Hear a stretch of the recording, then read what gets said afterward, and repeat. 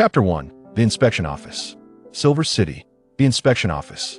Young Li Hao, slightly slender in build, bore dark circles under his eyes, suggesting a sleepless night. Dressed in the uniform of a Level 3 inspector, Li Hao stepped into the office area of the inspection office. Having joined the inspection office just a year and a half ago, Li Hao was still a novice, often arriving a bit earlier than necessary to tidy up the office and boil some water, hiding the arrival of his colleagues. However, today, Li Hao arrived slightly later than usual, and the office was already bustling with several people. Upon seeing Li Hao enter, a middle-aged woman at the front desk, also clad in uniform, greeted him with warmth and a hint of teasing, saying, "Little Hao, you're late today, RK circles are quite pronounced. Did you indulge yourself last night?" Li Hao flashed a pure, innocent smile, quickly waving his hand. "Sister you, please don't say such things. I haven't even found a girlfriend yet. If this gets out, no one want to marry me. Ha ha ha. You, my boy, have been here for a year and still can't handle a little teasing." The middle-aged woman seemed to relish in jesting with Li Hao. Li Hao smiled again, but politely declined. "Sister you, I wouldn't want to trouble you." Before Sister you could respond, a burly middle-aged man nearby interjected with a chuckle. "Little Hao, is Sister you inviting you to dinner, or is she asking you to come over as a so? Nima, you really are quite oblivious." Ha ha ha. The office erupted in a chorus of laughter. Sister you, undeterred by the revelation of her intentions, widened her eyes and boldly proclaimed, "I relish the thought. Xiao Hao is truly remarkable. His character is admirable, his intellect sharp, and his appearance pleasant. If he were to become my son-in-law, I would awaken from dreams with a smile." Her words elicited laughter from the crowd, yet many nodded in agreement, recognizing the merits of the young man, Li Hao. The middle-aged man who had previously interjected, seemingly unfazed by the rebuke, expressed a tinge of regret, stating, "Xiao Hao is indeed commendable. It is just a pity." What is the source of this pity? Upon hearing this, others displayed expressions of regret as well. Li Hao himself, however, appeared unconcerned, his smile radiant as he replied, "Brother Zhou, I chose this path myself. What is there to regret?" Brother Zhou, still harboring a sense of loss, sighed, "One cannot dismiss this lightly. Xiao Hao, the inspection bureau is commendable, and your transition to a permanent position after 6 months is commendable. You are now a Level 3 inspector, which is quite respectable. However, had you not withdrawn from Silver City Academy upon graduation, should you still opt for the inspection bureau, you would have entered as a Level 1 inspector, the minimo M rank." This statement sparked a desire for dialogue among the onlookers. Behind Li Hao, the young and spirited Chun Na, who had just entered, swiftly chimed in, "Exactly. Li Hao, what reason do you have to withdraw from school prematurely? Look at us, we yearn to attend Silver City Academy, but lack the opportunity. With just 2 years left until graduation, for those of us toiling from Level 3 inspectors to reach Level 1, it could take more than 5 years if all goes smoothly. And if it doesn't, we may spend a lifetime merely achieving the rank of Level 1 inspector." Her words carried an undercurrent of envy, directed towards the graduates of Silver City Academy. There's a sense of regret that Li Hao, who is still 2 years away from graduation, has suddenly chosen to withdraw from school and join the inspection department. Unfortunately, despite his amiable demeanor, youthfulness, and politeness, he remains resolutely steadfast in this decision. Chen Na is even aware that Li Hao's mentor at the Silver City Academy had advised him against leaving, as he possesses considerable potential. Listening to the discussion surrounding him, Li Hao continues to wear a bright smile. "Huh, that's absolutely right," he exclaims, prompting hearty laughter from those around him, who find his words quite pleasing. With his sweet tongue and youthful exuberance, having just turned 20, Li Hao is the youngest member in the Silver City Inspection Department and a high-achieving student, making his compliments all the more delightful to his peers out on that early morning. The office of the inspection department is filled with joyous laughter. The topic of Li Hao's departure from the Silver City Academy soon wanes, as he seems indifferent to it. Otherwise, it would not be mentioned, considering that leaving the academy is indeed a significant regret in one's life. The reasons behind Li Hao's decision and his thought process at the time remain unspoken, as it is not easy for others to inquire. According to Li Hao himself, he made this choice to start earning his salary earlier, citing the exorbitant tuition fees at the academy and his dwindling finances. Yet, as a student of the prestigious institution, is insufficient tuition truly the sole reason for his departure? The laughter gradually subsides with the arrival of several leaders from the inspection department. The Silver City Inspection Department serves as the headquarters for law enforcement in Silver City, with additional branches located throughout the area. The headquarters itself comprises multiple departments, and Li Hao is situated in the confidential office, primarily responsible for archiving case files, reopening old cases, wing unsolved cases, and recording meeting minutes. The confidential office is not a frontline institution, rarely engaging in external law enforcement activities. However, should other departments find themselves short-staffed, they may temporarily assign Li Hao and his colleagues to assist, but overall, their duties remain clerical. As several leaders arrived, the staff commenced another day of diligent work.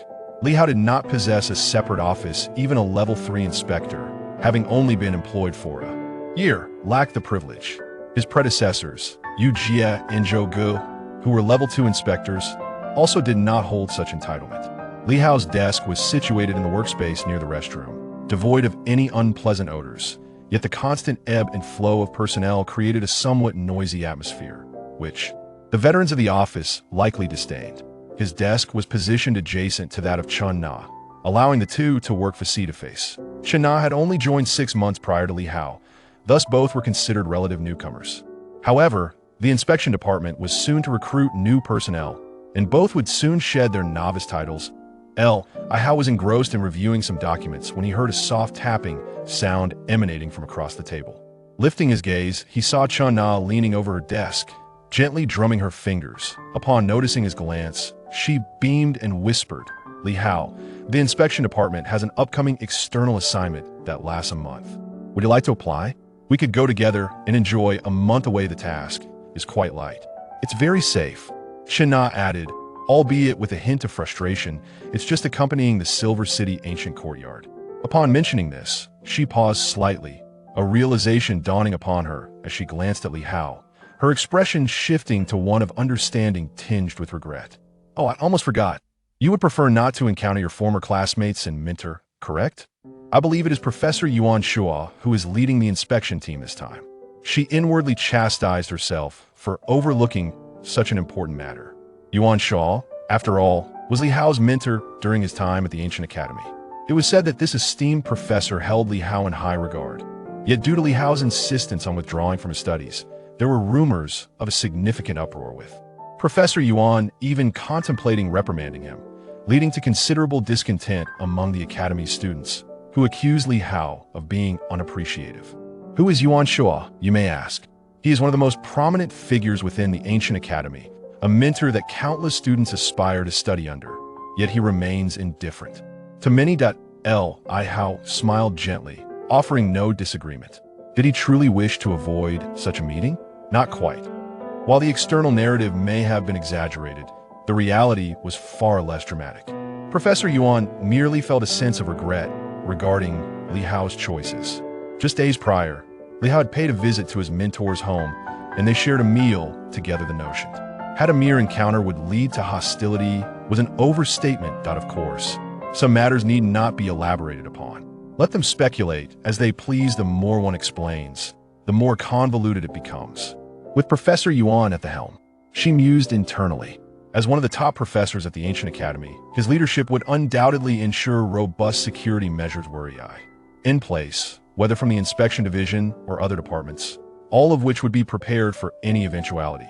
There is no need for undue concern, especially since the inspection department is involved. They are likely to play a peripheral role. The true responsibility for ensuring Professor Yuan's safety likely lies not with the minor players of the inspection department, but rather with the Night Watchers, a group I have vaguely heard about over the past year. The Night Watchers function similarly to law enforcement agencies like the inspection department. However, unlike the inspection department, which handles overt cases, this organization appears to deal primarily with ambiguous and unresolved cases. Cases that the inspection department finds challenging or lacks leads are typically referred to them. Outsiders remain unaware of this, and even within the inspection department, the majority are oblivious to it. Yet, being stationed in the confidential office, my main duties involve case archiving and tracking unresolved cases, which has afforded me some insight. Night Watchers, I silently muse. My decision to withdraw from school and join the inspection department as a third-level inspector is closely tied to them indeed, a significant pour. Time of my motivation was directed towards that very goal. Naturally, I have never disclosed this to anyone. This organization is shrouded in mystery. I had never heard of them prior to entering the inspection department. However, from my mentor, Professor Yuan, I gleaned some knowledge of its extension enforcement agency that remains largely unknown to the general populace. Before my withdrawal, I learned that the inspection department is, in fact, a direct subordinate of the Night Watchers. Although outsiders are unaware, I recall Professor Yuan mentioning that some promising talents from the inspection department might be transferred to them. It has been a year. I now consider myself to have a solid foundation and a legitimate background from the inspection department that I wonder if I might have the opportunity to engage with the Night Watchers. I how contemplated a sense of urgency tinged with restraint coursing through him. Yet he maintained a new, unruffled demeanor, betraying no trace of his inner turmoil. It should be imminent. He sensed that a crisis was brewing in Silver City. Yet the Inspection Bureau remained blissfully unaware. It seemed that only the Night Watchers could be relied upon to address the impending turmoil. At this moment, he awaited just one more opportunity. Chapter 2. Crimson Shadow's opportunities must be forged through one's own efforts. Li Hao recognized that the chance he sought necessitated his own initiative. Soon, he meticulously organized a file before rising and making his way to the small office within the administrative area. He knocked on the door with a firm rap. A voice from within, belonging to the head of the confidential office, called out, "Come in." Li Hao pushed the door open. "Director," he exclaimed. Wang Jie, a man in the prime of his life, smiled upon seeing Li Hao. He regarded him as a polite and diligent young man, a product of the esteemed Silver City Academy. Although he had left the institution prematurely, it was a voluntary departure rather than expulsion, and Wang Jie held a keen interest in his progress. Li Hao returned the smile and promptly stated, "Director, I have matters to report. Please have a seat." Wang Jie gestured. The workload of the confidential office was manageable, and the issues at hand were seldom significant. The enforcement team typically handled more pressing matters. Overall, the office maintained a sense of stability. Wang Jie speculated that perhaps Li Hao sought to make his presence known in hopes of securing a promotion. However, given the brevity of his tenure and his recent departure from academia, any advancement in such a short time seemed implausible. As these thoughts lingered, Li Hao's expression shifted to one of seriousness, and his voice took on a somber tone. "Director, my primary responsibility in the confidential office involves the organization of files related to unresolved and enigmatic cases. After a year in the confidential office, I have meticulously reorganized and reclassified numerous archives from the past decade." Wang Jie instantly broke into a smile and nodded, exclaiming, "I know. A high achiever is indeed a high achiever." Previously, the archives were somewhat disordered, with some old documents nearly devoured by pests. I had also arranged for a reorganization, yet I often found myself unable to locate what I needed. Since your arrival, whenever I sought a particular case, it was readily at hand. For this, you deserve commendation." Li Hao promptly shook his head, asserting, "Director, I am not here to boast about my contributions." "Is that so?" Wang Jie chuckled. Could it be that there was truly a matter to report? Without further comment, he gestured for Li Hao to continue. Li Hao retrieved a document from before him, handing one to Wang Jie while opening another for himself. Despite his youth, his voice carried a weight of steadiness. On September 16, 1720, in the Silver City Anju community, an incident of self-immolation occurred. Witnesses reported seeing the victim ignite in public, sparks suddenly erupting from within, resulting in a tragic death by fire. At this moment, Wang Jie also scrutinized the documents in his hands before turning his gaze back to Li Hao. This was a case from a decade ago, already resolved, not a homicide, but an accident. Why was this young man resurrecting a case that had been settled long ago? Li Hao continued. On September 22, 1723, at the Silver City Commercial Center, a sales clerk suddenly caught fire, rapidly engulfing her entire body, leading to a public conflagration resulting in death. Wang Jie nodded in acknowledgement. "I am aware of this incident. I personally archived it. I even visited the scene. It was an accident caused by excessive static electricity at the commercial center." Li Hao did not rebut. Instead, he continued to read. On August 18, 1725, at the Minxing Hotel in Silver City, a guest was found dead in the hotel a day after checking in, having succumbed to self-immolation. 5 years elapsed between the first self-immolation case and this incident, and 2 years between this and the second case. Over the course of 5 years, 3 incidents of self-immolation occurred, all deemed accidental. Silver City dealt with numerous cases daily, and 3 self-immolation incidents in 5 years were hardly noteworthy, garnering little public concern. Unless by chance, if all 3 cases were handled by the same individual, perhaps it might attract some attention. The archives in the confidential office were countless, and Wang Jie had not paid much heed to them until now.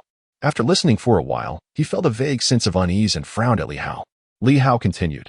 On February 16, 1727, another individual perished by self-immolation on Dongfang Street in Silver City, allegedly due to the appearance of ball lightning nearby, which was suspected to have triggered the self-immolation. This occurred a year and a half after the previous case.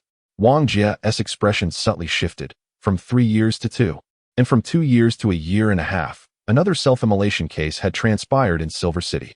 On August 12, 1728, the inspection office in the outskirts of Silver City reported a missing person, whose charred remains were later discovered by the riverside, suspected to have resulted from a lightning strike during a thunderstorm, leading to the case being closed as an accident. Another year and a half had passed. This report came from a subordinate agency. The confidential office merely organized the archives and did not engage in case handling. Moreover, such cases deemed accidental had already been closed by the lower authorities, and the upper echelons would not hastily overturn their conclusions. Wang Jie's expression grew increasingly grave. He had indeed overlooked it. The sheer volume of classified documents in the office was overwhelming, and numerous antiquated files were destroyed annually. Another year and a half had passed. Instead of perusing the documents in his hands, Wang Jie turned his gaze to Li Hao and spoke solemnly. Once every 3 years, once every 2 years, and twice with an interval of a year and a half. In August or September of 1729, did another self-immolation incident occur? The year 1729 refers to last year. Is the interval truly a year? If so, it signifies that within a decade, there have been 6 self-immolation cases within the confines of Silver City. When averaged, it is not particularly frequent, every 2 years. Silver City is vast, and the incidents are not managed by a single division, but rather dispersed. A division might only receive 1 case over a decade. Who would take notice? Li Hao nodded. Another incident did occur in 1729, and it happened at the ancient courtyard of Silver City. Moreover, the individual involved was my classmate, residing in the adjacent dormitory. My departure from the ancient courtyard was partly due to this incident. I witnessed everything and developed a profound fear of the place. Coupled with the peculiar nature of my classmate's self-immolation, I yearned to comprehend the reasons behind it. Li Hao's demeanor was serious. Thus, I came to the inspection department. Partly for this reason. Outsiders cannot access these files, but I can. I have meticulously reviewed and organized the self-immolation cases from the past decade, and I have discovered this may not be an accident at all. Wang Jie swiftly examined the documents in his possession, then looked at Li Hao and said gravely, "Share your thoughts." In the span of 10 years, there have been 6 incidents. No, to be precise, it has been 9 years, and thus far this year, we have not encountered such a case. Li Hao spoke with gravity. Director, due to my classmate's situation, I hold this matter in high regard. As we approach July, if we assert that the cases of self-immolation are not mere coincidences, then it has nearly been a year since the last incident. The frequency of these self-immolations is decreasing. If they are not accidental, it is highly probable that we will soon witness similar occurrences. Are they not coincidences? Wang Jie repeatedly perused the files and documents. As a seasoned inspector, he had been promoted to the confidential office only after aging a bit. If Li Hao did not organize and consolidate these cases, it is likely that no one would pay them any heed. However, once the 6 cases of self-immolation were compiled, anyone could vaguely sense that something was amiss. Wang Jie exhaled softly. Based solely on the existing information, it is impossible to ascertain whether this is premeditated, yet too many coincidences may not simply be coincidences. Wang Jie remained astutely aware and swiftly added, "I will communicate this matter to other departments, particularly the law enforcement team." The confidential office does not directly engage in investigations. Yet the consecutive incidents of self-immolation warrant serious attention.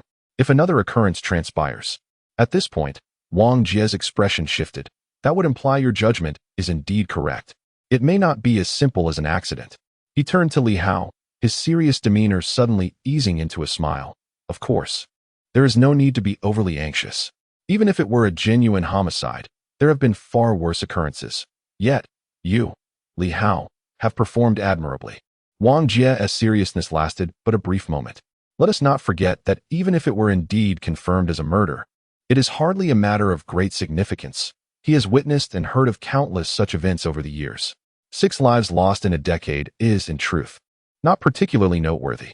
What pleases him more is Li Hao's dedication and sense of responsibility towards the case, which also sheds light on the reasons for his decision to withdraw from school. Classmates? More like close friends. Otherwise, there would be no need for Li Hao to leave his studies. Across from him, Li Hao chose not to elaborate. A murder case? If it were truly a homicide, why would he withdraw from school? Why would he flee from Silver City Academy? To witness such events firsthand is, in some ways, more straightforward than a mere murder. What, then, was that crimson shadow? Self-immolation? No, it was death by the hands of the blood shadow. Yet, among those who had also witnessed the self-immolation alongside him, not a single one perceived that shadow. Were they lying? No, there was no reason for deception. Li Hao understood that only he had seen it. The others simply did not notice the shadow, or perhaps they were incapable of seeing it at all. Moreover, he has recently felt its presence again, even catching a fleeting glimpse of that blood shadow last night.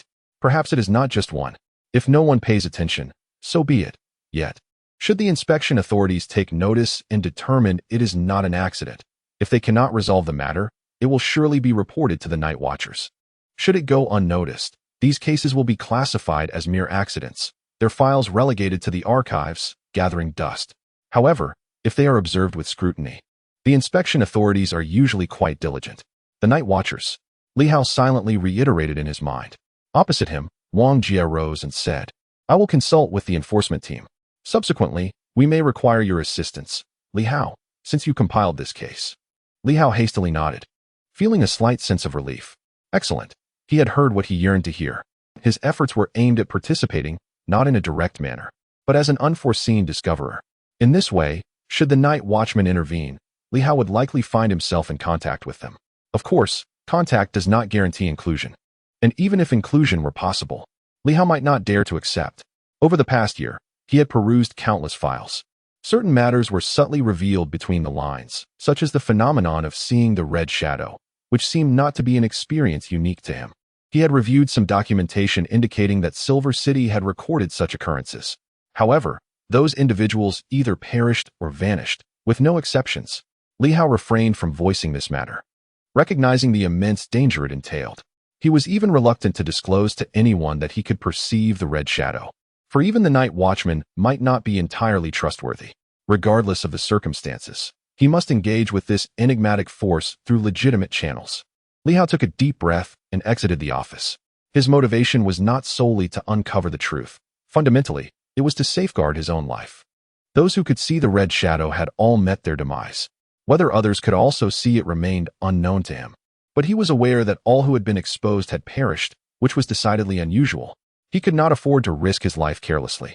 His departure from the ancient courtyard of Silver City to the inspection bureau was not an act of evasion.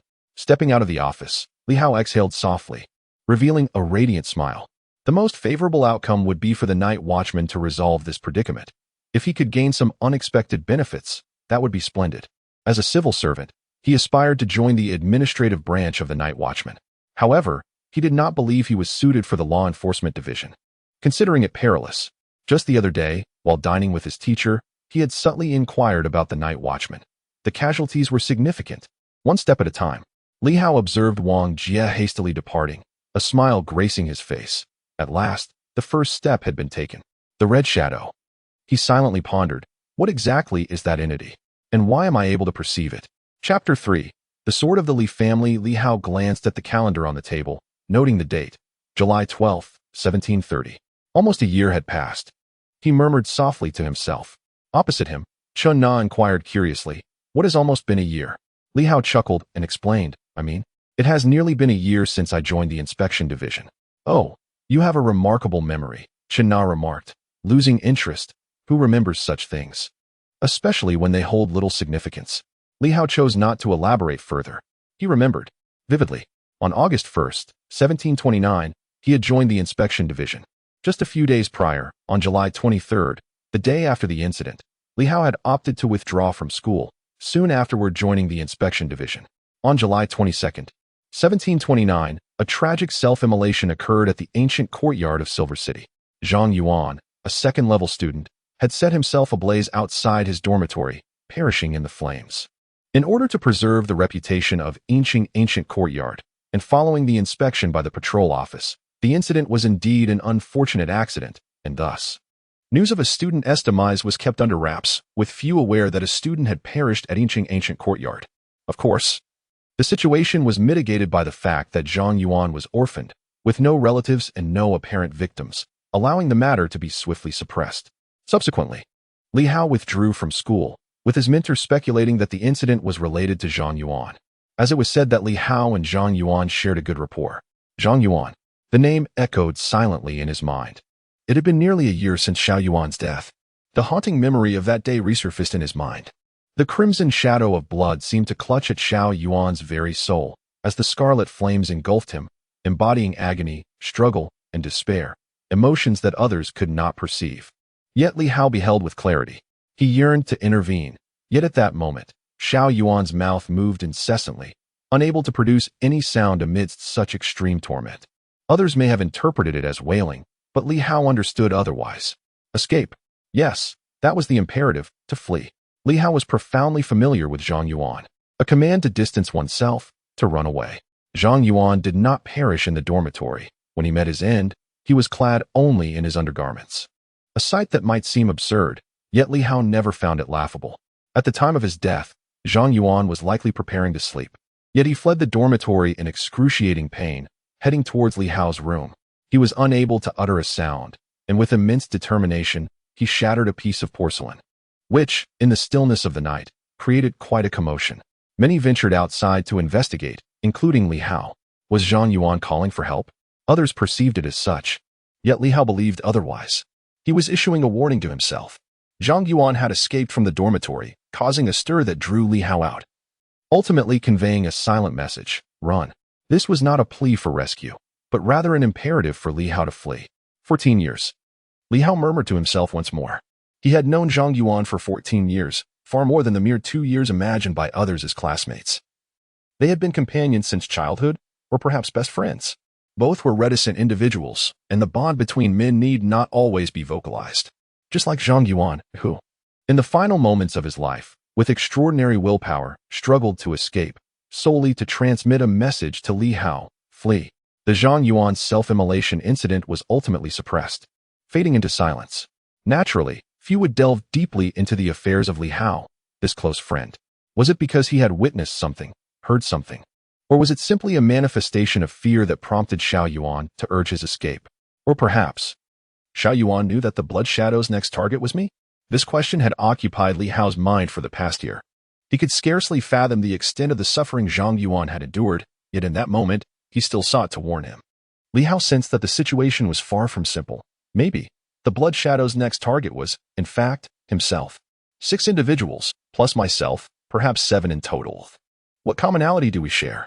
Over the span of a decade, time seems to accelerate. If we include myself, there are 7 individuals, aside from Zhang Yuan and me. None share any significant connections. Are they merely random targets, or is there a discernible intent behind it? Li Hao gently rubbed his forehead, perusing the documents laid before him. These were the complete files of the 6 individuals, gathered through various channels over the past year. It has been 10 years since the first death occurred. There may have been others before, or perhaps not. Li Hao could not ascertain. With a decade's distance, many details are indeed challenging to investigate. Gender, age, occupation, identity, common contacts. He had scrutinized the files repeatedly, yet he had failed to uncover any conventional commonalities. These individuals appeared entirely unrelated. Why would Blood Shadow wish to eliminate them? Were they a threat to Blood Shadow, or was there another motive at play? Countless questions swirled in Li Hao's mind. Of course, there was another driving force behind his relentless pursuit: revenge. Zhang Yuan may have died without anyone taking notice, yet Li Hao cared deeply. The night watchmen were fraught with uncertainties, had it not been for his inability to secure any concrete leads, or perhaps a lack of effective means to confront an elusive adversary like Blood Shadow. He would not have placed any hope in the night watchman to vanquish Blood Shadow. He yearned to be the one to slay that wretch himself. Li Hao glanced once more at the profiles of those individuals. Across from him, Chen Na noticed that he had reopened the familiar file and inquired, "Are you looking at that document again?" Over the past year, she had witnessed him perusing it countless times, and the file had grown increasingly thick, almost as if Li Hao had worn its edges thin. However, every time she attempted to take a glance, Li Hao swiftly closed it. All she caught a glimpse of were the personal details of a few individuals. Li Hao looked up, revealing a pure smile. "Sister Na, feel free to take a look." "Uft." Chen Na scoffed. "Feel free to take a look? You've been at it for nearly a year. This kid can be quite mischievous at times." "After all this time, Li Hao, what exactly are you trying to uncover? With so many seasoned inspectors around, why are you delving into this by yourself? As a novice, what can you possibly find? Why not show it to me? Perhaps I could offer you some insights." "Rest assured, I won't spill anything," Chen Na said playfully. "So how about it? Let me see. I'm genuinely curious." Li Hao had previously been reluctant to let anyone know he was investigating this matter, fearing it might attract the attention of the Red Shadow. Yet now, having found nothing substantial and having reported the case to Wang Jie, he felt it was acceptable to show Chen Na. After pondering for a moment, Li Hao finally spoke. "All right, you can take a look, but let us not involve anyone else." He preferred that not too many people were aware of his interest in this subject. Chen Na was also relatively new and not so sensitive or astute.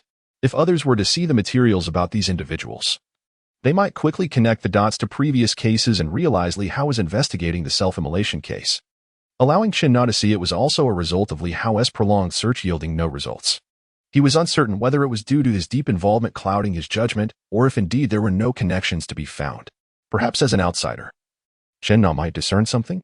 Nevertheless, Li Hao held little hope. His long-standing lack of findings left him somewhat discontented.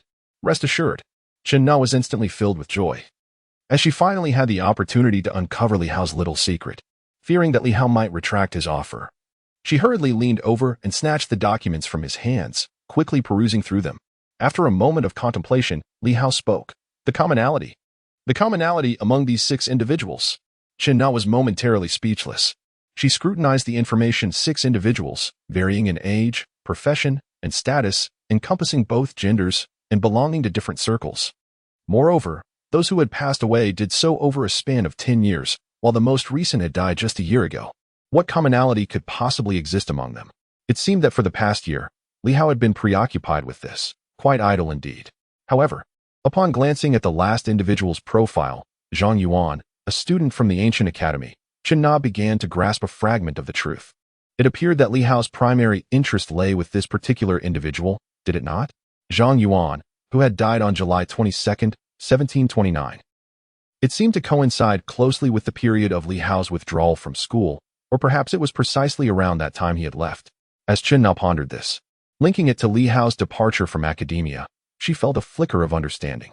An esteemed student of the ancient academy, abandoning a promising future. Such a decision had always baffled many, but upon reviewing this dossier, Chen Na sensed she was beginning to piece together the puzzle. With this thought, her earlier playful curiosity faded, replaced by a newfound seriousness. Was Li Hao suspecting that Zhang Yuan had been murdered? Could it be that all 6 individuals had met with foul play, a series of homicides? Currently, the case had been entrusted to the inspection department, which would undoubtedly conduct an investigation. However, Li Hao held little hope. Unless, of course, the night patrol intervened swiftly.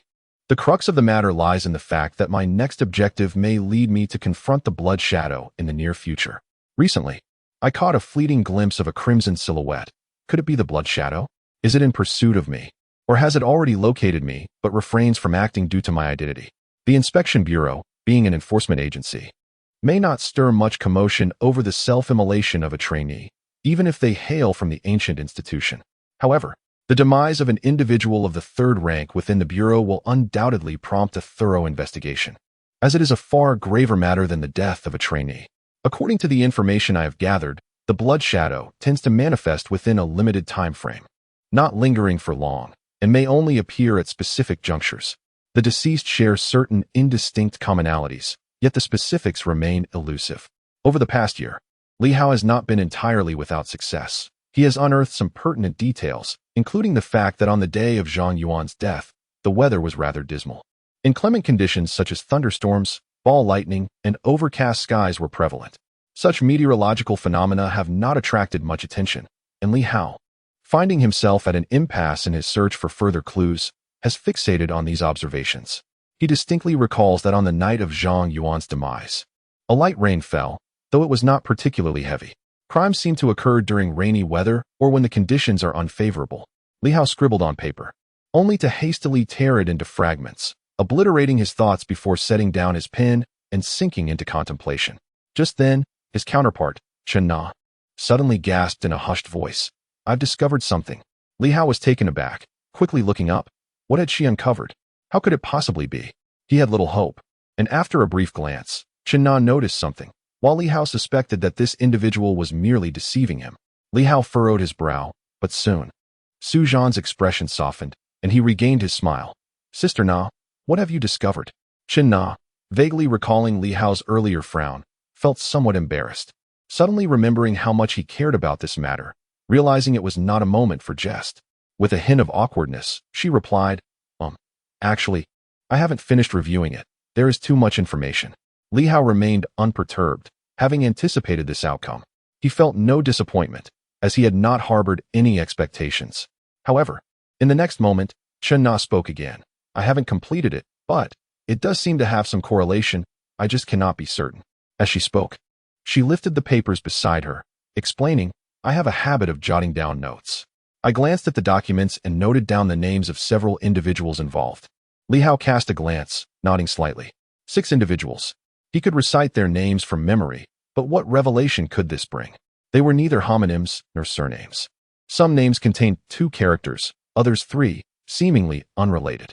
Noticing Li Hao's interest, Chen Na quickly stated, Zhou Qing, Hong Jiao, Wang Haoming, Lu Yunsheng, Zhao Shihao, Zhang Yuan. These are the names of the 6 individuals, right? Li Hao nodded slightly. Chen Na then scrutinized the names on the paper, suddenly feeling uncertain. She feared that if she spoke, Li Hao might think she was merely toying with him, which would be inappropriate. Feeling a bit awkward, she cleared her throat and said, Forget it, disregard what I said. I will examine it more closely. Something seems off, as it appears 2 names are missing. What? Li Hao was taken aback. What do you mean, 2 names are missing? Chen Na felt increasingly awkward. If there were just one more person with the surname Zheng and another with the surname Li, that would be perfect. But as it stands, there are none. Ahem, I was merely jesting. Please do not take it to heart. She was reluctant to continue, as the embarrassment was becoming unbearable. However, Li Hao was internally shaken. Why did it need to be 2 more? He bore the surname Li, and yet another with the surname Zheng was still lacking. Li Hao could only retrieve information from cases dating back a decade, as records of undisputed cases older than that were typically destroyed. Due to the plethora of unforeseen incidents, the archives could not retain everything. At that moment, while Li Hao was internally stirred, he maintained a composed exterior, smiling as he said, Sister Na, feel free to speak your mind. What is the harm? Let us just consider it a conversation. Why do you think it should involve 2 more surnames? Chen Na glanced at Li Hao, her curiosity piqued. Aren't you from Yinqing? Indeed. Then, as she spoke, a thought crossed her mind, and she nodded in understanding. I see. Is it that your family lacks elderly members? My grandparents passed away early. Li Hao's curiosity deepened. Why had the conversation shifted to the elderly? Noticing his interest, Chen Na felt less awkward and continued. If there were older family members, some of them enjoy sharing local folk sayings. My grandmother used to delight in them when I was a child. Chen Na mimicked her grandmother, clearing her throat and softly singing. The sword of the Li family, the knife of the Zhang family, the fist of the Zhao family, the leg of the Lu family, and the young master of the Zheng family lags behind. At that moment, Li Hao's eyes sparkled with fervor. Folk tunes. The sword of the Li family, the knife of the Zhang family. In this local ballad, there are 8 surnames. Li, Zhang, Zhao, Lu, Wang, Hong, Zhou, and Zheng. He snatched the paper from Chen Na's hands without a hint of hesitation, his gaze immediately falling upon the first name, Zhou Qing. This was the individual who had perished a decade ago, also the first person involved in the self-immolation case that Li Hao had investigated. Next was the saleswoman Hong Jiao, followed by Wang Haoming. If the first to die had not been Zhou Qing, but rather someone with the surname Zhang, then Zhou Qing would be the second, Hong Jiao the third, and Wang Haoming the fourth. In the local ballad of Silver City, the 8 surnames, when reversed, correspond precisely to the order of their deaths. The last to perish, Zhang Yuan, aligns with the knife of the Zhang family. This implies there is yet another. Another individual is destined to die, bearing the surname Li, the first in the opera, the sword of the Li family. Li Hao's complexion changed. He hastily turned to Chen Na, unable to contain his tremor and excitement, his voice slightly hoarse. When did this song begin to circulate, and who disseminated it? Jiangnan, startled by his intense gaze, quickly composed herself, saying, "Do not rush, Li Hao. This ballad is likely familiar to many elders, though fewer young people have heard it. If you are interested, we can investigate it thoroughly together. Just remain calm." Li Hao took a deep breath, suppressing the surge of emotions within. He had not anticipated that merely showing Jiangnan a glimpse of the paper would yield such a crucial lead. This ballad was unknown to him, seemingly forgotten and no longer popular many years ago. As the prevalence of Mandarin has increased, the local folk tunes of these rural villages have long faded away with the passing of the older generations. Li Hao never had the chance to meet his grandfather, who passed away early, and naturally, no one sang those songs to him. Stay calm, Li Hao urged himself, reminding himself not to rush. Having a lead is the crucial part. The priority now is to ascertain whether the first deceased was indeed surnamed Zheng. Although some documents from a decade ago have been destroyed by the confidential department, there are still avenues to explore. He need not delve deeply. He simply needs to investigate whether there were any Zheng individuals who perished by self-immolation from 15 to 10 years ago. In that moment, Li Hao was filled with a mix of excitement and fear. If the connection is indeed established, then the next would be himself. Xiao Yuan must have seen or heard something that compelled him to flee. The sword of the Li family. The sword of the Li family. Li Hao's mind raced, his eyes widening suddenly. The Li family possesses a sword. Chapter 4. The fog begins to lift. Li Hao recalled. When it comes to swords, the Li family indeed has one. Or perhaps a pendant. His uncertainty stemmed from the fact that the sword he remembered did not quite resemble a sword. Yet, he knew with certainty that it was indeed a sword, a perplexing contradiction. Nevertheless, it is the truth. In his childhood, Li Hao's father had placed a jade pendant shaped like a sword around his neck and solemnly told him that it was called the Starry Sky Sword, the only heirloom passed down through the Li family, and that he should one day pass it on to his own child without mentioning that it was jade. It was, in essence, a sword. His father spoke with grave seriousness. Certainly, after a moment of seriousness, noticing Li Hao's confusion, his father helplessly remarked, "This is what your grandfather told me, wisdom passed down from our ancestors. It has always been conveyed in this manner. If you must refer to it as a sword, then so be it." Thus, Li Hao was reminded that the Li family indeed possessed a sword, known as the Starry Sky Sword. In fact, at that very moment, it was adorning his neck, a small jade pendant shaped like a sword. Li Hao felt a slight disarray within him. If the sword mentioned in the folk song referred to this pendant, then the Li family truly had a sword. Did the Zhang family possess a blade? Li Hao was uncertain about others, but he was well acquainted with Zhang Yuan, whose parents had passed away early. As he reminisced, Li Hao's gaze subtly shifted. It seemed that the Zhang family might indeed have a knife. Unlike his jade pendant, which held considerable value, being an old piece of jade that was worth something, the Li family placed some significance on it.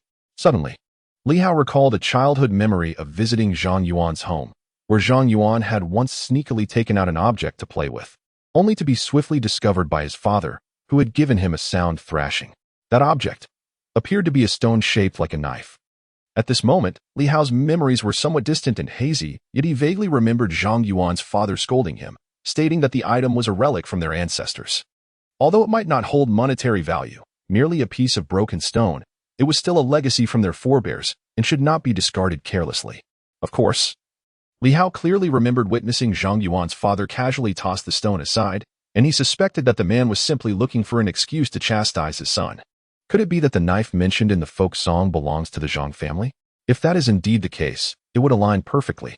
Subsequently, Li Hao never encountered that stone again.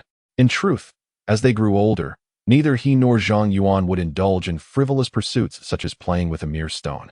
There were plenty along the roadside. In this moment, Li Hao was largely convinced that the tales woven into the folk song might hold a kernel of truth. Subconsciously, he touched the jade pendant at his chest. Its coolness remained unchanged. This fleeting chill awakened him instantly. He quickly turned to Jiangnan, filled with desire and urgency, and said, "Sister Na, may I meet your grandmother?" He yearned to uncover the origins of this melody, who had passed it down, how many years it had been circulating, and whether it remained intact. What connection did this self-immolation incident have with a rural folk song? And what was the identity of the red figure? Why did it seek to eliminate the 8 families mentioned in the song? Furthermore, if it did intend to kill, would it be just one individual? Or would it encompass anyone associated with the 8 families? If that were the case, Before Jiangnan could respond, Li Hao suddenly froze. He swiftly flipped through the documents. Although he had perused these files countless times before, he began to examine them with renewed diligence, murmuring, Hong Jiao's parents have passed away. She was quite young at the time of her death, leaving no one from the Hong family. As for Zhou Qing, his spouse is still alive. However, they have no children, having been married for many years without conceiving. As for Zhang Yuan, it goes without saying. He is the sole descendant of the Zhang family, as his parents had succumbed early in life, making him the only heir of the Zhang lineage. When Wang Haoming passed away, he was still unmarried. However, he was not an only child, for he had a younger brother. Lu Yunsheng was an elderly man who had remained a bachelor his entire life. Zhao Shihao had a daughter, and following his demise, she left Yinsheng with her mother. Their whereabouts now unknown. Li Hao swiftly surveyed the situation. Some of these individuals were married, and some had children, indicating that not all were solitary figures. Thus, Li Hao had not previously perceived any discrepancies. Yet at this moment, he suddenly reflected upon his own circumstances. His parents had tragically perished 3 years ago, an absolute accident caused by a vehicle losing control and overturning. But, was it truly an accident? Li Hao's parents had indeed passed away 3 years prior, the result of an unforeseen event. This bore no connection to the self-immolation case, and therefore, he had never associated his parents with it, for this was a case of self-immolation. At this moment, a myriad of thoughts flooded Li Hao's mind. The Zhang, Hong, Zhou, and Lu families had been entirely severed, devoid of any direct lineage. Wang Haoming had a younger brother, and Zhao Shihao had a daughter, yet if he were indeed Li, as the sword of the Li family suggested, then it appeared he was the last remaining member of the Li lineage. This was not simply the death of one, but rather, the annihilation of a clan. Fear surged within him, intensifying alongside his anger. Were my parents not victims of an accidental death? Of course. Everything remained uncertain, for the Wang and Zhao families still had surviving members. Li Hao. Chen Na's voice jolted him back to reality. Are you all right? I am fine. Li Hao hastily shook his head. Chen Na glanced at him and suddenly inquired.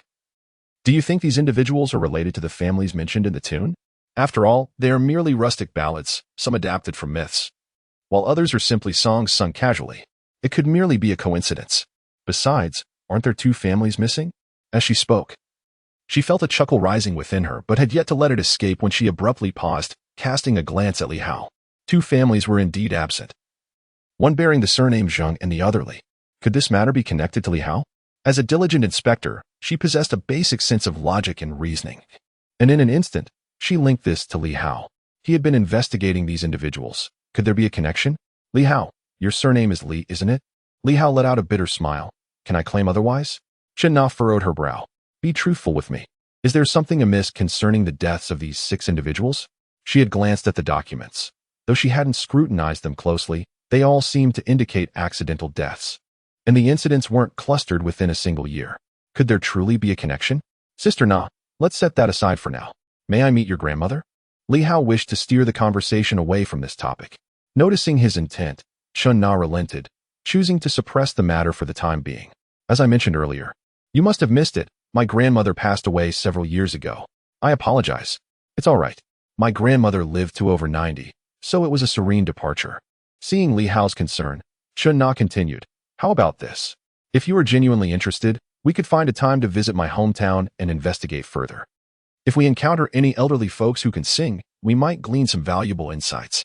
Li Hao pondered for a moment and nodded. The day after tomorrow we have a day off, Sister Na. Are you available? Of course.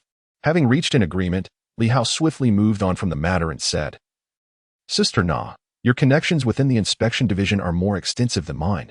Could you assist me with a request? What do you need? It concerns Zhao Shihao's daughter. After Zhao Shihao's demise, his daughter and wife relocated from Yinsheng, and there has been no word from them since. The inspection division's jurisdiction is limited to Yinsheng. We lack authority over other areas and do not possess the qualifications to access any records. I sought out Chen Na because she has more acquaintances within the inspection division. As for myself, I am not well acquainted with the inspection divisions in the outer city, but there must be colleagues, classmates, or friends of others who serve in those divisions. And if we truly seek information, we may uncover something. Chen Na's eyes flickered slightly. Are you suggesting we investigate the families of several involved parties? What do you mean? Li Hao, Sister Na, do you think it is feasible to trace them? Chen Na pondered briefly before nodding. If we have a general idea of the area, It should be manageable. My concern lies in the absence of any leads. You must understand, beyond Yinqing, the world is vast, and we lack cross-regional law enforcement authority as well as the right to access records. If we are to rely on others, we need a concrete target to inquire about. Li Hao had conducted extensive research and had gathered some information regarding the families of the deceased, but his inability to reach them was due to their being out of town. That simplifies matters. Leave this to me. Jiangnan readily agreed. Li Hao expressed his gratitude with alacrity. As the two conversed, Jiangnan suddenly lowered her voice and said, Li Hao, be mindful of certain matters. I sense that this situation may not be as straightforward as it appears. She was not naive. She had surmised a few things. At that moment, Jiangnan contemplated whether Li Hao, if indeed he was the Li from the Jian of the Li family in the folk tunes, might also be in peril. The inspection department feared not danger itself, but the uncertainty of its source. The cases involving those individuals had all resulted from unforeseen circumstances. Li Hao nodded slightly, choosing not to elaborate further. He himself had numerous matters to attend to and needed to investigate. He aimed to examine a case from a decade ago. Did the Zheng family members perish? If circumstances permitted, he intended to visit Zhang Yuan's residence, which had been left vacant after Zhang Yuan's demise. Li Hao wished to ascertain whether the Zhang family's blade still existed. Beyond the Zhang family's blade, he sought the hammer of the Hong family and the firearm of the Zhou family. Did these weapons from the folk tunes truly exist?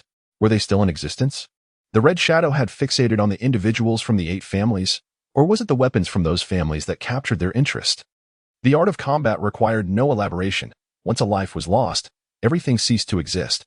However, if the weapons were indeed passed down through generations, much like the treasures of the Li family, they might still yield some clues. It was essential to ascertain the intentions of the red shadow and to gain a deeper understanding of the adversary in order to better confront the impending crisis. In the archive of the inspection department, Aunt Zhao, who managed the records, emerged from the dust-laden storeroom with a stack of files, brushing off the dust and sending a cloud of particles into the air. She handed the yellow documents to Li Hao, her curiosity piqued as she inquired, Xiao Hao, what do you need these for? From 1715 to 1719, the list of deceased individuals bearing the surname Zheng from Silver City is documented here, amounting to several hundred souls. However, these individuals have been long departed. As for dining, that can be overlooked. Xiao Hao, at the age of 20, is no longer a child. My daughter is 22, 2 years his senior. With that, he awkwardly clutched the files and made a hasty exit. The matrons at the inspection office were quite cordial, yet their penchant for introducing him to their daughters proved somewhat bothersome. Whether it was a daughter, a niece, or some other young lady from a neighboring family, they were relentless. After all, Li Hao had once gained admission to the ancient academy of Silver City, and although he had since withdrawn, it did not diminish his appeal. Upon acquiring the list, Li Hao swiftly perused it. The roster of several hundred names was manageable, each entry generally detailing the cause of death. This was a list of deceased accounts, and Li Hao needed to eliminate certain entries, cross-referencing with other materials to ascertain whether any members of the Zheng family he sought were included. The most favorable outcome would be a direct mention of self-immolation, as that would be the most convenient and straightforward. In the absence of such clarity, he would struggle to pinpoint the initial few individuals. Perhaps hidden within this data were secrets that Li Hao was not yet equipped to uncover. A self-immolation incident occurred in 1720, followed by another in 1723. Suggesting that the preceding events were either concurrent or increasingly distant, with the highest likelihood being that those who passed away did so before 1717. As he walked and read, Li Hao felt the urgency to confirm whether the members of the Zheng family had indeed perished. If they had, it would validate his previous conjectures. If they are not deceased, should the Zheng family be alive, their existence would not be without merit. Their survival might provide Li Hao with a wealth of clues. Perhaps he even considers their continued existence a blessing, as it could very well have a direct connection to the Red Shadow. In the folk song, it is sung that the young master of the Zheng family is a hindrance, unlike several others. Perhaps the Zheng family possesses some unique attributes. As he pondered, Li Hao turned to another page. Zhang Yunqi, deceased on September 12, 1715, cause of death, gas explosion. In an instant, Li Hao's gaze sharpened. A gas explosion? Such a fate could result in a dismembered corpse, akin to the manner of self-immolation. Furthermore, this mode of death would likely not draw undue attention. Could it be him? Li Hao murmured. A gas explosion might have claimed more than one life, suggesting that the entire Zheng family could have been eradicated in one fell swoop. Perusing the hundreds of names, this individual appears to be the most probable Zheng family member referenced in the folk song. Perhaps it would be prudent to investigate further. Li Hao contemplated, noting the address provided, though it remains uncertain if that location still exists after 15 years. Today's folk song by Chun Na has instantaneously endowed Li Hao with numerous leads. In his mind, the key elements of this self-immolation case gradually came into focus. If Zheng Yunqi is indeed the Zheng family member Li Hao seeks, then it implies that among the 8 surnames, he may well be the sole survivor. Revenge? Or something else? Is the red shadow a product of human cultivation, a special ability, or merely an illusion? Li Hao once again felt the jade sword against his chest. This ancestral jade sword, does it serve merely as a family heirloom, or does it possess some other latent power? The 7 individuals have perished, thus I am undoubtedly the next. How did the adversary locate me, just as they did with the others? We possess no extraordinary qualities. Why is the red shadow capable of tracking us? The specter of death seems to be drawing ever closer. At this moment, Li Hao could sense the impending storm. He swiftly checked his communicator to ascertain when the next rainy day would occur. According to the temporal pattern, the next rainy day might herald the reappearance of the red shadow. July 18th, rainy. This implies that, at the earliest, the red shadow could materialize again in 6 days. Even if it is not in 6 days, the forthcoming rainy days could very well see their return. At this juncture, Li Hao felt as though his heart was being tightly gripped. Previously, he had been uncertain whether he was the target. But now he was resolute. The next target of the red shadow was indeed himself. Had Xiao Yuan allowed me to escape because he had foreseen this? Or perhaps learned from the red shadow that I was the next to be slain? Yet, why did the red shadow not eliminate me the last time? Why wait a year to strike? Rubbing his temples, Li Hao suddenly smiled. A sense of calm washed over him. The fear of the unknown had, in truth, surpassed the impending crisis. His prior ignorance regarding the red shadow, their motives, origins, and objectives, had instilled a profound dread within him over the past year. However, upon uncovering certain clues and realizing that he was the intended target, Li Hao found that his fear had diminished. All that remained was a seething anger, a thirst for vengeance, blood for blood. This time, should the other party truly manifest, he would risk exposure to seek out the Night Watchers and inform them of his ability to perceive the Crimson Shadow. If he could vanquish the Red Spectre, even at the cost of his own demise, it would be worthwhile. Xiao Yuan, and my parents. If you two have perished at the hands of the Red Shadow, I shall undoubtedly avenge you this time. Li Hao clenched his fists, a fierce expression emerging on his gentle visage, incongruous with his usual demeanor. Chapter 5. The Ripple Effect at 6 o'clock in the afternoon. The hour of dismissal for the inspection bureau had arrived. Li Hao, not being a frontline enforcement officer, naturally adhered to the clock. On most days, he would have already departed. Yet today, he lingered. In the office of the director, Wang Jie glanced at Li Hao and spoke in a grave tone. You mentioned you wished to visit Zhang Yuan's residence? Indeed, Li Hao affirmed, as he sought to apply for firearms. Although the Crimson Shadow was peculiar and firearms might prove ineffective, it was also uncertain whether the Red Spectre would emerge. Thus, Li Hao reasoned that humans posed a greater threat, and if it were indeed a human adversary, firearms would wield considerable lethality. Li Hao corrected himself. Our secretariat is not akin to the enforcement team. Wang Jie shook his head, and disappointment flickered in Li Hao's eyes. He had yet to devise a viable strategy to confront the Red Shadow, as his knowledge remained scant. However, possessing a firearm would undoubtedly enhance his sense of security. As for Zhang Yuan's case, discussions had only been conducted with the enforcement team, and a formal case had yet to be established, rendering him unable to apply for a firearm based on this alone. As he spoke, Wang Jie pondered for a moment before quickly suggesting, recently, there will be an external inspection at the Silver City Ancient Courtyard, and the inspection division will dispatch a portion of personnel for protective duties. Fill out this form to apply for participation. This way, you will have an assignment, and as a protective officer, you will be authorized to carry a firearm. Li Hao was taken aback for a moment, soon feeling somewhat helpless. After all this, it appeared that this task was still hanging over his head. Earlier that morning, Chen Na had mentioned this matter, which Li Hao had declined. It was rumored that this time, his mentor would lead the team at the Silver City Ancient Courtyard. Thus, accepting this task would inevitably lead to a reunion with his teacher. Noticing Li Hao's silence, Wang Jie sighed and inquired, "What's wrong? Are you afraid of being reprimanded by old Yuan? I heard that your departure from school was quite unpleasant with him. Xiao Hao, since you've entered the inspection division, I believe you should find an opportunity to mend your relationship. After all, he is your teacher. If old Yuan were to lend you a hand, your prospects in the inspection division would be much brighter. However, if it becomes known that old Yuan does not favor you, even though he has no direct influence in the inspection division, others may still weigh the necessity of clashing with him over a mere third-level inspector like yourself. Wang Jie was genuinely concerned. He was unaware of the specifics but had heard about Li Hao's departure and the discord with his mentor. Although the latter could not directly affect promotions within the inspection division, a degree of deference was still expected towards the Silver City inspection division. If you wish to be armed, this is the optimal approach, and it could also ease the tension with your teacher, truly a win-win situation. He was about to offer further encouragement, as he held high hopes for Li Hao. Before he could say much, Li Hao nodded and replied, "All right." The words suddenly caught in his throat. Wang Jie cast a peculiar glance at Li Hao, pondering how this seemingly kind-hearted, yet somewhat stubborn individual could agree so readily today. A sincere yet resigned smile graced Li Hao's face as he remarked, "Director, what is said outside is not always the truth. My relationship with the teacher isn't as exaggerated as it seems.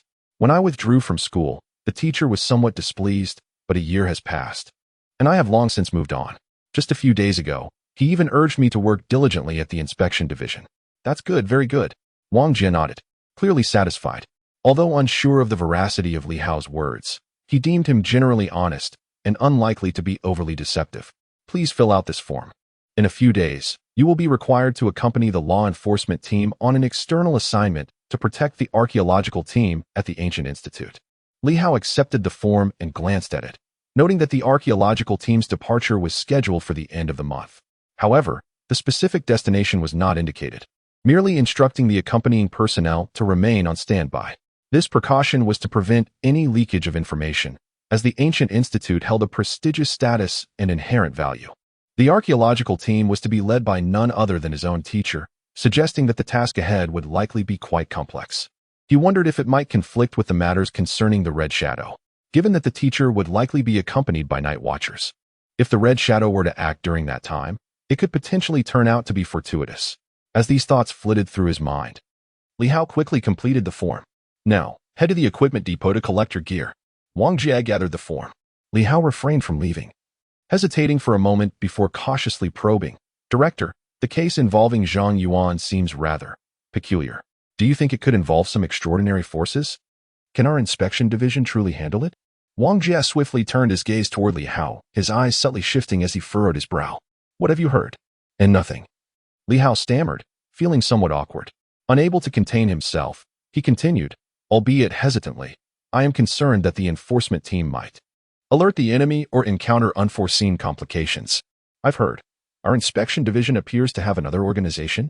"Enough," Wang Jie admonished, his brow furrowed. "Exercise caution in your words. I understand you may have caught wind of certain rumors, but this is not a matter for our discussion. Moreover, it is imperative that you refrain from dwelling on such thoughts. To be frank, if we were to reach that critical juncture, it would spell far greater trouble. Whenever they send someone, it invariably brings a host of issues."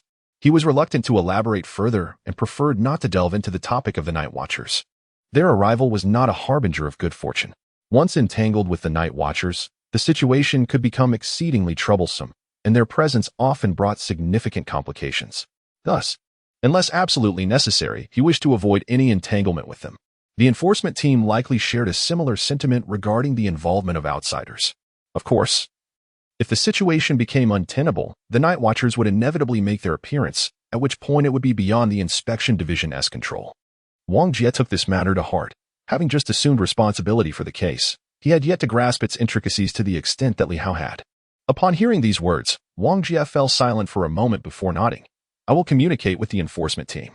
You should also exercise caution when inspecting Zhang Yuan's residence. Do you need assistance in mobilizing personnel?" "No need." Li Hao shook his head. "It's not that I wish to court danger. The Red Shadow is typically invisible to ordinary individuals, rendering their presence inconsequential. If I do not encounter the Red Shadow, I will carry a firearm and have made other arrangements. Therefore, the situation should not pose significant risks. Moreover, the majority of personnel in the secure room are clerical staff. In the event of trouble, the question of who would protect whom remains uncertain. I will be cautious, although a year has passed since the incident. I believe the danger is minimal." Wang Jie waved his hand, signaling for Li Hao to depart. Li Hao soon exited the office, letting out a slight sigh of relief. Wang Jie had indeed been considerate. He strode towards the equipment room, armed with Wang Jie's authorization. In no time, Li Hao received a sleek, deep black handgun, imbued with a metallic essence. The Vortex 3, with an effective range of 50 meters, loses all precision beyond that distance. It is said that some large cities have begun to promote the Vortex 4, which boasts an effective range of 100 meters. However, as Silver City is relatively small, such advancements have yet to reach it. Currently, even the frontline enforcement teams are still utilizing the Vortex 3. He was issued 18 rounds of ammunition, with the capacity to load 6 rounds at a time for rapid fire, making it a formidable weapon. Prior to joining the inspection department, although he was assigned to the secure room, he underwent a month of intensive training, which included marksmanship, ensuring he would not be at a loss when it came to using the firearm. However, as he had spent most of his time in the secure room, it had been a considerable while since he had last practiced. With weapons affixed to his person, Li Hao felt an increased sense of confidence. Yet, uncertainty lingered. Could he inflict harm upon the elusive red shadow? This entity was visible only to him, and if he were to fire upon it, would it yield any effect? Judging by the demeanor of the royal envoy, it seemed the enforcement team was hesitant to involve the night watchers. However, time was of the essence. Could they confront the red shadow without the night watchers' intervention? The thought flickered in Li Hao's mind. What if he declared he could perceive the red shadow? Yet, he recalled the previous case files. Those who had glimpsed the red shadow had ultimately vanished without a trace. Had they perished, or was their fate more sinister? In instances when the night watchers intervened in cases involving the red shadow, those who had witnessed it often ended up missing or dead. Li Hao remained in the dark about whether these individuals had indeed met their demise or were absorbed into the night watchers. This uncertainty gnawed at him. If the night watchers could indeed neutralize the red shadow and were willing to do so, then his exposure would hold some merit. However, he feared the prospect of collusion between the night watchers and the red shadow. Should he reveal his knowledge prematurely, would the night watchers seek to eliminate the red shadow? Or would they turn against him instead? The enigmatic forces at play, perhaps the night watchers were indeed entangled with the red shadow. Were they allies or adversaries? Li Hao found himself at a loss, lacking the channels to ascertain such vital information. If it turned out that both factions were in cahoots, and those who had discovered the red shadow were silenced, this was the outcome that troubled him most. A headache. In this moment, Li Hao felt deeply conflicted. He yearned for the night watchers to intervene and resolve the matter of the Crimson Shadow, seeking vengeance for Zhang Yuan and his parents. Yet, he harbored concerns that his actions might ultimately lead him astray, exposing him to the very danger he sought to evade, possibly leading to his silencing by the night watchers. A few more days of patience seemed prudent. Li Hao was acutely aware of the peril surrounding him, but even so, he preferred to wait for the results and stance of the enforcement team. At this juncture, he had merely stumbled upon anomalies in the self-immolation case. He believed that if the members of the enforcement team approached their investigation with diligence, they would soon uncover the truth. In that moment, should the enforcement team possess any astute individuals, Li Hao surmised that they might very well reach out to the night watchers preemptively.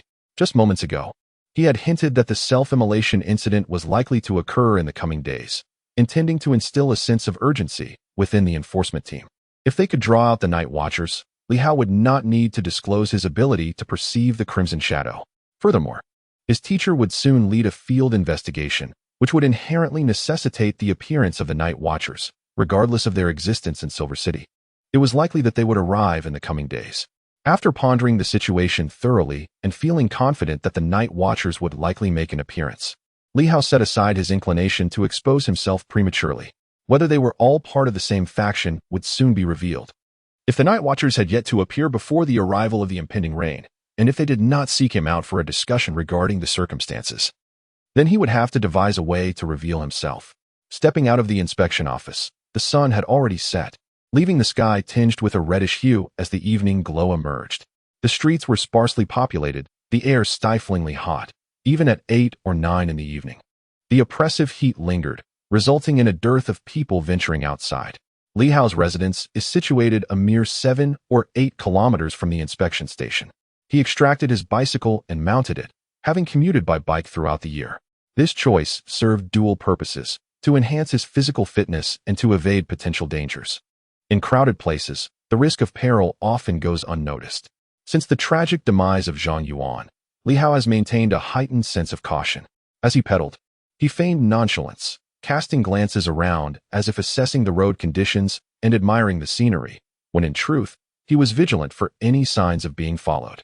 Particularly today, he was acutely aware that he was the next target of the enigmatic figure known as the Red Shadow. Li Hao pondered how the Red Shadow could pinpoint their locations. From his analysis, the Red Shadow's appearances were fleeting, vanishing almost as quickly as they manifested, leaving little time for observation. If that were the case, how could such precise tracking be achieved? Did this imply that there were others clandestinely surveilling them, biding their time for the Red Shadow to enact its deadly designs? This possibility was not without merit. Despite his lack of formal training and inspection, Li Hao possessed a modicum of basic counter-surveillance skills. Thus far, he had uncovered no immediate threats. Could it be that the Red Shadow had the capability to directly track them? Did the presence of the celestial sword upon him play a role in this? Could these inherited treasures facilitate their tracking? As his bicycle glided forward, the Vortex 3 was tucked within the inner pocket of his jacket, its button unfastened. Not merely for the sake of comfort, but to ensure rapid access for drawing his weapon should the need arise. Consistent with his usual demeanor, Li Hao had yet to detect any anomalies. As Li Hao swiftly descended on his bicycle, he caught a fleeting glimpse of a black car approaching from the opposite lane. It appeared utterly ordinary, indistinguishable from the myriad of vehicles that traversed the streets. Yet, the license plate, Silver 7219, sent a jolt through his mind. This was no coincidence. He had seen that car mere moments ago. Though such vehicles were ubiquitous, being the most basic mode of transportation, Li Hao distinctly recalled that particular plate. Having gained admission to the esteemed Silver City Academy, Li Hao possessed exceptional qualities. A remarkable memory was among the essential traits he had cultivated. Without such a merit, he would not have caught the attention of the venerable Professor Yuan, swiftly entering his circle as a prot-G. Something felt amiss. That car had initially been traveling in the same direction as he was. His leisurely pace had allowed it to overtake him and depart approximately 7 minutes ago. 7 minutes, at that speed, it would have continued straight ahead, with no suitable stopping places in sight. Though Li Hao maintained an impassive exterior, his heart raced with unease. This was unprecedented. Was he truly being followed? But for what purpose? Suddenly, a chilling possibility emerged in his thoughts. The case he had reported to Wang Jie might have been compromised. There could be a mole within the inspection bureau, potentially embedded within the enforcement team. This notion weighed heavily on his mind. Despite the possibility of mere coincidence, perhaps the car merely turned around, Li Hao dared not dismiss it as such. He resolved to treat every coincidence as a premeditated encounter. The royal envoy approached the enforcement team, imparting information regarding the self-immolation case. Should anyone in the enforcement team ascertain that I was the one advocating for the case's reopening, I could very well become their target. If the enforcement team harbors any inquiries, they can directly consult me. There is no necessity for surveillance, as my apparent interest is merely due to my connection to a fellow student's case. Furthermore, previously, any individual who reported witnessing a red shadow would soon find themselves discovered. I have long harbored suspicions that the Inspection Bureau possesses knowledge of the Red Shadow or has its own clandestine network of night watchmen. Li Hao had perused those case files, noting that individuals who reported sightings of the Red Shadow quickly met with untimely deaths or inexplicable disappearances. Of course, this was not a matter of deliberate scrutiny. It was inherently difficult to discern. Yet, curiously, some individuals managed to take notice. What does this imply? It suggests that there are those within the Inspection Bureau who are particularly attentive to this matter. Any report made swiftly reaches the ears of another faction. Am I now under their watchful gaze? Is it due to my raising concerns over the self-immolation case? Do these individuals seek to ascertain whether I have indeed seen the Red Shadow or merely stumbled upon it by chance? When Xiao Yuan perished last year, I refrained from claiming to have seen the Red Shadow. Had these individuals been aware, they would likely have concluded that my discovery was incidental, rather than a result of my ability to perceive the Red Shadow. Otherwise, I would have reported the incident last year. In a fleeting moment, Li Hao contemplated numerous possibilities and conducted extensive analysis. As a third-level inspector who has recently uncovered discrepancies in the self-immolation case, he surmised that even if someone were colluding with the Red Shadow, they would not resort to eliminating him at this juncture. Such an act would only serve to affirm the case's irregularities and potentially incite greater turmoil. The situation is becoming increasingly intriguing.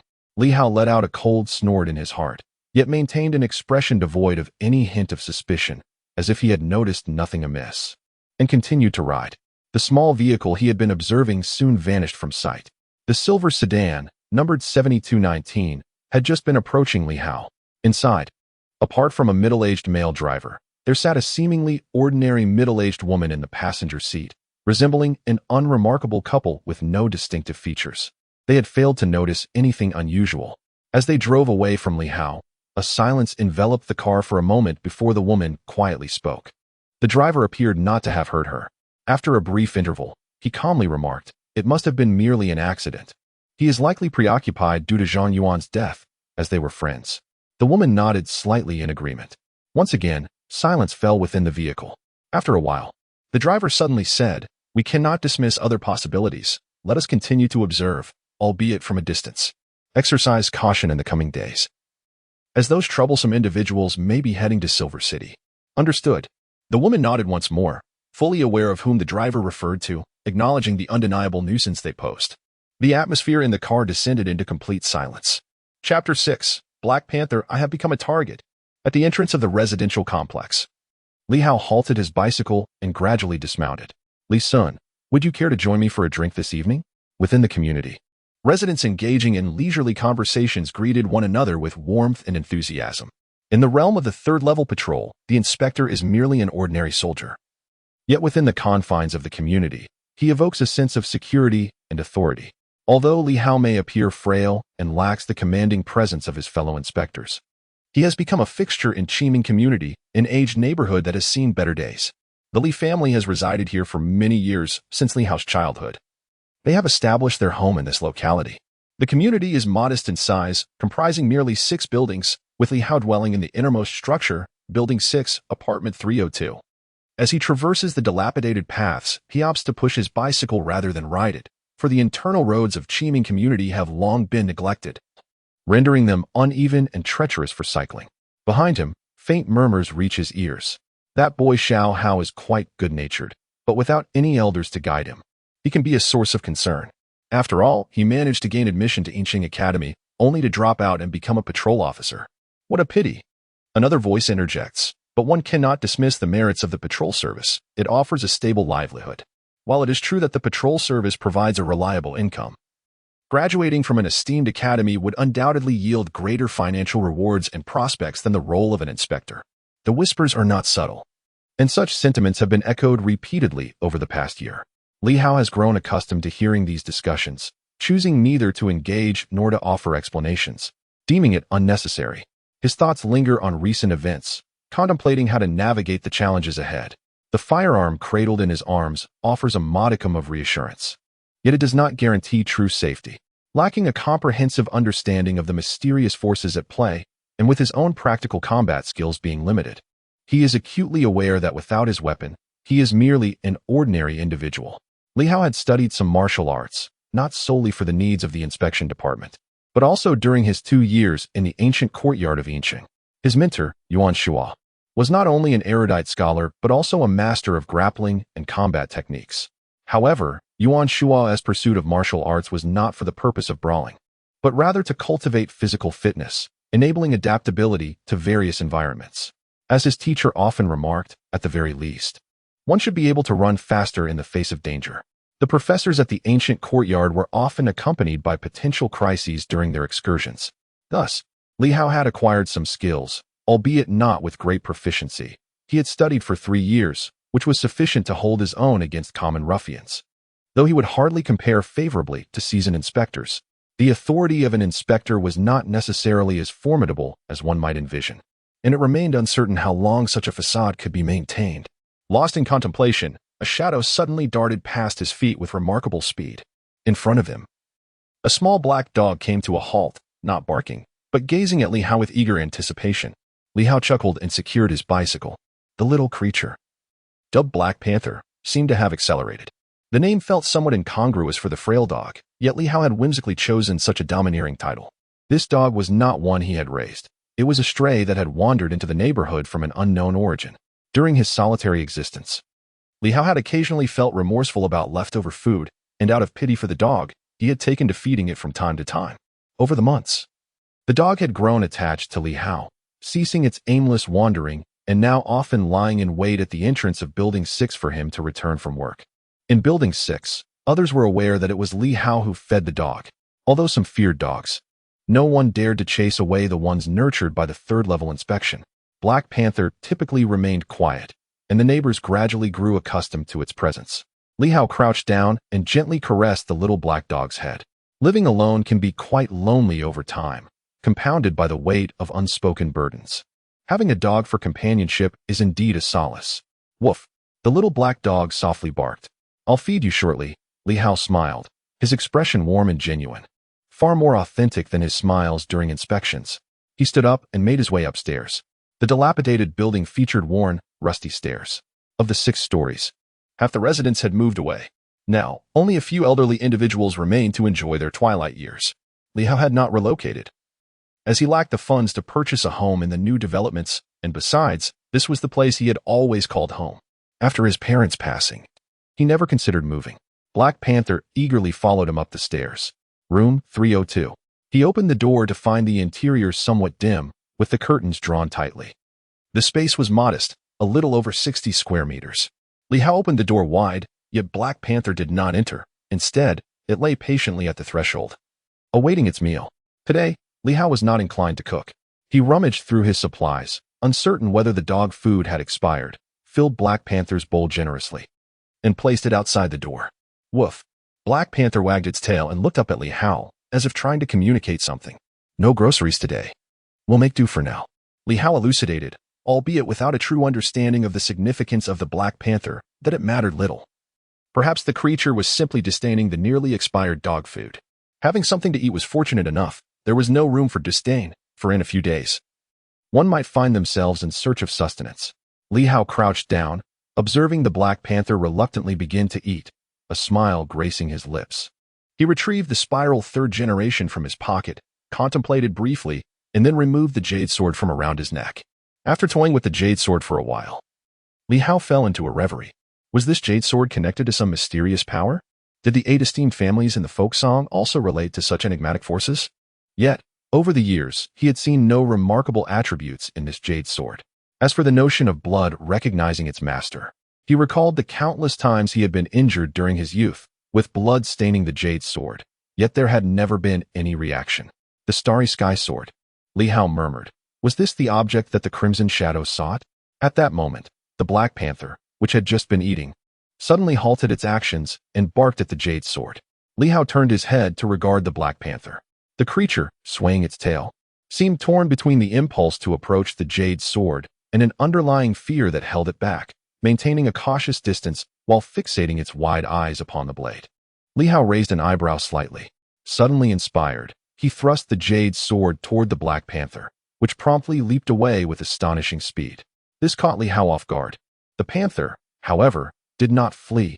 Instead, it bore a somewhat aggrieved expression and called out to Li Hao once more. Li Hao raised an eyebrow, sensing a hint of trepidation in the Black Panther towards this object. This is indeed intriguing. According to folklore, white cats and black dogs sometimes perceive things invisible to human eyes. Could it be that this black dog has discerned something upon the jade sword? The Black Panther is remarkably intelligent, a fact that Li Hao is well aware of. Dogs, in general, possess a fair amount of cleverness. If they were not astute, this creature would not linger so stubbornly, knowing there is sustenance to be had. "Come here, Black Panther," Li Hao beckoned. The Black Panther appeared somewhat timid and hesitant, but nevertheless approached slowly, its gaze fixated on the jade sword. Woof! Initially, the Black Panther was apprehensive, yet gradually, with Li Hao's presence, its fear subsided somewhat. Li Hao keenly observed its reactions, furrowing his brow slightly. It seemed that the jade sword indeed held a peculiar significance. Just as he pondered this, in a fleeting moment, his vision blurred, and before he could react, he felt a sudden lightness in his hand. By the time he realized what had transpired, the Black Panther had already swallowed the jade sword whole. What the hell? Li Hao was momentarily stunned.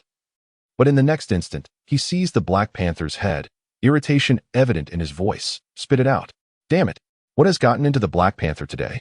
Typically, even when offered food, it would not snatch it away so brazenly. The crux of the matter lies in the fact that today, the creature has been rather mischievous. It initially displayed fear, yet as soon as Li Hao's attention waned for a brief moment, it seized the opportunity to bite down. What is this? A feigned retreat? A lapse in vigilance? Have dogs taken to employing cunning tactics in this day and age? Whimper. The Black Panther resolutely clenched its jaws, refusing to release its grip. Li Hao felt a surge of anger as he tightened his grip around the dog's muzzle and seized the Black Panther's tail. Denying it any chance to escape or bite him, he exclaimed, "Ungrateful wretch, I have fed you in vain. This is a family heirloom, and you shall partake as well. Spit it out." Releasing the tail, he grasped the panther's neck with one hand while prying its jaws open with the other. Despite its reluctance, the panther stubbornly clung to the object, but Li Hao's strength proved formidable. After a struggle, he finally managed to pry open its mouth, revealing the jade sword within. A mix of exasperation and disdain crossed his features. Although the celestial sword was of great importance, its filthiness was undeniable. He retrieved the jade sword, irritation evident as he smacked the panther's head lightly. "I have provided for you, yet in a critical moment, you choose disobedience. You ungrateful beast." Li Hao scolded the creature, reflecting on how docile it usually was, only to be caught off guard by its sudden act of defiance. The adage, "The barking dog seldom bites," seemed to resonate with its true nature. He muttered a few more curses, his gaze fixed on the sullied jade sword, which he regarded with disdain and helplessness. So filthy. At that moment, the Black Panther ceased its struggles, its gaze fixated on the jade sword. A hint of reluctance in its eyes. The fear it once displayed had vanished, and it extended its tongue, yearning to lick the sword once more. The panther recognized who commanded authority in this domain, and soon turned its pleading eyes towards Li Hao, as if hoping for another chance to taste the precious artifact. Li Hao's initial disdain gave way to a slight furrow of his brow. He cast a glance at the Black Panther, which was typically obedient. Otherwise, Li Hao would not have taken on the responsibility of nurturing it. Occasionally, when Li Hao brought food, the panther would gaze at it with insatiable desire. Yet it would never attempt to snatch it away if Li Hao did not permit. "Do you wish to have this?" Li Hao inquired, lifting the jade sword. The panther swiftly fixated its gaze upon the sword, a mixture of longing and conflict evident in its eyes, as if it were deliberating something. Before long, to Li Hao's astonishment, the creature shook its head. Li Hao was taken aback. Did it truly understand? It was not unusual for a dog to possess a semblance of human understanding. However, what did the head shake signify? Did it not wish to eat? Yet, why then did it stare so intently? Moments ago, it had attempted to seize the food. How perplexing. Li Hao murmured to himself. Pondering that the starry sky sword must possess some unique quality, this notion had crossed his mind when he first heard the melody. However, over the years, he had not perceived anything amiss. Today, on a whim, he decided to observe closely, retrieving the jade sword beside the panther, leading to this unexpected turn of events. Had it not been for the alluring melody, his curiosity about the jade sword might have remained dormant, and he would have continued to wear it without a second thought. Consequently, the incident of the panther's theft would never have occurred. The panther yearned for it. Could it be that this object held a certain allure for the panther? Or perhaps for all dogs? What peculiar attributes did the starry sky sword possess? Li Hao's thoughts began to drift once more. Seizing the opportunity while he was lost in contemplation, the Black Panther did not attempt to steal the sword this time. Instead, it suddenly extended its tongue, slurping audibly as it licked the surface of the jade sword, leaving Li Hao's palm slick with its saliva. Li Hao was immediately filled with disdain. Raising his hand to deliver a slap to the creature's head, wiping his hand on its fur, visibly irritated. "If you dare to steal again, don't expect to receive any food from me." "What woof?" The Black Panther astonishingly shook its head once more, its tail wagging furiously, as if to assert that it had not stolen, merely taken a lick. This time, Li Hao sensed something amiss. He glanced at the Black Panther, then at the jade sword. After all, it had already been sullied by this creature's tongue and would undoubtedly require a thorough cleansing, preferably with boiling water. After a moment's contemplation, Li Hao raised the jade sword again. "Do you still wish to lick it?" The Black Panther nodded eagerly. Had it gained sentience? Li Hao's gaze shifted, feeling a chill. The Black Panther had always been clever, yet it had never exhibited such understanding before, as if it completely comprehended his words. Weighing his options, Li Hao proffered the jade sword once more. The Black Panther cautiously eyed him, and soon its tongue extended again, brushing against the jade sword. Its eyes filled with an unmistakable sense of satisfaction, reminiscent of the contentment one feels after a hearty meal. Why did the Black Panther desire to lick this? Was it exceptionally delicious? Hardly. In his childhood, Li Hao had indulged in licking this very object numerous times. Now, reflecting on it, he found himself wandering down a troubling path of thought. When his father had given it to him, surely it had not been cleaned? He had licked it countless times. Had it been in his father's possession all those years, perhaps even licked by a dog? If it had been, even if it hadn't, it still seemed rather unsanitary, considering how many had worn it before him. The thought of having frequently held it in his mouth as a child was simply revolting. He dared not dwell on it. Such thoughts were too nauseating to entertain. Li Hao shook his head, dismissing such thoughts. The moment one contemplates it, the multitude of repulsive things one has consumed could overwhelm. It is better not to know. Today, the Black Panther exhibited unusual behavior, indicating that the jade sword indeed possessed some uniqueness. Li Hao speculated and assessed various possibilities in his mind. Soon, he rose, his hands drenched in the panther's saliva. The jade sword similarly affected. He decided to wash up first. Upon returning indoors, he entered the kitchen, cleaned his hands, and poured himself a cup of boiling water, immersing the jade sword within to sterilize it. He planned to visit Zhang Yuan's house later, the jade sword a necessary companion. He feared it might be stolen if left behind, and he also pondered whether the jade sword could serve as a talisman. Perhaps it would prove useful should he encounter the Red Shadow. He dared not leave such an item unattended at home. When Zhang Yuan passed away last year, the Red Shadow had not targeted him. Thus, he could not ascertain the jade sword's potential role in that instance. After soaking in the boiling water for a while, Li Hao retrieved the jade sword and rinsed it under cool water. Just as he was about to dispose of the water in the bowl, he noticed a sudden commotion at his feet. Bark! The Black Panther had entered. Li Hao typically refrained from allowing the panther inside to avoid the hassle of cleaning up fur. Yet today, the panther had surprisingly followed him into the kitchen. Looking down, he saw the panther's face brimming with anticipation, its eyes fixated on the bowl in Li Hao's hand. Inside the bowl was the very water used to cleanse the jade sword. A flicker of thought crossed Li Hao's mind, and he abruptly placed the bowl on the floor. The panther wasted no time, extending its tongue and eagerly licking the still hot water. Even as the scalding heat caused him to cry out softly, he remained resolute in his determination. Water. The water used to cleanse the jade sword?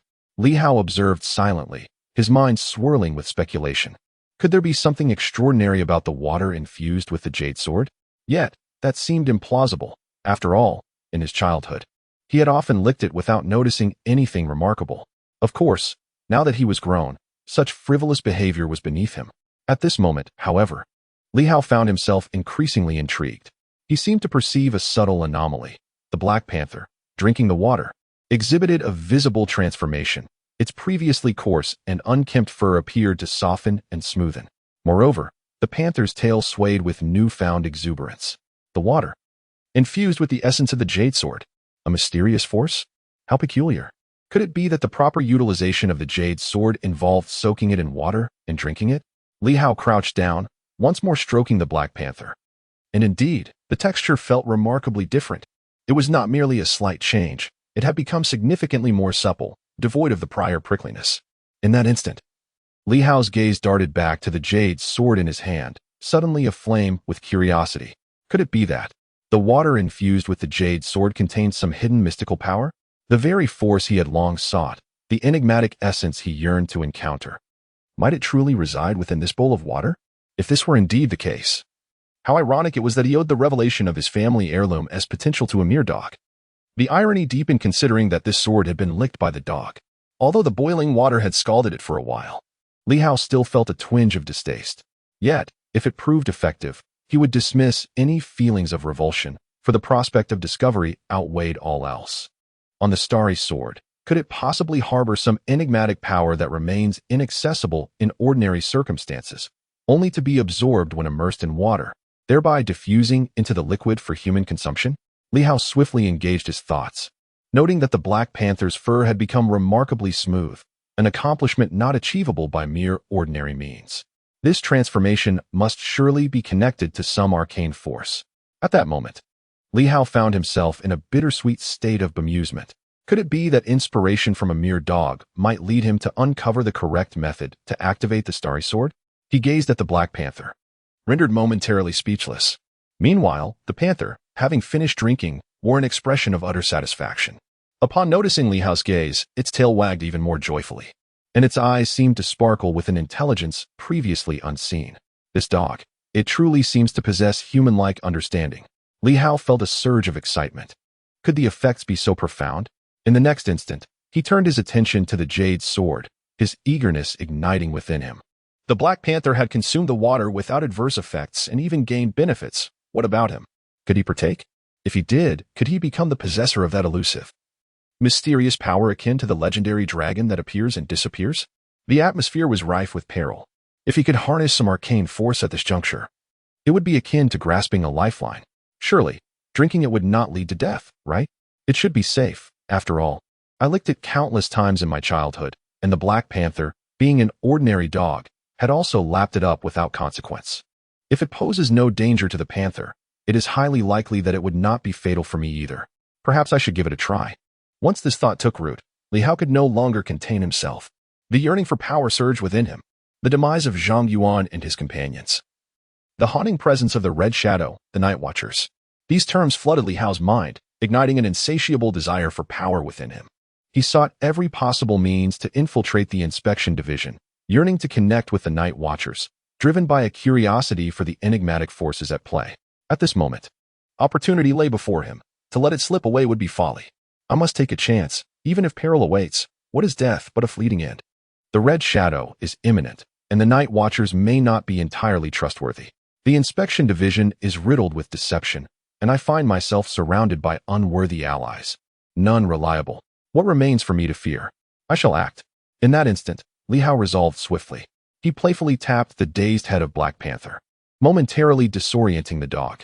With renewed vigor, he murmured, "If this truly proves effective, Black Panther, you shall reap the rewards of our future endeavors, enjoying a life of luxury alongside me." Woof! Black Panther barked, his eyes brimming with anticipation, as if he understood the promise of a brighter existence that Li Hao spoke of. Chapter 7. The new treatise of the 5 animals. Does soaking in water hold any merit? Li Hao was completely oblivious. He had worn the Starry Sky sword for many years. It had encountered water on numerous occasions, whether during baths or otherwise, and he had never deemed it necessary to remove it.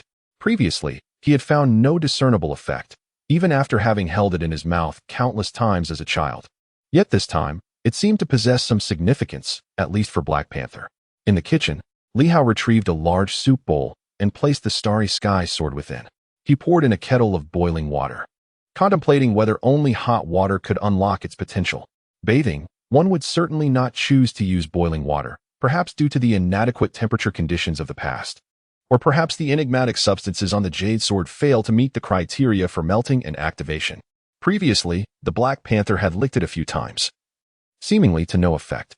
It was not until Li Hao employed boiling water for disinfection, and the resulting infusion was consumed by the Black Panther, that a reaction occurred, and its fur began to gleam with newfound smoothness. If boiling water proves ineffective, then perhaps it is time to try boiling it further. Otherwise, I find myself at an impasse. Can it be that only dogs possess the ability to absorb these mysterious substances?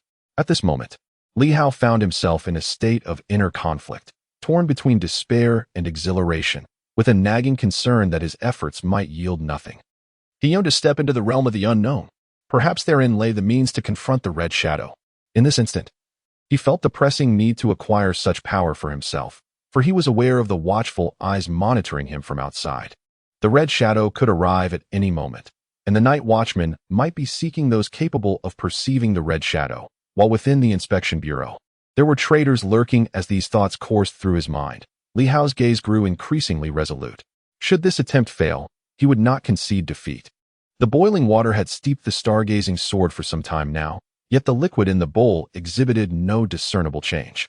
Beneath him, the Black Panther appeared somewhat lethargic, sprawled on the floor, raising its head to gaze longingly at the bowl of broth. Yet, it seemed as though the urgency had waned, a shadow of its earlier fervor. Taking a deep breath, Li Hao refrained from drinking immediately. He cradled the bowl and stepped out of the kitchen, securing the anti-theft door and drawing the curtains tightly. Within the bowl, the jade sword remained, its appearance seemingly becoming ever more translucent and radiant. Of course, it could merely be a figment of his imagination. The sword of the Li family, surely it possesses some mysterious qualities, having been passed down through the ages. Li Hao picked up the bowl, gritted his teeth, and placed the handgun beside him, ready to grasp it at any moment. With utmost caution, he took a small sip of the water, just a minuscule mouthful. The water was still somewhat hot, yet Li Hao paid it no mind. As the warm liquid slid down his throat, he initially felt no reaction other than the heat. Gradually, however, he sensed a subtle difference. A gentle warmth began to spread within his belly, yet it soon faded away. Li Hao's eyes sparkled with madness. Could it truly be effective? Or was it merely an illusion? He feared it was but a figment of his imagination, a psychological response, rather than a tangible warmth. As long as it didn't harm him, he reasoned. This time, emboldened, he took another gulp, slightly larger than before. And this time the sensation was markedly more pronounced. Indeed, a warm current flowed within him. Moreover, at that moment, Li Hao glanced down swiftly at his abdomen, noticing what appeared to be faint star-like glimmers flickering near his skin. Was this a manifestation of mysterious power? A wave of astonishment washed over him. Could this truly be an enigmatic force? Having consumed the water, he was astonished to witness a shimmering radiance akin to starlight. However, in the next instant, his expression shifted. The starlight glow suddenly began to fade, dissipating gradually, extinguishing around Li Hao's body. A somewhat dazed black panther opened its eyes and crawled toward Li Hao, extending its tongue to lick the surrounding air, but alas, it seemed to grasp nothing. Li Hao furrowed his brow, swiftly deliberating. Was the starlight indeed a manifestation of mysterious power? First, it manifested within his abdomen, then it overflowed, only to vanish. Is it possible that I am unable to retain this power? He remained utterly ignorant of the enigmatic force. However, having practiced grappling and combat, he understood a fundamental truth. Everything requires a certain methodology and rules for organization and containment. Chaotic training, at times, not only fails to strengthen the body but can render one entirely incapable, as his mentor Yuan Shua had once articulated. Presently, he found himself a complete novice. This power might well be the mysterious force he yearned for, yet he was powerless to preserve it, allowing it to seep away. Must the acquisition of mystical energy necessitate some secret tome or the like? At that moment, Li Hao glanced at the Black Panther, which, while devoid of any cultivation techniques, simply allowed the starlight energy to flow through its being. Even a fleeting retention of this energy within seemed to bestow some benefits to its physique. Li Hao then turned his gaze to the remaining water in the bowl and swiftly deduced several conclusions. First, the jade sword indeed harbored an energy akin to starlight. Yet it required boiling water to amalgamate and permeate that energy into the liquid. Second, this energy possessed the potential to enhance physical strength but could not be retained. Third, the attainment of mysterious power might necessitate a manual or another system, rather than merely consuming or absorbing it to acquire such strength. Fourth, could it be that he was simply inept? As he pondered this fourth point, it was not a baseless thought. He was contemplating whether the cultivation of this mysterious power held specific prerequisites and whether he met those criteria. If others were to drink this water, could they retain its power while I cannot? Such a scenario is not beyond the realm of possibility. If everyone possessed mystical abilities, the vast Silver City would not remain so obscure. Its inhabitants would at least have a vague awareness of the existence of night watchmen, and the number of such individuals would likely not be substantial. Taking these points to heart, Li Hao assessed his own body. He felt little change. There was no sudden surge of strength as he had envisioned, nor did his hair darken and shine like that of a black panther. Instead, the sensation was akin to having soaked in a hot spring, a gentle warmth radiating from his belly, with minimal other sensations to note. Li Hao murmured to himself, and in the next moment, a sense of helplessness washed over him. How was it that my transformation was so insignificant, even less impressive than that of a mere dog?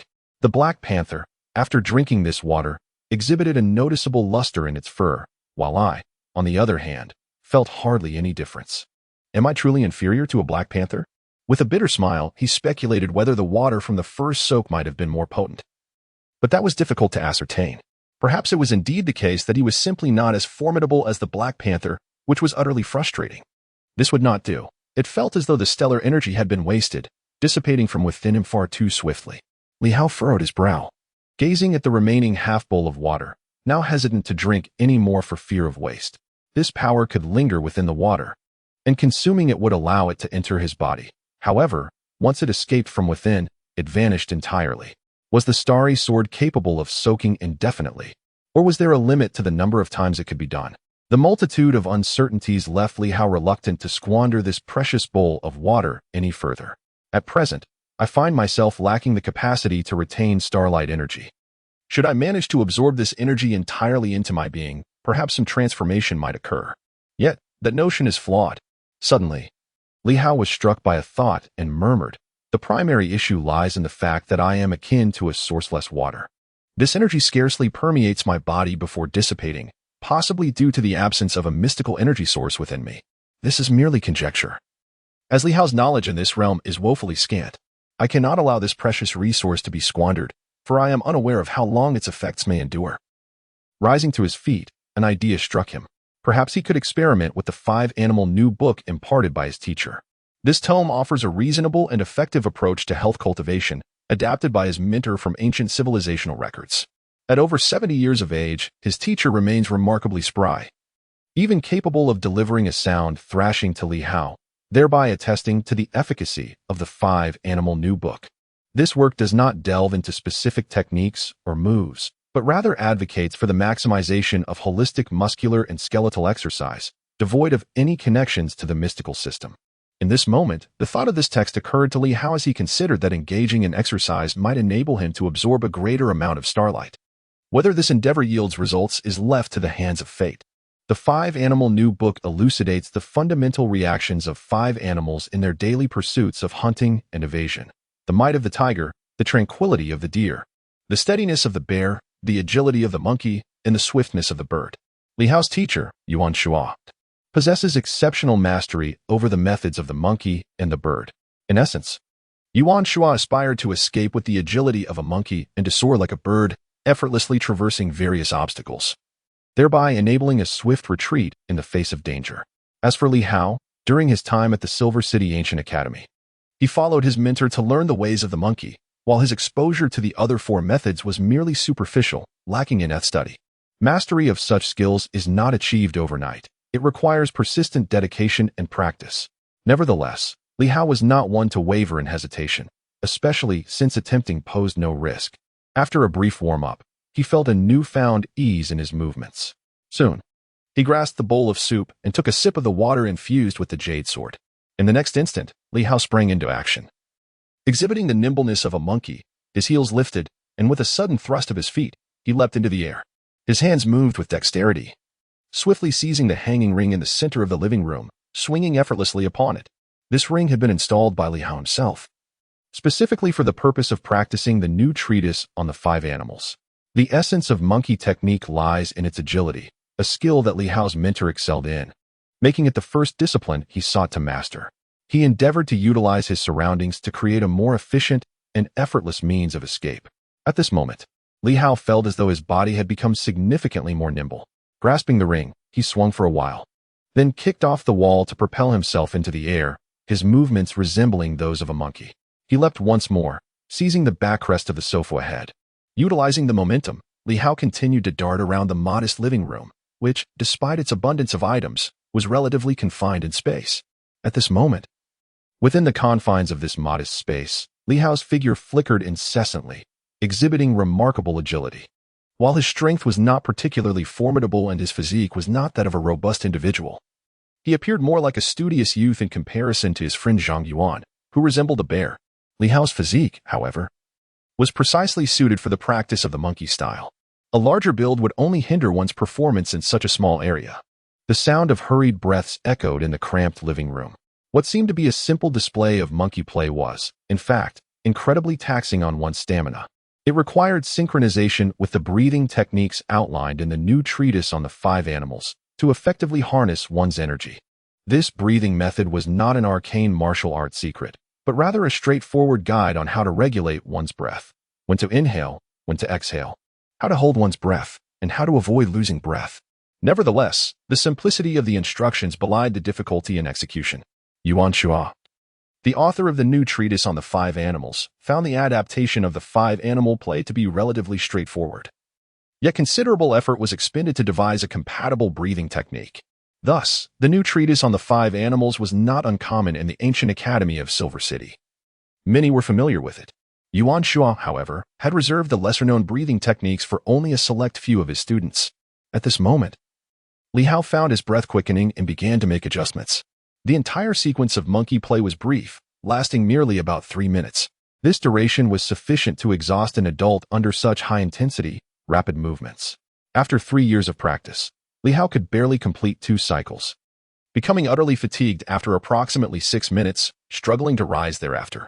His teacher, a man in his 70s, possessed a vigor surpassing that of Li Hao. It was said that he had achieved a remarkable record of performing 5 consecutive actions for a duration of 15 minutes. The intensity, velocity, and agility of such movements sustained for that length of time left Li Hao in disbelief. In the face of peril, should one be able to escape like a monkey for 15 minutes without faltering, the chances of survival would significantly increase. However, at that moment, Li Hao had no time for idle thoughts. Under the bewildered gaze of the Black Panther, he swiftly maneuvered through the space. The furniture, including tables, chairs, sofas, coffee tables, and walls, became his leverage points, and the room was filled solely with the sight of Li Hao, drenched in sweat.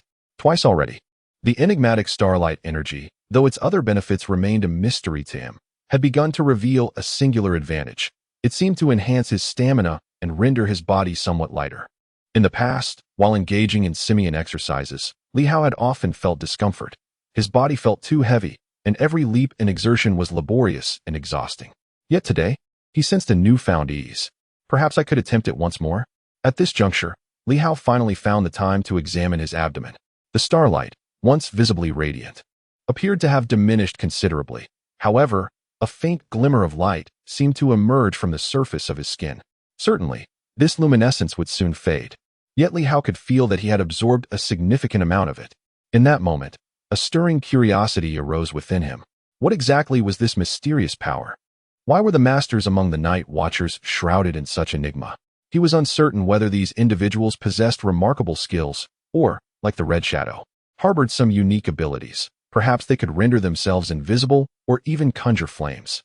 If it were merely a matter of physical prowess, Li Hao believed that he need not concern himself with the night watchers. Perhaps with continued hydration and diligent training, he too would enhance his own capabilities. Nevertheless, he dismissed such thoughts, for at that moment, he was overwhelmed with exhilaration. Though fatigued from 2 rigorous sessions, he felt he could persist, after all. He had yet to finish the water steeped with the essence of the sword. After taking another generous sip of the infused water, Li Hao leapt once more. Upstairs, the commotion resumed. Meanwhile, the elderly neighbor from the 2nd floor muttered a curse. In the past, Li Hao had also enjoyed exercising at home, though his sessions rarely lasted long, typically just a few minutes. Yet today, it seemed he had taken something invigorating. It had been half an hour, and the noise from above persisted. The soundproofing of the old building was far from adequate, had it not been for that lad's status as a patroller. The woman from the 2nd floor would likely have come to confront him. Bang! This time, unlike before, Li Hao did not cease after a couple of repetitions. He continued until the water in the bowl was entirely consumed, at which point he collapsed to the ground like a heavy sandbag, feeling utterly devoid of strength to rise. Gasping for breath, he quickly closed his mouth and began to regulate his breathing according to the methods outlined in the new treatise on the 5 animals. Recognizing that exhaling forcefully immediately after exertion was not advisable, the text advised a gradual adjustment of breath. Otherwise, the benefits of his prior exertions would be largely squandered. Inhale. Li Hao adjusted himself, his eyes brimming with joy. 9 times. Of course, it was not a continuous 9 times. There had been intervals.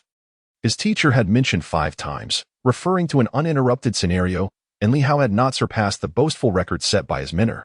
However, today, Li Hao had previously accomplished a consecutive 3 repetitions, enduring for a remarkable 9 minutes. Furthermore, he still had the stamina to continue exercising, which was truly astonishing. This water. Divine water. Having tasted it for the first time, he felt an effect beyond his wildest expectations. His vitality seemed far more abundant than before.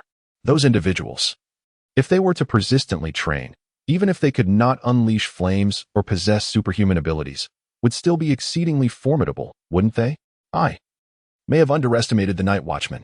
If these individuals were to enhance themselves daily without resorting to superpowers, could the 3rd generation of the whirlpool truly engage them?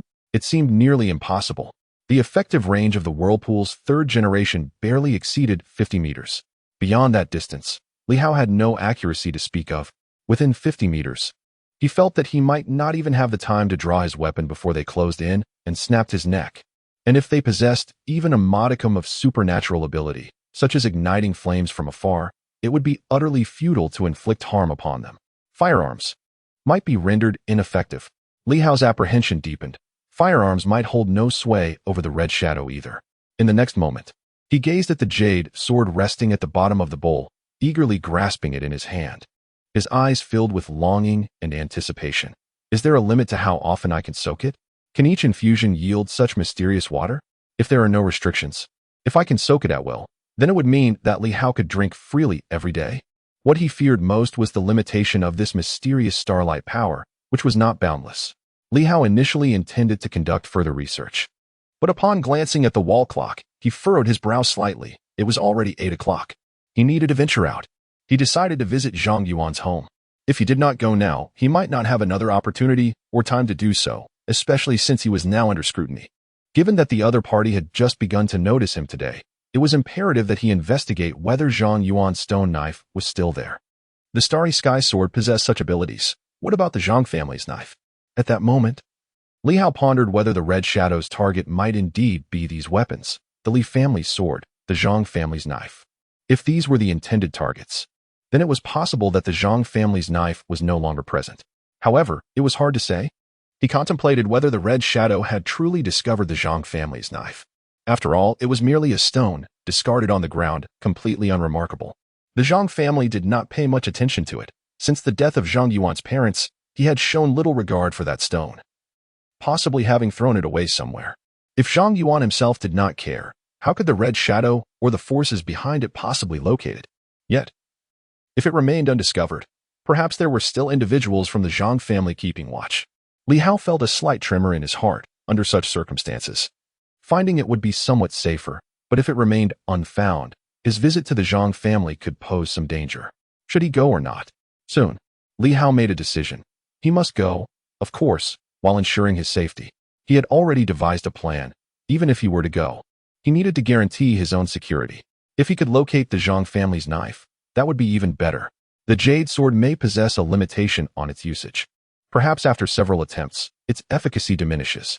However, if the Zhang family's knife exhibits a similar effect, it would imply that Li Hao could enjoy additional opportunities.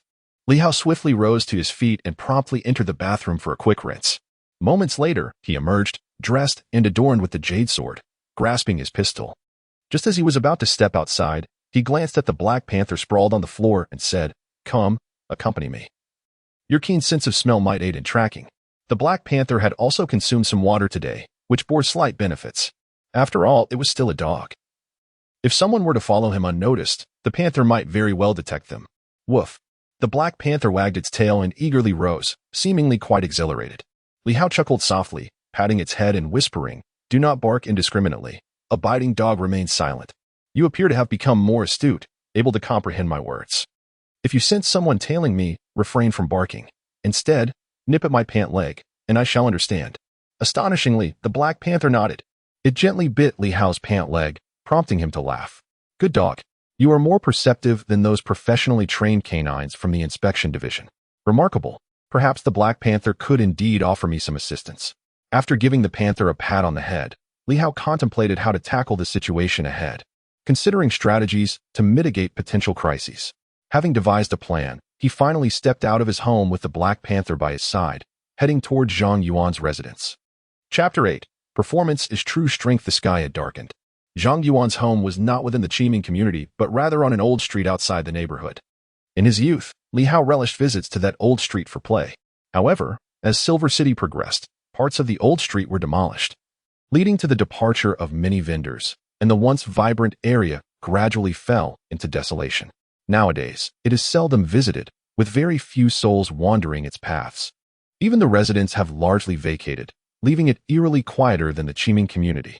The silent street is flanked by some aged houses, their sporadic lights casting an unsettling atmosphere. If time permitted, Li Hao would choose to linger, sipping on infused sword water daily to gradually bolster his strength before contemplating other matters. Yet, time was not a luxury he could afford. With each passing day, the peril escalated for him. Although he might grow somewhat stronger, the infused sword water merely enhanced his vitality and did not equip him with the power to confront the Red Shadow at present. Li Hao's sole purpose in visiting Zhang Yuan's home was to ascertain whether the stone knife remained. Its presence would signify a beacon of hope for him. If it were missing, it could mean that the Red Shadow and the forces behind it had taken it, implying that Li Hao's sword might have been exposed, and that someone could be plotting against him regarding it. The silent Black Panther trailed Li Hao, its dark form almost invisible in the shadows. Soft footfalls echoed softly along the street. Li Hao maintained a composed demeanor as he approached an old house, its door marked with a seal, Zhang Yuan's residence. At this moment, he could see it clearly. There was no sign of life, and the Black Panther offered no warning. Nevertheless, Li Hao did not place all his hopes on the panther. As he neared the front door of Zhang Yuan's home, less than 100 meters away, he retrieved his communicator and dialed a number. In the darkness, the communicator emitted a faint glow, illuminating Li Hao's face. Beep, beep, beep. The voice was loud, through the amplifier of the communicator. It reverberated through the shadowy streets. Initially filled with trepidation, Li Hao suddenly felt a sense of reassurance. With a tone of reverence, he softly said, "Teacher, I have not yet contemplated that." "Then why are you wasting time on the communicator?" Came an irate voice from the other end. "Teacher, I have been investigating the case of Zhang Yuan's self-immolation for the past year and have uncovered some discrepancies. Zhang Yuan may not have died by accident." In the darkness, Li Hao's expression remained composed, yet there was a hint of ferocity beneath the surface. "I discovered that over the years. There have been several cases of self-immolation in Silver City, not just Zhang Yuan. While they appear unrelated, there is a subtle connection. I have yet to uncover specific leads." At that moment, silence fell on the other end.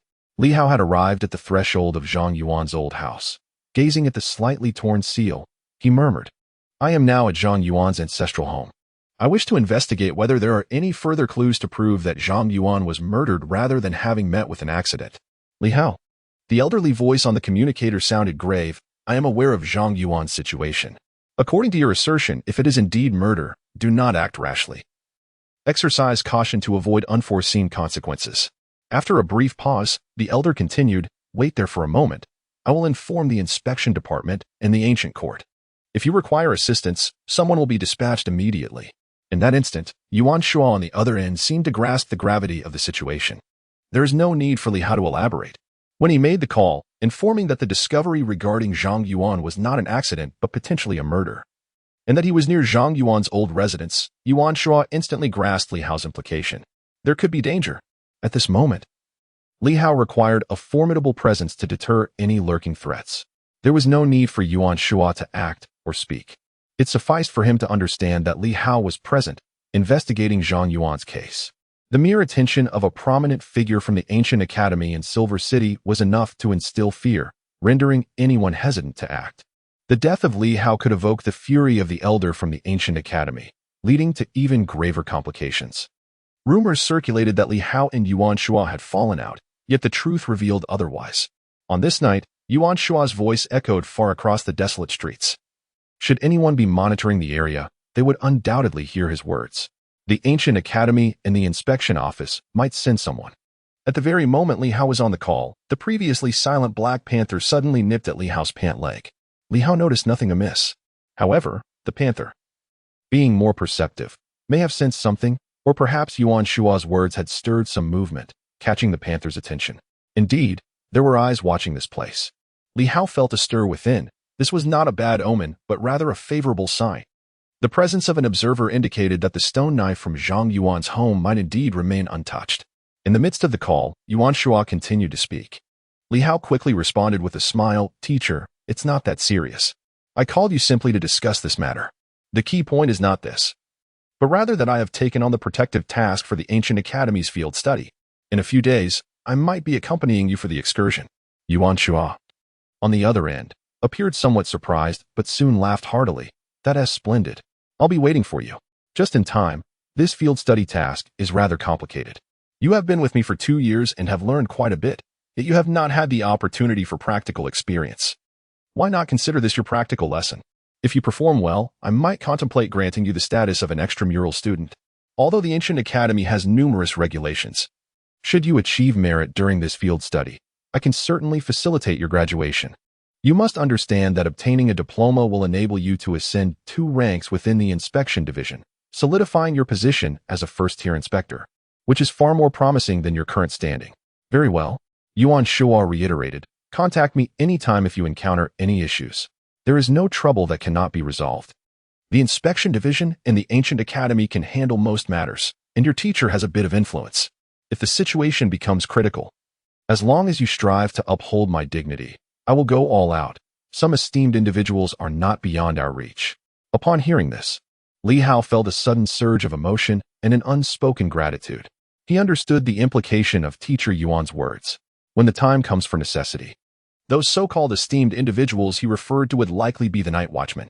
In the past, Li Hao had never shared much with his teacher, fearing that escalating troubles might adversely affect him. However, with the wisdom of a teacher, upon hearing Li Hao suggest that Zhang Yuan's self-immolation might not have been an accident, one could easily surmise that supernatural factors may have played a role. Thus, the mention of seeking out a sage was uttered. Yet, despite Yuan Lao's esteemed status, enlisting the services of a night watchman is not a simple matter.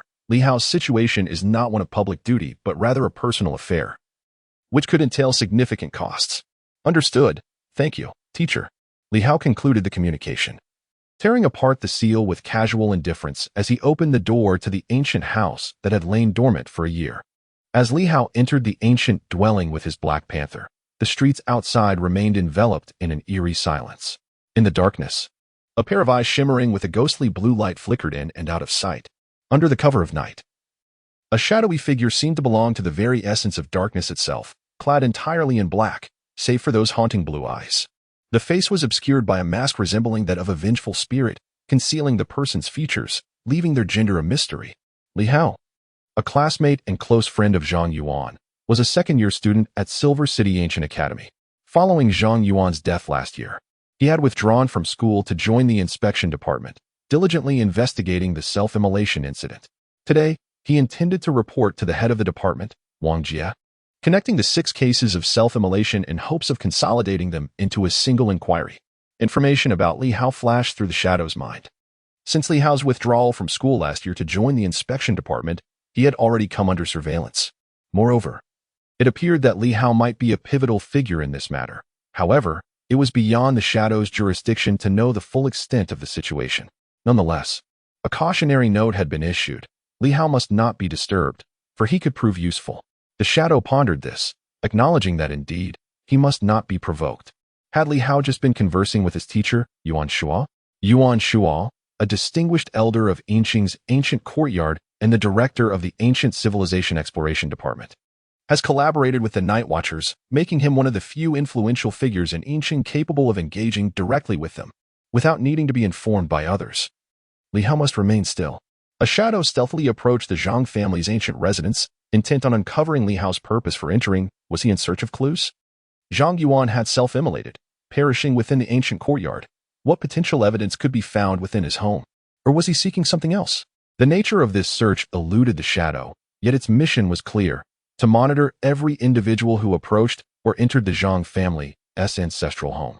A low whimper emanated from the throat of the Black Panther, which tugged at Li Hao's trouser leg, displaying signs of agitation, as if attempting to convey something.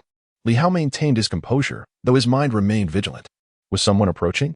Did his conversation with the teacher not suffice to dispel the intentions of certain individuals? Without uttering a word, he gently patted the panther's head to soothe it before turning his gaze toward the dilapidated Zhang family residence. The property was a modest courtyard. Directly ahead stood the main house, flanked on either side by Zhang Yuan's secondary bedroom and the kitchen. This place was familiar to Li Hao. He had often visited during his childhood. Even as he grew older, and despite the modesty of his own home, which was unsuitable for play after his parents' passing, he would frequently return here. This time, Li Hao's primary objective was the stone knife belonging to the Zhang family. He scanned the premises, noting that it appeared untouched. However, it was evident that someone had indeed visited. Though some items seemed to be in their rightful places, Li Hao could clearly discern that they had been disturbed. Apart from Zhang Yuan, Li Hao was likely the most acquainted with the Zhang family home. If the stone knife still resides within the Zhang household, it certainly would not be in the main or secondary bedroom. That is a certainty. Li Hao had visited frequently and was well aware of the circumstances. Had it been in either of those locations, he would have certainly laid eyes upon it, as he had rummaged through the Zhang family's belongings on numerous occasions, treating the place as if it were his own, never holding back. The last time I beheld the stone knife was during the incident when Uncle Zhang struck Xiao Yuan. I distinctly remember Uncle Zhang carelessly tossing it onto the ground, yet I am uncertain if it was retrieved afterward. Merely a worn stone. What ancestral artifact could it possibly be? Even if it were, it holds no value. What purpose would it serve? If Zhang Yuan does not unearth it, perhaps Zhang Fu would never recall that a stone had been passed down in their family. Following the indistinct directions of my memory, Li Hao slowly strolled towards a corner of the courtyard, where some stones were piled, originally intended for wall repairs. After a swift examination, he found no trace of the stone he remembered. He recalled that it bore some resemblance to a knife. With someone observing me from the shadows, it would be unwise to search too ostentatiously. Just as this thought crossed his mind, the previously silent Black Panther suddenly emitted a low growl. It was not a sound of guarding its territory, but rather one tinged with some apprehension, a whimper escaping its lips. At that moment, Li Hao felt an unsettling chill run down his spine. Following the panther's gaze towards the main house, his heart leapt with a jolt, beating even more frantically. The grand door of the main house, which had been tightly shut, now appeared to have opened a crack, through which a faint glimmer of red could be discerned. A shadow of blood? Li Hao's heart raced violently. Had the blood shadow emerged? He seemed to have caught a glimpse of it before, but according to his deductions, the blood shadow should only materialize on stormy nights. Why was it appearing now, and in the Zhang household no less? Could it be that the blood shadow had lingered here all along, in search of the stone blade, without ever leaving? A thin sheen of cold sweat began to bead on Li Hao's forehead. The encounter had come far too early. He was not adequately prepared. And facing the blood shadow in this moment, should it choose to strike and incinerate him, Li Hao would find himself with little recourse for resistance. Why was it here? Damn it, its arrival was premature. He hadn't even encountered the night watchman yet. Li Hao's body stiffened slightly, and at that moment, he felt a subtle tremor coursing through him, a primal urge to turn and flee. Yet outside, there might be others watching him. Indeed, the blood shadow was invisible to the average person. He could not afford to escape, for even if he did, it would merely expose something about him, such as the fact that he could perceive the blood shadow, which would pose a significant problem. Since it remained unseen, he had no reason to be afraid. Countless thoughts raced through his mind, and in the next instant, Li Hao barked, "What's the commotion? Be quiet." After reprimanding the Black Panther, Li Hao directed his gaze toward the main house and shouted, "Is anyone inside? I am an inspector from the inspection office. Who is present?"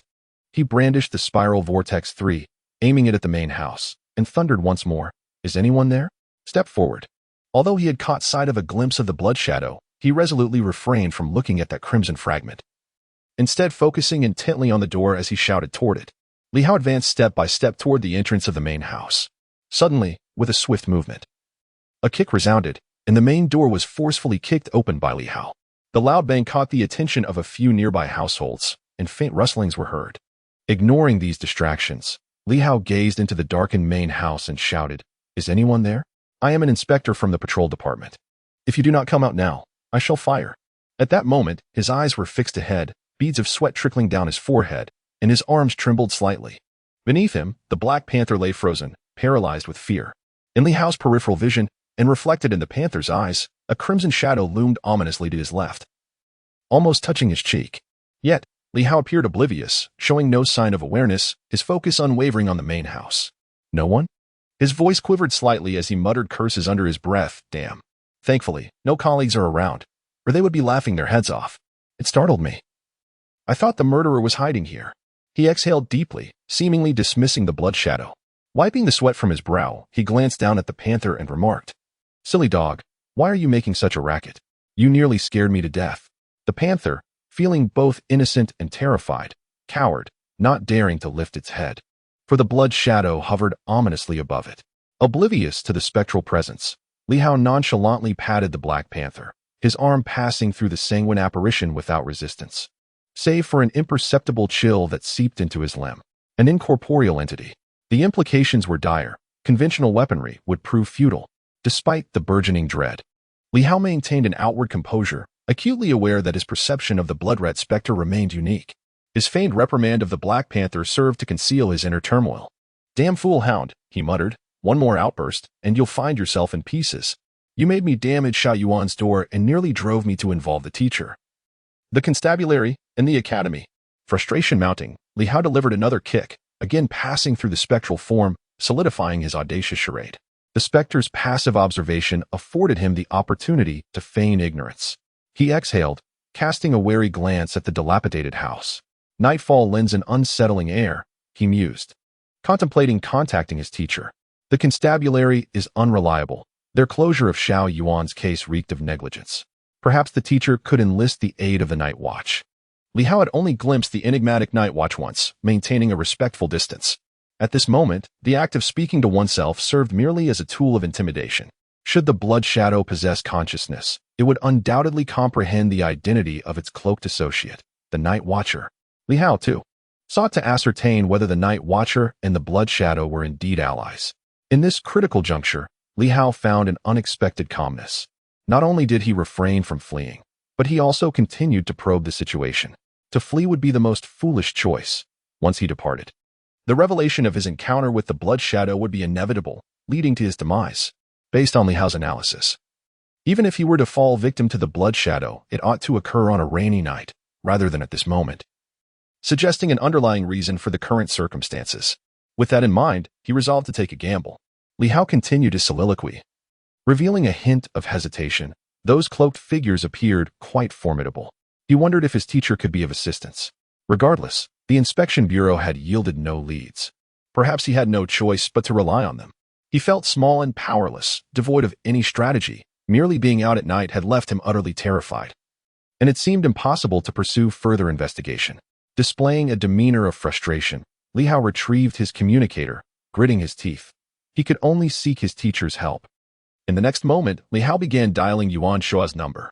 At that instant, a shiver ran through him as the blood shadow beside him began to tremble. Outside the courtyard wall, a faint crimson thread extended forth, connecting to the blood shadow. It appeared as though the blood shadow had received some form of directive, and in the next heartbeat, it swiftly glided away, vanishing into the yard. Not only that, moments later, the Black Panther rose, shaking its tail as if awakening from slumber. Its gaze upon Li Hao infused with a sense of ease. Woof, woof. It appears to suggest that everything is fine now. The person has departed, and thus the shadow of the specter has vanished as well. However, Li Hao's expression remains grave. The blood shadow and the individuals outside the courtyard seem to be allied. Though this is of little consequence, as he had long suspected that the blood shadow did not exist in isolation, but rather as part of an organization. The crux of the matter lies in the fact that those outside appear capable of perceiving the blood shadow, and may even exert influence over it, compelling it to depart. Li Hao's intention to seek out his mentor, the Night Watchman, likely instilled a sense of apprehension in those outside, prompting their decision to retreat. Yet, Li Hao finds no joy in this outcome. The crimson threads that spread forth remind him of the starlight he had observed while drinking earlier, a manifestation of mysterious power. The individuals beyond are undoubtedly superhuman mystics. It seems there exists a collaboration or perhaps a controlling dynamic between them and the blood shadow. Could they be employing the blood shadow to test him? I am unable to vanquish the blood shadow with firearms. However, what if the individuals outside are merely human? In a moment of unexpected opportunity, if I were to eliminate one of them, what would become of the blood shadow? At this instant, Li Hao feels as though he has grasped a pivotal insight. The blood shadow is indeed formidable, yet as long as it is human. Even if they possess extraordinary abilities, they cannot be flawless. The blood shadow, the enigmatic individual. Li Hao murmurs to himself, and not only that, but upon the brief contact with the blood shadow, the long silent jade sword seems to stir with renewed vigor. Li Hao speculates, could it be that the Starry Sky sword holds the capacity to injure the blood shadow? Even if I cannot locate the stone dagger this time, my journey has not been in vain. Li Hao suddenly felt a surge of excitement. Perhaps he could contend with these adversaries, provided they remained oblivious to his presence. Otherwise, the blood shadow could easily end his life. With an element of surprise, he could eliminate those outside with gunfire. If the Starry Sky sword could indeed inflict damage upon the blood shadow, with meticulous planning, it might just be possible to vanquish them all. His gaze sharpened, radiating determination. The unknown breeds fear. As the blood shadow and the forces behind it gradually unveiled their intentions, he found himself unafraid, consumed only by the impulse for vengeance. However, was the blood shadow that appeared tonight the same one he had encountered before? Was there truly only one blood shadow? Could it be that a significant figure lurked in the shadows, observing him? Contemplating this, Li Hao's concern deepened. Just how many blood shadows were there within this organization? How many individuals and enigmatic superbeings were involved? It felt impossible that it was merely one person. After all, he was just an ordinary man. What a challenge. Meanwhile, at the end of the street, the figure behind the ghostly mask hesitated, its ghostly blue gaze filled with uncertainty. Should it proceed? Yet, if that Li Hao could indeed summon the Night Watchers, it would spell trouble. Once exposed, it could lead to even greater complications. Perhaps it was best to retreat for the time being. After all, that individual might not be able to summon the Night Watchers. And even Yuan Shua was not easily summoned. Thus, it chose to withdraw cautiously. Not far behind, the crimson blood shadow silently trailed, seamlessly following its departure. The malevolent spirit, donned in a mask, paid no heed to whether Li Hao would uncover anything. Their pursuit of an elusive object had been relentless, nearly pinning the entire Zhang family home. Yet their efforts bore no fruit. It was likely lost beyond recovery. Should Li Hao succeed in locating it, it would be nothing short of a jest. However, one thing became clear. A year prior, when Li Hao departed from the ancient courtyard, it was not due to any revelation, but rather the unbearable grief of his friend's untimely demise. Had he truly witnessed something extraordinary, he would likely be paralyzed with fear this very night. This time, at least, that possibility was ruled out, providing a semblance of closure. Chapter 9. Master and Disciple in the old courtyard of the Zhang residence. Li Hao remained drenched in sweat, still haunted by trepidation. His year-long tenure with the Inspection Bureau had yielded some insights. Had he been in the ancient courtyard of Silver City, he might not have been able to maintain such composure while orchestrating a ruse. The Black Panther. Li Hao cast his gaze toward the creature. He was well acquainted with the old Zhang house. Yet the more familiar he became, the more elusive his sought-after item seemed. His decision to bring the Black Panther along was, in part, a strategic one. The Black Panther gazed up at Li Hao, who surveyed his surroundings, lowering his voice as he gestured toward the jade sword resting against his chest. Search for something akin to this. Your keen senses may prove invaluable. Indeed, the Black Panther might possess the ability to locate it. Previously, upon sighting Li Hao's jade sword, the Black Panther had displayed an undeniable fascination. Furthermore, Li Hao speculated that the Panther's arrival at his doorstep might have been drawn by the allure of the jade sword. Of course, he had refrained from revealing the sword until now, denying the Panther an opportunity to investigate. Today, however, the Black Panther finally seized its chance. Given the circumstances, can the Black Panther detect the scent of the stone knife? The Zhang family has resided here for an extended period, and Li Hao believes that if the stone knife indeed remains, it must be within the confines of the house. For no one would idly carry a mere stone out into the world. Furthermore, the Black Panther seemed to understand. Instantly invigorated, it began to focus. As for the scent, the Panther had not detected anything. It could only catch a whiff if it got exceedingly close. Perhaps it had missed it entirely.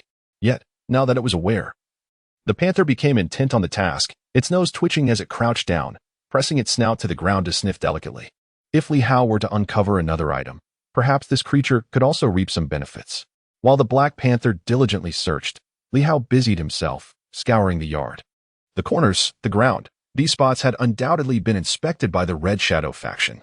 Yet Li Hao surmised that they were oblivious to the appearance of the stone knife, perhaps even unaware that the Zhang family's weapon was simply a stone.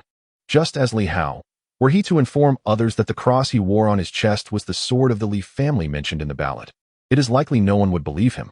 It is a matter of perceptual barriers. The sword of the Li family, the knife of the Zhang family. Merely by listening to the ballad, one might envision these weapons as formidable treasures, gleaming and ferocious. Yet, in reality, the sword of the Li family is but a small jade pendant, and the knife of the Zhang family is nothing more than an unremarkable stone. 10 minutes. 20 minutes. Li Hao felt a growing sense of unease as he continued to find nothing. Could it be that it is lost? Had the Red Shadow faction already discovered it? Or had the Zhang family truly misplaced it? Not only had he failed to locate it, but the Black Panther, having completed its circuit, had also found nothing. As the Black Panther approached, it should have been able to detect some scent. Yet, there was nothing. He stood in the center of the courtyard, glancing at the main house and the secondary bedroom, pondering where he would place the stone if he were Zhang's father. Immersing himself in the role of Zhang's father might aid in his judgment. Initially, Uncle Zhang had shown no concern, carelessly discarding it. Upon my subsequent visits, I also paid little attention to whether the stone knife remained on the ground. However, after numerous visits to the Zhang family, it seemed I had never encountered it. If it were still there after all these years, I surely would have seen it by now. Uncle Zhang most likely did not treasure it. Otherwise, he would not have displayed such indifference at that time, tossing it aside so casually. Yet, as he reflected now, faint memories began to surface. Little Yuan had been beaten and seemed to have refrained from visiting me for 2 or 3 days. After that, when I returned, perhaps several days had already passed, and might the stone knife have been taken by Uncle Zhang during that interval? What purpose would he have for such a stone?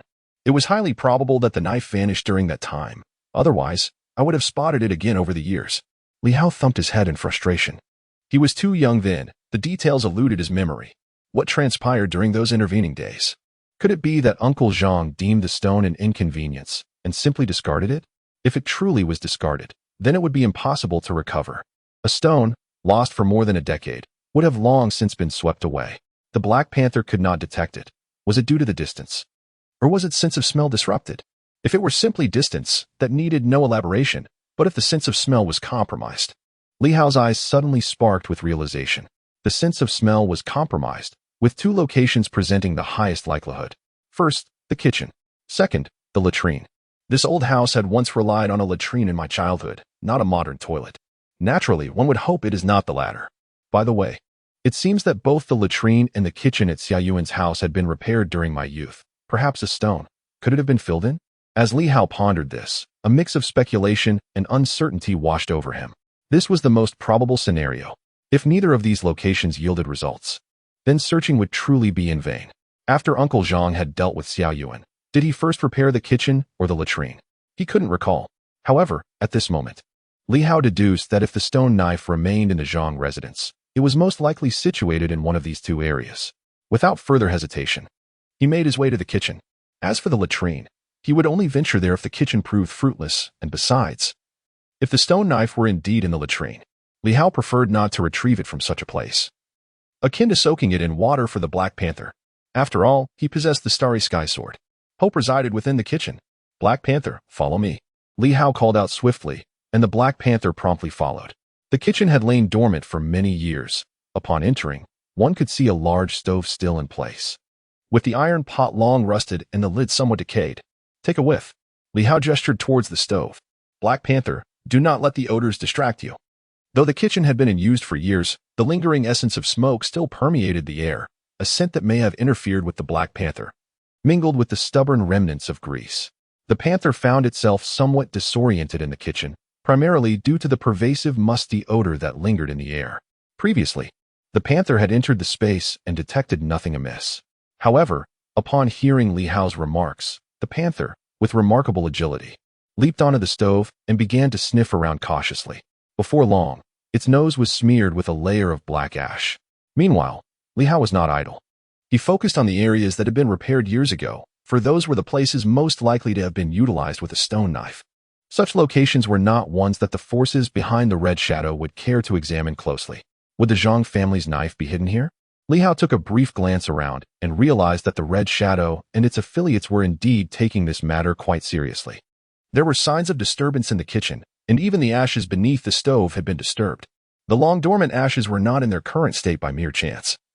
They had undoubtedly been rummaged through.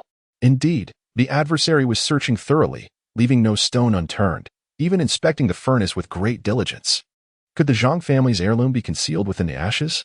Li Hao, if placed in the same position, would likely dismiss the possibility. Nevertheless, the search was being conducted with meticulous care, indicating a high level of caution.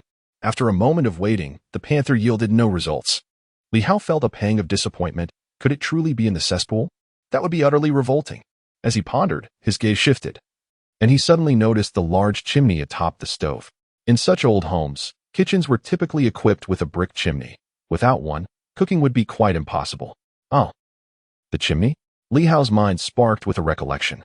Was this chimney not constructed after Uncle Zhang had dealt with Xiao Yuan? He faintly recalled something along those lines. The Black Panther, though not large or tall, had been sniffing around the stove, yet could not ascend even to the height of a single human. Was it here? In an instant, Li Hao sprang into action, his movement swift and agile. He leaped onto the stove, grasping the Black Panther in one hand and whispering, "Take a whiff." He utilized the panther as a detector. The creature's eyes were filled with a sense of helplessness as it sniffed along Li Hao's arm. Ascending just over a meter along the stove, the panther's nose twitched suddenly as a somewhat familiar scent began to waft into its nostrils. Woof! The panther's eyes brightened with sudden clarity. Li Hao's gaze also sparkled with realization. Had they discovered something? Indeed, right here. The chimney. This was likely an oversight by the forces behind the Red Shadow. Who would have imagined that the Zhang family had concealed their ancestral blade within the chimney? They may have even searched along the chimney. Or perhaps the Red Shadow had conducted their own investigations.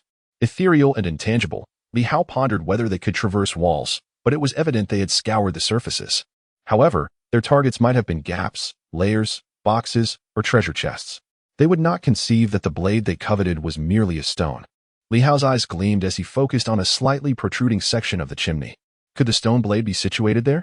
The mottled plaster wall had begun to crumble, revealing some bricks from within the chimney. Li Hao reached out, brushing his hand against it, and more plaster flaked away. In the next moment, a patch of earth-gray stone emerged, not fully exposed, yet the incomplete shape ignited a spark of excitement in Li Hao's eyes. This was it. Li Hao's heart raced as he gazed upon the stone, its form only partially revealed, yet memories of its vague outlines surfaced in his mind, reminiscent of a dagger. Not particularly large, merely slightly bigger than a fist. Uncle Zhang truly held great respect for his ancestors. Li Hao found himself in a mix of amusement and exasperation. He remembered how he had once chastised his own son over this very stone. It was quite ironic that while renovating the kitchen, they had integrated the ancestral stone into the structure, showcasing a rather peculiar sense of reverence for their heritage. If the Zhang family's ancestors were still alive, they would likely be infuriated. Among the 8 prominent families, Li Hao was uncertain about the others. But the sword of the Li family had always been cherished as a treasured heirloom. He marveled at the fact that the Zhang family's stone had been preserved. It seemed an extraordinary feat. Perhaps, in the past, it had not resembled a stone at all.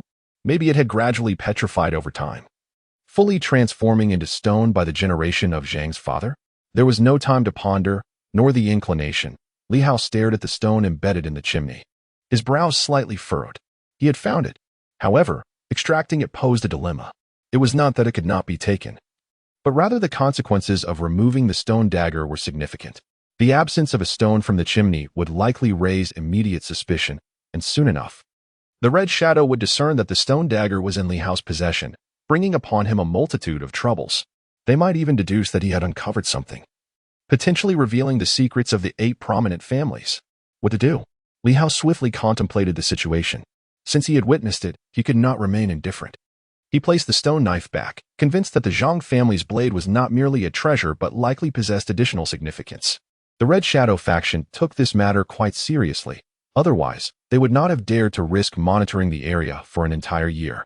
Furrowing his brow, Li Hao considered whether to remove the stone knife and replace it with another rock.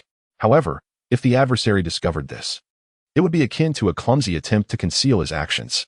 The old and new traces would undoubtedly differ. The only viable solution was to obliterate all evidence entirely, rendering it impossible for the other party to trace anything back. The most effective method, of course, would be to destroy the chimney. Yet, would that not appear overly conspicuous? He pondered the idea of finding a stone that closely resembled the original, then demolishing the chimney. Even if the opposing side attempted to reconstruct the scene afterward, they would not discover any missing stones. As an inspector, Li Hao had mastered the fundamental skills of his trade, including how to obliterate evidence and fabricate false leads to mislead others, knowledge acquired over the past year.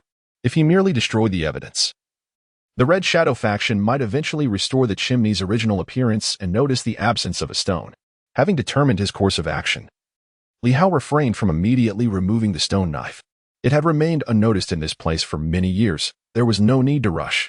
With this thought in mind, he exhaled softly, convinced that finding a solution was feasible. He decided to wait a moment longer, but this time, he would need to seek assistance from his teacher. Exiting the kitchen, Li Hao promptly dialed his teacher as contact. Almost instantaneously, Yuan Shua's voice resonated through the line. "Is everything all right?" "Teacher, all is well."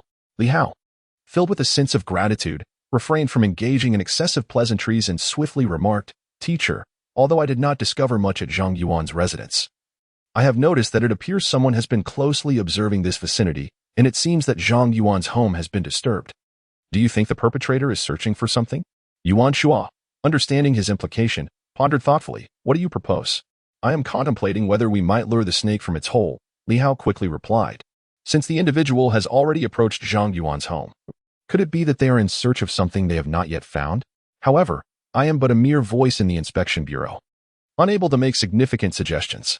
Perhaps it would be prudent for you to request that the bureau send someone here, create a bit of commotion, dismantle a portion of the Zhang household, and rattle the snake to see if we can draw out the murderer of Zhang Yuan." "Dismantling their home? Is that truly necessary?" Yuan Shua questioned. "After all, Zhang Yuan's residence is not the crime scene, and this area has long been slated for demolition. If it is indeed torn down, it would not bear much consequence." Yuan Shua speculated whether Li Hao had stumbled upon something noteworthy. At that moment, Li Hao also realized that demolishing the house could potentially attract the attention of the Red Shadows, but that was of little concern. The more ostentatious the operation, the better. If there were indeed a mole within the inspection bureau, that would be even more advantageous. Conveying every detail of the situation would align perfectly with Li Hao's intentions. He needed only to execute one task, to replace the stone blade with a stone of identical appearance. Even if the other party were to restore everything afterward, it would not matter. The Red Shadows at that juncture would merely speculate whether Li Hao had sensed something amiss, without ever confirming that he had indeed taken anything. At most, they would regard him as possessing keen deductive abilities, having uncovered some subtle clues. What Li Hao aimed to achieve was to sow seeds of doubt in the minds of others, leaving them uncertain, thereby prolonging the situation and allowing it to escalate gradually, ultimately drawing the attention of the Night Watchers. He intended to bring the dark undertakings into the public eye. Both the Night Watchers and the Red Shadow appeared reluctant to present themselves before the masses or to let the situation become a sensational spectacle. As an ordinary individual, I sought greater visibility, aiming to extricate myself from the fray while leaving an impression of being a discerning yet uninformed bystander. In pursuit of vengeance for my friend, I resolved to amplify the situation, garnering increased attention that aligned with my role. After weighing the pros and cons, Li Hao arrived at this decision. Perhaps, in doing so, he could attract the attention of the Night Watchers sooner, even allowing for potential close encounters. Li Hao could report his findings, such as the trail of a person who had been surveilling him earlier. As for the Red Shadow, he was none the wiser. Yet the presence of individuals outside was undeniable. Li Hao had discovered a footprint on the outer wall, serving as compelling evidence. Evidently, the individual had been careless about leaving behind such a trace. With his mind racing and having assessed the possible repercussions, Li Hao chose to amplify the situation slightly. On the other end of the communication, Yuan Shua inquired a few times to confirm the choices made by a student. Recognizing Li Hao's intelligence, Yuan Shua understood that there must be substantial reasoning behind his actions. If it were not a grave matter, then he would lend his support. Very well. I shall promptly contact the inspection bureau. Moreover, Zhang Yuan is a student of the ancient academy. If it were indeed a murder case, the academy would not remain indifferent. You should withdraw from that location. Within an hour at most, the academy will send personnel, and the inspection bureau will also make an appearance. Thank you, teacher. Li Hao expressed his gratitude hastily. His teacher occasionally showed remarkable consideration.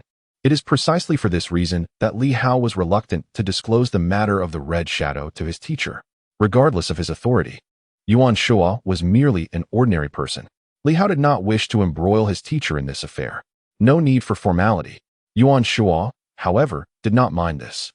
Exchanged a few more words, and chose to terminate the communication. In the depths of the Silver City Ancient Academy, within a classical mansion, Yuan Shua, now in his 70s, still exuded vitality and had a penetrating gaze. His physique was remarkably robust, resembling that of a soldier rather than a top professor in Silver City. At that moment, a dossier lay before him, one concerning 6 cases of self-immolation. The inspection bureau, truly a sieve. After ending the call, Yuan Shua rubbed his temples and muttered a curse under his breath. The inspection bureau had become increasingly ineffective over the years, so easily allowing this case file to be leaked. Now, those with interest in the matter could readily access this dossier. My student is indeed a source of worry, daring to investigate this matter in secret, and what else more, having the audacity to report it directly to the inspection bureau. It is evident that something is amiss. With a soft sigh, he reflected on the inexperience of youth. Did they not realize that the inspection bureau is a grand sieve? Once this case file emerges, discerning eyes will undoubtedly perceive the underlying issues. The sword of the Li family, the knife of the Zhang family, the fist of the Zhao family, the leg of the Lu family. After humming a tune from Silver City, Yuan Shua swiftly pondered whether there was a connection between these names and himself as a student. 6 individuals had perished. He wondered if this melody held any significance. As a native of Silver City, he was familiar with this tune, and being a distinguished scholar, upon seeing the files, he immediately linked them to the melody, for the surnames combined held a peculiar resonance. After a moment of contemplation, Yuan Shua retrieved his communicator and promptly dialed a number. After a brief wait, Yuan Shua spoke with authority, laced with a hint of indignation. I am Yuan Shua. Spare me the trivialities. My student is in imminent danger. The self-immolation incident at the Ancient Academy last year may have been a homicide. Does your inspection bureau possess no information whatsoever? I do not care about the details. Li Hao is my student. He joined the ancient academy and came under my guidance for a reason. He is a genius. A premier explorer, the future of the ancient civilization exploration department. Due to your dereliction of duty, he was compelled to withdraw from the academy. Do you comprehend the magnitude of the loss you have inflicted upon the institution? Li Hao has made a significant discovery. Yet your inspection bureau has exposed him like a sieve. He is now in peril and could perish at any moment. Currently, he is at the home of the deceased student Zhang Yuan. No matter the cost, you must ensure Li Hao's rescue, eradicate the lurking specters and phantoms from the shadows. Thus, if you are unable to manage this, I shall directly seek the night watch to intervene. 6 cases of self-immolation. Do you think I, Yuan Shuo, am blind to the potential issues at hand? The Silver City Inspection Office may wish to avoid the involvement of the night watch, but my student has perished. I shall escalate this matter to the higher authorities, and I will ensure that the Silver City Inspection Office faces consequences. Elder Yuan, please calm your anger. I will handle it immediately, rest assured. On the other end of the communication, the director of the Silver City Inspection Office felt a headache coming on. Although this old fellow holds little real power, his connections are extensive. Having served as a professor at the Ancient Academy for nearly 50 years, many of his former students have risen to prominence. Should this situation escalate, it would indeed reflect poorly on the Silver City Inspection Office. Rest assured? Nonsense. The Ancient Academy will send personnel as well. If necessary, I will go personally. I am eager to discover who possesses the audacity to slay my students within Silver City. One death is not sufficient. They have even targeted my most esteemed disciple. Do they possess the audacity of a bear and the gall of a leopard? Yuan Shuo was like a furious tiger. Since Li Hao desires to escalate matters, seemingly to draw out certain elements, then let it be escalated. Yuan Shuo welcomed the chaos. If it truly becomes a significant issue, then it will be someone else's problem. As for myself, all parties currently require my presence. They would not dare to act against me. Regarding Li Hao, it is simple enough to grant him the title of assistant. Those who would not dare to confront me will naturally refrain from acting against him. After ending the communication, Yuan Shuo found his anger dissipating. He gazed out of the window and let out a soft sigh. Young man, it would be best for an ordinary person such as yourself to refrain from becoming entangled in this matter. Regarding Zhang Yuan's situation, even if there are genuine issues, your involvement has reached its limit. It is time to withdraw. Alas, a barely audible sigh of regret escapes my lips. Regrettably, I am unable to truly invoke the mysterious. Otherwise, such complications would be unnecessary. If I could summon the arcane with the mastery of my 5-animal new book, perhaps I could ascend thrice in a day, rendering all phantoms and specters mere illusions. Humph. A low grunt escapes once more. The night watchman might not wish to delve into the realm of the enigmatic either. Otherwise, why would I collaborate with them? For years, they have spoken of seeking solutions, yet have presented none. Do they truly consider me a fool? Li Hao, the sword of the Li family? Chapter 10. The Silver City Law Enforcement Team at 10 p.m. A rumbling of vehicles shatters the stillness of the old street, which has not seen such liveliness in ages. In this moment, radiant lights illuminate the area, breathing life into the once quiet surroundings. Before the Zhang residence, Li Hao silently observes the scene.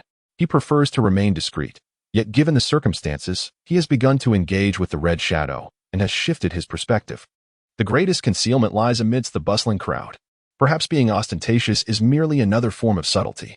By being conspicuous, it becomes apparent that his sole purpose is to avenge Zhang Yuan, devoid of ulterior motives or discoveries, relying on external forces. Oblivious to the lurking dangers and the underlying truths, recklessly stirring the pot.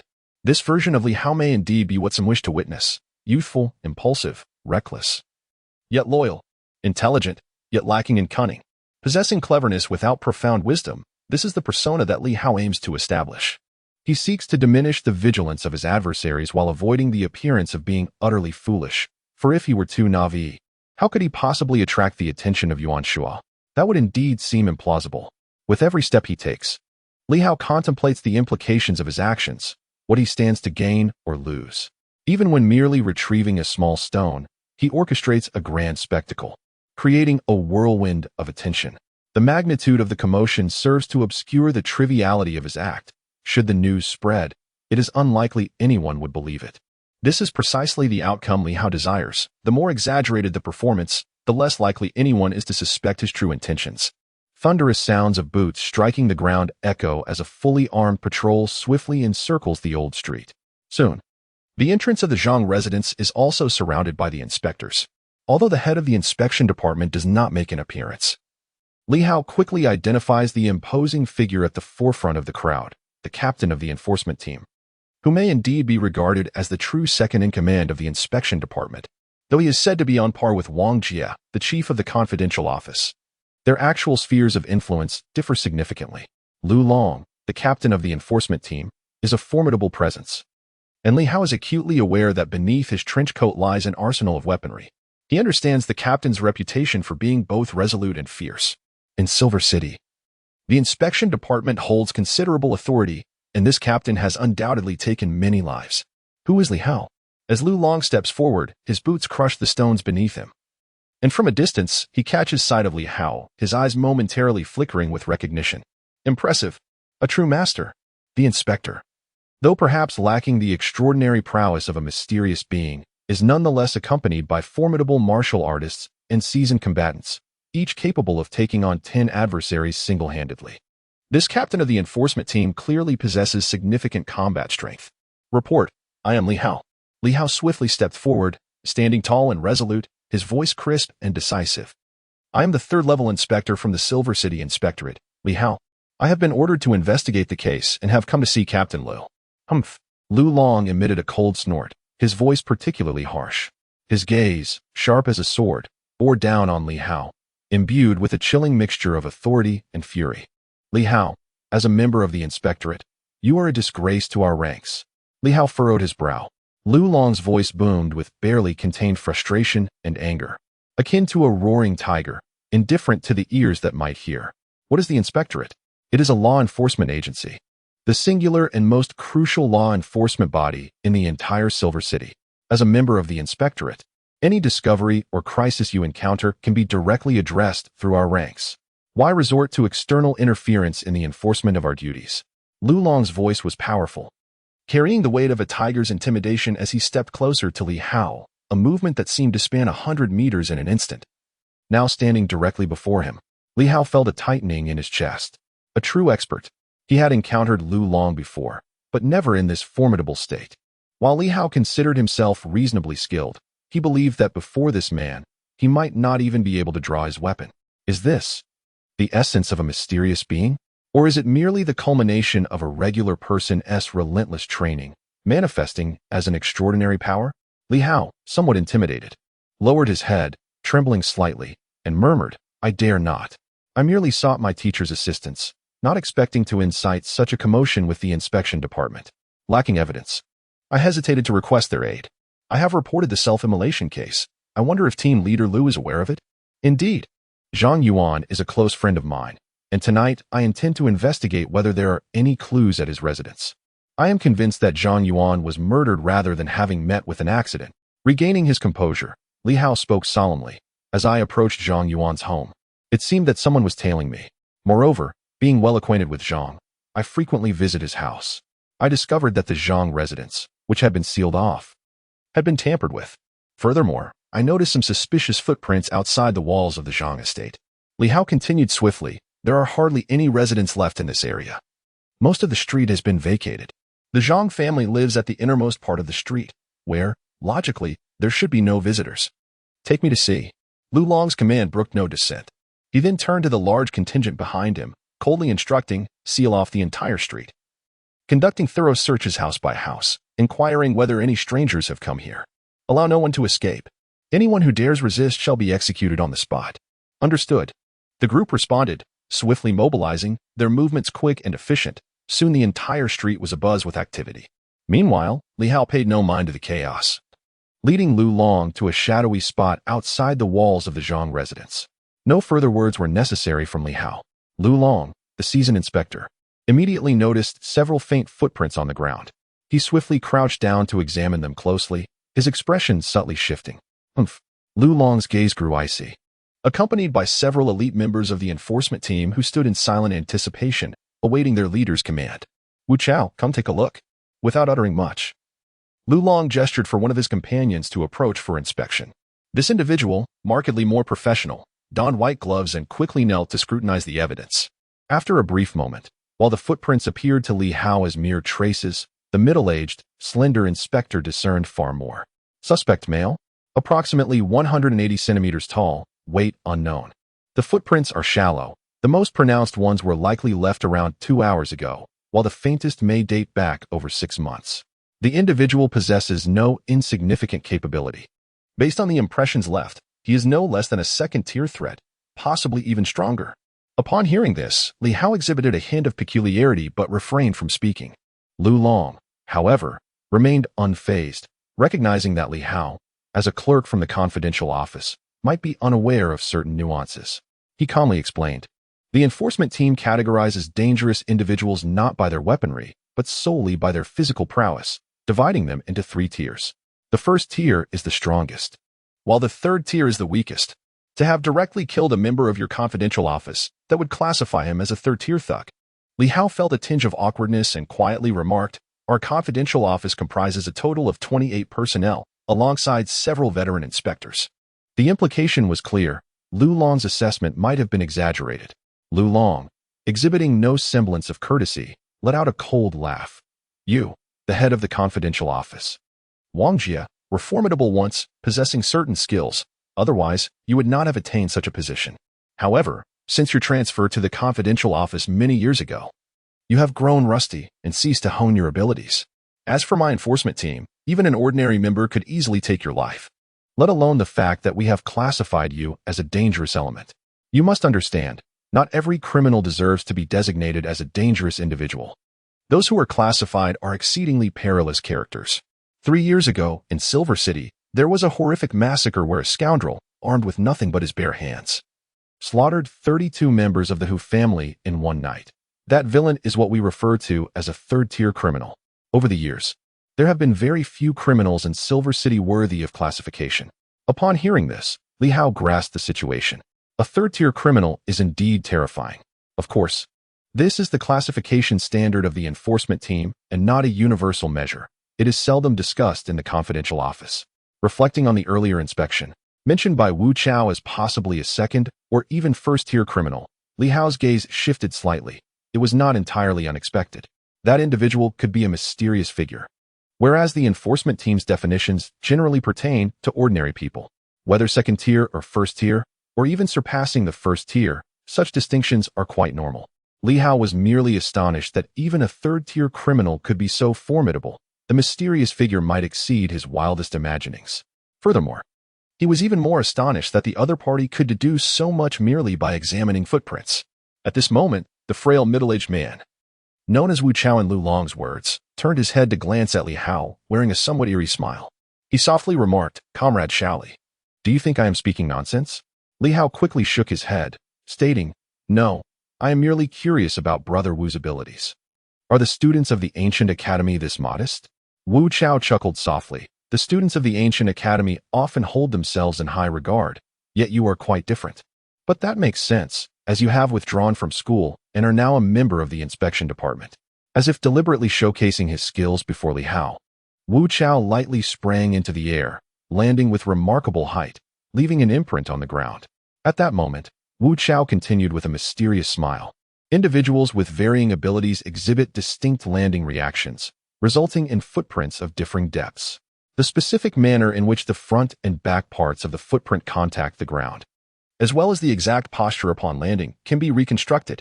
Analyzing his landing posture allows one to deduce additional information. The footprints discovered at the scene, varying in depth, suggest that the individual must have descended from several meters high, yet the prints are not sufficiently deep, indicating that they can effortlessly control their entire body's muscles. He elaborated that, under normal circumstances, such details would be unnecessary. However, in the presence of Li Hao, the individual involved in tonight's events and a former student of the Ancient Academy, he chose to elaborate further.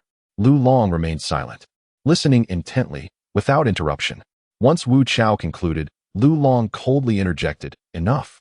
He is not part of the enforcement team, and there is no need for excessive discussion."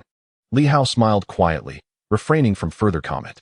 Lu Long surveyed his surroundings, casting a glance at the old Zhang residence, his voice dripping with cold disdain. Such audacity. After committing murder, they have the nerve to linger here for days on end. Wu Chao chuckled softly. "Captain, if they possess such boldness, is that not to be expected? Our Silver City enforcement team may not necessarily be able to contend with them. Not necessarily? Lu Long's gaze turned frigid in an instant. Some individuals always consider themselves superior, dismissing everything around them. Yet, over the years, has our Silver City enforcement team never eliminated those lofty figures? Upon hearing this, the other enforcement team members shared a chilling smile. Meanwhile, Li Hao felt a stir within. What did this imply? Was he alluding to the mysterious individuals? Had the Silver City enforcement team actually vanquished supernatural entities? As Li Hao pondered these thoughts, Lu Long turned to him, his voice still icy. Young one. Sometimes you must trust in the strength of the enforcement team. I know you seek Professor Yuan, perhaps with your own intentions. It appears you are not foolish. You have invested time to sift through an ocean of case files, identifying 6 instances of self-immolation to address collectively. This signifies you are a patient and insightful individual. Our inspection division needs meticulous individuals like you. You refrain from approaching the enforcement team due to numerous concerns. Lu understands that. Yet, remember this. A strong dragon does not overpower a local snake. You may be aware that these 6 cases are not the work of ordinary individuals, even surpassing what our enforcement team deems first-rate criminals. But so what? Suddenly, a palpable aura of menace enveloped Lu Long, his presence exuding an icy intensity. The fabric of his trench coat billowing in the breeze. In the Silver City, even the dragon must coil. Just because the night watchmen have vanished does not imply that matters cannot be resolved. Among the night watchmen, there are some weaker individuals whom even this captain has not hesitated to confront. A cold snort emanated from the captain, reflecting his discontent. Meanwhile, Li Hao stood there, somewhat stupefied. Is this for real? The crucial point is that this individual audaciously mentioned the night watchman, directly unveiling Li Hao's thoughts. He realized that Li Hao had deduced something. Sensing that this case involved mysterious forces. Clearly, the captain shared the same sentiment, yet he refrained from seeking out the night watchman, seemingly intent on allowing the enforcement team to handle matters independently. What breeds such confidence? In that moment, Li Hao's mind raced, and the next second, feeling somewhat awkward, he murmured, I do not comprehend the captain's intent. Hypocritical. Lu Long retorted sharply, what is there not to understand? You, a person capable of uncovering 6 cases of self-immolation among countless others, must have perused innumerable case files. If you do not comprehend, then who would? Do not tell me you are unaware of the night watchman's existence. There is nothing to be cautious about. Just because others dare not speak does not mean the inspection division cannot. No matter how formidable the night watchman may be, there are those who oversee them. Li Hao, remember this. The inspection division and the night watchman are akin to light and shadow, both governed by the same superior authority. Strictly speaking, we are colleagues. What is there to fear in speaking? What can they possibly do? The foremost taboo for the night watchman is to act against their own kind. They neither dare nor would. Hence, as long as you conduct yourself with integrity, why fear the night watchman? You could even berate them without consequence. Li Hao felt as though he was encountering this captain for the first time, utterly astonished. Is this truly the case? The night watchman, a figure shrouded in fear and trepidation, seemed to be rendered insignificant by the words of this individual. At that moment, a somewhat seasoned female inspector chuckled lightly from behind Lu Long, playfully remarking, Little one, perhaps the captain is somewhat boastful. However, as he rightly stated, there is no need for undue apprehension.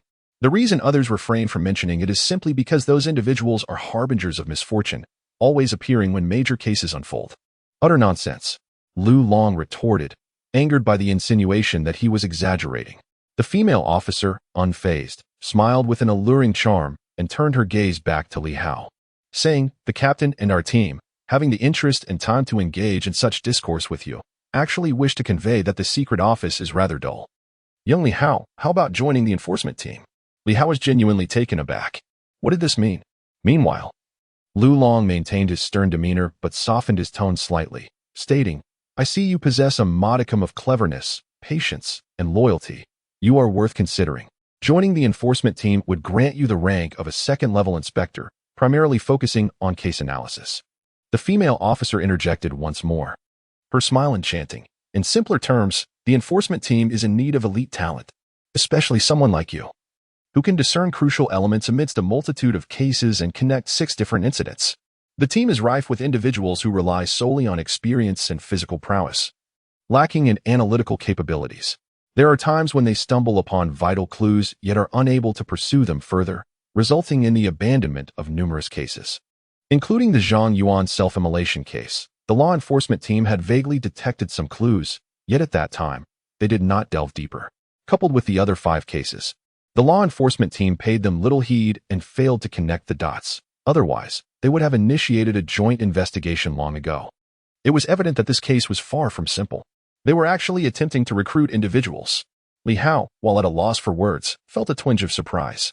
The law enforcement team intended to bring him into their ranks, despite the fact that their captain had maintained a cold demeanor since his arrival. Li Hao had assumed that Lu Long was quite displeased with him. This statement struck a chord with Li Hao. This captain was no ordinary individual. Such a remark momentarily extinguished Li Hao's desire to seek assistance from Yuan Shua, for as he aptly noted, approaching a mentor would require incurring a significant debt of gratitude. Lu Long soon adopted a frigid tone. Let us put it this way. Think it over. This matter is trivial. Whether you join is entirely up to you. The law enforcement team is not lacking in elite members. The pressing concern is to capture that individual and notify everyone to exercise caution. He is a formidable opponent. Perhaps even a superhuman. With that, Lu Long strode away towards the Zhang family estate. Li Hao hurriedly followed, contemplating how to raise the Zhang family mansion. Although it was the residence of Xiao Yuan, who was no longer present, Li Hao firmly believed that Xiao Yuan would not mind, as it was a matter of avenging him. Before Li Hao could utter a word, Lu Long proactively commanded, "Search the Zhang residence. If no useful clues are found, demolish the estate. Dig 3 feet into the ground. If there are still no findings, then set fire to the mansion. I am eager to see what has been under surveillance for so long. With a blaze, I shall incinerate everything. Even the most extraordinary artifacts must reveal themselves." Li Hao inhaled deeply, reflecting that though this individual appeared brash, there was an undeniable boldness beneath. Of course, this was also a splendid strategy, regardless of what you seek. Should I set it ablaze? If you truly desire it, will you not reveal yourself? The approach of this investigator was indeed to Li Hao's taste. As an inspector himself, Li Hao was no stranger to the enforcement team. Yet today, he seemed to gain a renewed understanding of the seemingly inept enforcement team. Was Captain Lu Long truly leading such a feeble group? Nevertheless, the enforcement team resembled a sieve, which was a harsh reality. The cases Li Hao reported were leaked in the blink of an eye, indicating that the internal workings of the enforcement team were indeed chaotic. While Li Hao pondered this, the previously captivating female officer suddenly leaned closer, her smile radiant. "Little Li, the captain has this nature. Do not take offense.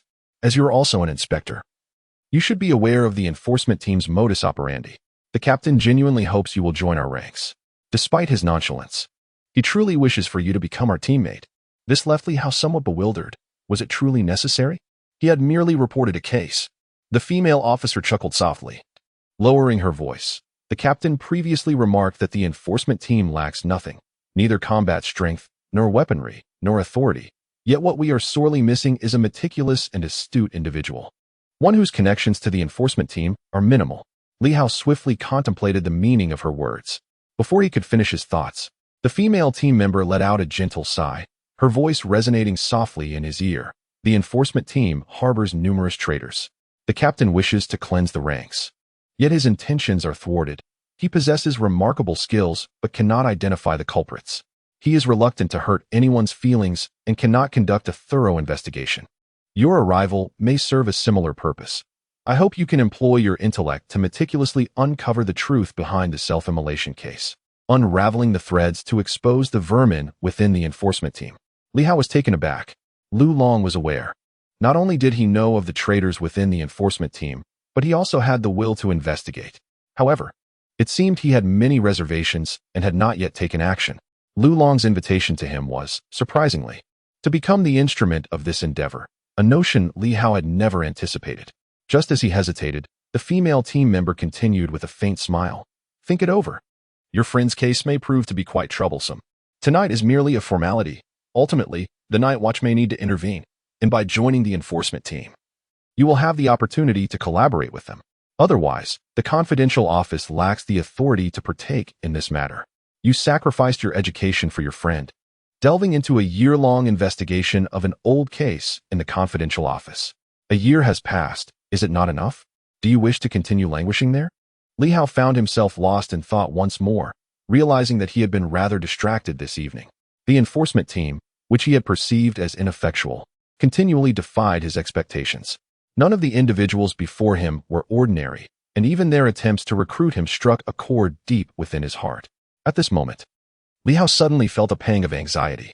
Having just retrieved the stone dagger ahead of time, he wondered if the enforcement team might uncover something. Previously, he had been concerned about being discovered by the Red Shadow faction, yet he had not contemplated the possibility of the enforcement team catching on. When Lu Long spoke of demolishing and burning houses, Li Hao felt reassured. But would the enforcement team notice the issue with the chimney? Could the substituted stones deceive them? Never mind. Let all the blame fall on the Red Shadow. After all, I know nothing. I am utterly oblivious. Li Hao mused inwardly, growing increasingly apprehensive. Indeed, one must not overestimate oneself. He had assumed everything was progressing smoothly, only to be caught off guard by the enforcement team.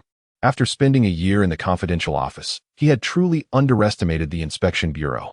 Joining the enforcement team, Li Hao continued to follow, yet his thoughts began to wander.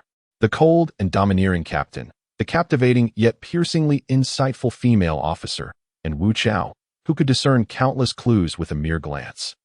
The enforcement team exuded an aura of hidden talents. If even the enforcement team, which he had previously underestimated, possessed such depth, what of the Night Watchers? He had once foolishly aspired to join their ranks. Li Hao feared that he might not even realize his demise, for these individuals were exceedingly shrewd. The longer he spent in their company, the more he felt that he could conceal nothing. In that moment, a chill washed over him. The outside world appeared frightening. The confidential office seemed like a children's paradise. How much more comfortable it was there. Shaking his head to dispel his thoughts, he looked again at Lu Long ahead and suddenly wondered if the man's talk of demolition and arson was a veiled attempt to test him. Throughout the entire passage, there seems to be no self-inquiry, no discoveries made. Everything appears to require no questioning. This, in turn, breeds a sense of trepidation. Did I just smile? Surely not. Chapter 11. The frenzied Lu Long. The enforcement team commenced their search of the Zhang family's ancestral home. Unsurprisingly, they found nothing of value. The Zhang family possessed no significant belongings. However, Lu Long understood that someone had been covertly observing for an extended period, and it was impossible that no crucial items existed. Or perhaps the individual was awaiting someone. Who could they possibly be waiting for at the Zhang residence? Yet, in the now deserted house, who would come, aside from Li Hao, who still showed concern for the case? The imposing figure of Lu Long roamed the courtyard with his hands clasped behind his back. Li Hao and the others trailed behind him, while the Black Panther, having remained, dared not approach Lu Long, seemingly intimidated by the enforcement captain. Before long, Lu Long approached the kitchen. The door had been opened, and individuals were already searching within, albeit yielding no discoveries. Li Hao chose not to glance at the chimney. He had replaced a stone there, striving to restore it as best as he could. However, the layer of lime that had once coated the chimney had long since crumbled away, an irreparable loss. The dilapidated kitchen, with fallen lime, seemed rather commonplace. Others hardly raised their gaze, showing little concern. Lu Long's gaze, however, was piercing. He swiftly scanned the kitchen's layout, not expecting to uncover anything, nor anticipating that something of value awaited him after being under scrutiny for so long. Soon, he averted his eyes. Without saying much, I turned around and glanced at Li Hao with a hint of condescension, coldly inquiring, "Li Hao, what discoveries have you made since your arrival?" "None." Li Hao shook his head, but then added after a moment of contemplation, "Well, not entirely. Based on my observations, the entire house has been tampered with, and even the ancient tree in the courtyard has been uprooted." The commotion was significant, yet no one seemed to be aware of it. It indicates either formidable strength or exceptional concealment. Lu Long nodded slightly. Suddenly, he posed a question. "Do you believe that dismantling the Zhang family will provoke the forces behind the scenes to reveal themselves?" "Probably not." Li Hao replied candidly. "Even if the Zhang family were dismantled, the enforcement team is present. Regardless of how powerful the opposing force may be, they would not dare to show themselves easily. That would no longer be covert action, but a declaration of war against the entire Silver City. Do you think it is still necessary to continue dismantling this old residence? It is, after all, the ancestral home left by your friend." Li Hao's spirits were lifted. Had Lu Long discovered something? Was he suspecting him? Or was he doubting that the Red Shadow forces had taken something? It was highly likely he was suspicious of him. After all, the faction associated with the Red Shadow had, to this day, continued to send individuals to monitor the situation. If they were to take something, perhaps there would be no need to leave anything behind. This indicated that Lu Long might indeed be suspecting him. What a troublesome situation. Why? After a year of being such a difficult character, had Lu Long left Li Hao with an impression of ineptitude? There were numerous unresolved cases on the enforcement team's side. Otherwise, Li Hao would not perceive them as incompetent, even in the face of a seemingly straightforward case of self-immolation. Li Hao pondered for a moment, hesitatingly stating, "If it is possible to preserve it, that would be ideal. However, if preservation is unattainable, as long as we can capture the murderer and avenge Zhang Yuan. The house is but an inanimate object. It can be demolished or set ablaze, and I shall have no objections." Well said. Lu Long nodded slightly. In the next instant, he unleashed a powerful punch, creating a gaping hole in the kitchen wall, causing Li Hao's heart to quiver. Though the kitchen wall was not a fortress, it was constructed of bricks. Lu Long's strike shattered the bricks, leaving a considerable dent. In that moment, Li Hao comprehended that a single blow from him could either kill or maim. The dilapidated kitchen, now marred by Lu Long's fist, reverberated with the sound of falling plaster from the walls. Lu Long cast a cold glance around and calmly remarked, "Since we have uncovered nothing, let us not squander any more time. Tear the house down, dig 3 feet into the ground, and see what we can find. If nothing turns up, then let us set it ablaze. If, after the fire, nothing is discovered, so be it." Understood. The members of the enforcement team echoed in unison, and soon, the sound of rumbling began to resonate.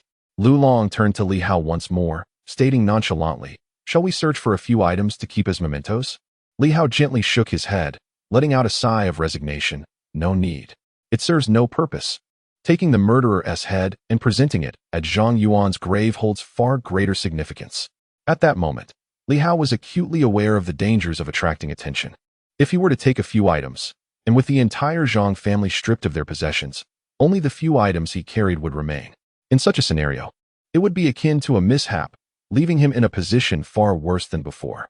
The Red Shadow faction has yet to locate the Zhang family's knife, and by that time, they may come to believe that the item taken by Li Hao included the Zhang family's blade. Ironically, Li Hao indeed possesses it.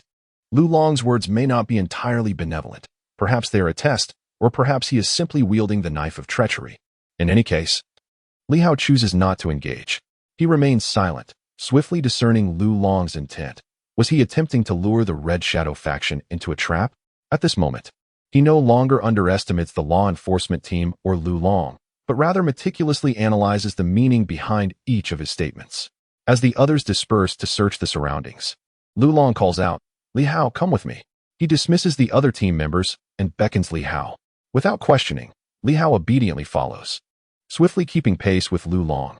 The latter remains taciturn, striding purposefully towards the exit. Li Hao hurriedly matches his pace, half walking, half running to keep up. Outside the Zhang residence, the street is bustling with people, members of the law enforcement team and startled residents of the old street. Although many have relocated, some remain. Lu Long continues to march forward in silence until they reach the central water tower of the old street, where he finally halts. He strides into the tower, heading directly upwards. Li Hao follows closely, somewhat perplexed by Lu Long's intentions and unclear as to why they have come here. Is it to gain a higher vantage point? This structure is the tallest in the old street, providing a clear view of the surroundings, perhaps to observe the location of their adversaries. Ascending the creaky wooden staircase, they make their way upward, and moments later, they reach the summit of the tower, where the entirety of the old street unfolds beneath them. Lu Long donned a black trench coat, which billowed in the wind, revealing an array of weapons within. Much to Li Hao's astonishment, these were not firearms, but rather an assortment of cold weapons. A short dagger, a finely crafted silver axe, and several minuscule throwing knives were among them. Lu Long gazed upwards towards the sky, indifferent to the throngs in the old street, and spoke in a detached tone. "Li Hao, as an inspector of the patrol office, I ask you, after a year of service, what is your greatest impression of the law enforcement team?" "Competent," Li Hao replied without hesitation. "Huh." A cold laugh escaped Lu Long's lips, his face betraying a sneer, hypocritical. This is the nature of scholars. Li Hao found himself at a loss for words. Lu Long continued, "It should be incompetence. They manage to solve trivial cases, yet for major ones, they fail to crack 9 out of 10. However, you must understand, the law enforcement team of the patrol office has only recently become somewhat inept. In previous years, The Silver City Patrol Office was a steadfast bulwark. As a native of Silver City, you should recall that during your childhood, it was the safest among all nearby cities. One could leave their doors unlocked at night. Li Hao pondered for a moment and nodded. Indeed, Silver City in his youth seemed remarkably secure. Of course, this might also relate to his lack of exposure to danger at that time. He believed then that Silver City was entirely safe. Lu Long, disregarding Li Hao's thoughts, abruptly remarked, "Do you know why I wish for you to join the law enforcement team?" "I do not know." "It is because of Zhang Yuan." Li Hao furrowed his brow, perplexed by the implication. Lu Long spoke with a calm demeanor. "Enforcement team, I have served as captain for a decade, and I have developed a bond. Just as you feel towards Zhang Yuan, I share a fraternal affection for the enforcement team, and I cannot bear to see this brotherhood slowly perish. I once aspired to rescue it, yet I discovered that those involved are often clouded by their own emotions, rendering me incapable of discerning my feelings with clarity. I possess a profound understanding of each individual. Yet it is precisely this understanding that convinces me that none within the enforcement team would ever betray me. I am reluctant to cast suspicion upon anyone, unwilling to believe that the brothers who once stood by my side in life and death would now forsake our original intentions for mere wealth or trivial possessions. The moment we joined the inspection division, the moment we became part of the enforcement team, we vowed together to uphold justice, to combat injustice, fearless of power, unafraid of sacrifice. Justice endures, forever unyielding, forever uncompromising." Lu Long spoke with utmost seriousness, yet the next moment, a hint of self-mockery crossed his face as he wryly remarked, "This was our oath from years past. However, it seems that few can adhere to it unwaveringly and keep it close to their hearts." Li Hao listened in silence. His unfamiliarity with Lu Long perhaps allowed this man to share such sentiments with him. Yet Lu Long did not continue down that path. Instead, he shifted the topic, saying, "Zhang Yuan's case is far from simple. It may involve superhumans behind the scenes." Li Hao did not feign ignorance. He nodded in agreement. "I concur. After all, the 6 cases of self-immolation are rather peculiar. I even witnessed it firsthand. And it is exceedingly difficult for ordinary individuals to accomplish such acts. Are you still willing to pursue the investigation?" Lu Long suddenly smiled, perhaps for the first time this evening, his laughter somewhat chilling. Li Hao was uncertain whether this was related to the red shadow, yet at this moment, he found himself devoid of alternatives. "Zhang Yuan was my sole companion. Is it customary to risk one's life for a friend?" Lu Long replied nonchalantly, "In youth, one often succumbs to such impulses and fervor. Perhaps with age, perspective shift." He continued, "But that is of little consequence. You find yourself in a precarious situation. Firstly, you are entangled in this self-immolation case. Secondly, you have unveiled the beginnings of this incident, drawing the attention of the law enforcement. Thirdly, your presence here tonight has set off alarm bells, which is another source of your peril.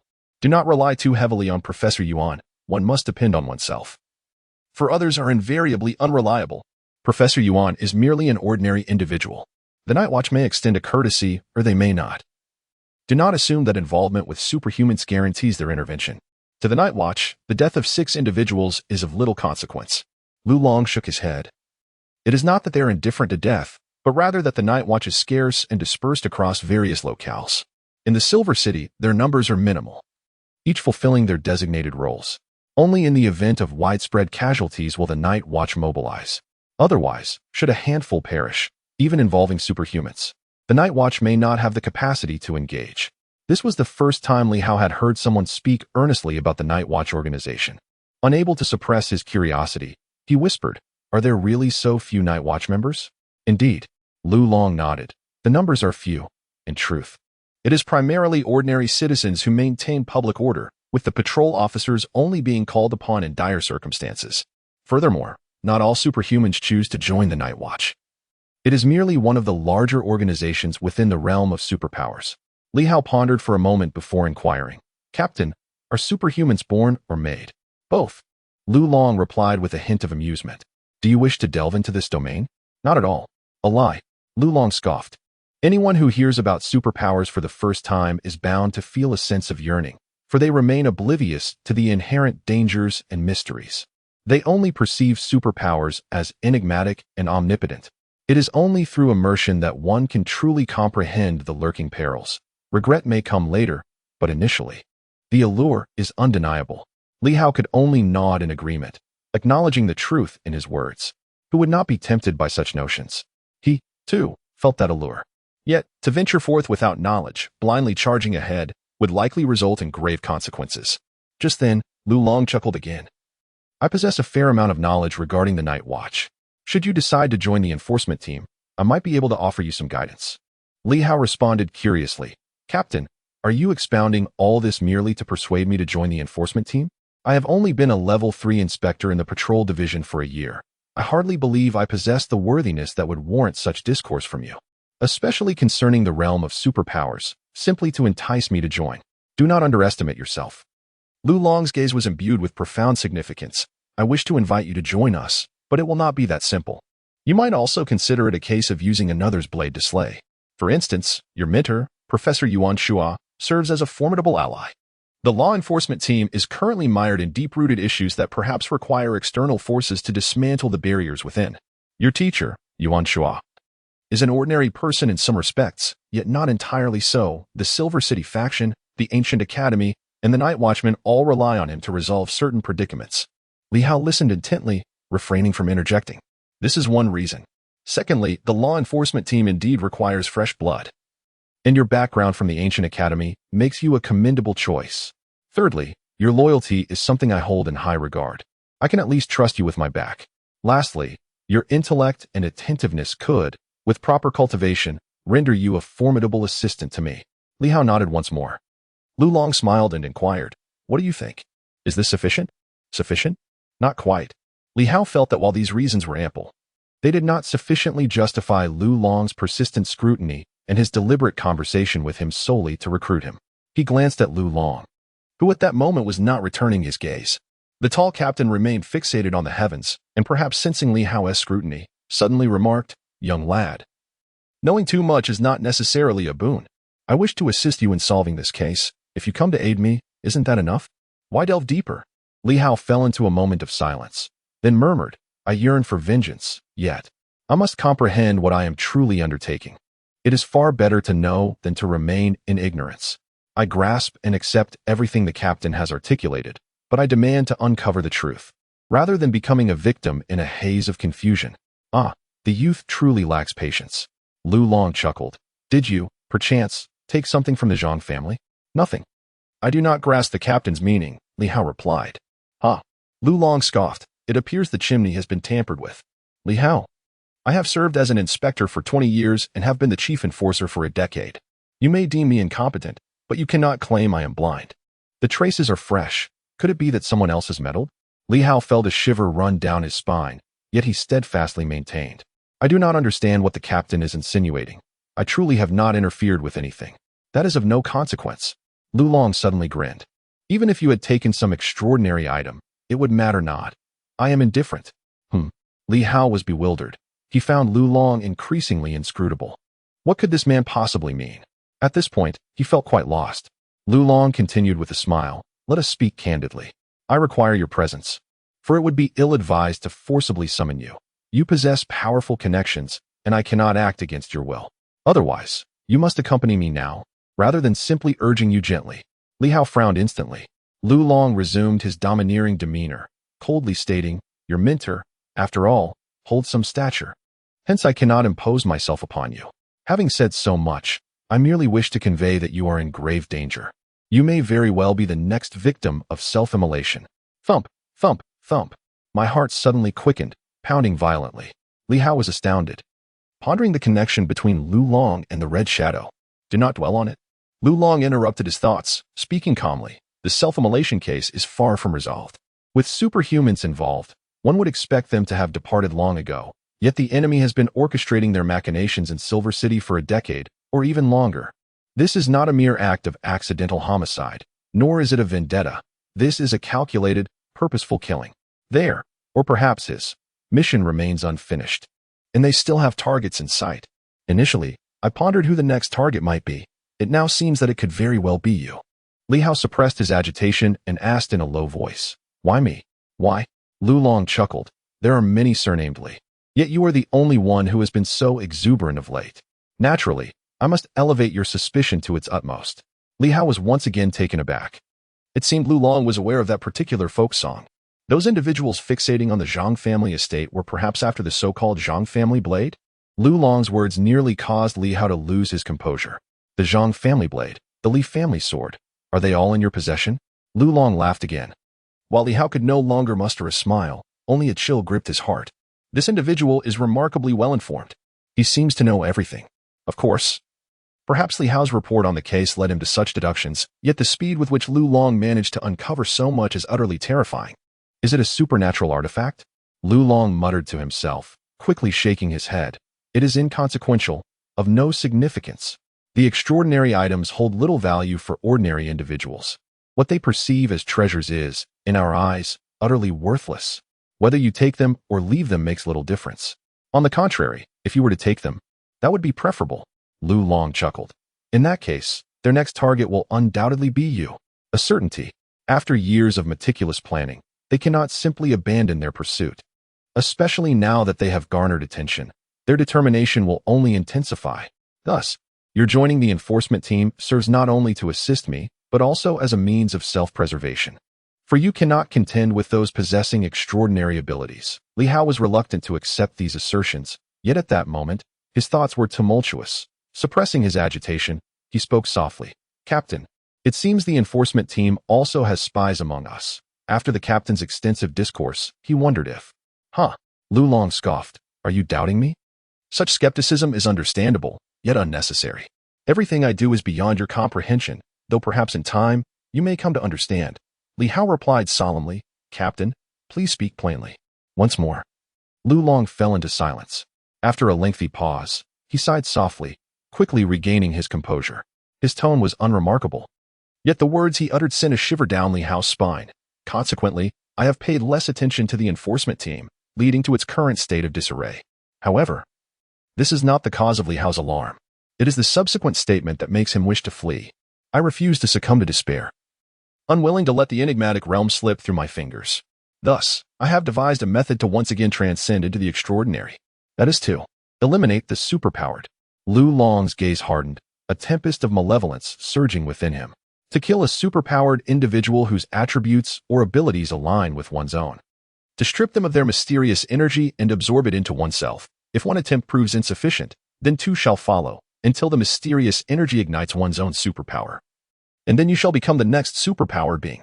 Superpowered individuals are rare and difficult to eliminate. Each encounter is a life or death struggle. Yet I refuse to embrace mediocrity. Over the past 3 years, we have hunted several superpowered beings, but alas, we have yet to achieve success. Li Hao felt his mind begin to spiral. The notion of killing superpowered beings to become one himself was unfathomable, astonishingly bold for a law enforcement team. Cold sweat beaded on Li Hao's brow. Gulps. Li Hao swallowed hard, realizing that he had considered himself audacious, yet today he encountered someone even bolder, even more reckless. Lu Long's laughter rang out with wild abandon. What is there to fear? Thus, I am reluctant to involve the night watchers. As for danger, one must risk fortune for glory. If one does not enter the extraordinary, shall they merely lead a mundane existence? Is it truly impossible for anyone to succeed on their first attempt? Li Hao posed a question, recalling the water he had consumed, sparkling with energy. Was that the so-called mysterious energy? It seemed he had ingested it numerous times. Yet he had not become superpowered. Could it be that he had been drawing energy into his body all along, yet had continuously failed? Yes. Lu Long nodded slightly, yet quickly indulged in self-deprecation. Each year, the night patrol selects at least tens of thousands of individuals from various cities to become test subjects. Ultimately, the success rate is likely no more than 1%. That amounts to around 100 individuals, while the rest face failure. He continued, Li Hao, setting aside the few experimental slots available in Silver City each year. Even if you were to be chosen, do you truly believe you would be among that 100 out of 10,000? Li Hao fell silent. Thus, one must rely on oneself. He inhaled deeply. And at that moment, he regarded Lu Long as if he were gazing upon a madman. Here was an ordinary individual, striving to become a superpower, continuously skirting the precipice of death, daring to confront superpowered beings. This was indeed beyond Li Hao's expectations. He felt that merely harboring such thoughts was already sufficiently audacious. Yet this man before him had evidently acted upon such notions. Captain, do you believe I can attract superpowered individuals? Certainly. Lu Long then opened up further. Do not deny it.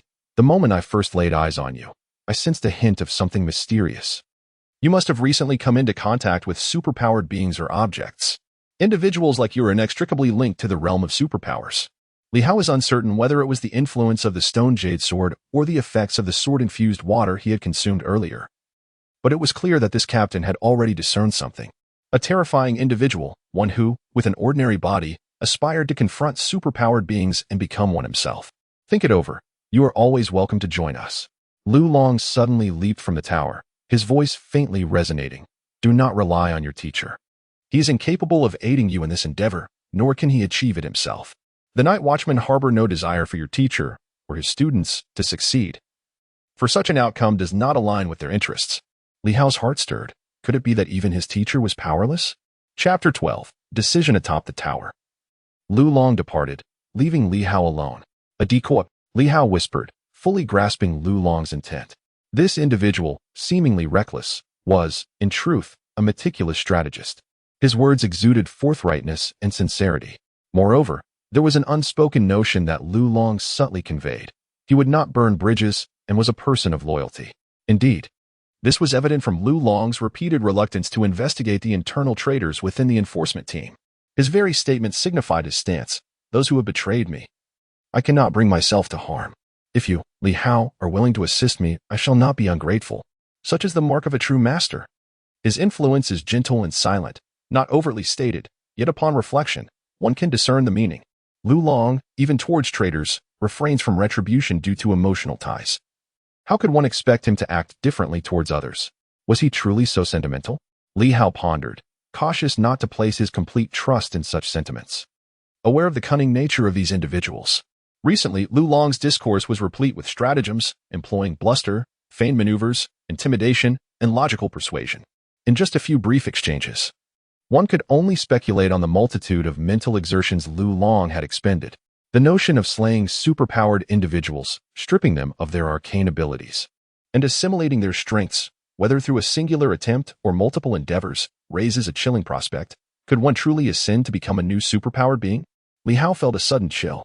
The realm of superpowers appeared far from tranquil.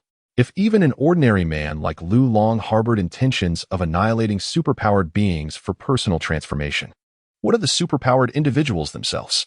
Perhaps their interactions were fraught with even greater peril. It was no wonder these superpowered beings maintained a low profile, shunning public attention, likely to evade unnecessary complications. Lu Long seemed to impart a wealth of knowledge, yet his revelations were merely superficial, lacking depth. It was evident that he would not divulge much unless I aligned myself with the enforcement team. Specifics regarding the training methods of superpowered individuals, the means of energy absorption, the gradation of strength, and the categorization of abilities were all conspicuously absent from Lu Long's discourse. Moreover, was the mysterious energy within me genuine or merely a ruse intended to provoke me into a state of indiscretion, thereby compelling me to confess to having taken something from the Zhang family? Li Hao harbored suspicions, believing this to be a distinct possibility. Lu Long was oblivious to a crucial fact. Li Hao possessed the ability to perceive the mysterious energy, a talent not commonly found among the populace. The star-like energy he observed was most likely the arcane force. Furthermore, Li Hao noted the absence of such energy surrounding his own exterior. Otherwise, the earlier Red Shadow and their enigmatic counterpart would surely have reacted. Lu Long was most likely attempting to deceive him. As for Lu Long himself, Li Hao has indeed perceived a faint glimmer of something unusual. It appears that there is a subtle energy akin to starlight enveloping his exterior, a delicate manifestation of mysterious energy. Lu Long has taken the lives of superpowered individuals and absorbed their enigmatic energy. However, it seems he has yet to reach a transformative threshold. Thus, remnants of this mysterious energy linger within him, suggesting that Lu Long may indeed have the potential to become a superpowered being. Indeed, he possesses the ability to see, much like the elusive red shadow that eludes the gaze of ordinary individuals, yet Li Hao can discern it. Not only Lu Long, but also the few companions by his side exhibit varying degrees of this mysterious energy. The we he refers to likely encompasses those very teammates, the captivating woman, the inquisitive Wu Chao, and the other two members. Together with Lu Long, they form a quintet, rather than representing the entire enforcement team. It appears that within the enforcement team, there exists a clandestine unit, the Hunter Alliance, comprised of Lu Long and his associates, dedicated to hunting superpowered beings. These superpowered individuals must possess considerable strength, otherwise, Lu Long would not pursue them so fervently. Nevertheless, it is evident that superpowered beings have succumbed to their hands, revealing the formidable nature of this small team. The circumstances are decidedly in favor of the inspection division. The utilization of powerful weaponry falls within their jurisdiction.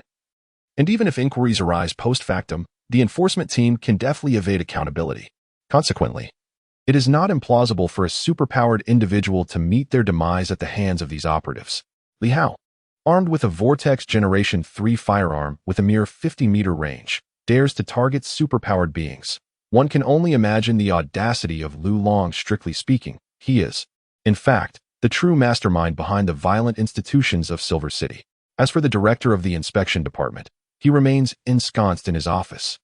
Unbothered to descend to the front line, it is the enforcement team that operates in the trenches, and Lu Long reigns supreme here. Li Hao descended from the tower's summit, lost in contemplation. What consequences would he face should he refuse? Would Lu Long then seek to trouble him? On the side of the Red Shadow, could Lu Long possibly leak information, divulging that the blades of the Zhang family and the swords of the Li family rest upon Li Hao? Or perhaps, would he simply conspire to eliminate him clandestinely? He appeared to be a forthright and robust man, yet beneath that exterior lurked a heart capable of cruelty. At that moment, Li Hao did not perceive his adversary as reckless. Indeed, the inaction of the enforcement team could very well be a deliberate ploy, designed to lull outsiders and superhumans alike into a false sense of security, leading them to believe that the Silver City enforcement team was merely a faade, a show of weakness to mislead the enemy. An insider. Could it be that Lu Long himself had nurtured this treachery? Even if not, the outcome bears his tacit approval. This man undoubtedly knows who the traitor is, yet has chosen not to cleanse the ranks, but rather to perpetuate the ruse. In that moment, with his mind racing, Li Hao seemed to gain clarity on numerous matters. Lu Long of the enforcement team is undoubtedly the primary figure. The chaos within the enforcement team is likely a result of his own machinations. Such insidiousness is characteristic of him. No wonder he bears the name Lu Long. Truly, a villain of the foulest sort. Amidst his inner musings, Li Hao began to ponder whether joining their ranks would be advantageous.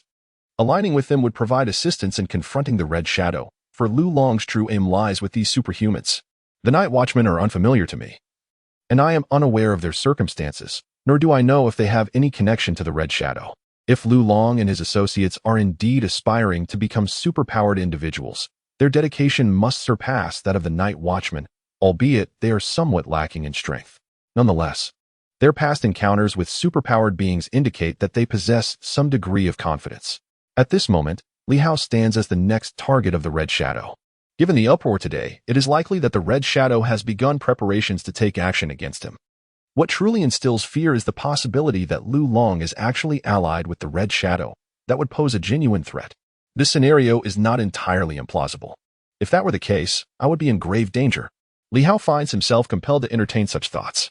Should Lu Long be part of the same faction as the Red Shadow, he has nearly exposed everything about himself. Sigh. A heavy heart weighs upon him.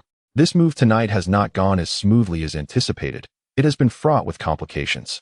If Lu Long can indeed contend with the Red Shadow, that would be well. If not, his own peril will only increase. Suddenly, a thunderous roar erupts as a large vehicle plows through the Zhang family estate. Amidst the billowing smoke, Li Hao stands outside, silently observing, as if he catches a glimpse of Zhang Yuan. Little Yuan, your home is no more. You have perished, and with you, your family's legacy is all but obliterated. The last traces of your existence in this world are fading away. Now, all that remains is to avenge you, to offer the head of your murderer as a tribute, to send you off. It seems I am incapable of doing anything else. At that moment, the enchanting female team member stealthily approached Li Hao. A faint fragrance wafted to the tip of his nose. In his ear, the laughter of a woman resonated. Xiao Hao. If you wish to join us, feel free to seek me out tomorrow. The sister was named Lu Yan, the deputy captain of the enforcement team, always welcoming those who approached her. Lu Yan. Without her stating her name, Li Hao was unaware of her identity, but upon hearing it, he understood. Having spent a year in the confidential office, even if he had not encountered certain individuals, he had certainly heard of their names and the accompanying gossip. Lu Yan was frequently mentioned within those walls. It was said she was Lu Long's mistress. Of course, this was merely the gossip circulating in the office, and whether it bore any truth, Li Hao could not ascertain.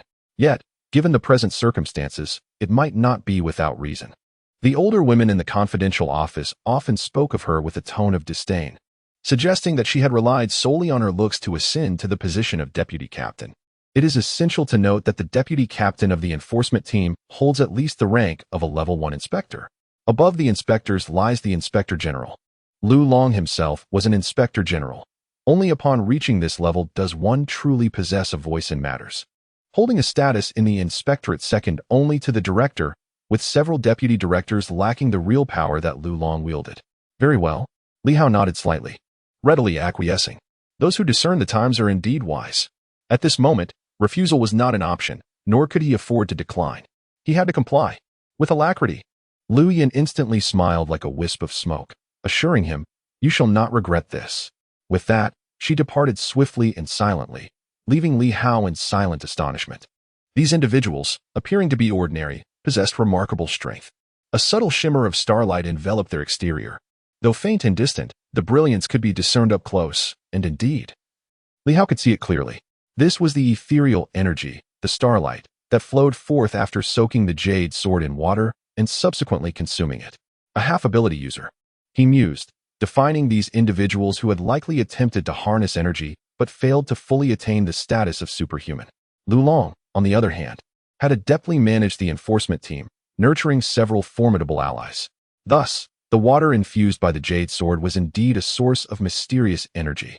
While Lu Long and his companions aspired to slay superhumans to become one themselves, Li Hao pondered that perhaps his path was different. His jade sword could bestow upon him mysterious energy, and he had also acquired the Zhang family's blade. Yet, he remained uncertain if it could yield the same enigmatic power. The rumble persisted, soon followed by surging flames. The Zhang family estate was engulfed in fire. Li Hao observed silently, harboring no regrets about his choices this night. He had gleaned an abundance of information, revelations beyond imagination, and even if it exposed certain aspects of himself, it mattered little. As the sword-bearer of the Li family, surely the Red Shadow faction was not oblivious to his identity. It was unlikely they were unaware. Perhaps they simply harbored their own intentions. If his parents had fallen victim to them, they could not possibly be ignorant that he was indeed Li, the sword-bearer of the Li family. To believe they were oblivious would be mere self-deception. Given the magnitude of the commotion, the enemy would likely remain concealed. Without bidding farewell to Lu Long, Li Hao quietly departed, taking advantage of the chaos. At this moment, several individuals had gathered around Lu Long. Lu Yin gazed at Lu Long, a hint of questioning in her eyes, and then glanced at Li Hao, who was silently departing into the darkness, softly murmuring, "Does the boss truly wish for this person to join us?" Wu Chao, resembling a slender bamboo pole, chuckled softly. The boss undoubtedly has his own thoughts and rationale. This Li Hao has someone backing him. Although Yuan Shua is not an extraordinary individual, his mastery of the 5-animal play grants him considerable strength. Moreover, he has been collaborating with the Night Watchers, which instills a certain confidence. Bringing Li Hao into our fold might not be such a bad idea. A plump figure, his eyes obscured, grumbled sullenly, "That cannot be definitively deemed a good thing. Yuan Shua is rather arrogant. The boss has previously sought him out to join us in our hunts, yet Yuan Shua dismissed the proposition with disdain. Bringing Li Hao in could attract the attention of the Night Watchers." Before he could finish, Lu Long interjected coldly, "The Night Watchers? Do you believe they are unaware? My Silver City Inspection Division has repeatedly eliminated extraordinary beings. How could they possibly be oblivious?" With that, Lu Long continued nonchalantly, "And so what if they know? The individuals we have slain are all criminals. Furthermore, the act of killing extraordinary beings and stripping them of their enigmatic powers, allowing the mundane to transcend, is a secret disseminated by the Night Watchers themselves." "Huh." A scoff escaped Lu Long's lips, his eyes brimming with disdain and indifference. "Their dissemination of such information serves merely to render us, those eager to become extraordinary, as pawns to alleviate their burdens." Presently, the Night Watchers seem heavily tasked, lacking the time to scrutinize too closely. However, should an extraordinary being commit a crime and go unchecked, it would precipitate immense trouble. The Night Watchers lack the sufficient strength to exert control, while the mundane world finds it perilous to confront superhumans. Most choose to merely endure. For who dares to genuinely offend a superhuman? Yet, at this juncture, rumors began to circulate. By killing a superhuman and absorbing their powers multiple times, one might eventually succeed. What, then, could be the outcome of such a notion? Upon the utterance of this thought, A profound silence enveloped the crowd. What could the result be? Those unwilling to accept mediocrity would undoubtedly take the plunge. A deadly gamble. They are the finest testament to this. But does such a scenario exist in Silver City? It seems unlikely. The Night Watchers disseminated such information, aiming to utilize these discontented souls as cannon fodder, temporarily alleviating some of their own troubles. Lu Long remarked, "The Night Watchers are quite astute in their calculations. If we were to become superhumans, where would we go?" Lu Yin chuckled. "To the Night Watchers." The crowd nodded in agreement. The inspectors would not turn to the Night Watchers. Would they rather become entangled with the unscrupulous? The stout man inhaled sharply. What a shrewd scheme. This implies that they expend no mystical energy yet might ultimately absorb a portion of the emerging superhumans, while simultaneously resolving some of the disturbances caused by rogue superhumans. A twofold achievement. The Night Watchers merely hinted at a piece of information.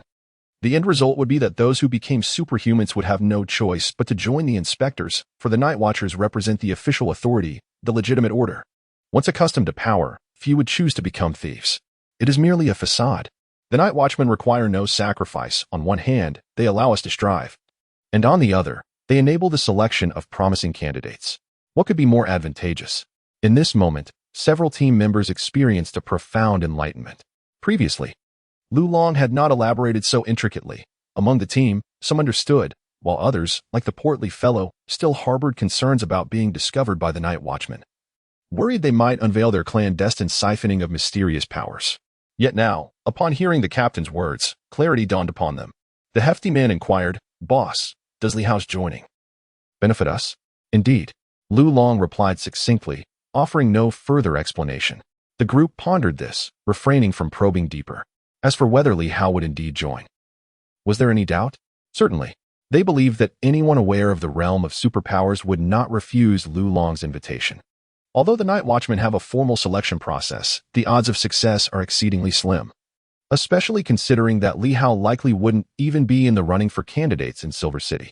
In that vast metropolis, many are aware of the existence of superhumans, primarily among the upper echelons. Countless individuals within those ranks yearn for themselves or their progeny to become superhumans. For someone like Li Hao, the chances are exceedingly minuscule.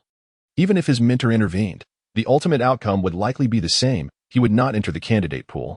Once Li Hao comprehends the challenges involved, he should realize that only by joining the enforcement team could he hope to venture into the realm of superpowers. The night was enchanting. On the path, Li Hao remained vigilant, walking quietly. The Zhang residence was not far from his home. Along his journey, he pondered many matters and ultimately decided to inform his mentor of his intentions. The communication was swiftly connected, and it seemed that Yuan Shua had been awaiting the call, having not succumbed to slumber. "Teacher, have you resolved the matter?" Li Hao inquired while contemplating something. After a brief pause, he continued, "Teacher, Captain Lu mentioned that I might be in peril, as the assailant of Xiao Yuan may also seek to eliminate me. Fear not." Yuan Shua appeared to have anticipated this and remained indifferent, casually responding, "Starting tomorrow, you shall relocate to the ancient courtyard. Do not return to the dormitory. Come directly to me, and refrain from venturing out. A brief period of concealment, perhaps a year or two, should pose no significant issue." While Yuan Shua spoke with ease, Li Hao grasped the underlying implication. Yuan Shua was wagering on his safety, trusting that the Night Watchers would not neglect his well-being. Li Hao believed that unless the Red Shadow faction was exceedingly formidable, they would not dare provoke the Night Watchers. Yet, he understood that the Red Shadow would likely not relent easily. Moreover, the notion of perpetual evasion was something Li Hao was unwilling to accept. "Teacher, I still wish to remain with the inspection department." "Stubborn as ever," Yuan Shou retorted with a hint of irritation, "since you are aware of the danger. Why persist in staying? This is foolishness, not bravery." "Teacher, I aspire to join the enforcement team. Captain Lu has extended an invitation, assuring me of my safety." "The enforcement team?" "Indeed, and he informed me that joining might lead to another realm of possibility." A disdainful chuckle resonated through the communication device. "Lu Long, that fellow, remains undeterred. It cannot be that simple. If it were, everyone would be endowed with extraordinary abilities. I am fully aware of his endeavors. Lu Long is indeed a man of tenacity and resolve." Yuan Shua expressed his approval but quickly added, "However, there are certain matters you do not comprehend. What he conveyed to you must seem exceedingly simple. Yet the reality is that, first, killing those individuals is a perilous endeavor fraught with danger. The odds of survival are grim. Secondly, the process of energy absorption entails a 90 safety rate when conducted by the night watchers. Even if it fails, one is unlikely to perish. In contrast, Lu Long's method presents a mere 50 chance, meaning that during the energy absorption process, there exists a significant risk of death. Li Hao's gaze flickered. Indeed, Lu Long had not previously mentioned this critical detail. Yuan Shuo continued, moreover, do you believe that only a handful of the law enforcement team were bold enough to take action? Lu Long originally gathered dozens of individuals. Yet how many remain by his side now? Some perished during the killings, while others met their demise during the energy absorption process. With a heavy sigh, Yuan Shuo remarked, if you truly wish to tread this path, perhaps I could assist you in applying for a trial. He appeared somewhat hesitant, yet soon regained his resolve. Li Hao, sensing the difficulties faced by his mentor, recognized that this matter was likely more complicated than it seemed. Recalling Lu Long's assertion that the night watchers would not permit success on their side, Li Hao quietly replied, no need, teacher. It is best this way. Yuan Shuo did not press the issue further upon hearing Li Hao's response. He understood that if Li Hao were to proceed, he might very well find himself among that 10 mortality rate associated with the night watchers. Yuan Shuo himself had attempted to navigate the 90 survival rate, yet he knew it would ultimately be futile. As for Li Hao, he was merely a student, and the likelihood of him encountering misfortune was considerably higher. With this thought in mind, Yuan Shuo chose to remain silent. Upon listening to the conversation, Li Hao understood that his teacher was aware of Lu Long and their antics, which provided him with a semblance of reassurance. He quickly declared, teacher, I have decided to join the enforcement team. I may not resort to that method, but I yearn for vengeance. Yuan Shuo shook his head, exclaiming, your temperament. Well, it's your choice. You resemble me in character. Once you've made up your mind, there's no reason to abandon it. However, do come to see me when you have the time. I cannot offer you extensive assistance, but I can provide some insights into the challenges that lie ahead. The path you've chosen is fraught with difficulties. At this juncture, Yuan Shuo suddenly chuckled. If you truly succeed, perhaps it would indeed be a fortuitous turn of events. Achieving success through an alternate route might allow us to collaborate in the future, free from the constraints imposed by others. Some individuals are eager for my continuous failure, but, they will inevitably be cast aside. Li Hao vaguely grasped the implications of these words, yet he refrained from probing further, recognizing that his teacher would elaborate in due course, albeit with some reservations. In that moment, Li Hao resolved firmly to pursue his path with the enforcement team. The lack of discouragement from his teacher signified an understanding of the circumstances. Lu Long likely had various schemes in place, and in the short term, he should not be at a disadvantage. Red Shadow. Superpowers. I am coming. Li Hao silently vowed, yearning to witness the mystique and prowess of these forces after a year of anticipation.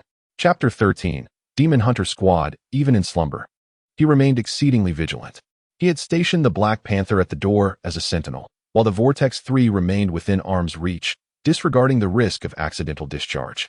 His primary concern was the potential for desperate retaliatory actions. Fortunately, that night unfolded without any unforeseen incidents. Perhaps the other party is still waiting, anticipating the arrival of a rainy night. July 13th, 1730. The clamor of last night feels like a distant dream.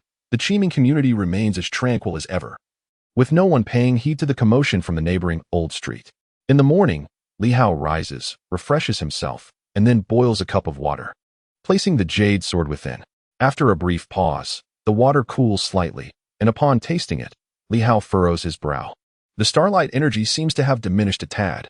Contemplating this, he notes that compared to yesterday, today's infusion of the sword appears to contain a hint less of starlight energy. If it is merely a slight decrease, it poses no significant issue. The crux lies in whether this mysterious energy can be restored. This is the matter of concern for Li Hao. Is the mysterious energy within the jade sword merely the energy previously contained, or does the sword require a certain period to recuperate after each infusion? If restoration is possible, it would signify an inexhaustible treasure. As for the stone knife, Li Hao has refrained from using it for the time being. Last night, fearing surveillance, he felt it unwise to draw forth the stone knife. After sipping a glass of water and feeling the warmth coursing through his body, Li Hao swiftly practices the 5 animal frolics, aware that no matter how much he enhances his abilities, it may not suffice against the elusive Red Shadow. Nevertheless, progress is always beneficial, and Li Hao intends to seize every opportunity. While exercising, he ponders whether it is more advantageous to infuse the starlight sword multiple times a day or just once.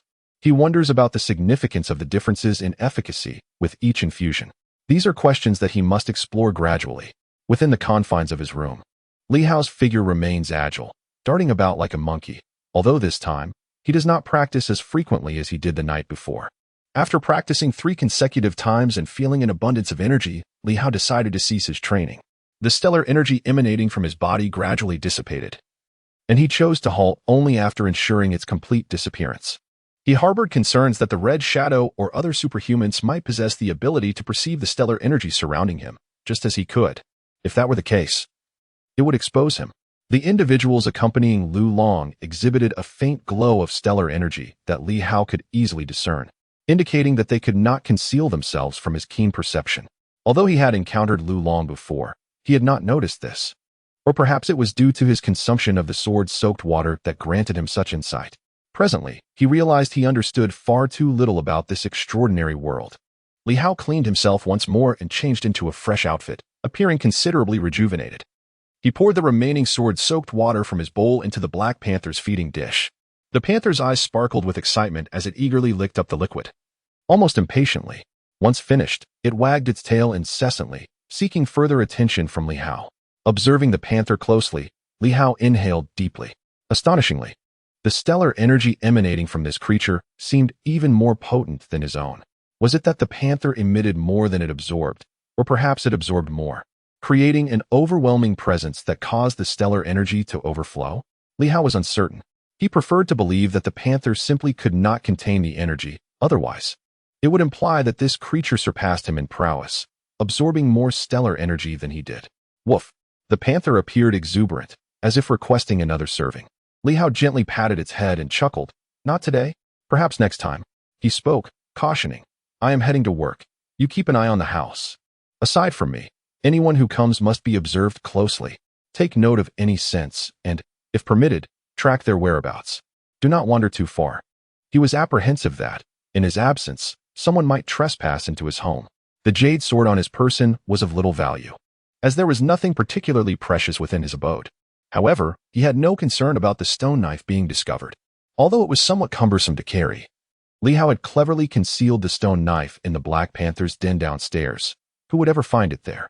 As for the possibility of a passerby picking it up, it was a laughable notion. Who would dare to rummage through a wild dog's lair for a mere stone? Cleaning up the area was hardly a priority for anyone unless they were exceedingly bored. In any case, there was no place safer than the Dogest Inn. Moreover, if it were truly lost, the Black Panther would certainly notice and track it down. It was certainly more secure than carrying it on his person. The jade sword was merely a pendant. Who would sensibly carry a stone around? Even a fool would recognize the folly in that. Woof! The Black Panther understood Li Hao's words, nodding its head. This creature was becoming increasingly astute. Li Hao rose and made his way downstairs. Outside the community, at the familiar breakfast shop, the owner handed him several large meat buns and a cup of soy milk without Li Hao needing to utter a word. Li Hao, not one to take advantage of generosity, paid for his meal and leisurely pedaled his bicycle towards the inspection bureau. The previous day, his black car had not appeared after work. He pondered whether they had given up the chase or were simply too intimidated to pursue him after last night's incident. He waited, yet upon entering the inspection bureau, he felt none of the usual sensations of being followed. In the bureau's secret room, Li Hao was the first to arrive. As usual, I first tidied up the office and brewed a pot of hot water, after which people began to arrive gradually. Chen Na, who was relatively inexperienced, came quite early. The weather was somewhat sweltering, and by morning, she felt a bit drowsy, likely due to a poor night's sleep. Stifling a yawn, she spotted Li Hao and complained, Li Hao, you're rather inconsiderate. Why didn't you call me last night while you were investigating the case? You knew? Of course. Chen Na yawned again. The enforcement team was dispatched last night. The situation had escalated significantly, and naturally, she had received the news. Soon, Chen Na shook her head to dispel her drowsiness and curiously asked, did you encounter the murderer last night? No, Li Hao replied, shaking his head. I just felt like someone was following me. How thrilling.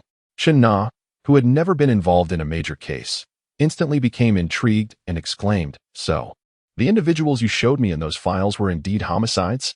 Li Hao nodded slightly, it's highly probable. then you'll be making a significant contribution. Chen Na grew increasingly excited. Li Hao, if you manage to identify the murderer, you'll be the one to take credit. Who knows, with just this case, you might even be promoted to second-level inspector. While she felt a twinge of envy, it was more about her regret at not being able to participate in such significant cases. She was not one to endure solitude easily. There is still no clue yet. Li Hao refrained from elaborating further, and Chen Na's eyes darted as she quietly remarked, "Didn't we agree to visit my hometown tomorrow? Li Hao, are we still going? If we do you think we might be followed?" Li Hao, you mentioned that if we were to partner up and capture the culprit, I would also share in the credit, correct? Yesterday, Li Hao had agreed with her to visit Chen Na's hometown the following day to inquire about the matter of Li Chu. However, unbeknownst to him, he had already attracted unwanted attention, and danger loomed. Even the ominous figure of the red shadow had appeared. At this moment, Li Hao hesitated. Casting a glance at Chen Na, he ultimately spoke, "Forget it, let us not go. We are both novices, it's far too perilous. It would be wise to maintain a low profile for the time being." He did not wish to embroil his colleague in this treacherous situation. When it comes to the realm of the extraordinary and the supernormal, the risks are considerable. As for the inquiry into Li Chu, there is no rush. Now that he is aware of the situation, should he genuinely wish to investigate, he can pursue it after dealing with the red shadow. What? Not going? Chen Na's face fell with disappointment. She had hoped to partake in the grand case. Li Hao, let us go. What is there to fear? We can simply inform the law enforcement team and act as bait. Perhaps we could even apprehend them directly. She understood the risks involved, but reasoned that notifying the law enforcement team would mitigate some danger. They could reassess later. After exchanging a few more words, others began to arrive in succession. Many were already aware of the events from the previous night. As Sister Yu entered, she spoke with fervor, "Li Hao, do not act foolishly. Involving yourself in such perilous cases is unwise. Our secretariat work is less dangerous and pays well. Where else can you find such a good opportunity? Stay put in the secretariat and refrain from meddling in law enforcement matters. Indeed, Li Hao, heed your elder brother's advice. Steer clear of such affairs. The risks are high, and the benefits are negligible." The group remained genuinely concerned for the young man's well-being, urging him to reconsider his course of action. Staying in the confidential office has rendered everyone somewhat out of touch with the nuances of investigation. Now, if asked to step onto the front lines, it is likely that few would be inclined to do so. Li Hao did not dispute this notion, merely nodding in agreement, his expression radiating benevolence, as if to convey, "I am helplessly entangled in this situation." It wasn't until Wang Jie entered that the chatter subsided. "Li Hao, come to my office," Wang Jie stated succinctly before swiftly making his way inside. After a brief moment of hesitation, Li Hao rose and proceeded towards the office. Within the confines of the office, Wang Jie scrutinized Li Hao for a moment before smiling and gesturing for him to sit. Li Hao cautiously took a seat. Wang Jie chuckled. "There's no need to be so tense.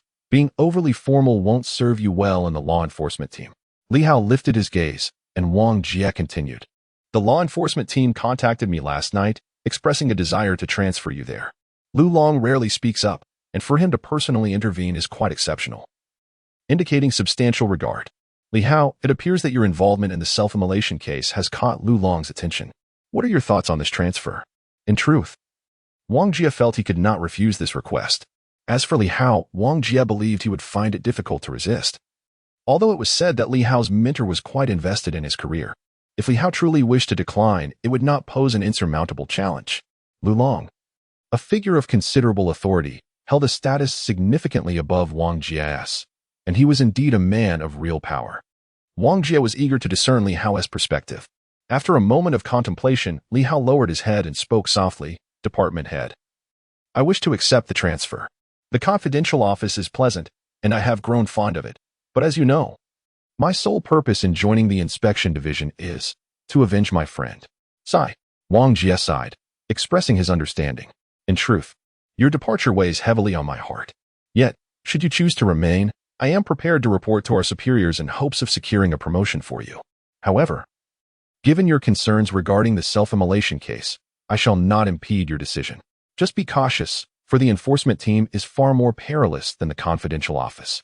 Each year witnesses casualties. Particularly concerning the self-immolation incident, I advise you to primarily engage in document-related tasks and avoid frontline involvement, as this matter is far from straightforward. If the enforcement team cannot manage it, it may very well attract the attention of higher authorities. Li Hao silently nodded. Observing this, Wang Jie refrained from further comment, for he held a genuine fondness for the young man. Yet, since Li Hao had come to the inspection office with a specific objective, there was little more to be said. Thank you, Chief. Li Hao expressed his gratitude once more, appreciating the kindness he received from his colleagues in the confidential office. Indeed, had circumstances not reached this juncture, he would have considered remaining in the confidential office a commendable choice. Upon exiting the chief's office, Li Hao chose not to inform others of his impending transfer. He did not pack any belongings. Instead, he exchanged a brief greeting with Chen Na before stepping out, swiftly making his way towards the enforcement team. Both the enforcement team and the confidential office were situated at the headquarters of the inspection office, albeit in separate buildings. The confidential office occupied the offices behind the inspection hall, while the enforcement team resided in an adjacent building, which was considerably more spacious than the confidential office. Dressed in his inspection uniform, Li Hao approached the entrance of the enforcement building without facing any obstruction.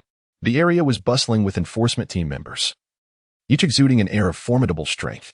Compared to them, Li Hao appeared somewhat frail and inconspicuous. Without inquiring further, he made his way upstairs, seeking out Lu Yan. Lu Yan, the deputy captain of the enforcement team, had her own office located on the 6th floor. Before long, Li Hao arrived on the 6th floor, which was relatively deserted, occupied primarily by various leaders' offices. After surveying the area, he soon located a nameplate and promptly knocked on one of the office doors. Come in. Lu Yan's voice lacked the charm it had the previous evening, now tinged with an air of coldness. The moment Li Hao stepped inside, her tone shifted, revealing a hint of amusement. Oh, little Li Hao has arrived. It seems you didn't sleep well last night, coming to see your sister so early? Good morning. Captain Lu. Li Hao offered a salute, remaining unfazed and adhering strictly to decorum. The allure of charm held no sway over him. Moreover, given the lurking dangers, he had little interest in admiring her grace, especially since Lu Yan was no ordinary individual and was allied with Lu Long. He preferred to avoid entanglements. Why so serious? Little Li Hao? Lu Yan's smile was radiant, yet Li Hao remained stoic, standing upright and casting a discreet glance around her office. Internally, he was taken aback. The office was spacious, rivaling that of a classified operations center, measuring at least 100 to 200 square meters. However, the size was not the most astonishing aspect. It was the presence of large-scale weaponry displayed within the office.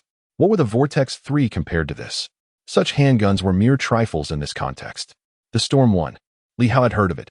It possessed formidable lethality, being a submachine gun capable of firing 300 rounds in a single magazine, allowing for continuous fire.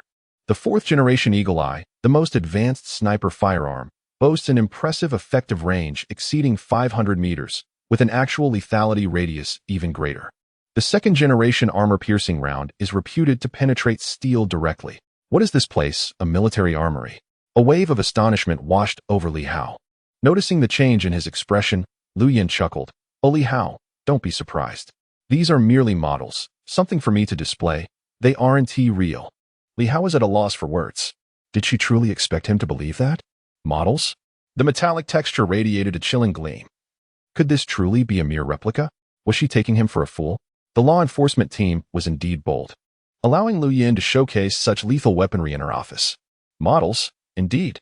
Lu Yan laughed, suddenly reaching for a black grenade and tossing it directly towards Li Hao. Here. Play with this, it's harmless. Li Hao's expression shifted, hastily catching it. Cold sweat began to bead on his forehead. No way. Is it going to explode? Don't worry. Lu Yan approached with a grin, and seeing Li Hao's hesitant grasp, she casually pulled the pin from the grenade, saying cheerfully, It's fine. The pin is still in place. What could happen? Li Hao felt his scalp tingle. Was she out of her mind? She actually pulled the pin. At that moment, he felt an urge to flee.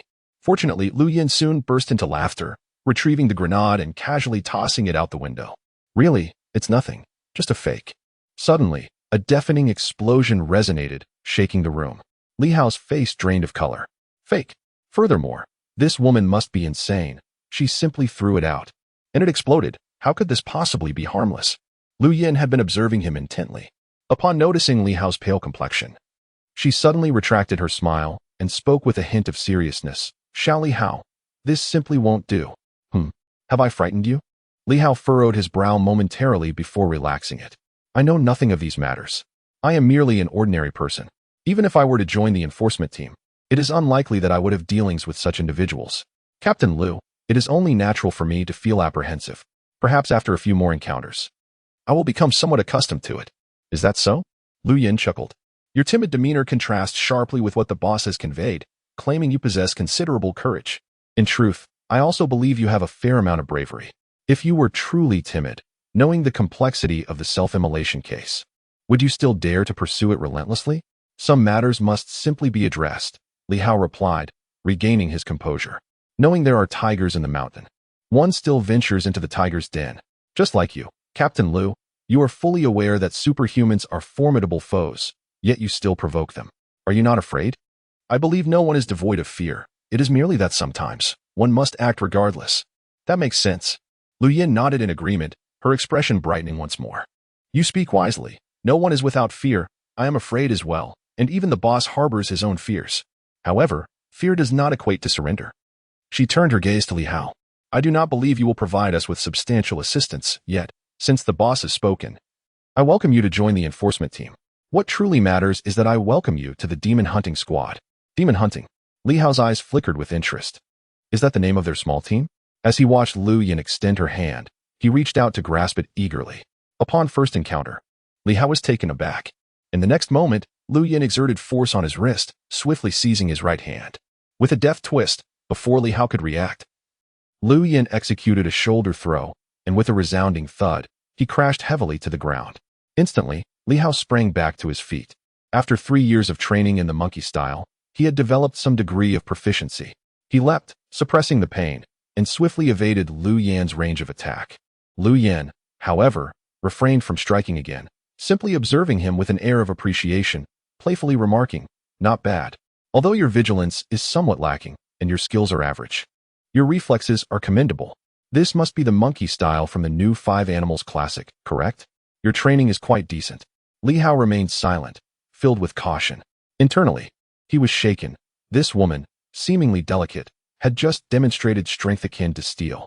The grip on his arm was unmistakably powerful, and without needing to look, Li Hao was aware that his arm was swollen. It felt as if it were ensnared by iron. "Let us see your prowess, fear not." Lu Yin smiled charmingly, her demeanor enchanting, her eyes sparkling as she returned to her previous composure. However, Li Hao could no longer afford to be careless. You possess the foundation of the 5 Animals technique, which is advantageous. While the monkey style is not particularly offensive, it excels in evasion. If you can attain the level of your instructor, ordinary superhumans may struggle to keep up with you. Upon hearing these words, Li Hao's eyes flickered with intrigue, and after a moment of contemplation, he softly inquired, "Are you implying that my teacher's monkey style is formidable?" Lu Yin was momentarily taken aback, and the next instant, she erupted into laughter, her joy radiant. Who authored the new 5 Animals Classic? It was compiled by old Yuan. You harbor doubts regarding the authenticity of the creator behind the new book of the 5 Animals, questioning the prowess of the 5 Animal technique. Lu Yin chuckled for a moment before abruptly halting, declaring, "Indeed, it is formidable. Your mentor, Yuan Shuo, though not a superhuman, was once a master of the mundane realm during an era when superpowers had yet to manifest. Yet, when superpowers emerged, he did not enter that domain." Alas, a sigh escaped her lips, the sentiment ambiguous, whether it was in lament for Yuan Shuo or for herself. What significance does exceptional martial skill hold? No matter how adept one may be, it is conceivable that even the most skilled might be unable to withstand a fireball from a superhuman, a flash of a blade, or a bolt of lightning. Such is the lamentable reality. However, Lu Yin soon regained her composure, her smile fading as she stepped toward the exit. "Come, let us seek out the boss, and in doing so, you shall gain insight into our endeavors, as well as your own responsibilities. Understanding both our adversaries and oneself is crucial. I do not expect much from you. Simply do not hinder our progress." Li Hao's heart raced at the mention of superpowers. Perhaps, within Lu Long, he might uncover a wealth of knowledge regarding these extraordinary abilities, marking his first stride into that realm. Those who dare to confront superhumans undoubtedly possess considerable understanding. This desire to join the law enforcement team was also fueled by the imperative to comprehend one's opponent. Only with such knowledge could he effectively contend with the Red Shadow. Chapter 14. I feel incredibly strong. Lu Yin did not escort Li Hao to Lu Long's office. Instead, she navigated through corridors, ultimately leading him to the basement of the law enforcement building, specifically to an area that was off-limits to others. The space was vast. Upon entering, Li Hao sensed an eerie emptiness, yet it was profoundly quiet, an unsettling silence. It was peculiar that within the confines of the law enforcement building, an atmosphere of dread could be felt. This place was undoubtedly extraordinary. Upon entering the area, one is greeted by an array of exercise equipment. The walls, much like Lu Yan's office, are adorned with an extensive collection of weaponry, encompassing both firearms and melee weapons. Swords, spears, and halberds are all present. Among the firearms, Li Hao was taken aback to spot a rather sizable small cannon, sending shivers down his spine. Good heavens, how much weaponry have these individuals amassed? The law enforcement team certainly possesses an advantage. Even if Lu Long's location were to be discovered, it would not pose a problem. As the captain of the law enforcement team and the head of Silver City's violent organizations, he could assert that these weapons are intended for combating criminals, and no one would dare to question him. Were Li Hao to hoard such an arsenal, he would have been apprehended and executed long ago. Before the fitness area in the armory, there exists a narrow passageway that seemingly leads to other sections. However, Lu Yan did not escort Li Hao through it. Upon entering the fitness area, Lu Yan called out loudly, "Boss, the people have arrived." Moments later, several figures emerged from the depths. There was the towering Lu Long, the lanky Wu Chao, a portly man whose walk caused the ground to tremble, and a petite woman with a familiar demeanor, appearing relatively youthful. Together with Lu Yan, they formed a quintet. This was the demon hunting squad within the law enforcement team. "Lu Long," he declared, striding forward. His previously stoic expression remained unchanged as he introduced himself once more. Captain of the demon hunting squad, responsible for frontline assaults. The slender Wu Chao chimed in with a wry smile. Wu Chao, reconnaissance officer of the demon hunting squad, tasked with intelligence gathering and drawing fire from the flanks. The astonishingly corpulent figure introduced himself with a hearty and cumbersome voice. "I am Chen Jian, the shield-bearer of the demon hunting squad, tasked with defense." The petite woman, possessing a gentle demeanor, replied, "I am Yun Yao, the squad's physician, responsible for healing." For individuals, each occupying distinct roles, with clearly defined responsibilities. Though few in number, they were wholly equipped. Li Hao glanced at Lu Yan, pondering her role. Lu Yan, with a smile as elusive as mist, noticed his gaze and playfully inquired, "What are you looking at?" "I am Lu Yan, the vice captain of the demon hunting squad, a secondary attacker. The captain serves as the primary attacker, while I provide the finishing blows." Li Hao understood. Lu Long turned his attention to Li Hao and calmly stated, "We are the entirety of the demon hunting squad. In the past, we had more members, but now we are considerably diminished, reduced to just the 5 of us. Currently, the team comprised 2 attackers, 1 physician, 1 shield bearer, and 1 scout." He fixed his gaze on Li Hao, solemnly asking, "Li Hao, do you wish to join us?" Li Hao nodded. Lu Long looked deeply into his eyes and queried, "Do you know why we are called the demon hunting squad?" Li Hao remained silent. Lu Long answered his own question, stating, "Because we embody justice." Justice? At that moment, Li Hao felt a sense of disorientation as he regarded the individuals before him. "Are we truly justice?" Lu Long's voice, cold yet unequivocal, proclaimed, "We are justice. Perhaps we each harbor our own motives and thoughts, but do not forget, we are the enforcement team of the Inspection Bureau. We are the law enforcement agency, champions of justice, guardians of Silver City. Our endeavors are, on one hand, to protect and empower ourselves, and on the other, to uphold peace. The demons we hunt are those who disrupt the mortal realm, their hands stained with innocent blood. Li Hao, upon joining us, must first cast aside all distractions and remember one vital truth. We are the embodiment of justice. Those superhuman beings who wear are but demons. The night watchers may be unable to cleanse them, yet we shall take it upon ourselves to eradicate this filth." From the moment he joined the demon hunting squad, Lu Long began to instill in Li Hao the mission of their team. A group with divergent motives, they represent an extraordinary danger, as their adversaries exceed the bounds of imagination. Thus, this small band possesses its own conviction, or perhaps faith, the pursuit of justice. Regardless of its veracity, they firmly believe themselves to be the harbingers of justice, driving out malevolence from Silver City. "Justice," Li Hao murmured softly. Lu Long's tone was gravely serious. "Indeed. Justice. Li Hao, hold this truth close. The demon hunting squad stands as the guardian deity of Silver City. Without us, countless lives would have been lost, and the city may well have become a playground for many superhumans, ripe for the taking. Of course, In this moment, you may not truly grasp or believe this. However, venture outside, take a look around. In this vast world, with cities numbering in the hundreds or thousands, chaos reigns in every direction save for the center. The age of turmoil has arrived, and lives are as fragile as insects. The emergence of a single extraordinary being could plunge an entire city into disarray. In the illustrious Silver City, over the years, its inhabitants have flourished in peace and prosperity, despite the occasional unrest. The demon hunting squad has been established for 5 years, claiming the lives of 5 superpowered individuals, one each year, each instance serving to safeguard Silver City. Standing beside Li Hao, Lu Yin crossed her arms and, with a playful smile, remarked, "The chief speaks the truth, though he may have a penchant for boasting. His words hold merit. Each of us joined the demon hunting squad with our own intentions. Perhaps our original motives were not solely to protect anyone, yet the reality remains. It is due to our existence that Silver City continues to thrive in tranquility." Li Hao pondered this notion. Perhaps Lu Long's perspective was not entirely erroneous. Their pursuit of superpowered beings may have been driven by a desire for transcendence, and indeed, it is plausible that they have eliminated some who intended to disrupt the peace of Silver City.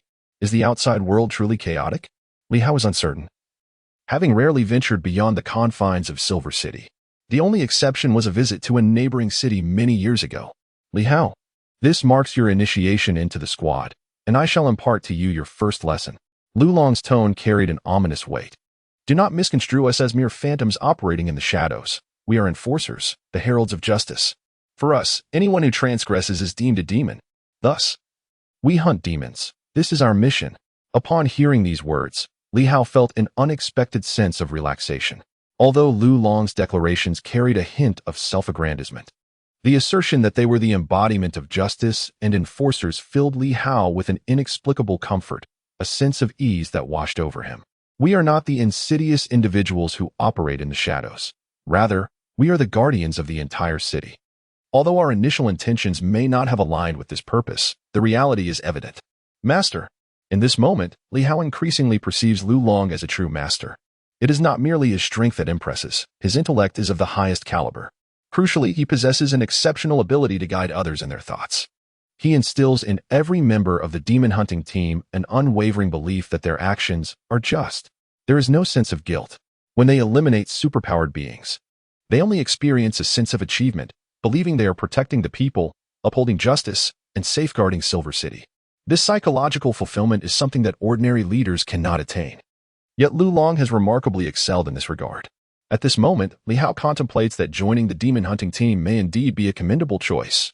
Just then, Lu Long intoned, "Li Hao, please introduce yourself." Li Hao pondered briefly before responding.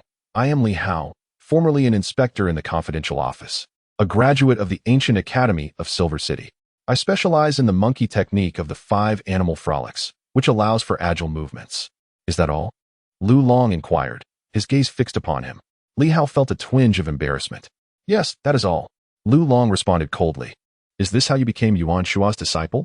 Li Hao felt somewhat awkward. "That was merely my teacher's generosity." Li Hao, Lu Long continued, "Here.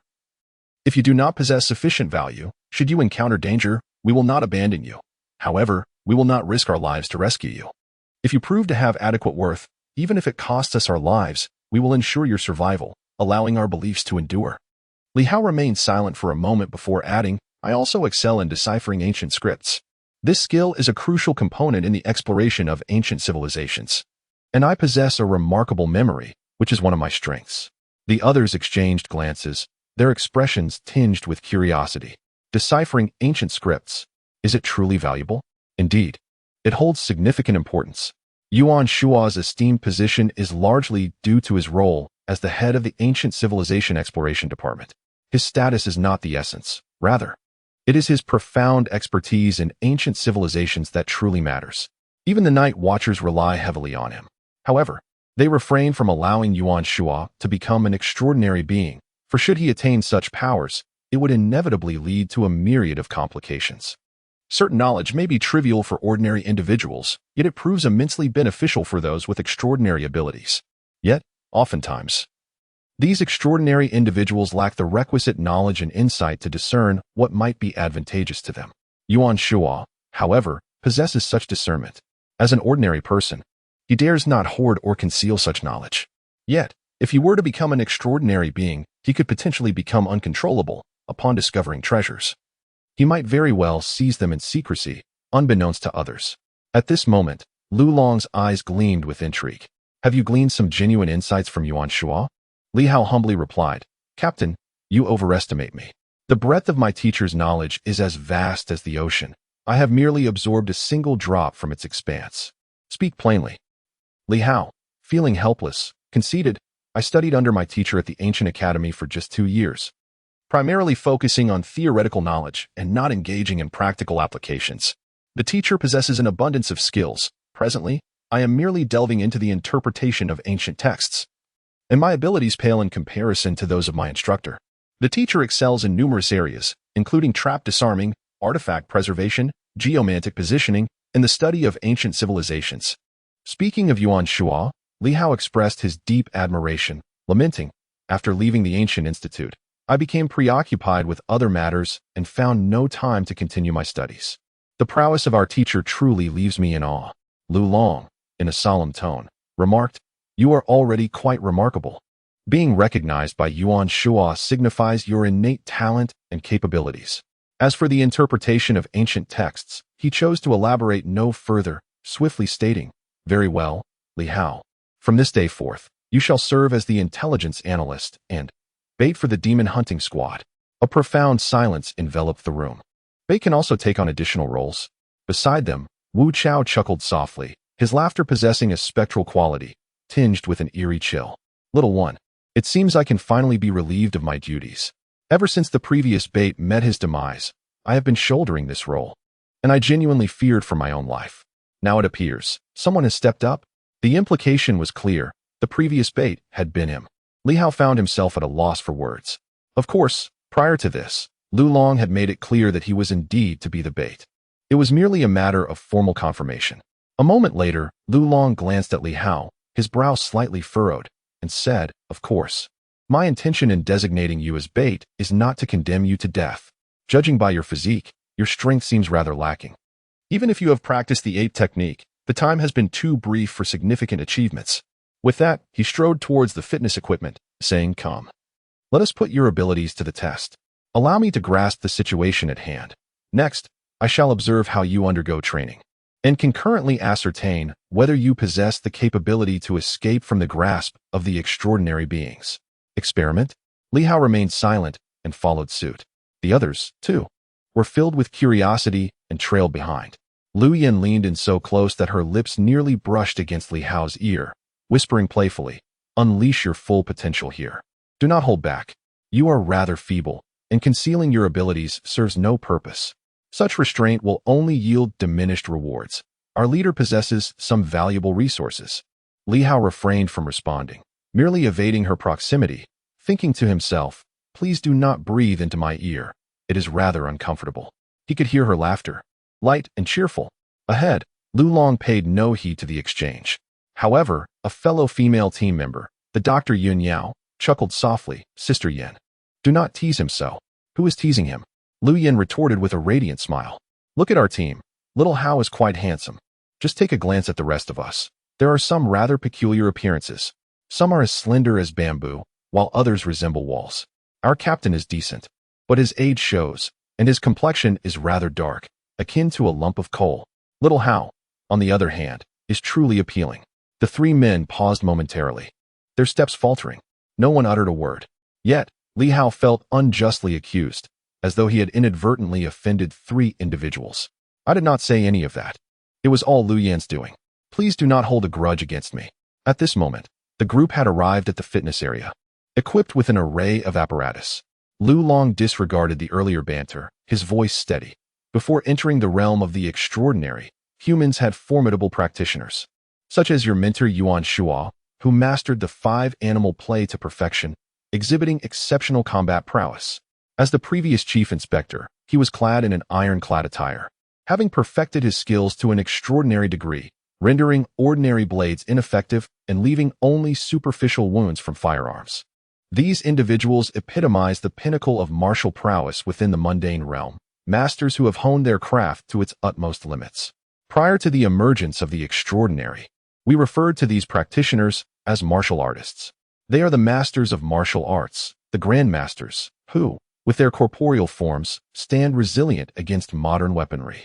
Li Hao listened intently. This was a realm he had yet to explore. Lu Long continued, explaining that martial artists possess varying degrees of strength, and often, their prowess cannot be solely measured by brute force.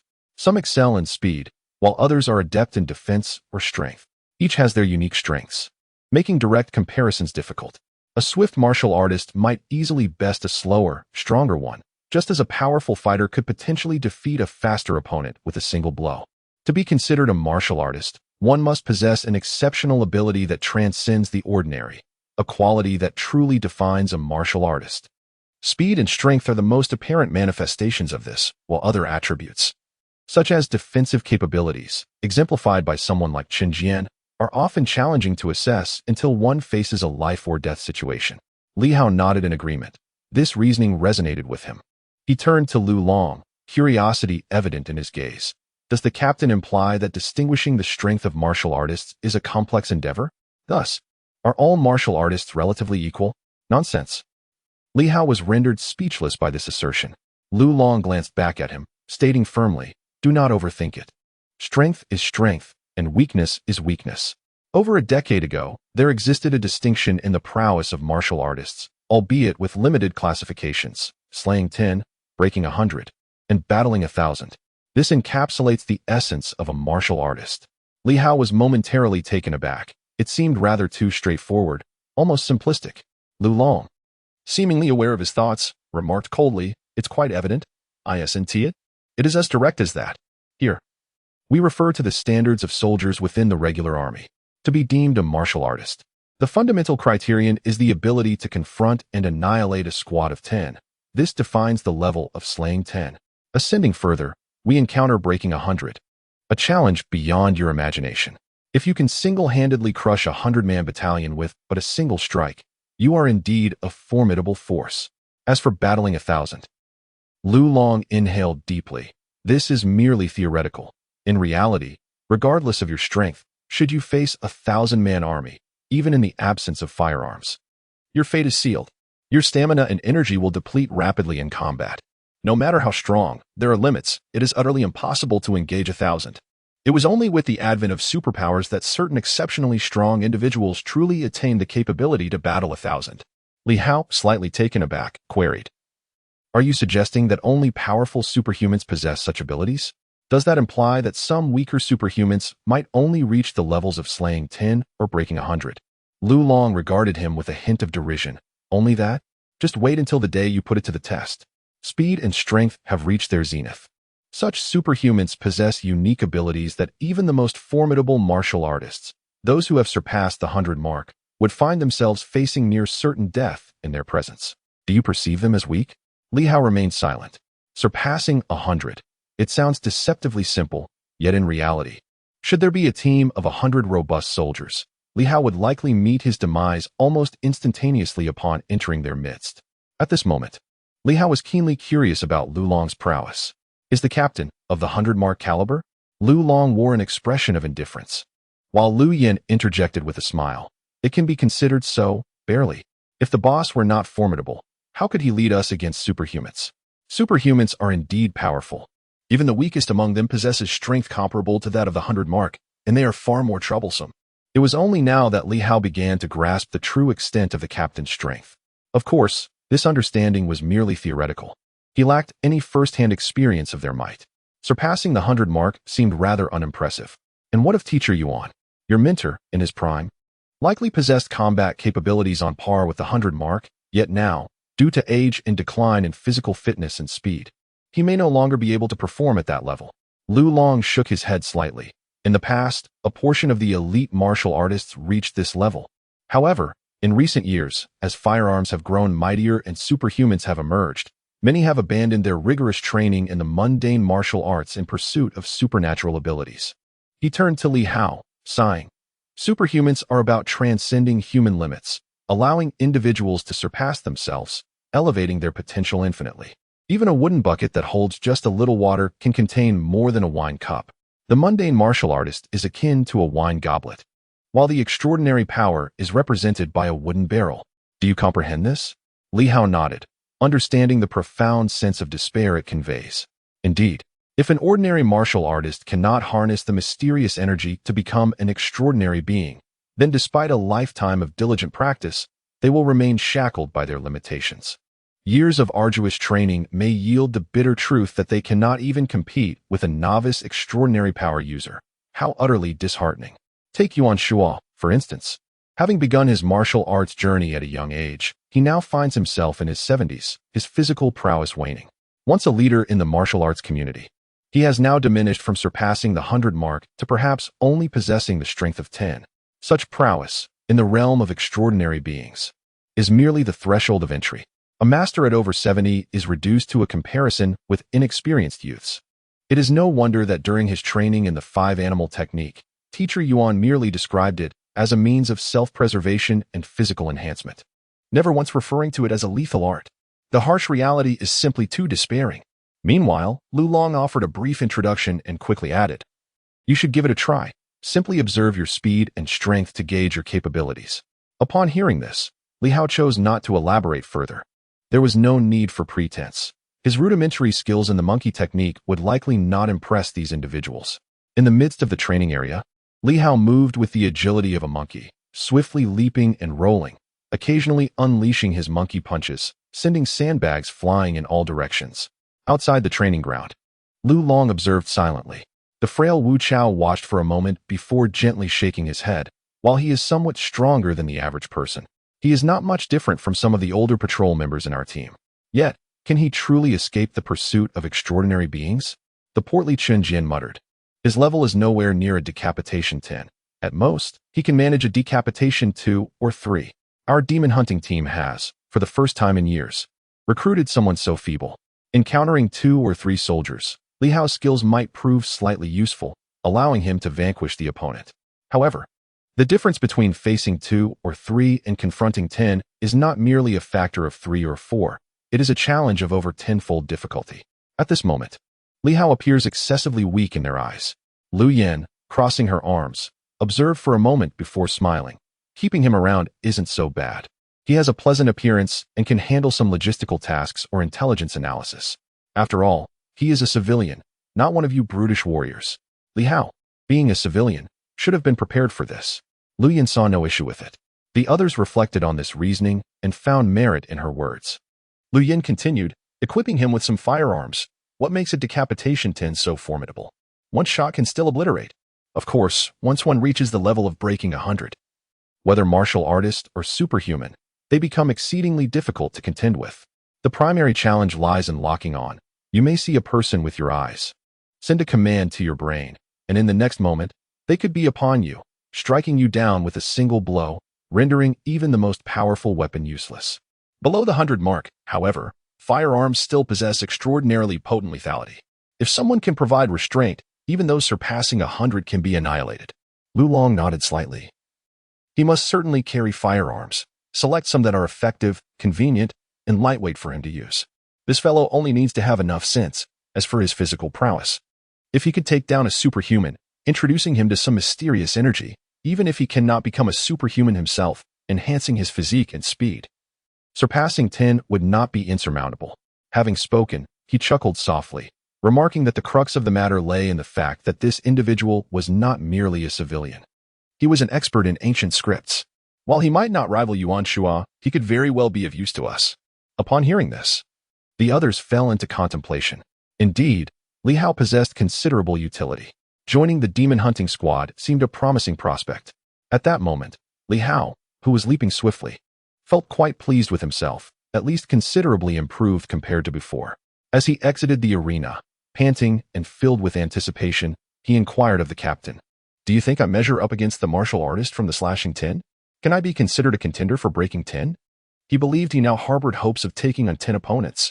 Lu Long hesitated, momentarily caught off guard, and remained silent, bewildered by the audacity of this young man. Slashing 10? Just this? The others exchanged glances, recognizing the folly of his self-assessment. Truly, one often lacks self-awareness. Slashing 10? You must be dreaming. Gradually, Li Hao began to sense the dissonance in the air. After a prolonged silence, he awkwardly suggested, "How about slashing 9? Silence persisted. Slashing 5? Still no response. Li Hao's expression shifted. Could it truly be that he had not reached even that level? After consuming the sword-infused water, he felt formidable. Even believing he could contend with teacher Yuan, who had surpassed 100. Surely, he could not be that far behind, could he? After a lengthy pause, Lu Long broke the silence, advising, "Do not overthink it. Fear not weakness, but rather laziness. Work diligently, and slashing 10 is merely that." Once again, silence enveloped them. Li Hao came to a realization, feeling a sense of helplessness and sorrow. Had he truly not even attained the level of slashing 5? Yet I remained utterly fixated on defeating the Crimson Shadow. How foolishly audacious. Chapter 15. The Realm of Supernatural Powers. Is the 10th Slayer truly formidable? In the dimly lit basement, Li Hao found himself grappling with disbelief. The title of 10th Slayer hardly seemed impressive. The notion of one taking on 10 felt rather exaggerated. Did it not? To his knowledge, some seasoned inspectors appeared capable of such feats. Is it really that powerful? Lu Long replied haughtily, "To me, it is undeniably weak. For you, a martial artist of the 10th realm could easily dispatch several of you without issue." Nearby, the petite Yun Yao softly cautioned, "Li Hao, do not underestimate any martial artist. Only upon conquering a formation of 10 can one claim the title of 10th Slayer. Engaging in a one-on-one duel is vastly different from defeating 10 in a wheel battle." Lu Long remarked dismissively, "There is no point in explaining further. Chen Jian, go teach him what it means to be a martial artist." "Me?" The portly Chen Jian, somewhat simple-minded, responded, "I am not adept at offense, and my speed is lacking. This lad is rather swift. Our strengths lie in different areas. Li Hao is even quicker than I am. My expertise is in defense. Let us give it a try." Lu Long furrowed his brow slightly. "Just engage him in playful combat. Your defensive skills will prevent him from being harmed." "Very well." Upon hearing this, Li Hao felt a pang of disappointment, realizing that he was merely being used as a shield to test his own capabilities for fear of being harmed. Nevertheless, a flicker of eagerness ignited within him. After all, every man possesses a competitive spirit and a hint of valor. He was uncertain about the true prowess of the stout Chen Jian, yet considering the latter's substantial physique, he thought that even if he couldn't overpower him, he could certainly evade capture by fleeing. At that moment, Chen Jian wore a guileless and honest smile. Glancing at the eager Li Hao, he proposed, "Shall we engage in a friendly spar?" He added, "I am the weakest in our team, utterly devoid of skills apart from defense. You practice the 5 animals technique, and your speed is quite impressive. I might not be able to catch up to you." Li Hao regarded him with a measure of concern upon hearing those words. Could this hefty fellow truly be formidable? Lu Long, growing impatient, interjected, "Aside from defense, Chen Jian's speed, attack, and breakthrough capabilities are the weakest in the team. If you're unwilling, we can substitute Wu Chao." Casting a glance at Wu Chao, Li Hao shook his head. "Forget it. This lean fellow seems particularly agile, and as the team scout, he is sharper than a monkey. I am well aware of my own limitations. I might not even touch him. Then I shall proceed." Chen Jian stepped forward slowly. Li Hao refrained from further comment. And as the initial posture of the ape technique was assumed, in the next moment, Chen Jian's large palm came crashing down. Without a second thought, Li Hao leapt into the air, retreating swiftly. This fellow's hand appeared to carry considerable weight. Meanwhile, as Chen Jian's palm descended, he noticed Li Hao leap, and without a moment's hesitation, he took a slight step to the right. The next instant, Li Hao's expression shifted dramatically. He was landing right where Chen Jian had anticipated. It was not a straightforward retreat he had executed. In midair, Li Hao hastily propelled himself, his feet flailing chaotically, devoid of any semblance of grace. The essence of true martial arts often lacks aesthetic appeal. The techniques of the ape style are somewhat tolerable. Yet the other forms of the 5 animal play appear rather foolish, requiring one to crawl on the ground, moving awkwardly on all fours, a sight even less pleasing. Meanwhile, Chen Jian wore a simple, honest smile on his plump face, as if he had anticipated this outcome all along. This was not due to his quicker reflexes or superior strength, but rather his wealth of experience. Without a modicum of experience in combat against superhumans, one would have perished long before. As Li Hao kicked wildly, utilizing air resistance to shift his position, Chen Jian remained unperturbed, casually taking a couple of steps. In that moment, Li Hao found himself unable to leverage his momentum and began to descend directly. His landing was scarcely a meter from Chen Jian, their faces nearly touching. The instant Li Hao touched the ground, he felt the force of the earth beneath him and prepared to spring away. However, from the corner of his eye, he caught sight of a large hand, indeed, the same hand that had struck him initially. With a sharp crack, the sound echoed. Li Hao was sent tumbling through the air, crashing to the ground with a thud.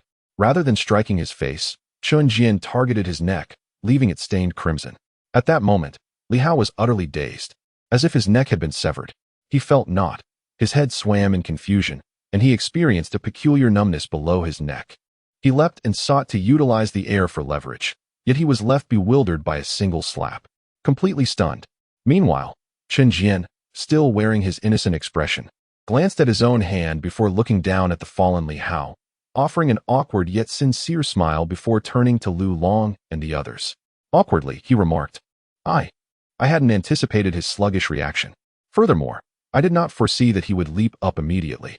Boss, you once stated that lacking sufficient strength while attempting to leap into the air is akin to courting death. I never imagined I would encounter such a situation today. Insufficient strength, a leap into the void, and if one becomes trapped mid-air, calculating one's landing point becomes a perilous endeavor, leaving one vulnerable to attack. This is a cardinal sin in actual combat.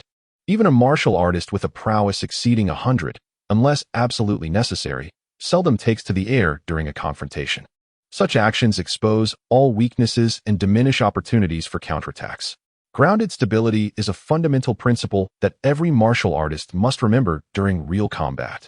Yet here was Li Hao, relying on his mastery of the monkey style, believing himself swift and agile, only to be utterly stunned by a single blow upon leaping. The basement was enveloped in an eerie silence, punctuated only by Chun Jian's earnest explanations. Meanwhile, Li Hao, with his head bowed and his face flushed, felt the sting of humiliation. He, who considered himself clever, faced a significant setback today. Despite believing he possessed commendable strength, he was effortlessly swatted aside by the shield-bearer in his team.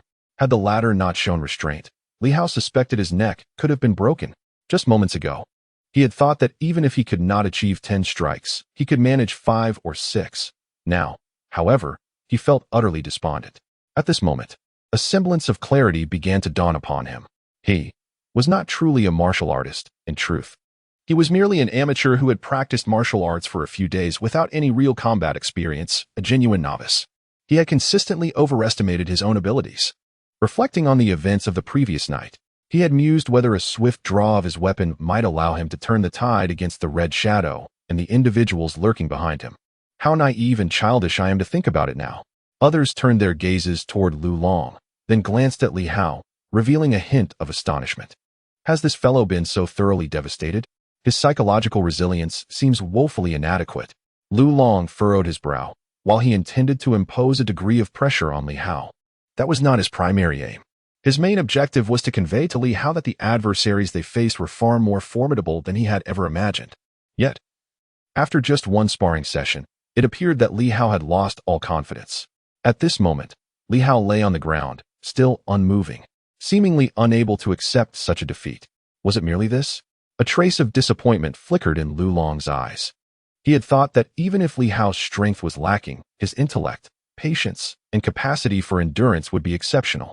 After all, he had caught the attention of Yuan Shua and had clandestinely pursued a case for a year for the sake of a friend. Lu Long believed Li Hao still held potential for development. But now, was it possible that Li Hao had become too accustomed to an easy path? Could someone like him truly withstand hardship? As these thoughts occupied his mind, Li Hao rose, rubbing his neck, a hint of bashfulness adorning his face, reminiscent of a youthful lad.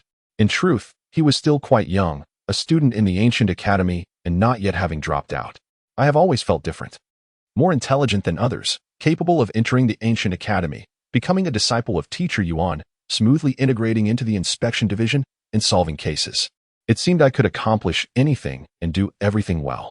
Li Hao mused, shaking his head with a bittersweet smile. Today, I finally realized that in a fight, I am, in fact, nothing at all. I have only studied martial arts for 3 years, and this past year has seen me somewhat idle. How could I possibly compare to several esteemed seniors? Brother Chun, I presume, has dedicated many years to martial arts practice, has he not? Chun Jian, with a simple and honest demeanor, replied, 16 years. I began my training at the age of 12. Li Hao was at a loss for words. It was not merely the fact that he had trained for 16 years, but rather the revelation that he was only 28. What a jest!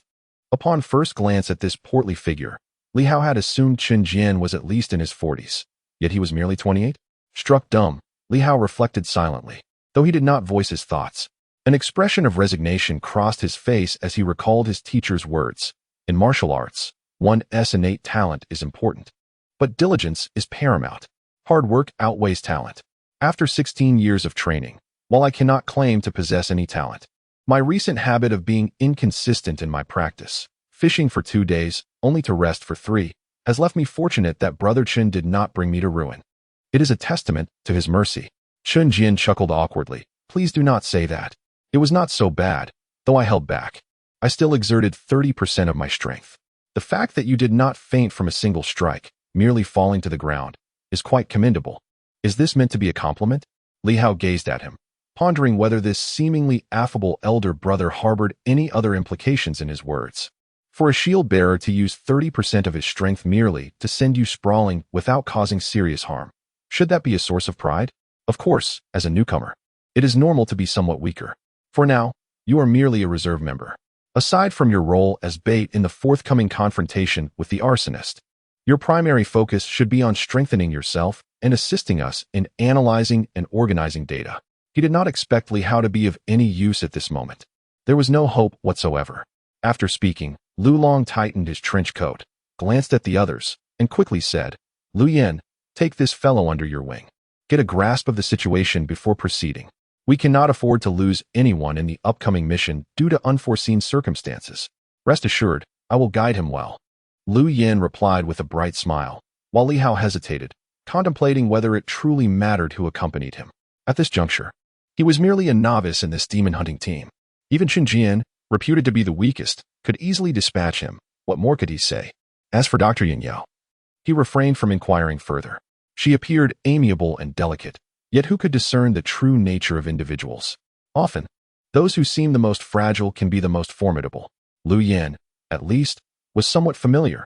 They had exchanged a few words. With a cheerful demeanor, she looked at Li Hao and said, Little Li Hao, let us talk in the office. It's rather stifling here. Li Hao pondered for a moment before responding. Captain Lu, there's no rush. He then turned to Lu Long and added, Captain Lu, feel free to call me boss.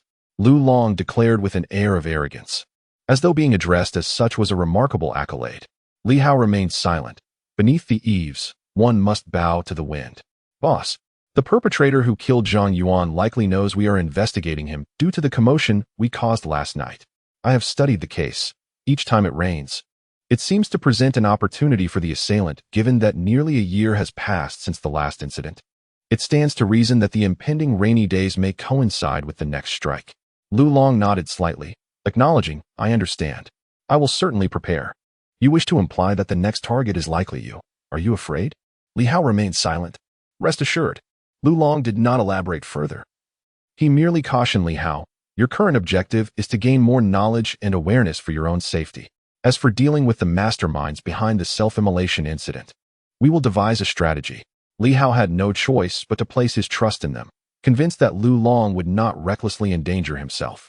With that, Lu Long stepped outside, followed swiftly by Wu Chao and Chen Jian. Yun Yao, however, did not join them. Instead, she exchanged greetings with Li Hao and ventured deeper into the basement. Lu Yin cast a glance at Yun Yao, then noticed Li Hao staring at her, and suddenly found it amusing. She chuckled softly. Young one, is it quite daunting to converse with your elder sister? Do not dwell on her. She is quite wonderful. Team leader Lu misunderstood. Lu Yin laughed again. Whether it's a misunderstanding or not is inconsequential. It's merely a reminder. A doctor. Not everyone is suited to be one. For us, seeking a doctor for ordinary injuries is futile. Moreover, doctors often play an exceedingly vital role within the team, undertaking tasks that others cannot fulfill. Li Hao's interest was piqued, and he curiously inquired, what sort of tasks? Deprivation of mysterious energy. Lu Yin spoke with a smile, though there lingered a hint of trepidation in her tone. Severing mysterious energy. Li Hao was momentarily taken aback. Mysterious energy seemed to be invisible to the average person, and as for whether the superpowered could perceive it, perhaps they could, but the individuals present clearly could not. indicating that severing this mysterious energy was no simple feat, and Yun Yao is capable of achieving that. According to Lu Yan, Yun Yao indeed constitutes an indispensable component of the entire team. Their mission to hunt down superhumans is driven by the desire to strip them of their enigmatic powers. Without Yun Yao, the very existence of this squad would be rendered meaningless. It is remarkable that someone as audacious as Lu Yan would express caution. In this moment, Li Hao also took note of this. Though the members of the team may appear to be ordinary individuals, in reality, they are anything but simple. Each member who has entered the squad is no stranger to adversity. Let us go, stop staring. Lu Yan playfully nudged Li Hao with her foot, grinning as she added, keep your distance from that woman. She is even more troublesome than the boss. You can joke around with the boss, but with her, it's best to say little. Li Hao nodded obediently. Whatever was instructed, he would comply. A year later, he remained as earnest as ever, yet the entire confidential office would speak of his virtues, with no one uttering a word against him, and that sufficed for him. Though he had only spent half an hour downstairs, upon returning, the office that had once felt terrifying now enveloped Li Hao in a sense of reassurance, far superior to below. Bang! Lu Yan unceremoniously plopped herself down into the chair, her legs draped across the table, gesturing for Li Hao to sit at his leisure. Once he was seated, Lu Yan spoke in a casual tone about matters that were anything but trivial. Li Hao, sensing the gravity of the situation, adopted a serious demeanor. He appeared polite. Yet in his quest for knowledge, he would not hold back. He straightforwardly inquired, Captain Lu, what does it take to become a superhuman? There are two scenarios. Lu Yan replied succinctly. First, it is innate. Some individuals possess an innate ability to harness mysterious energy without the need for cultivation or the introduction of energy into their bodies. Within them lies a natural foundation of this enigmatic force, which grows organically. These individuals are referred to as celestial enchanters. Li Hao diligently noted this term.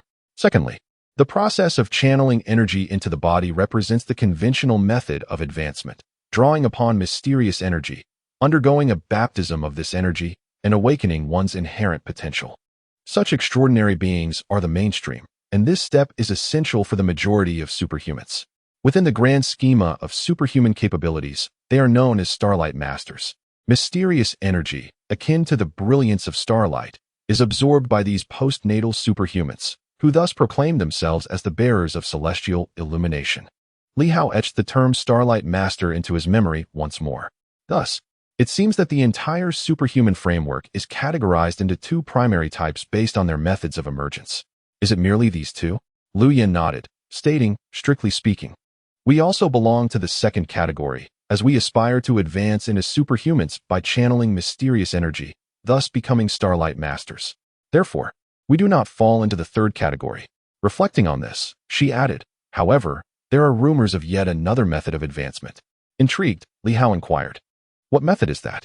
Lu Yan, with a radiant smile, replied, it is said that certain powerful superhuman artifacts can directly alter one's foundation, enabling a transformation into the realm of superhumans.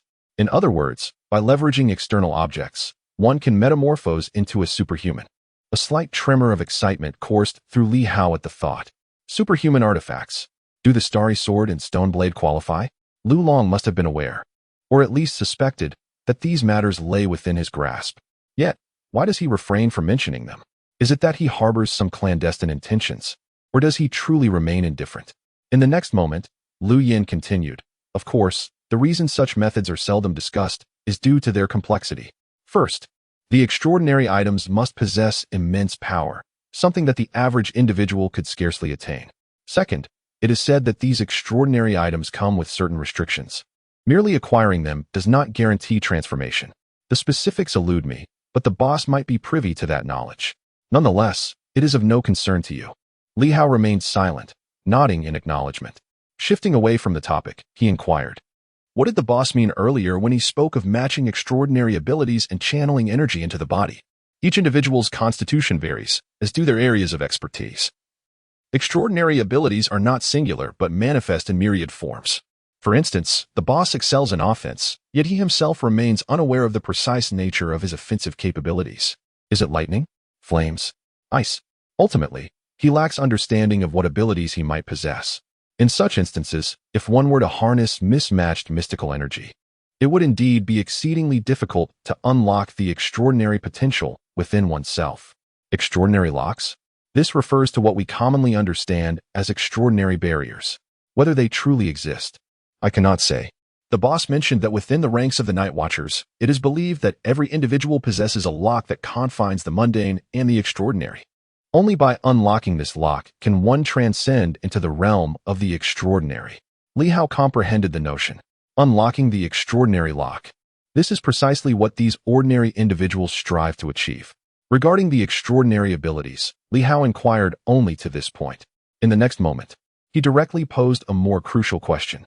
Team Lu, is there a way for me to advance to superhuman status? Channeling energy into the body is possible, but currently, it is quite challenging for you to access the mysterious energy unless you eliminate the perpetrator of the self-immolation case. This might grant you some leverage. Lu Yin responded candidly. This largely depends on your contributions. It's not a matter of being weak and having a valid reason. Allocation is based on merit. Our demon hunting team maintains fairness in this regard. Those who exert more effort receive greater rewards. Li Hao nodded in understanding. So, are you suggesting that there are ways for me to become stronger? Lu Yin smiled and affirmed, indeed, prior to advancing to superhuman status.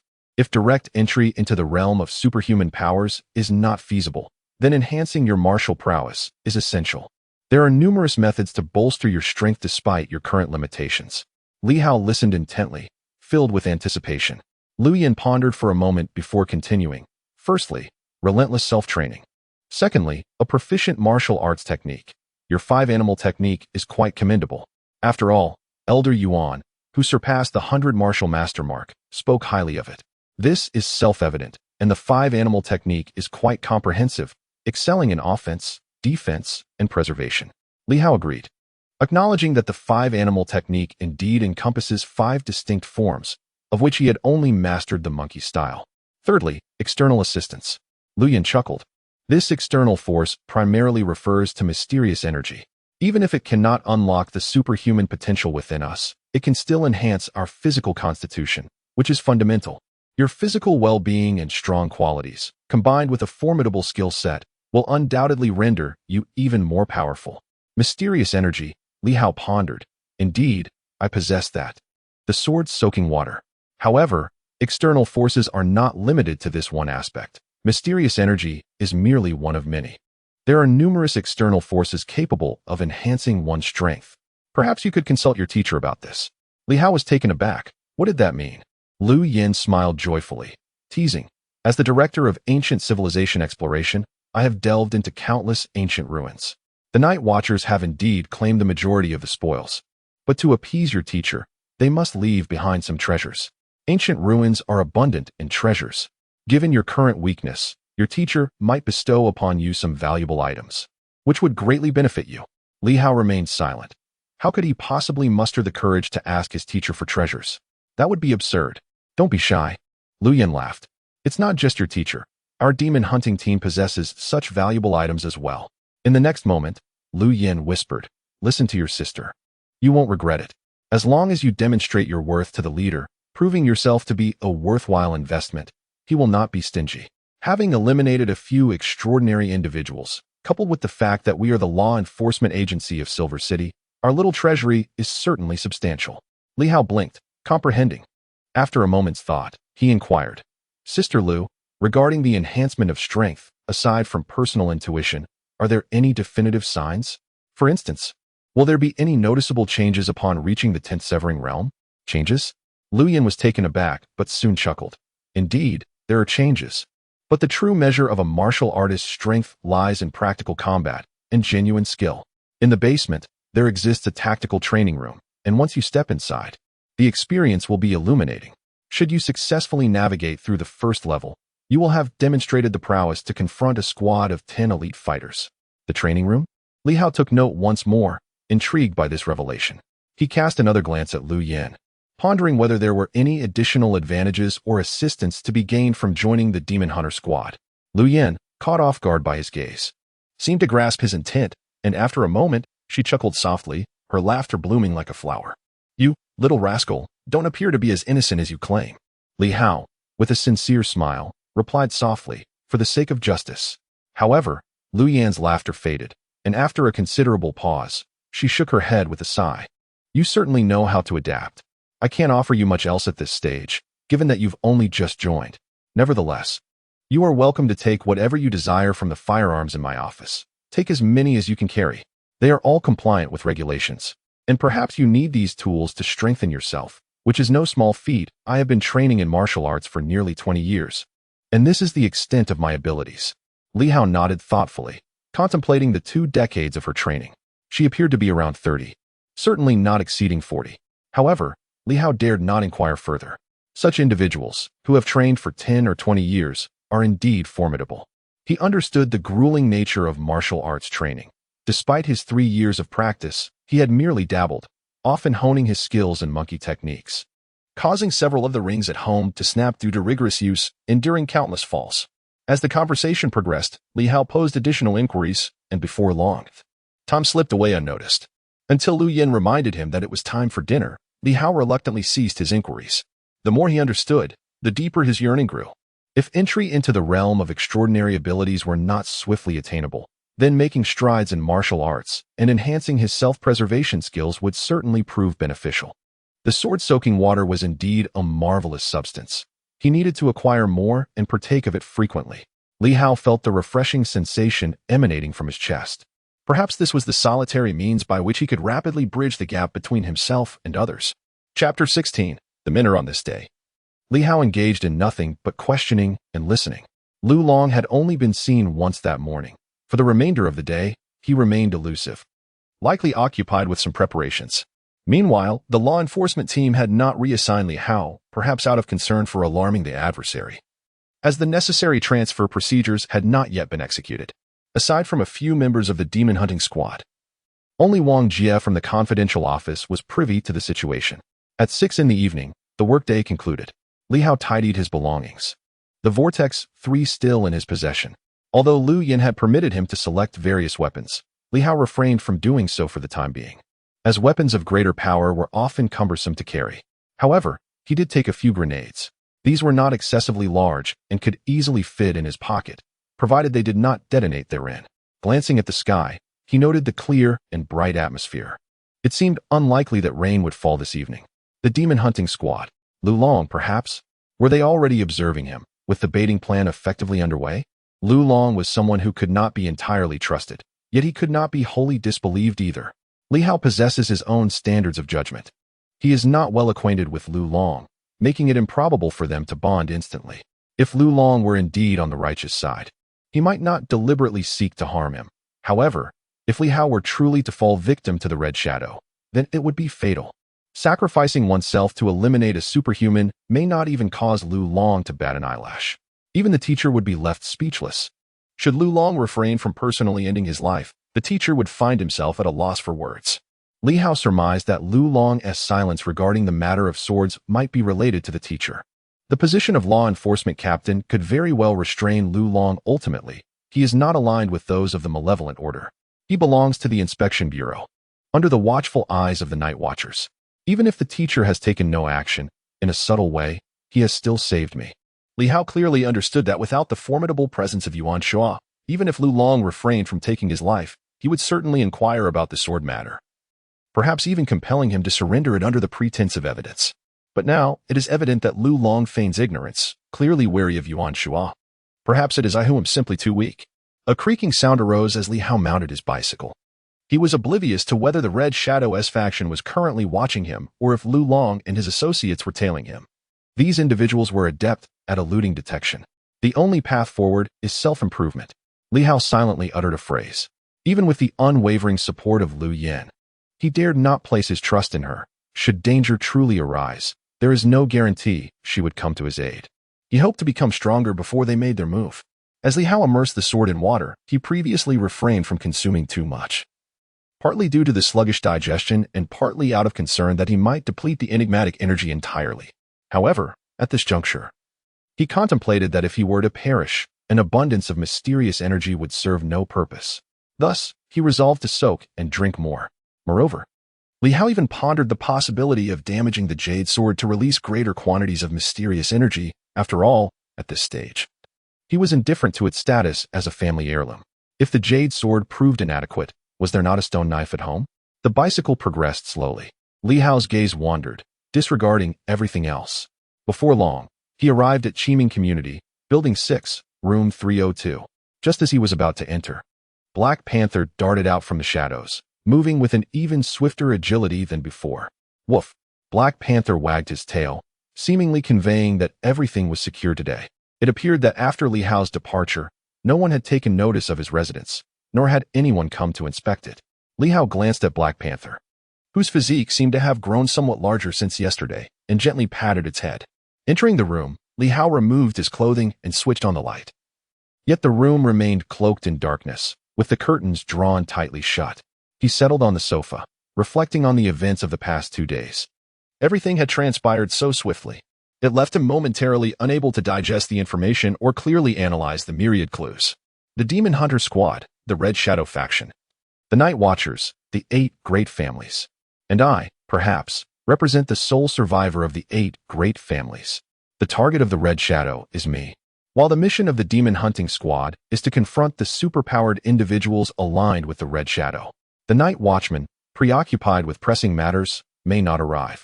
Yet our instructor is about to set out, and it is possible that the adversary has also sent reinforcements. The Red Shadow encountered last night, along with the entity behind it, could represent the entirety of their forces or merely a fraction thereof. How many superpowered beings are present? Li Hao remains uncertain. However, he speculates that there may be more than one. The individual from last night likely served as a mere scout rather than the complete contingent of the Red Shadow's forces. Has Lu Long considered this possibility? If there are not 1, but 2, or even 3 or 4 superpowered beings, can the Demon Hunting Squad still cope? Li Hao gently tapped the table. Although the squad had offered him some assistance, it still failed to provide a sense of security. A multitude of thoughts swirled in his mind. At this moment, there was no one to lend him aid. Suddenly, he recalled someone, and after a moment of hesitation, he retrieved his communicator. He needed his instructor's assistance, perhaps not in a practical sense, but even a word of comfort would suffice. In the ancient courtyard of Silver City, Yuan Shuo was practicing an exceedingly ungraceful form of boxing. To refer to it as boxing would be a misnomer. It resembled the flailing of a clumsy hen. Yet this was not merely a hen's technique, but rather the art of the flying bird, a type within the 5 animal frolics. The techniques of the tiger, deer, bear, monkey, and bird each possess their own lethal capabilities. The monkey technique is nimble and adept at evasion, while the art of the flying bird is even more agile, excelling in the art of escape. Of course, each of the 5 animal frolics is fundamentally a method of lethal combat. Whether it is the monkey technique or the art of the flying bird, they both embody a distinct methodology for taking lives. It is merely these matters that Li Hao has not delved deeply into. His research lacks thoroughness, as he has persistently regarded the art of the ape as merely a means of escape. Buzz, Yuan Shuo, with his sluggish movements, appears to exert little effort. His punches resemble a clucking hen's flapping, devoid of elegance. Yet, within the courtyard, he produces a series of explosive sounds through the air. A martial artist surpassing 100. Once one of the pinnacle figures in the realm of martial arts. However, with the passage of time and the decline of physical strength, coupled with the emergence of superpowers and the proliferation of firearms, this generation has gradually withdrawn from the world. To outsiders, he is merely a scholar, a distinguished expert in ancient civilizations. Ding ding ding. A sudden chime pulls Yuan Shuo from his flapping motions.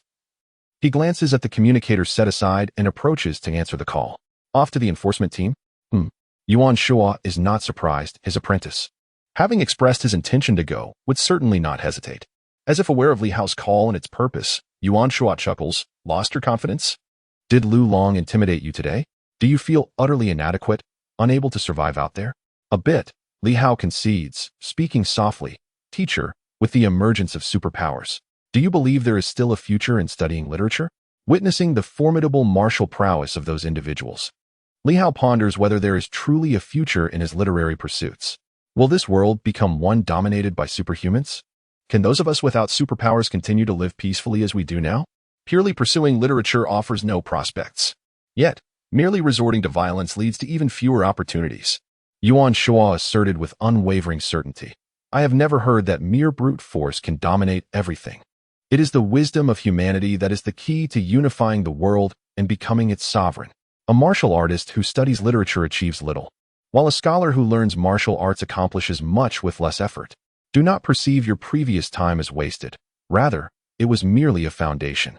Even if you truly enter the realm of superpowers, you will discover that wisdom and knowledge are invaluable treasures that will facilitate your journey.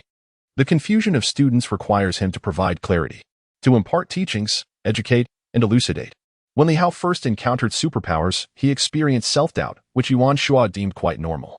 However, at this moment, he must not waver in his convictions.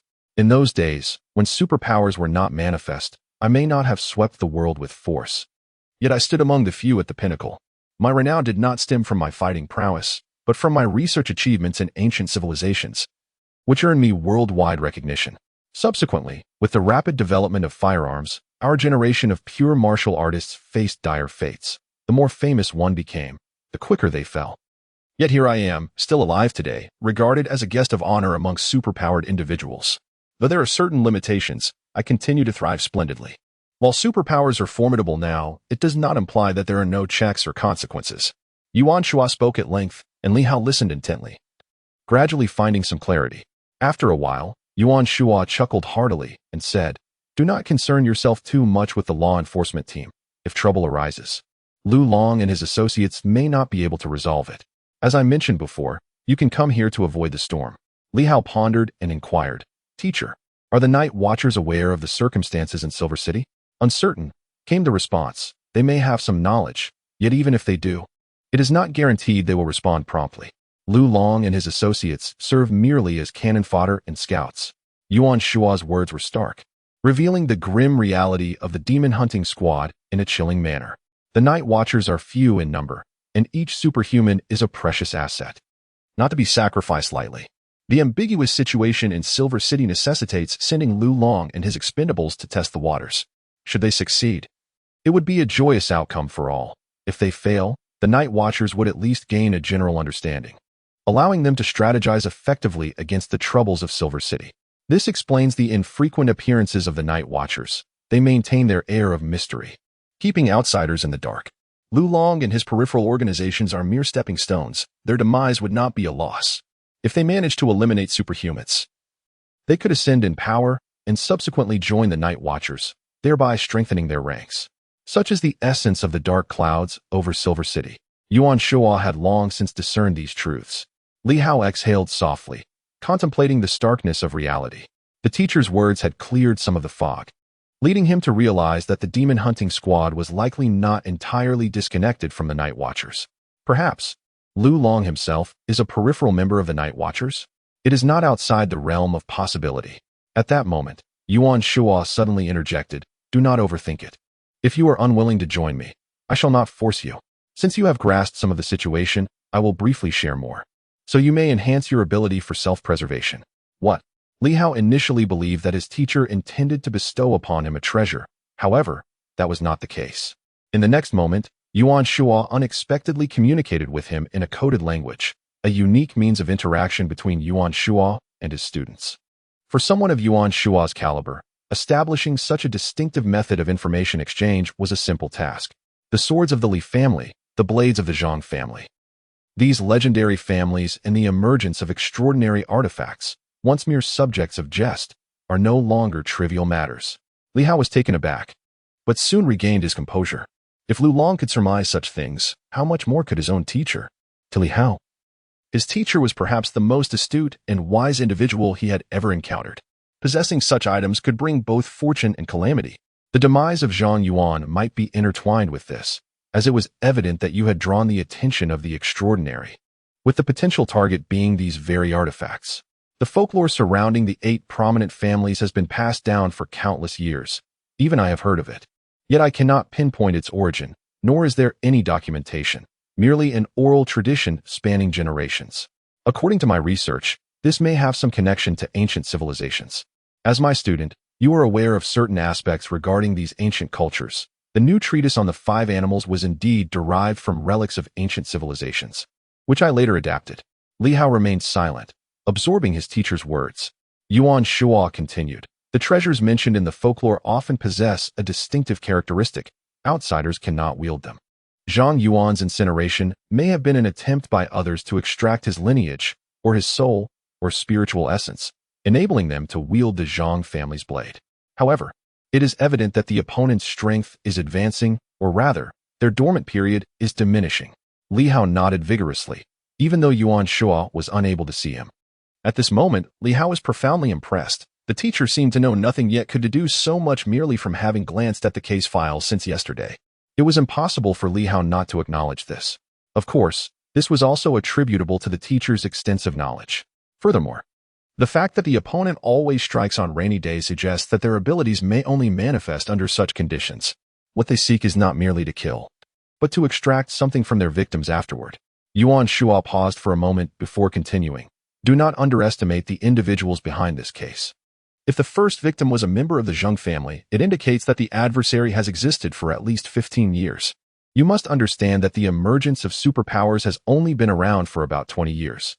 If the opponent was a superpowered individual from the very beginning, do you grasp the implications? They are an elder among the superpowered, not a mere novice who has just awakened their abilities.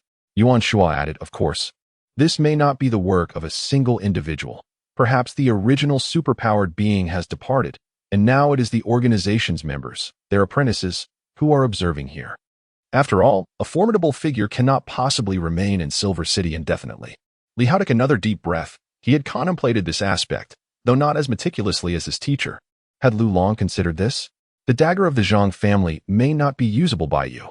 However, the sword of the Li family is certainly within your grasp. In the past, it was not possible, presumably because the extraordinary abilities had yet to manifest.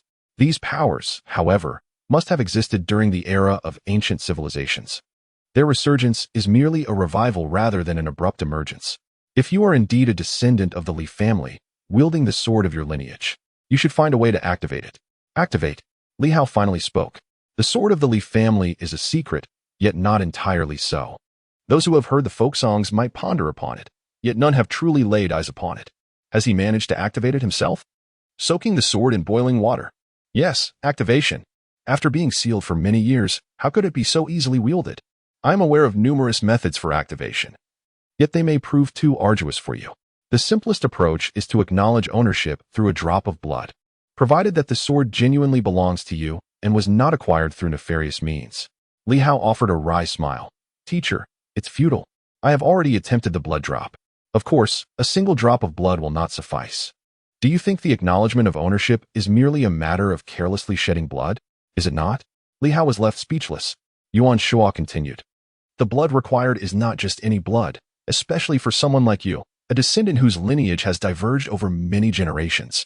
For you, two types of blood may potentially unlock the seal. The first is your heart's blood, although I must advise against this, for the harm it inflicts is substantial. However, in moments of life-threatening crisis, if you find yourself on the brink of death, you might plunge the sword into your own heart. Just be careful not to fatally wound yourself. Li Hao felt a pang of embarrassment at such words. Indeed, it sounded perilous. Secondly, diligently practice the 5 animal exercises to strengthen your physique and enhance your bloodline. If you could reach my level, perhaps a single drop of blood could suffice to unlock your potential. Li Hao felt a surge of excitement. Could he truly break the 100 mark? However, time was not on his side. After a moment of contemplation, he inquired, Teacher, are there any mysterious energies associated with the supernormal items? Some possess such energies, while others do not. It all depends on the situation, Yuan Shuo replied promptly. If yours has such energy, you may attempt to absorb a bit, though it may not yield significant results. Li Hao was taken aback. Was it not supposed to be a source of great hope? Teacher, is it not said that by drawing energy into the body, one can become a supernormal being? Do not be so naive. It is not that simple. Yuan Shuo reflected for a moment before continuing. Naturally, I am not fully aware of your circumstances, so I will share what I know. Some supernormal items inherently possess a faint mystical energy. However, this energy is quite weak. If you are capable of absorption, it may aid in enhancing your physique. But its utility is not as grand as one might envision. Relying solely on this to ascend to supernormal status is nearly impossible. Li Hao's eyes dimmed with disappointment. Was there truly no hope? Well, it is hard to say definitively, as our research on the supernormal is still in its infancy. And we lack concrete reference cases. As Yuan Shuo elaborated, he added, this brings us to a crucial point. You may indeed have that potential. Today, I shall teach you a breathing technique from the new treatise on the 5 animals that is not recorded in the text. A breathing technique? Indeed. It is a more refined method than mere respiration, one I have developed over the years through the synthesis of various ancient texts. Because you, my dear boy, utterly fail to harness the mysterious energy. Yuan Shua chuckled. You have never encountered the supernatural before. This knowledge is of little utility. Today, whether you seek me out or not, I shall pursue you to impart the new 5 animals breathing method, specifically designed to absorb this enigmatic energy. However, in our daily lives, we find it nearly impossible to draw upon such energy. You, on the other hand, may have already made contact. That is your fortune. Teacher, can you absorb it? Me. Yuan Shua laughed. Are you suggesting I share? Let us not kid ourselves. The mysterious energy contained within a singular supernatural object is hardly substantial, merely a drop in the ocean for me. To put it plainly, the more formidable one becomes, the harder it is to ascend to the realm of the supernatural. Our transformation is far more arduous than that of ordinary individuals. Lulong, in fact, harbors great potential for direct advancement, yet his martial prowess complicates his ascension. If you possess no martial foundation, your journey would be comparatively simpler, though, of course, upon becoming a Starlight Master, one may find oneself somewhat weaker. Li Hao suddenly understood. So that is how it is. Hence, a modicum of mysterious energy is advantageous for you, while for me, it holds little value. In truth, it may not even be beneficial. If you absorb the mysterious energy but cannot become a supernatural being, your martial foundation will only grow stronger, making your eventual ascension all the more difficult over time. It matters not. Li Hao appeared unconcerned, merely curious. Teacher, do you imply that a more robust martial foundation leads to greater strength upon advancement? Is that not obvious? Speaking of myself, as a martial artist who has surpassed the century mark, I ponder the purpose of my advancement if I am to remain on par with the weakest of the Starlight Masters. If the weakest of the Starlight Masters were to truly engage, it would be uncertain who would prevail. Without indulging too much in personal matters, Yuan Shua asserted with authority. Enough of these futile inquiries. Do not dwell on me. Your weakness renders such thoughts meaningless. First, listen to me as I impart the 5 animals breathing technique. But remember, it is imperative that you do not share it with anyone, not a soul. The culmination of my years of expertise resides within this technique. Superpowers have only been developed for 2 decades, and the organizations like the Night Patrol have yet to surpass my mastery. This exemplifies the might of knowledge. They possess little understanding of superpowers. Although I am not a superpowered individual, I recognize their existence long before these others, having encountered references to them in literature over 40 years ago.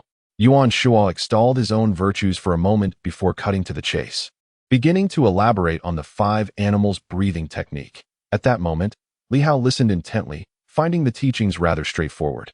While he acknowledged his teacher's lofty praise, he perceived it as merely a step above breathing techniques, lacking a profound impact.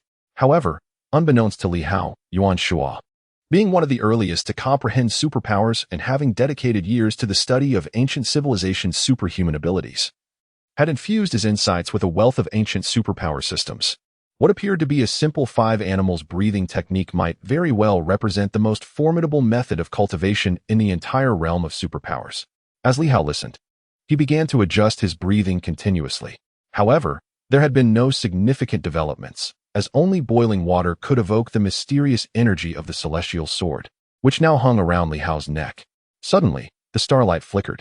In the next moment, a rich and enigmatic energy surged directly into Li Hao's body. Originally, this mysterious energy would have quickly dissipated. Yet at this moment, Li Hao's pores seemed to breathe, absorbing a substantial amount of mysterious energy into his being. Countless pores were drawing in this ethereal force. The speed and quantity were beyond imagination. On the other end of the communicator, Yuan Shua concluded his remarks and noticed that Li Hao had fallen silent, shaking his head in disbelief. The young man simply could not contain his impatience. Was he simultaneously listening and cultivating? After a moment's contemplation, he mused that the lad had likely already absorbed a portion of the mysterious energy. Yuan Shua chuckled softly, disconnecting the call and shaking his head. Still too young, appearing astute but rather foolish. The moment he began his cultivation, silence ensued, clearly indicating he had absorbed the mysterious energy. This suggested that the sword from the Leaf family was either nearby or directly on him. If it were nearby, it would be too obvious, so it must be on him? Yuan Shua pondered. In the next moment, he was somewhat taken aback. What a remarkable young man. The Li family sword is no ordinary weapon. I had expected a grand sword, but it turns out to be that small jade pendant. If Li Hao were present, he might feel a chill run down his spine. Yuan Shou recalled the jade talisman that Li Hao had worn, shaking his head and smiling to himself. Impressive. This sword is likely extraordinary. I didn't sense anything unusual, and given its diminutive size, had I not seen it before, I would never have guessed it was the sword of the Li family. The 5 animals breathing technique has been imparted to this young man. Yet it remains uncertain how much he has truly gained from it. After years of being shrouded in dust, that sword may not possess much mysterious energy. With a stroke of luck, he might achieve extraordinary capabilities. However, should fortune favor him less, even a modest accomplishment of severing 5 or 6 might still be attainable. Yuan Shua, drawing from his own experiences, deemed the situation rather precarious. This matter is far from straightforward. The extraordinary powers that emerged 15 years ago, despite a lack of significant progress since, would likely still exceed 100 in strength, certainly not something an ordinary individual could contend with. Indeed, it might even surpass that threshold, reaching the realm of martial arts known as fighting 1,000. In such a scenario, conventional weaponry would be rendered nearly ineffective. The repercussions of wielding excessive force could spell disaster. Should one fail to vanquish the enemy, they might instead meet their own demise. As Yuan Shua pondered these thoughts, Li Hao was fervently absorbing mysterious energy. It was abundant, far superior to merely soaking a sword in boiling water. Li Hao's consciousness remained clear as he lay on his back, feeling a profound tremor within him. His teacher's 5 animals breathing technique was truly remarkable, capable of rapidly harnessing mysterious energy. His physique was subtly transforming. At that moment, Li Hao even sensed the presence of chains within him, seemingly locking away the mysterious energy, preventing it from penetrating crucial areas such as the heart and brain. An extraordinary lock? He wondered internally if this was the extraordinary lock that Lu Yin had previously mentioned, a barrier between the mundane and the extraordinary. There was an overwhelming abundance. Time was of the essence, and the next instant, Li Hao felt he had absorbed too much, his body on the verge of exploding. The sensation was more intense than consuming 10 cups of water laden with mysterious energy. It was time to practice martial arts. In the next moment, Li Hao sprang up with a resounding thud, colliding with his own head, his body radiating a dazzling brilliance akin to starlight. Beside him, the Black Panther stared wide-eyed, incessantly extending its tongue to lick. Li Hao had been practicing the 5 animals breathing technique, and he had not concealed this from the creature. He had no intention of hiding it from a mere dog. At that instant, the mysterious energy emanating from Li Hao suddenly ceased to disperse and began to surge towards the Black Panther. The panther lifted its limbs, adjusting its breath, and with each inhalation and exhalation, it too sparkled with starlight. In the small room, one figure resembled a monkey, leaping incessantly, while the dog, mimicking a human, lay on its back, absorbing and exhaling the celestial radiance, creating an eerie atmosphere. Chapter 17. A second visit within the room. The stellar energy flickered, yet it did not overflow.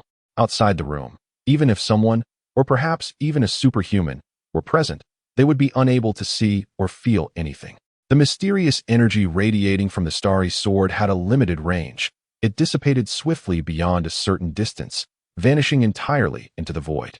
Moreover, at this moment, the presence of the Black Panther absorbed all the emanating mysterious energy, ensuring none leaked into the surroundings. Li Hao felt somewhat overwhelmed.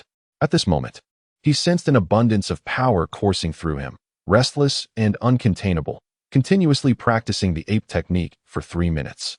However, he was oblivious to the number of cycles he had completed. He felt as though if he did not release this energy, he might explode. He had absorbed too much. Nevertheless, he did not cease his practice of the 5 animals breathing technique, albeit not in its entirety. He merely maintained the breathing methods. The 5 animals breathing technique could indeed be divided into 2 distinct components. One method involves a complete integration of posture and breathing techniques, while another consists solely of breathing exercises, which can also harness some mystical energy, albeit less effectively than when combined with posture. A low grunt resonated through the air. Li Hao, who had been leaping incessantly, suddenly ceased his movements, his hands resembling the claws of a primate, slicing through the air towards the wall. The art of the ape is not merely a technique for lightness of body. However, in the past, Li Hao seldom employed the lethal aspects of this technique, as there was little need. At this moment, Overwhelmed by an excess of energy and the imminent threat he sensed, he disregarded his previous reservations. Bending his hands like a monkey ready to strike. With a resounding bang, he exclaimed in pain. His hands, after all, were still mortal flesh. Upon impact, several small holes appeared in the wall, yet his fingers throbbed with agony, his nails nearly torn asunder. Nevertheless, Li Hao paid little mind to his suffering. He instantly directed his gaze at the wall, his eyes flickering with intensity. By grasping the wall, he managed to create a few small cavities in the previously unblemished surface, an achievement that would have been impossible for him before. The contact area of his fingers was minimal. Thus the force he could exert was limited. Moreover, the wall was smooth, providing little leverage for his grip. This was not merely an earthen wall, but a cement wall painted with spray. Lu Long had previously punched through the kitchen wall with greater force, and that wall was merely made of red bricks. Certainly, it was formidable, yet in this moment, it appeared that I have grown significantly stronger. Li Hao marveled inwardly. After just a brief session of practicing the 5-animal breathing technique, he felt a remarkable surge in his strength. Certainly, this is intrinsically linked to his inherent weakness. The more feeble one is, the more pronounced the enhancement becomes. When one reaches the level of Lu Long and his peers, the influx of mysterious energy, albeit abundant, merely serves as a drop in the ocean, yielding minimal transformation. Truly, the master's techniques are formidable. Li Hao scrutinized his fingers, which had been somewhat crimson, with his nails displaying a slight purplish hue. At this moment, as the mysterious energy continued to flow in, these minor injuries swiftly dissipated. Li Hao also sensed that his muscles were becoming increasingly taut. It felt as though his blood coursed through his veins at an accelerated pace. His bones were gradually undergoing a transformation. The sensation, to be precise, was compression. Indeed, the mysterious energy seemed to be compressing Li Hao slightly. Originally, Li Hao stood around 178 centimeters tall, not particularly towering, yet not diminutive either. At this moment, although he did not measure himself, he felt as if he had shrunk ever so slightly, perhaps by a mere centimeter or even less.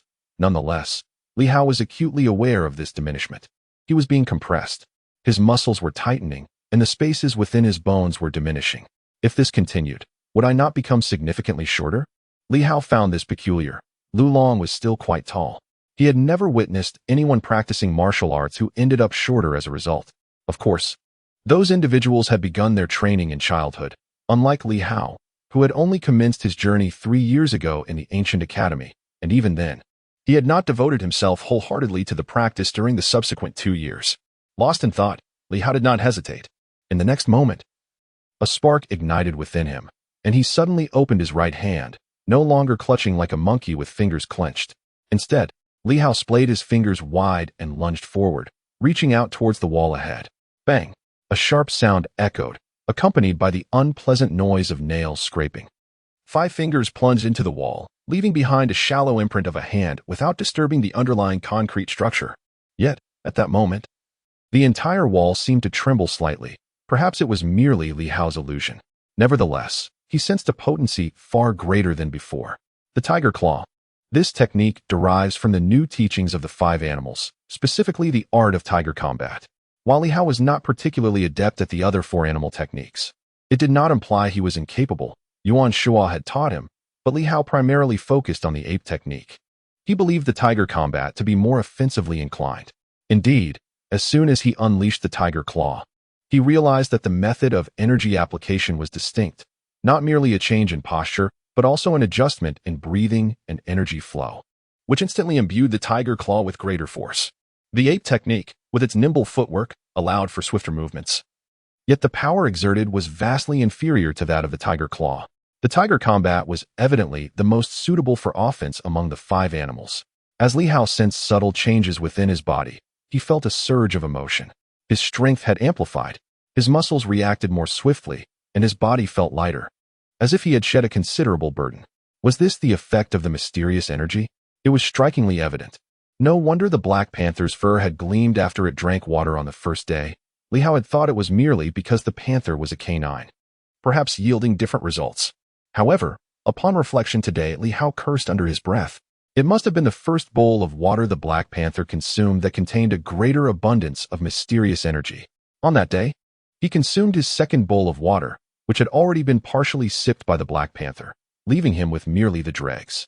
As he contemplated the Black Panther, a thought struck him. Today, the Black Panther exhibited an unusual tranquility. Turning his head, Li Hao was taken aback. This creature was meditating. What on earth? Li Hao found himself momentarily stunned. While he could comprehend the Black Panther understanding his words, the fact that this creature possessed such a formidable capacity for learning was astounding. It was, astonishingly, emulating him, practicing the 5 animals breathing technique. As Li Hao ceased his own practice, the mysterious energy no longer flowed from the jade sword, and the enigmatic aura in the room gradually dissipated. After a brief moment, as Li Hao continued to observe, the Black Panther too could no longer absorb the mysterious energy. With its eyes wide open, the Black Panther noticed Li Hao's gaze and, in an instant, leaped forward, pouncing straight at him. Li Hao deftly sidestepped the attack, evading the Black Panther's lunge. Undeterred, the Black Panther tumbled to the ground and, extending its tongue, gave Li Hao's foot a playful lick. Get away. Li Hao playfully kicked his leg, bending down to stroke the Black Panther's head, a slight frown creasing his brow. Are you attempting to become sentient? He pondered whether this development was fortuitous or ominous. The Black Panther indeed exuded an aura of emerging intelligence. As an ordinary person and a member of the inspection division, Li Hao's first instinct was to consider the potential adverse consequences of such a transformation. Yet, in an instant, his thoughts shifted to the extraordinary beings he had encountered and to the elusive red shadow that ordinary people could not perceive. Suddenly, all other thoughts faded away. In this day and age, who truly cared if a dog became sentient? What was that red shadow? It was clearly not human. The Black Panther, at least, was familiar to him, having been nurtured by him to some extent. If it were to truly attain sentience, then so be it. The teacher has explicitly stated that the 5 animal breathing technique must not be disseminated. Li Hao glanced at the Black Panther, feeling a slight headache. Fortunately, it was merely imitation. He had imparted the essence of the breathing method, although it appeared that the quintessence of the 5 animal posture had eluded him. Moreover, humans and dogs are not the same. Even if this creature learns it, it might not be able to apply it effectively. The fact that the breathing technique had been learned was a lapse on my part. Under normal circumstances, even if he practiced the breathing technique, he would not lose his sense of self too much, nor would he demonstrate the entire suite of techniques in front of others. A single misstep could render the entire practice ineffective. However, with only a dog present, Li Hao was not overly concerned, allowing the panther to observe his every breath. The Black Panther seemed to grasp something, lifting its gaze towards Li Hao, its eyes reflecting a glimmer of endearment. Suddenly, Li Hao chuckled, almost admonishing himself. Forget it. Let us pretend I never said that. Initially, he considered teasing his teacher in jest, but then thought better of it. His teacher was unconventional. Should he claim this dog as a student, it would lead to an amusing introduction. This is my student Li Hao, and this is my student, the big black dog. At that moment, he would wish to vanish from the earth. The Black Panther, somewhat puzzled, merely watched Li Hao. Upon seeing him smile, it too became cheerful. Wagging its tail, the dog, possessing a degree of understanding, recognized Li Hao's emotions, though it also held a hint of trepidation. Li Hao's smile indicated that there was nothing amiss. Not bothering further with the Black Panther, Li Hao withdrew the jade sword from his garment, scrutinizing it closely, his eyes gleaming with intrigue. The mysterious energy within the jade sword seemed abundant. Certainly, for others, the enigmatic energy may not be of paramount importance. Their primary concern lies with the jade sword itself. According to the teacher, the mysterious energy within extraordinary artifacts is inherently limited, with some having dwindled to a mere whisper, perhaps to be entirely depleted after just a few more uses. Lu Long paid little heed to this, perhaps due to his understanding of the situation. He might have also concluded that the scant mysterious energy in these objects held little significance, and that the ancestral extraordinary artifacts were beyond his capability to wield, which could explain his indifference. Li Hao, on the other hand, might have been overly concerned. Initially, he speculated whether Lu Long was secretly plotting something, but it now seemed unlikely. Their lack of concern does not mirror my own. Li Hao whispered to himself. The teacher deemed it insufficient, rendering it useless to him. Lu Long, being a formidable figure himself, found little value in it. Yet, Li Hao, merely a weakling with less than 10 slashes to his name, recognized that even a modicum of mysterious energy could substantially enhance his abilities. His speed, strength, and physique had all improved significantly. Now, as he contemplated his current prowess, he pondered, what level of strength do I possess? Perhaps still beneath the threshold of 10 slashes. Progress is not swift. Moreover, when comparing himself to Qin Jian, who had previously engaged him in combat. Li Hao believed he might now evade a strike from him, but engaging Chen Jian in a fair contest seemed nearly impossible. Chen Jian resided within the realm of 10 slashes. As for whether he was at the pinnacle of 10 or lingering near 90, that remained uncertain. According to Li Hao's understanding, the disparity between the realms of 10 and beyond 100 is quite substantial. I fear I have yet to reach the level of 10 slashes. I need to exert myself further, at least to safeguard my own life. In the forthcoming peril, preserving my fragile existence is paramount. The red shadow is not to be underestimated. Continue your cultivation. This time, Li Hao refrained from employing the breathing technique. He still possessed a modicum of mysterious energy within him. At this moment, he was brimming with vitality, sufficient to continue practicing the 5 animal frolics. Seizing every moment, since there was room for improvement, there was no reason for complacency. Simultaneously, in Qiming Community, Building 5, on the 6th floor, Lu Long stood by the balcony with his arms crossed, gazing across at Building 6. In one of the units on the 3rd floor, the windows were tightly shut, and the curtains drawn. Faintly, it seemed as though someone was bouncing about. That was indeed Li Hao's residence. Beside Lu Long stood Wu Chao, a tall and slender figure, who was also observing. After a moment, he gently shook his head. This guy has drawn the curtains before nightfall. He is clearly on guard. He probably suspects that Zhang Yuan's case is a homicide. As he spoke, he turned to Lu Long and asked, "Boss, are we just going to keep watching? Will anyone come?" "I don't know," Lu Long replied calmly. "Let's watch and see." Wu Chao ceased further inquiries, shifting his gaze in other directions. After surveying the surroundings, he whispered, "Boss, our position is the best for observation. However, I did a brief check earlier and saw no strangers approaching Building 5. Tracking does not necessarily require someone to come in person." Lu Long did not dismiss the idea, though he was not convinced that a superhuman was indeed tailing them at this moment. The more likely scenario was that the other party was covertly observing. The time had not yet come, and they were waiting, perhaps for the rainy night that Li Hao had mentioned. Li Hao was present and wouldn't he flee. If he were to escape, he would have done so long ago. Thus, whether they were being followed or not became relatively insignificant. After a moment of contemplation, Lu Long chose not to pursue the topic further and instead murmured, "How much mysterious energy remains in the team?" Wu Chao pondered briefly before responding, 12 sources. 10 possess attributes, while 2 are attribute-less. Lu Long seemed to be deep in thought, and after a pause, he said, "Tomorrow, when Li Hao goes to the inspection department, have him meet me. Extract the 2 attribute-less energies and let him absorb them and see what happens." Wu Chao was not particularly surprised, merely feeling a tinge of envy. "Boss, we're running low. Moreover, the attribute-less ones are even more precious. What if we let him try the ones with attributes instead? The attribute-rich mysterious energies, infused with various special powers like flames and thunder, may not necessarily be compatible with everyone. Naturally, if one encounters a person attuned to such energies or a specialized esper, the attribute-rich energies are indeed more advantageous. It varies from person to person. However, for Wu Chao and the others, who had yet to advance to the rank of esper, the attribute-less energies were far more valuable, as they would enhance their abilities without the risk of rejection, presenting a significantly lower danger. Within the team, everyone placed greater importance on the attribute-less mysterious energies. He was simply too weak. Lu Long replied calmly, "We are not night watchers, and we lack the strength to extract attribute-rich energies at will. Should he absorb them and experience rejection, we would find it difficult to control and suppress him. He could explode, and then who would be responsible for luring him?" Well, Wu Chao fell silent. Indeed, Li Hao was quite weak, having just joined the team. Granting him a small advantage to bolster his abilities was only fair. Yet, Wu Chao harbored a lingering doubt and quietly inquired, "Boss, your invitation for him to join. Is it a one-time affair, or do you truly intend to nurture him continuously?" This, too, was a point of uncertainty for him. Lu Long cast a fleeting glance at him and smiled. As long as one survives, they shall always remain comrades. While life endures, they are allies.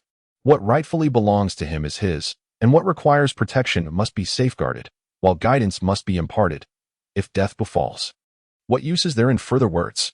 Wu Chao comprehended this sentiment fully. He too had traversed this arduous path. Survival of the fittest. To endure within the demon-hunting squad is to be a true companion. Those who have perished are beyond aid. From the very first day of joining the squad, it was understood how perilous the hunt for superhumans could be. Without a tale to tell, without aspirations to drive them, one might never choose to enlist. Newcomers indeed have it easier. A sigh escaped him. Newcomers are not required to contribute much, yet they reap immediate benefits, an envy-inducing prospect. Naturally, this is the way of things. If newcomers are too feeble, lacking any form of protective measures, the squad will inevitably lose its fresh blood and grow weaker, leading to a gradual demise. In the past, their entries were facilitated solely by a source of mysterious energy. Initially, none had been available for recruitment due to a lack of reserves. The scant resources they possess now have been painstakingly salvaged. Wu Chao pondered for a moment. Filled with a sense of anticipation, I wonder if we can defeat the adversary this time. How much mysterious energy can they provide?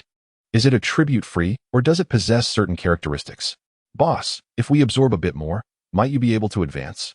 Lu Long shook his head, remaining silent. Advancement? Difficult.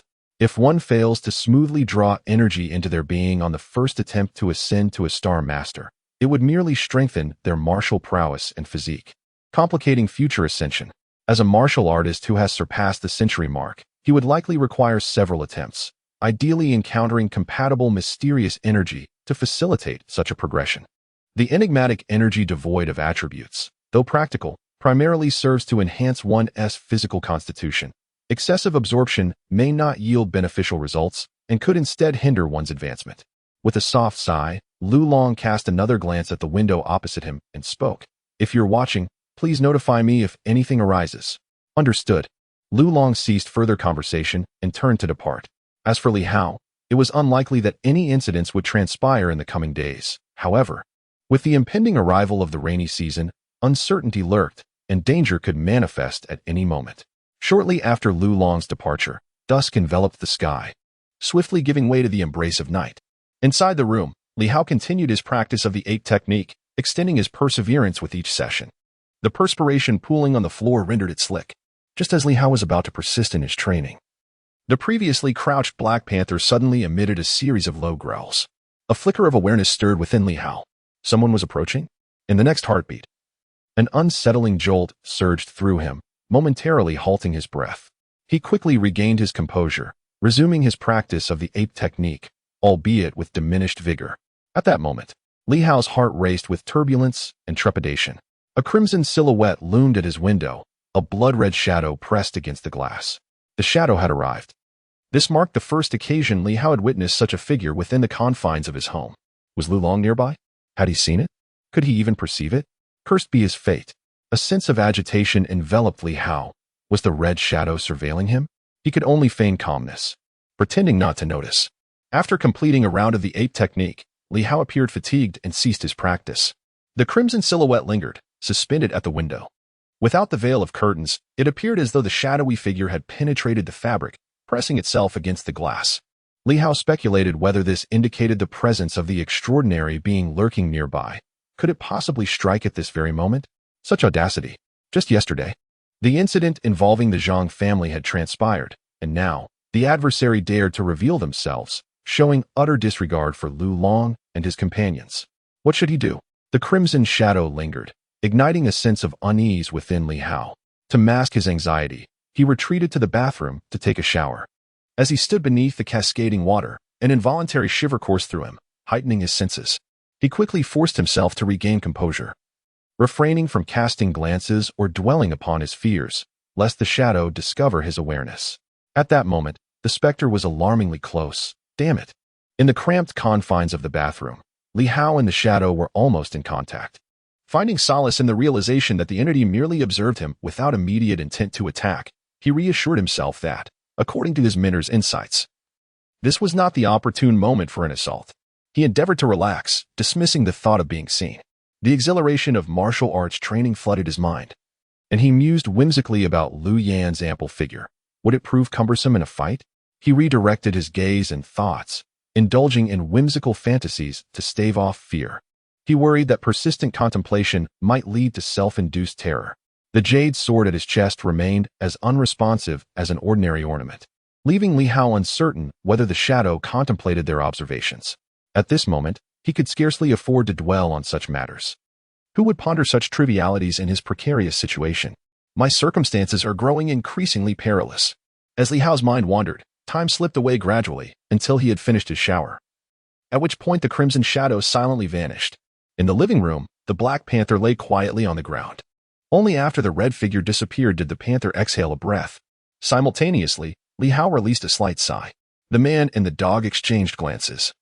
Yet neither uttered a sound. The panther, with a hint of confusion in its eyes, seemed to question, "You could see it too? I thought you were blind." How remarkable. To see yet behave as if you had not seen at all, even more dog-like than I. Chapter 18. Star Master, Mysterious Energy in the Room. Li Hao experienced a sense of relief akin to surviving a catastrophe. This was the second time. For 2 consecutive days, the red shadow had approached him. Did this imply that the entity was preparing to act? Thus, for the past 2 days, the crimson figure had been observing him, as if gauging whether the pig he had raised had grown fat enough to be slaughtered. Could it yield a substantial amount of meat? Indeed, at this moment, Li Hao felt as though he were being appraised, much like a farmer inspecting his crops to see if they had ripened. Damn it, Li Hao muttered under his breath. What have I become? In the past, he would have resigned himself to fate, but now he refused to accept it. The jade sword was an extraordinary artifact, and he had learned the breathing techniques from his teacher. He had also ventured into the realm of supernatural powers and could absorb mysterious energy. Why should he submit to fate now? No matter how formidable, it could not be strong enough to act without restraint. Through gritted teeth, Li Hao pondered. If he truly possessed such power that instilled no fear, why would he need to be so cautious? The answer was clear. He was afraid. Afraid of whom? Certainly afraid of the Night Watcher. Among the Night Watchmen, there must be individuals more formidable than the Red Shadow. Which is why the Red Shadow dares not create too much commotion. Why frighten oneself unnecessarily? Li Hao consoled himself and glanced at the Black Panther. Unable to suppress a low curse, truly useless. Every time you see them, you cower like a timid creature. The Black Panther looked back with innocent eyes, expressing, "I am merely a dog, quite feeble. If you are afraid, it is only natural that I would be as well." Moreover, the Black Panther reasoned that it was still young, and fear was to be expected. At that moment, both man and dog sat slumped in the living room, enveloped in silence for a considerable time. After a while, Li Hao suddenly picked up the communicator and dialed a number. This time, he was not contacting his teacher. After a brief wait, a cold and aloof voice emanated from the communicator. "Speak." Without any preamble, just that single word. "I feel like someone is watching me." Oh. Lu Long's reaction was rather flat, devoid of any fluctuation. Li Hao pondered for a moment, suspecting that Lu Long might think he had discovered the tracking of the demon hunting squad. However, the Red Shadow was not part of that squad. Realizing that Lu Long might have misunderstood, Li Hao fell silent for a moment before continuing. "I am unsure how to articulate this, but I just sensed an inexplicable chill in the air while I was inside. I have a stray dog at home, and it suddenly barked, then lay motionless on the ground. Upon checking, I found it had urinated." Lu Long paused, momentarily taken aback. A chill? A dog barking? Urination? Suddenly, he grasped the gravity of the situation, losing his composure, his voice icy once more. "Are you certain?" Li Hao kicked the Black Panther, who seemed somewhat dejected. "You urinated? You are the one who has urinated. Your entire family has urinated." Regrettably, the Black Panther, unable to articulate his thoughts, resigned himself to fate. Meanwhile, Li Hao lied without a flicker of embarrassment, promptly asserting, "Absolutely. Understood." Lu Long's tone carried a weight of seriousness. After a moment of contemplation, he intoned solemnly, "Do not move now, and refrain from uttering anything further. I shall be on my way shortly, though I will remain concealed. Beginning tomorrow, I will discreetly follow you. Do not reveal anything." He still required Li Hao to be exposed in public. Li Hao remained silent for a moment before responding, "Boss, should I disregard everything for now?" "Do not concern yourself." Lu Long's voice bore a hint of sternness. "Your sole task is to once again experience that sensation. Nothing else is required. Merely draw back the curtains." "I fear I might not have the opportunity to do so," Li Hao murmured. Lu Long seemed to grasp this concern. After some thought, he added, "Come to the inspection office tomorrow, and seek me out directly." "All right." Li Hao readily acquiesced, for with his intellect, he could surmise that Lu Long might possess valuable insights to share. It was advantageous to extract, to procure some benefits. A child who cries receives nourishment. In the demon hunting squad, silence may yield nothing. Lu Long felt somewhat stingy, as on his first day in the team, no gifts had been presented, while Lu Yin had at least offered the freedom to take any firearms at will. Sighing, he ended the communication and sat on the ground, lost in contemplation once more. Soon, casting a glance at the handprint on the wall, he furrowed his brow slightly. Had the Red Shadow taken notice? It has been observed that, in truth, it is of little consequence. A mere pseudo-martial artist, barely capable of defeating 10 opponents, would hardly capture the attention of a superhuman. If this is indeed perceived as Li Hao's concealed strength, it might even be a fortuitous development. The enigmatic energy of the jade sword still remains, and Li Hao is adept in the art of breath regulation. In the forthcoming days, he may witness daily enhancements. To assess his current capabilities through the lens of today may serve to confound his adversaries. Nonetheless, even with potential advancements, there remains little threat to superhumans. Yet Li Hao remains resolute in his endeavors. A tranquil night passed. On July 14th, the sky was clear and bright. Another night had elapsed, and the appearance of the red shadow continued to elude anyone's notice. Li Hao enjoyed a restful slumber, and before departing, he once again imparted a few instructions to Black Panther, leaving behind some dog food, before he mounted his bicycle to head to work. He was uncertain whether Lu Long had arrived the previous night. He could not inquire, but he distinctly recalled his intention to seek out Lu Long today, hoping to procure some advantageous items, ideally powerful supernatural artifacts. Such aspirations, however, were largely fanciful. In the confidential office, Li Hao resumed his duties. Upon entering, he was surprised to find Chun Na had arrived even earlier than he. Upon spotting Li Hao, she appeared quite exhilarated, eagerly gesturing for him to approach. Li Hao found it curious that she had come so early. Chen Na was his most familiar colleague since joining the inspection department, and their rapport was notably closer than with others, as they were the youngest in the confidential office. Li Hao, Chen Na exclaimed with enthusiasm upon seeing him. I have good news. What is it? A new recruit is joining us in the office. Have you forgotten? At this time of year, it is customary for new recruits to join, and at last, we are liberated from the burdens of early morning cleaning and serving tea. Chen Na was quite exhilarated.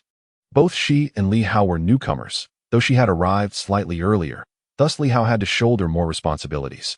Nevertheless, there were still tasks that Chen Na needed to handle, such as organizing various documents, as Li Hao sometimes found himself overwhelmed. New recruits? Li Hao was momentarily taken aback, having nearly forgotten about this matter. After all, it was not of great significance. He was on the verge of departing from the confidential office, and in truth, he was no longer part of it. He simply had yet to be informed. So that was the reason. Li Hao smiled, displaying a hint of joy. What wonderful news. We are indeed liberated. I wondered why you arrived so early today. Are the new hires starting today? Chen Na nodded, her face beaming with happiness. Yes. The candidates had already been selected earlier. They have just been undergoing training, and today is their official start. Ah, splendid. Li Hao replied, sharing in her joy. Indeed. It was a reason for celebration. Otherwise, if he left and no newcomers arrived, Chen Na would have to take on his workload as well, which would surely overwhelm her. A few newcomers? 2. No, 3. Chen Na, well informed, chimed in with a smile. Initially, it was said there would only be 2. But it seems an additional one was added, making it 3. How fortunate they are. When I joined, I was the sole newcomer, and you were just an intermediate recruit, bearing the brunt of all the work alone. Now, they have 3 newcomers at once. It doesn't seem nearly as taxing. Li Hao nodded in agreement. He would wait for the section chief to arrive, then he would have to clock in before heading to the enforcement team. There were pressing matters at hand, leaving no room for idle distractions. However, he was a decent and honest person in the confidential office, and even after his departure, he could not afford to tarnish his reputation. He must continue to spread cheer. As they conversed, others gradually arrived. Li Hao resumed his busy routine, unwavering and diligent. Undeterred by his impending departure, it was not until around 9 o'clock that Wang Jie made his entrance, accompanied by 3 newcomers. They were all quite youthful. 2 males and 1 female. Everyone quiet down, Wang Jie said with a smile, clapping his hands. Let's set aside our tasks for a moment. In truth, aside from Chun Na and Li Hao, the others had already been engrossed in gossip, with little work to attend to. Wang Jie seemed oblivious to this, cheerfully announcing, Today, our confidential office welcomes 3 new members, all of whom are elite. Their inclusion is a testament to their strength and capabilities. After a round of commendation, the 3 newcomers stepped forward. At this moment, Li Hao paused his work to observe them. 2 young men and a woman, all donned in inspection uniforms, exuding vitality. He paid little attention to the woman, instead focusing on the young man to his left.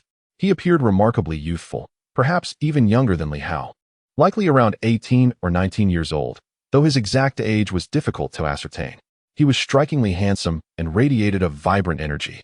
Li Hao, often regarded as the most handsome in the confidential office, a title that carried some exaggeration, given that the office was predominantly occupied by older individuals, could not deny that. In comparison to this newcomer, he fell slightly short, particularly in terms of complexion. The young man, with a complexion that was not merely pale, but rather possessed a delicate, milky hue, appeared remarkably youthful.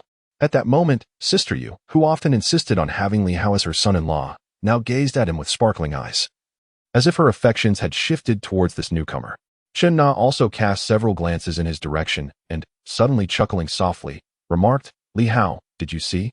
Your most formidable rival has arrived. His name is Wang Ming, right? He is even a tad more handsome than you." Li Hao responded with a smile and a gentle nod, saying, "As long as Na Jia is pleased." "Humph, I have no interest in any little puppy," she retorted. Nevertheless, Chen Na could not help but steal a few more glances before exclaiming, "His eyes are so bright." Indeed, they were strikingly luminous, endowing him with an extraordinary vitality. Eyes are said to be the windows to the soul. A handsome man whose gaze lacks vigor may evoke feelings of despondency, yet this Wang Ming possessed a brilliant gaze. "Hello everyone, esteemed seniors, I am Wang Ming, hailing from the Inspection Academy, and I have just graduated this year." Wang Ming introduced himself. Shortly thereafter, Wang Jie approached with Wang Ming in tow, glancing at Li Hao and Chen Na with a cheerful demeanor. "Li Hao, Chen Na, you're also considered seniors now. Wang Ming, why don't you first learn from Li Hao, familiarizing yourself with the files he is handling? Chen Na and Li Hao, please take the time to instruct him." The decision to have Wang Ming learn from the duo was not a matter of special treatment, but rather a necessity due to Li Hao's impending departure, a fact unbeknownst to Chen Na but clear to Wang Jie. Thus, he sought a suitable replacement for Li Hao, and Wang Ming was a perfect fit. Chen Na, with a beaming smile, inquired, "Shall we prepare a new desk then?" "No need." Wang Jie chuckled. "Just bring a chair over. We can make do for a few days." Chen Na, somewhat perplexed, refrained from further inquiry and agreed to endure for a while. Li Hao, however, was acutely aware of the situation. He smiled faintly and nodded, though his heart was far from tranquil. "Wang Ming, what is going on?" His focus on Wang Ming stemmed not from the latter's handsome appearance or bright gaze, but rather from a faint glimmer of starlight he discerned. Although this starlight paled in comparison to that of Lu Long and his peers, it radiated a brilliance that captivated Li Hao even more. Indeed, it was scarce, seemingly minimal. Yet it shimmered with an extraordinary luster that, even from a distance, allowed Li Hao to perceive its chilling and dazzling essence. A starlight master. This term suddenly surfaced in his mind. Entering the realm of the extraordinary, there existed two types of beings: the inherently gifted celestial masters and the starlight masters who draw energy into their bodies. Regardless of the category, they were all extraordinary. In that moment, for reasons unknown, Li Hao thought of the term starlight master. His expression remained placid and gentle, yet his heart was filled with an inexplicable shock. Why had a starlight master suddenly appeared? Who had sent them? The Red Shadow? The Night Watchers? It had to be one of these two factions. So was it a member of the Red Shadow or the Night Watchers? Why had they coincidentally arrived at the secure room, and so close to him? This was merely a routine onboarding of a new recruit. How could an extraordinary being be present in a secure area? It was evident that something was amiss. The starlight surrounding Wang Ming was invisible to others, yet Li Hao perceived it distinctly. Could Lu Long and the others see it? He seemed to have forgotten to ask how to identify the extraordinary. No, that won't do. At this moment, Li Hao suddenly felt a chill enveloping him, as if something extraordinary had materialized at his side. Damn it, could it be a night watchman? If it were indeed a night watchman, it would be manageable. However, if it were from the Red Shadow faction, that would be utterly terrifying. Silver City had become completely unsafe. After all, this was the very stronghold of the inspection division. "Brother Hao," a voice faintly interrupted Li Hao's contemplation. He looked up to see Wang Ming gazing at him with a bright, sunny smile. "Brother Hao, you are my senior and presumably older than I am. Henceforth, I shall address you as Brother Hao, and you may simply call me Wang Ming." Li Hao offered a smile, albeit somewhat insincere. Yet, none perceived it as such. He had always smiled in this manner. "You are too courteous," Li Hao remarked with an air of envy. "I arrived a year earlier, but I am merely a novice, having taken this path halfway through. You, on the other hand, graduated from the Inspection Academy. Your expertise surpasses mine. By the way, which Inspection Academy did you attend? Was it the one in Silver City?" Silver City indeed boasted its own inspection academy, functioning as a reserve for the inspection division, with most members hailing from there. No, Wang Ming replied with a radiant smile, shaking his head. I am from White Moon City. I graduated from the White Moon Inspection Academy. Beside them, Chen Na expressed her surprise. The White Moon Inspection Academy? Wang Ming nodded slightly, choosing not to elaborate, seemingly indifferent to Chen Na's curiosity. Meanwhile, Li Hao felt a stir within him. White Moon City. Numerous cities of comparable size, each with a population exceeding 1 million, surrounded Silver City. Yet, more than 300 miles away lay a grand city, White Moon City, in the realm of Baiwei City. A unique status is held as the capital of Yimun Province. The name of Yimun Province was derived from the amalgamation of Baiwei City and Yin City. Once, Yin City reigned supreme, but that was many years ago. As time progressed, the geographical significance of Yin City diminished, leading to a gradual migration of its populace. Today, it stands as merely one of the 32 cities within Yimun Province. Rumor has it that discussions are underway regarding a potential renaming of the province to Yueyao Province. As the second largest city within Yimun, Yaoguang City has become significantly more prosperous than Yin City. However, no final decision has been reached, as Yin City has reportedly refused the proposal multiple times, cherishing its former glory. Amidst these fleeting thoughts, Li Hao pondered the arrival of a graduate from the Provincial Inspection Academy in this place. The authenticity of such a status remains questionable. Indeed, is distance a barrier to inquiry? Chen Na expressed a mixture of surprise and envy, asking, Wang Ming, how did you end up here? Understanding dawned upon her as she nodded. This is quite commendable. Despite its modest size, Yin City offers ample opportunities for advancement. With fewer people, we have a greater chance of promotion. In larger cities, the competition is overwhelming, so your choice is indeed wise. I share the same sentiment, Wang Ming replied, his smile radiant and strikingly handsome, captivating Chen Na momentarily before she swiftly redirected her gaze to Li Hao, as if to compose herself. Meanwhile, Li Hao felt a sense of helplessness. What does this mean? You used to say I was quite handsome. Women. Huh. Yet, this was not the moment to dwell on such matters, and gradually, Li Hao regained his composure. What is there to fear? When the soldiers arrive, the generals shall defend. When the waters rise, the earth shall conceal. Having reached this juncture, one can instantly discern the differences in others, which serves as one's own advantage.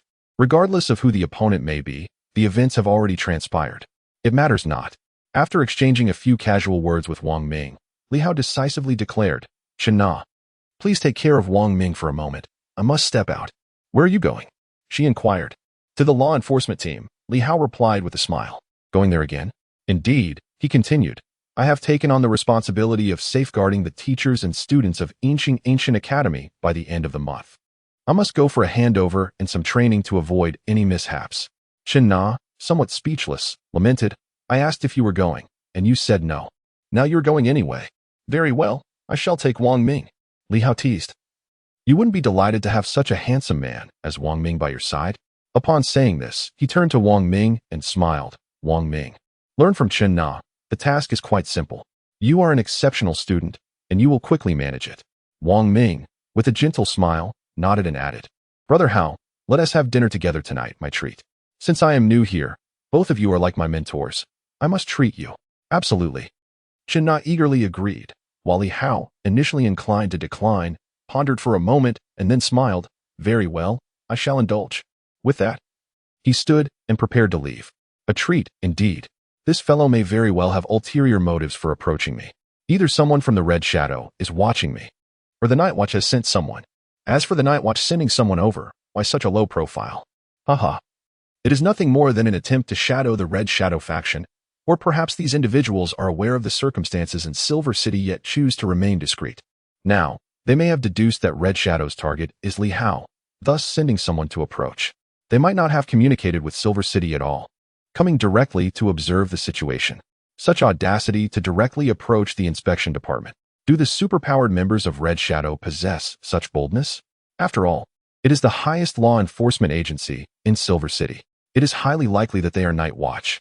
Li Hao contemplated for a moment, uncertain of the accuracy of his assessment, yet he felt an 80% certainty that Wang Ming was indeed a Night Watchman, a Starlight Master. What a remarkable youth. Though age may not truly reflect reality, Li Hao's mind raced. Was this a boon or a bane? if indeed a night watchman. That could be a fortuitous turn of events. Initially, he harbored concerns about Lu Long's capabilities, but if this individual were a night watchman, it could potentially bolster their chances. With such thoughts, Li Hao descended into the basement of the law enforcement team. Arriving late, Lu Long was already present, but Li Hao paid it no mind, casually remarking, "A few newcomers have arrived in the room, one of whom is accompanying me, presumably for a handover. I spent some time briefing them, and I must say, the inspectors from Baiwei City are indeed professionals. They adapted with ease right from the start." Lu Long nodded, seemingly unfazed. Observing this, Li Hao could only conclude that either Lu Long was genuinely unaware or possessed an exceptionally deep cunning. Li Hao continued, "Boss, did you discover anything last night? Was there someone tailing me?" "It's hard to say. There is a possibility. When I arrived, I found nothing of significance." At this moment, Li Hao was deeply concerned, not about the red shadow, but rather about other matters. He swiftly inquired, "Boss, can ordinary people detect a Starlight Master? What distinguishes them from us?" Lu Long was taken aback, and when he turned to Lu Yin for clarification, she remained silent. "No," he replied, shaking his head. Lu Long quickly elucidated, "In general, the differences are minimal. Superpowered individuals are still human, just like us. The true distinction arises when they activate their powers." He continued, "Once a Starlight Master employs their mysterious abilities, there will be energy fluctuations. Of course, ordinary individuals might find it challenging to perceive them, but as martial artists, we can sense this. As for those who are not martial artists," he glanced at Li Hao, suddenly recalling something. "I've remembered. Our team possesses a superpower detector capable of sensing these energy fluctuations, specifically designed for ordinary people."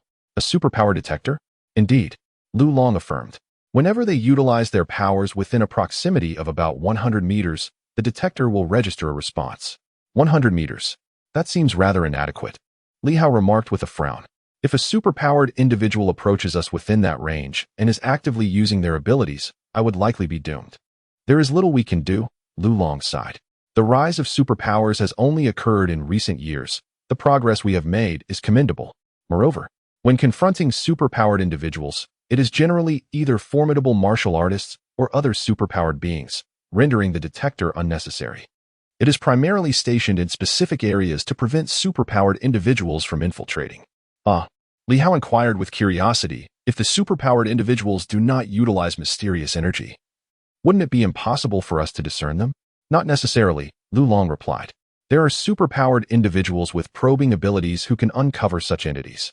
Moreover, once a superpowered individual reaches a certain level, they can sense the fluctuations of mysterious energy within others, even without their activation. Of course, we are still far from that point." With a hint of regret, Li Hao remarked, "I had thought that superpowered individuals radiated an inherent brilliance, easily recognizable at a glance." Lu Long chuckled, "What were you thinking? That's hardly the case. However, if a superpowered individual is weak or merely a novice, their energy fluctuations can be so pronounced that even an ordinary person, if they get close enough, might perceive some differences." "I see." Li Hao nodded in understanding. "You cannot see the starlight of mysterious energy, which might indicate either your own weakness, your lack of entry into the realm of the superpowered, or perhaps that other superpowered individuals are similarly blind to it. It seems I may indeed possess some uniqueness. No wonder those who discovered the red silhouette seem to have vanished. There may be more to it than meets the eye." "Boss, could you provide me with a detector?" Li Hao inquired. Lu Long nodded. "I had intended to give you one as a precaution, though its effectiveness is limited." Li Hao paid little mind to the degree of effectiveness. However, possessing a superpower detector might afford him an opportunity to expose Wang Ming. For now, he could not speak of it, lest it arouse Lu Long's suspicions. Yet, with the detector in his possession and Wang Ming being a Starlight Master, regardless of whether he utilized mysterious energy or not, Li Hao would find a way to reveal him. Lu Long is currently at least safeguarding himself. As for the night watchman, that remains uncertain, regardless of whether the other party is a night watchman or affiliated with the Crimson Shadow. Li Hao must ensure Lu Long understands that certain preparations are essential. Naturally, everything mustn't appear too deliberate. As Li Hao contemplated his plans, Lu Long remained silent, leading him quietly into the depths of the basement. Inside, there was no one present, but Li Hao discerned a figure at the entrance of a room. Dr. Yun Yao seemed to be preoccupied with something. It was not until they reached the innermost recess of the basement that Lu Long halted before a door made of metal. This door marked the entrance to the Demon Hunter's storeroom. Lu Long coldly elucidated, "The items within have been acquired at the cost of our brothers' lives. You are a newcomer and will soon serve as bait, so I am making an exception to allow you entry this time. Moreover, you will receive an opportunity that others do not, a chance to witness the true essence of mysterious energy, an invaluable treasure." Lu Long's tone was grave, and he spoke no untruth. Indeed, it was acquired at a grave cost. Li Hao's interest was instantly piqued by the mention of mysterious energy. This marked his first genuine encounter with such energy, aside from the Starry Sky Sword. Was the mysterious energy here akin to that found within the Starry Sky Sword? His teacher had mentioned that the mysterious energy in extraordinary items was feeble and scarce. Could it be that he was about to behold an abundance of this enigmatic energy? In that moment, Li Hao felt a surge of exhilaration, as if he were gazing upon a river of starlight. Of course, he recognized it as mere fantasy. Yet his heart could not resist the thrill. Lu Long cast a glance at him, faintly nodding with an imperceptible smile. This was indeed a normal reaction. I must convey to you that, regardless of the Li family's sword or any encounters with mysterious energies, they pale in comparison to the true essence of mystery. The genuine mysterious energy cannot be compared to those feeble extraordinary artifacts.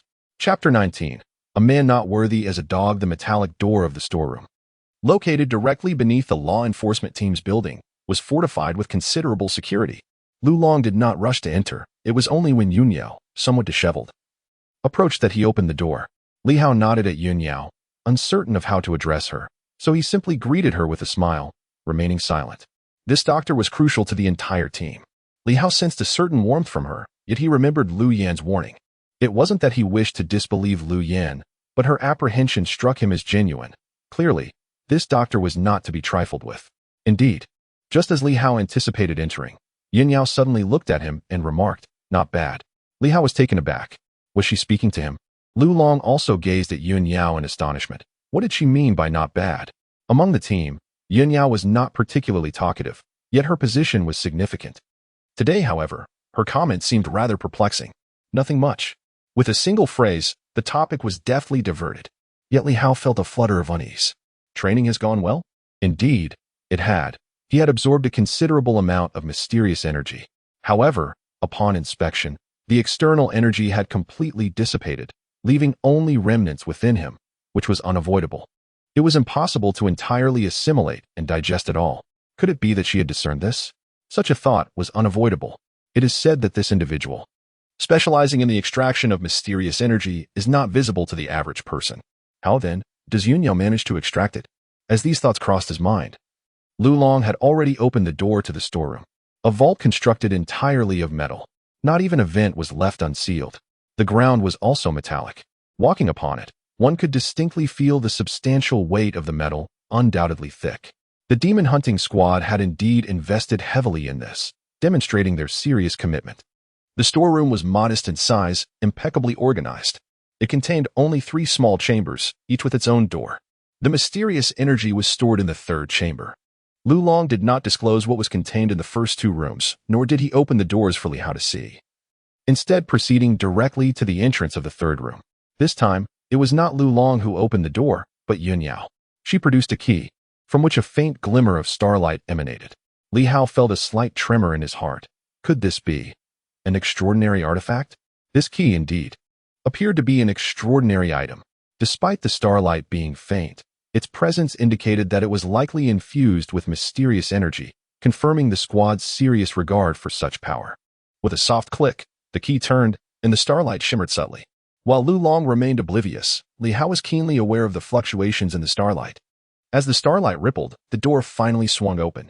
At this moment, Lu Long proclaimed haughtily, "The storeroom housing the mysterious energy was crafted at great expense by the demon hunting squad. Even if a superhuman were to enter without the key, they would find it nearly impossible to gain access." Li Hao nodded in admiration, exclaiming, "Impressive. As for where the prowess lies, it is a trivial matter to discuss. If truly endowed with extraordinary abilities, would the possession of a key still hold significance? The storage room merely requires safeguarding against thieves. Beyond that, it serves little purpose." The iron door swung open, revealing a vast glass dome, an intricate apparatus that occupied a significant portion of the room. At that moment, a flicker of astonishment crossed Li Hao's eyes. Starlight. Upon beholding the glass dome, he was confronted with starlight, distinct from the celestial energy he had previously encountered. The starlight he had observed before emanated from the jade sword, showcasing authentic celestial hues, imbued with a flickering brilliance and a hint of chill. However, this time, the starlight appeared to harbor additional elements. The glass dome seemed to be divided into several sections. One area flickered with flames amidst the starlight, another crackled with thunder, while yet another was shrouded in a veil of dark mist. The final small section resembled the starlight Li Hao was accustomed to, pure yet somewhat scattered. As Li Hao gazed in wonder, Lu Long, equally captivated, appeared entranced by the spectacle. In that moment, it seemed he could truly see. As anticipated, the next instant, Li Hao heard Lu Long exclaim in awe. "This is the mysterious energy. Do you see it?" A jolt surged through Li Hao's heart. Do you see it? Had it been discovered? Lu Long was aware that he could perceive it. Li Hao, taken aback, turned to Yun Yao. Lu Long had previously stated that an ordinary person would be unable to see it, and even those with extraordinary abilities could not perceive it either. Dying. Li Hao understood the meaning, yet he was perplexed about how one could dye something in a way that others could perceive it. He paused for a moment, then suddenly recalled something. My teacher, the ice crystal dome discovered? Indeed. It seemed that Yun Yao held a certain admiration for Yuan Shua, or perhaps anyone slightly acquainted with scientific research would recognize him, particularly in the realm of super abilities. The ice crystal was something your teacher unearthed in an ancient relic. Initially, it went unnoticed, but later Professor Yuan Shua revealed its paramount function, to isolate energy dissipation. Yun Yao remarked, had it not been for the discovery of the ice crystal, the advancement of super abilities might have been delayed by several years. It was precisely due to the ice crystal's discovery that Night Watchers found a means to store mysterious energy, allowing many to qualify as super beings. At this moment, Lu Long also nodded in agreement, saying, indeed, the discovery of the ice crystal has proven immensely beneficial.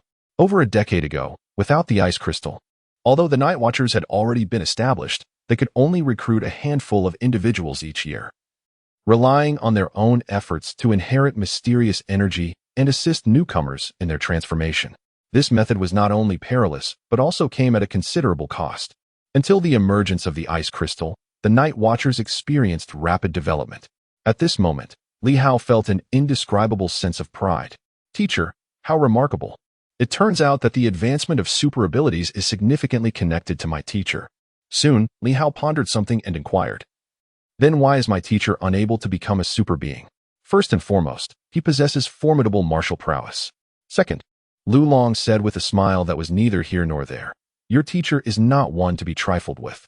Not only does he possess extensive knowledge about the supernatural, but he also conceals many secrets, including portions of ancient relics that he has yet to explore or disclose.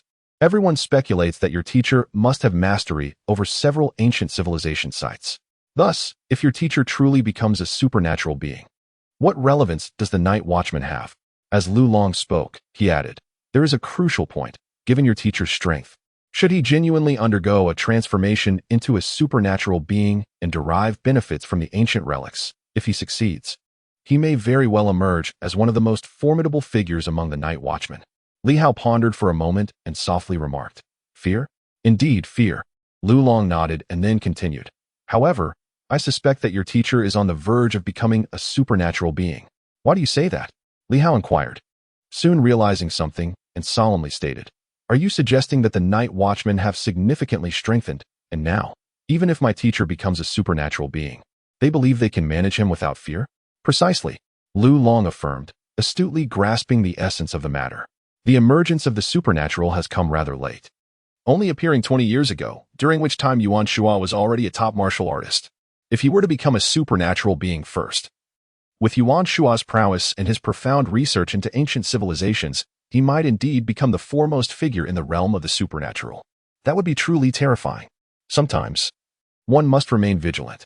Yuan Shua is neither an official nor entirely unscrupulous, yet he is certainly not a wholly virtuous individual either. Martial arts practice, once it reaches a certain level of prowess, often leads to confrontations and, regrettably, instances of violence. In such circumstances, whether for the advancement of the Night Watchers or to suppress Yuan Shua, the Night Watchers are hesitant to allow Yuan Shua to succeed prematurely. However, it appears that the time has come. The Night Watchers have produced formidable individuals who can now restrain Yuan Shua. After 2 decades of delay, Yuan Shua has ascended to the rank of Star Master and poses little threat. Li Hao pondered for a moment before expressing his curiosity. Why has my teacher so readily accepted his fate and chosen to serve the Night Watchers? Lu Long glanced at him with a knowing smile. You must understand, the Night Watchers represent the official authority. No matter how powerful an individual may be, their strength is ultimately limited.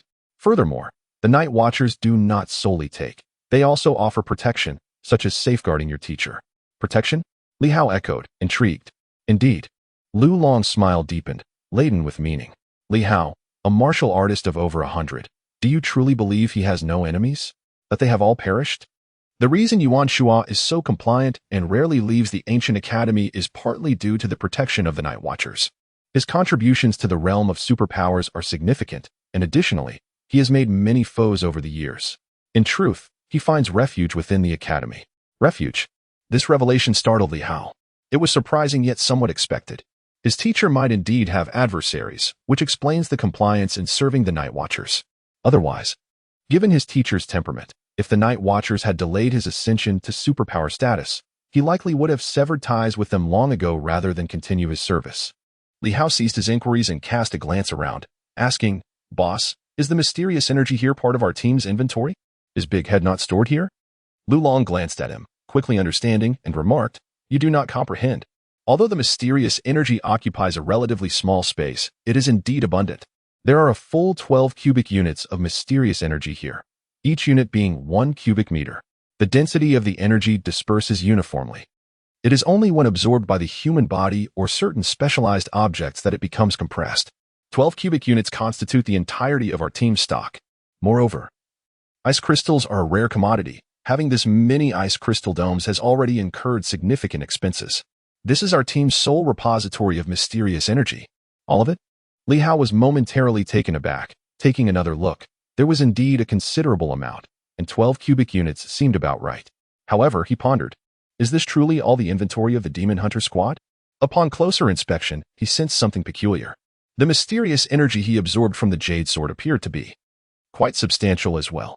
Could it be that the quality differs? Is the quality here superior? Boss, how much can I receive? You are a newcomer and need to ensure your own safety. This time, I have argued against the consensus and decided to allocate 2 cubic units of attribute-less mysterious energy to you. Attribute-less mysterious energy lacks any special properties, making it easier to absorb and safer to handle. However, there is a drawback. Attribute-less mysterious energy tends to enhance physical constitution, specifically martial prowess, making it challenging to unlock the superpower lock and difficult to enter the realm of extraordinary abilities. He briefly outlined the pros and cons, then remarked, however, if the attribute of mysterious energy does not align with you, the risks significantly increase. We are not superhumans, and it would be challenging for us to assist you. Therefore, you have the choice, whether to pursue the attribute of mysterious energy or opt for the attribute-less option. Both paths are available. Noticing that Li Hao appeared somewhat unfazed, he suddenly chuckled. Li Hao, what is your monthly salary at present? Li Hao was taken aback, pondering the question of salary. After a moment of reflection, he quickly replied, I am a level 3 inspector. Before my official appointment, my monthly salary was 1,000 star coins. Now that I am confirmed, it has increased to 2,000 star coins. If I manage to join the law enforcement team and advance to level 2 inspector, that would elevate my salary to 4,000 star coins. Earning 4,000 star coins is quite substantial. As a single individual, Li Hao often purchases groceries, and a pound of fine rice costs merely 1 star coin. Even during my internship with a salary of 1,000 star coins, I have managed to live reasonably well. A fast food meal costs only 5 star coins. And if I eat 3 meals a day, it totals approximately 450 star coins a month, which suffices for my needs. If I were to advance a level and earn 4,000 star coins monthly, I would have to contemplate whether it would be prudent to marry and share such expenses. At that moment, Lu Long laughed somewhat peculiarly. So, you are currently earning 2,000 star coins a month, correct? Indeed. Are you aware of the market price for a unit of mysterious energy? Is it tradable? Li Hao was again taken aback, realizing that such items could be bought and sold. While it may be prohibited openly, there is certainly an underground market for it. Lu Long let out a cold laugh, remarking, How many prominent figures and wealthy individuals are merely ordinary people? Superpowered beings not only possess formidable combat abilities, but also enjoy a longer lifespan.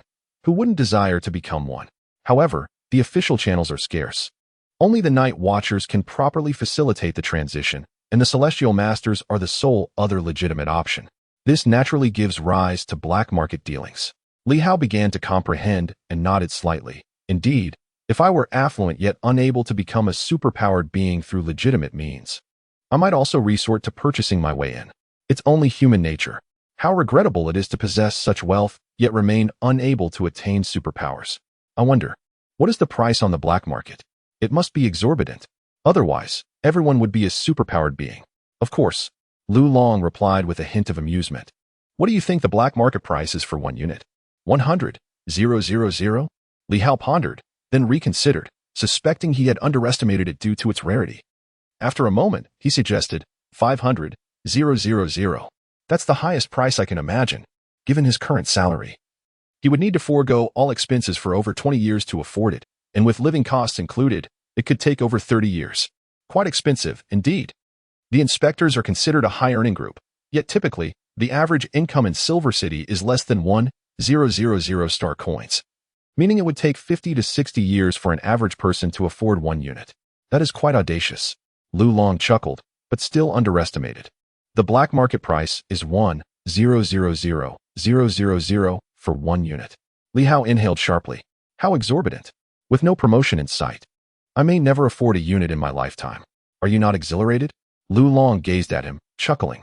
I'm offering you a generous sum of 2 million at no cost. However, Li Hao did not exhibit the excitement one might anticipate. Instead, he smiled and replied, Boss. In my mind, the realm of superpowers transcends the mundane and is unrelated to wealth. In truth, regardless of the price, it holds little significance for me. A commendable mindset. Yet, regrettably, you are mistaken. Lu Long genuinely laughed this time. Do you truly believe that superpowers elevate one above the ordinary? That's a jest. Life's necessities demand currency. Engaging in the trade of superpowered items requires money. As long as society consists predominantly of ordinary individuals, money remains an inescapable reality for everyone. Let us not even discuss the rest. Without funds, where would you reside? Do you plan to dwell in the wilderness? Do you have any notion of the cost of ice crystals? Without money, where would you procure them or preserve the mysterious energy? Without funds, even stepping outside would necessitate walking. Do you suppose that superhumans can simply soar through the skies? His words left Li Hao momentarily speechless. He had genuinely believed that upon becoming a superhuman, the mundane concerns of wealth would no longer be relevant. Yet, after Lu Long's remarks, Li Hao suddenly realized that superhumans, after all, are still human, and being human necessitates survival. Li Hao, somewhat dazed, inquired, So, will my salary increase if I join the Demon Hunter squad? Lu Long was rendered speechless, incredulous that this fellow was contemplating such matters at this moment. Amused yet exasperated, he nodded, Indeed. Your salary will increase from your very first day, 10,000 star coins a month. Li Hao felt a stir of excitement within. Does that mean my pay would surpass that of a first-level inspector? The primary inspection yields approximately 8 to 9,000. Yet with various bonuses, it can exceed 10,000. Lu Long nodded, choosing not to elaborate further. His intention was merely to convey that mysterious energy is exceedingly precious. One should not underestimate its value. Should you refrain from joining the demon hunting squad, acquiring even a fraction would remain an elusive dream throughout your life. At this revelation, Li Hao smiled. If it holds value, then that is indeed favorable. However, wealth pales in significance at this moment, as he felt an overwhelming eagerness to absorb it. He was curious to discern whether the mysterious energy here resembled that within his jade sword, and if its efficacy might surpass his expectations. Boss, how do I absorb it? He inquired. Turning to Lu Long handed him a small booklet, stating, This is the energy induction method, a technique employed by the Night Watchman. It is the standard approach for channeling energy into one's body, utilized even by personnel from various external superpowered organizations. Li Hao's interest piqued at the mention of the Night Watchman's training methodology. He hastily accepted the booklet and opened it. It was a remarkably thin pamphlet. Li Hao, possessing a commendable memory, swiftly scanned the content, flipping through the second and third pages, and that was it. Merely 3 pages, containing around 1,000 words. This was the energy induction method employed by numerous organizations, a quintessential technique for superhumans to absorb mysterious energy. Yet, at this moment, an odd sensation washed over Li Hao. To his astonishment, this method bore a striking resemblance to the breathing techniques found within the 5 animals exercise, not the later imparted 5 animals breathing technique, but rather the initial breathing method he practiced while mastering the ape technique. On his first day, he had utilized this very approach while drinking water, which, in truth, rendered the utilization of mysterious energy quite minimal. If it is said that the 5 animal breathing technique can absorb and retain 70% of the mysterious energy, then the breathing method he initially employed could at most preserve 30%, with the remainder dissipating into the ether. In Li Hao's estimation, the energy induction technique merely equates to the efficacy of that initial breathing method. While Li Hao pondered this, Lu Long gravely asserted, "This technique must never be disclosed to outsiders. Although many organizations have acquired it, they dare only to utilize it in secrecy, should the Night Watch discover it. Severe repercussions will ensue. Of course, it poses no issue if the Inspection Bureau employs it, provided it is not passed on to outsiders." His tone was decidedly solemn, and Li Hao could merely nod in acquiescence. This technique was one he had mastered several years prior. While not identical, it bore a striking resemblance. Now, equipped with the 5 animal breathing technique, he found little incentive to learn this new method. Nevertheless, his mentor had cautioned against sharing it, and Li Hao had no intention of documenting the energy induction technique in conjunction with the 5 animal breathing technique. He swiftly inquired, "Boss, I've grasped it. May we commence?" Lu Long nodded and glanced at Yun Yao, who instructed, "Extend your right hand." She then opened a small aperture in the ice crystal barrier, ensuring that the mysterious energy remained contained within. This device was quite unique, for the energy it housed would not dissipate, albeit with significant limitations. Li Hao extended his hand, and Yun Yao instructed, "Insert your hand within, and then activate the energy absorption technique. The mysterious energy will flow into your body as your technique circulates it.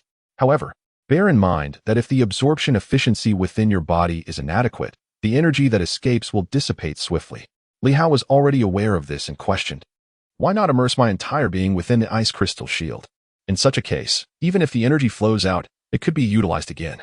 This was precisely what the Black Panther had done. It had successfully reclaimed the mysterious energy that Li Hao had allowed to escape. Such a precious resource, when recycled effectively. Yun Yao chuckled. "Firstly, a shield of that magnitude comes at a considerable cost. Secondly, the mysterious energy that escapes from within your body, if reused, would be even less efficient and more prone to rejection.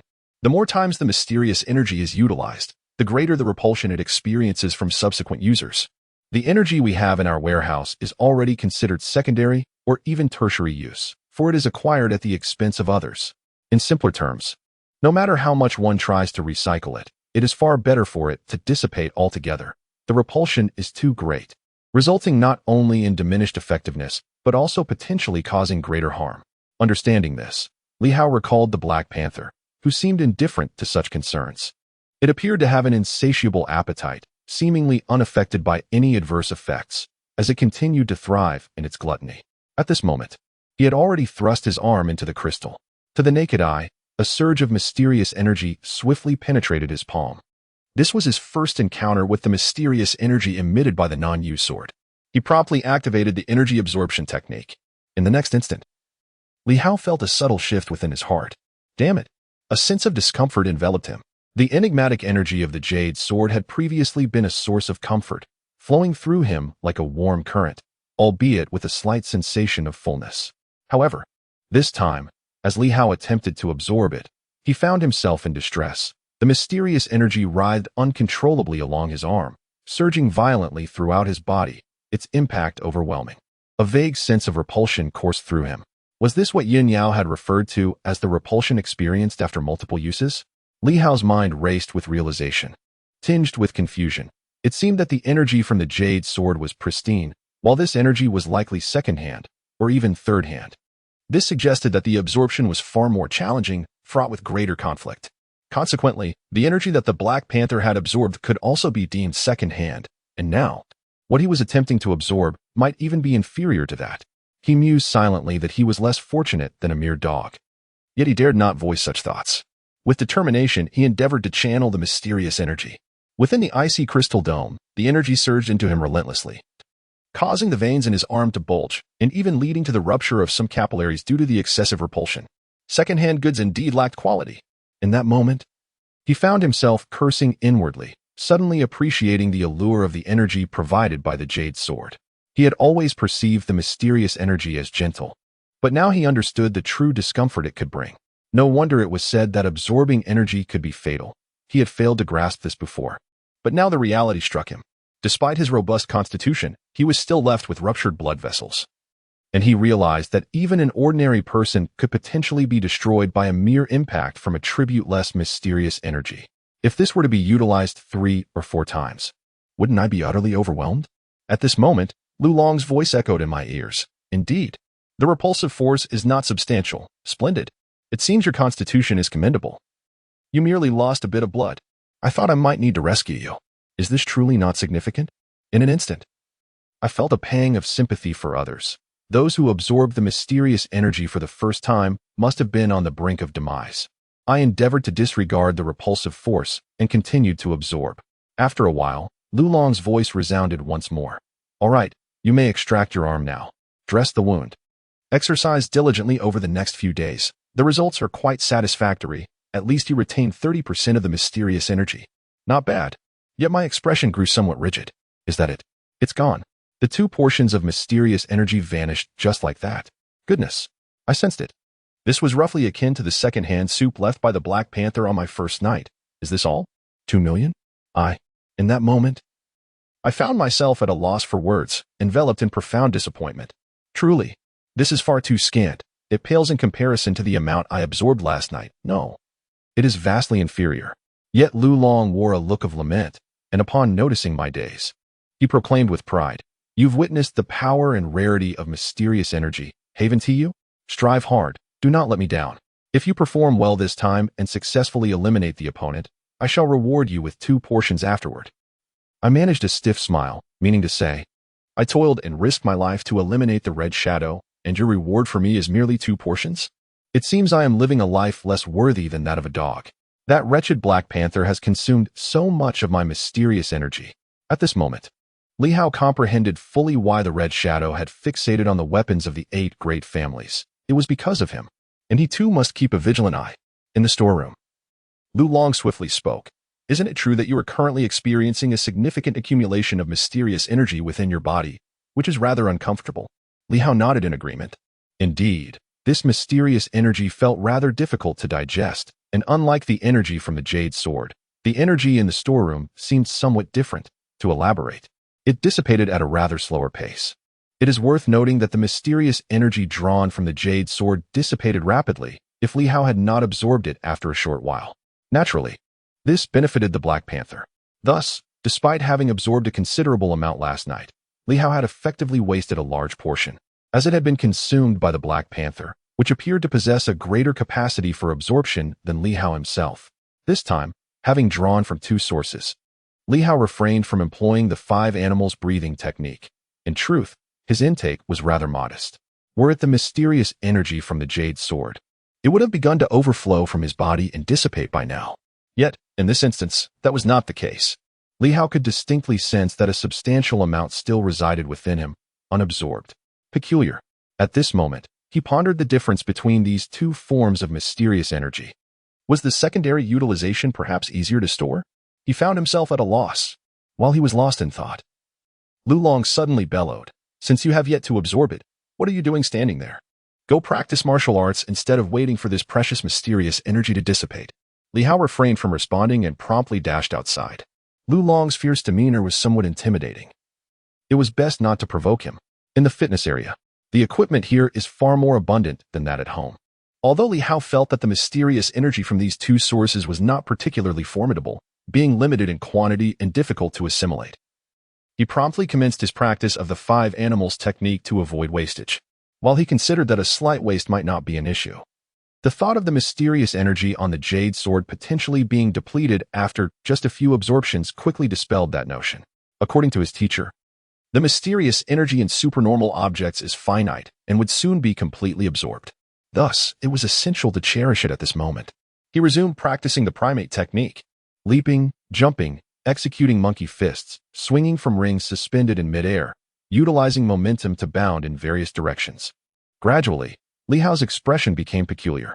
The mysterious energy he had just absorbed seemed to be awakening. With a sudden exclamation, "Huh!" his face contorted in strain, and he was gripped by intense agony, a sensation akin to convulsions. Believing something was amiss, he thought the mysterious energy was wreaking havoc on his body. Just as he sought assistance, he heard Lu Long's commanding voice beside him, "Do not cease, continue." It is now that the mysterious energy manifests its true potential. The primary function of the mysterious energy is destruction. It is through destruction that one is reborn. It incessantly tempers your flesh, your bloodline, your bones, subjecting you to trials and leading you from death to life. Li Hao was engulfed in excruciating pain. No, something was amiss. A thought flickered in his mind. This was not right. Absolutely not right. Rebirth through destruction? No, it wasn't like that. The mysterious energy he absorbed from the jade sword did not entail destruction. Excessive absorption would merely disperse it without harming his body, but rather nurturing it. Indeed, in Li Hao's perception, it was distinctly different. Absolutely different. The mysterious energy within the jade sword is gentle and pure, yet what he has just absorbed is exceedingly violent. "Boss, it hurts. Is there a problem?" Lu Long bellowed. "What nonsense. This is how mysterious energy is. Practice diligently. The value of these two types of mysterious energy is immense. If you dare to squander it, I will make you regret it. We have paid a considerable price to seize this mysterious energy, Li Hao. If you do not achieve a significant enhancement, you shall perish in the next mission." Li Hao let out a painful roar. The pain is unbearable. It is not that he fears suffering. He merely wishes to convey to Lu Long that something seems amiss. Why is it like this? Boom. In agony, Li Hao ceased to employ the ape technique and instead unleashed the tiger combat technique, which is more ferocious and allows him to vent his anguish more effectively. Bang! The sandbag was propelled away by a single punch, and the next blow arrived instantaneously, obliterating the sandbag completely. Li Hao erupted with fervor, his veins bulging with intensity. Meanwhile, Yun Yao glanced over, nodding slightly, and murmured, "Your foundation is exceptionally solid. Truly, it is worthy of being Master Yuan's unique secret technique." Although Li Hao has yet to reach the 10th severing realm, his physical prowess is extraordinary. An ordinary person absorbing two types of mysterious energy would likely experience ruptured blood vessels, or at the very least, bleeding from all 7 orifices and compressed organs. Yet, aside from the swelling of his veins, he seems to be faring quite well. This physique undoubtedly rivals that of a 10th severing martial artist, if not indistinguishable. Lu Long also nodded slightly, murmuring, "This fellow, his body, is indeed remarkable. Is it really that impressive? I have seen it used merely for self-cultivation. Can it yield such results in foundational training? Perhaps it is a hidden addition." Yun Yao chuckled softly, acknowledging the ambiguity of the situation. She cast a peculiar glance at Li Hao, harboring unspoken thoughts that lingered on the tip of her tongue. There was an elusive sensation about Li Hao, as if he had absorbed some arcane energy, not in the present, but in the past. Yet, despite having absorbed this mysterious force, there was little evidence of any significant enhancement in his abilities. Notably absent were the telltale signs of ruptured blood vessels that typically accompany such absorption, even if merely the tiniest capillaries had succumbed to the strain. In her estimation, Li Hao might have absorbed some energy, but perhaps only a minuscule amount. Could it be that the arcane energy from the extraordinary artifacts was exceedingly scarce? That possibility, indeed, seemed plausible. Meanwhile, amidst the unfolding scene, Li Hao's roar reverberated through the air. With the ferocity of a descending tiger, he unleashed a primal scream, and with a swift motion, he seized a wooden stake and, with a resounding crack, effortlessly snapped it in two. Li Hao himself was taken aback. How could this be? He had absorbed 2 distinct forms of mysterious energy. The one from the jade sword was more abundant, gentler, and purer, perhaps the quintessence of arcane energy. Yet, the enhancement he experienced then paled in comparison to the magnitude of his current prowess. The arcane energy from the demon hunting squad possessed formidable destructive power, surging violently within him, augmenting his lethality, brutality, and ferocity. On the first night, after consuming a comparable amount of mysterious energy, Li Hao had scarcely felt any improvement. Yet today, having absorbed this energy for the 3rd time, he sensed an intensity of enhancement far surpassing the previous night's experience. Beside him, Lu Long's eyes gleamed with excitement. "Excellent. Li Hao, press on. It appears that the effects of your arcane energy absorption are promising. The dual sources of mysterious energy should enable you to ascend to the level of slashing 10. Li Hao, without the luxury of deep contemplation, found himself pressed for time. The mysterious energy within him had yet to be fully absorbed and was surging wildly. He had to continue to release it. With a roar that echoed like a tiger's cry through the mountains, he unleashed a technique from the tiger combat art, an auditory assault. Previously, this had yielded little effect, serving merely to bolster his bravado. Yet today, as Li Hao roared, an illusion akin to a fierce tiger descending the mountain and roaring through the forest enveloped the scene, causing a painful ringing in the ears of those nearby. In the next moment, Li Hao clenched his fists and struck the ground. It was the bear combat art, an aspect of the five animals technique that emphasized the advantage of sheer strength. At this juncture, Li Hao no longer confined himself solely to the primate technique, but rather called upon all five forms of the animal arts.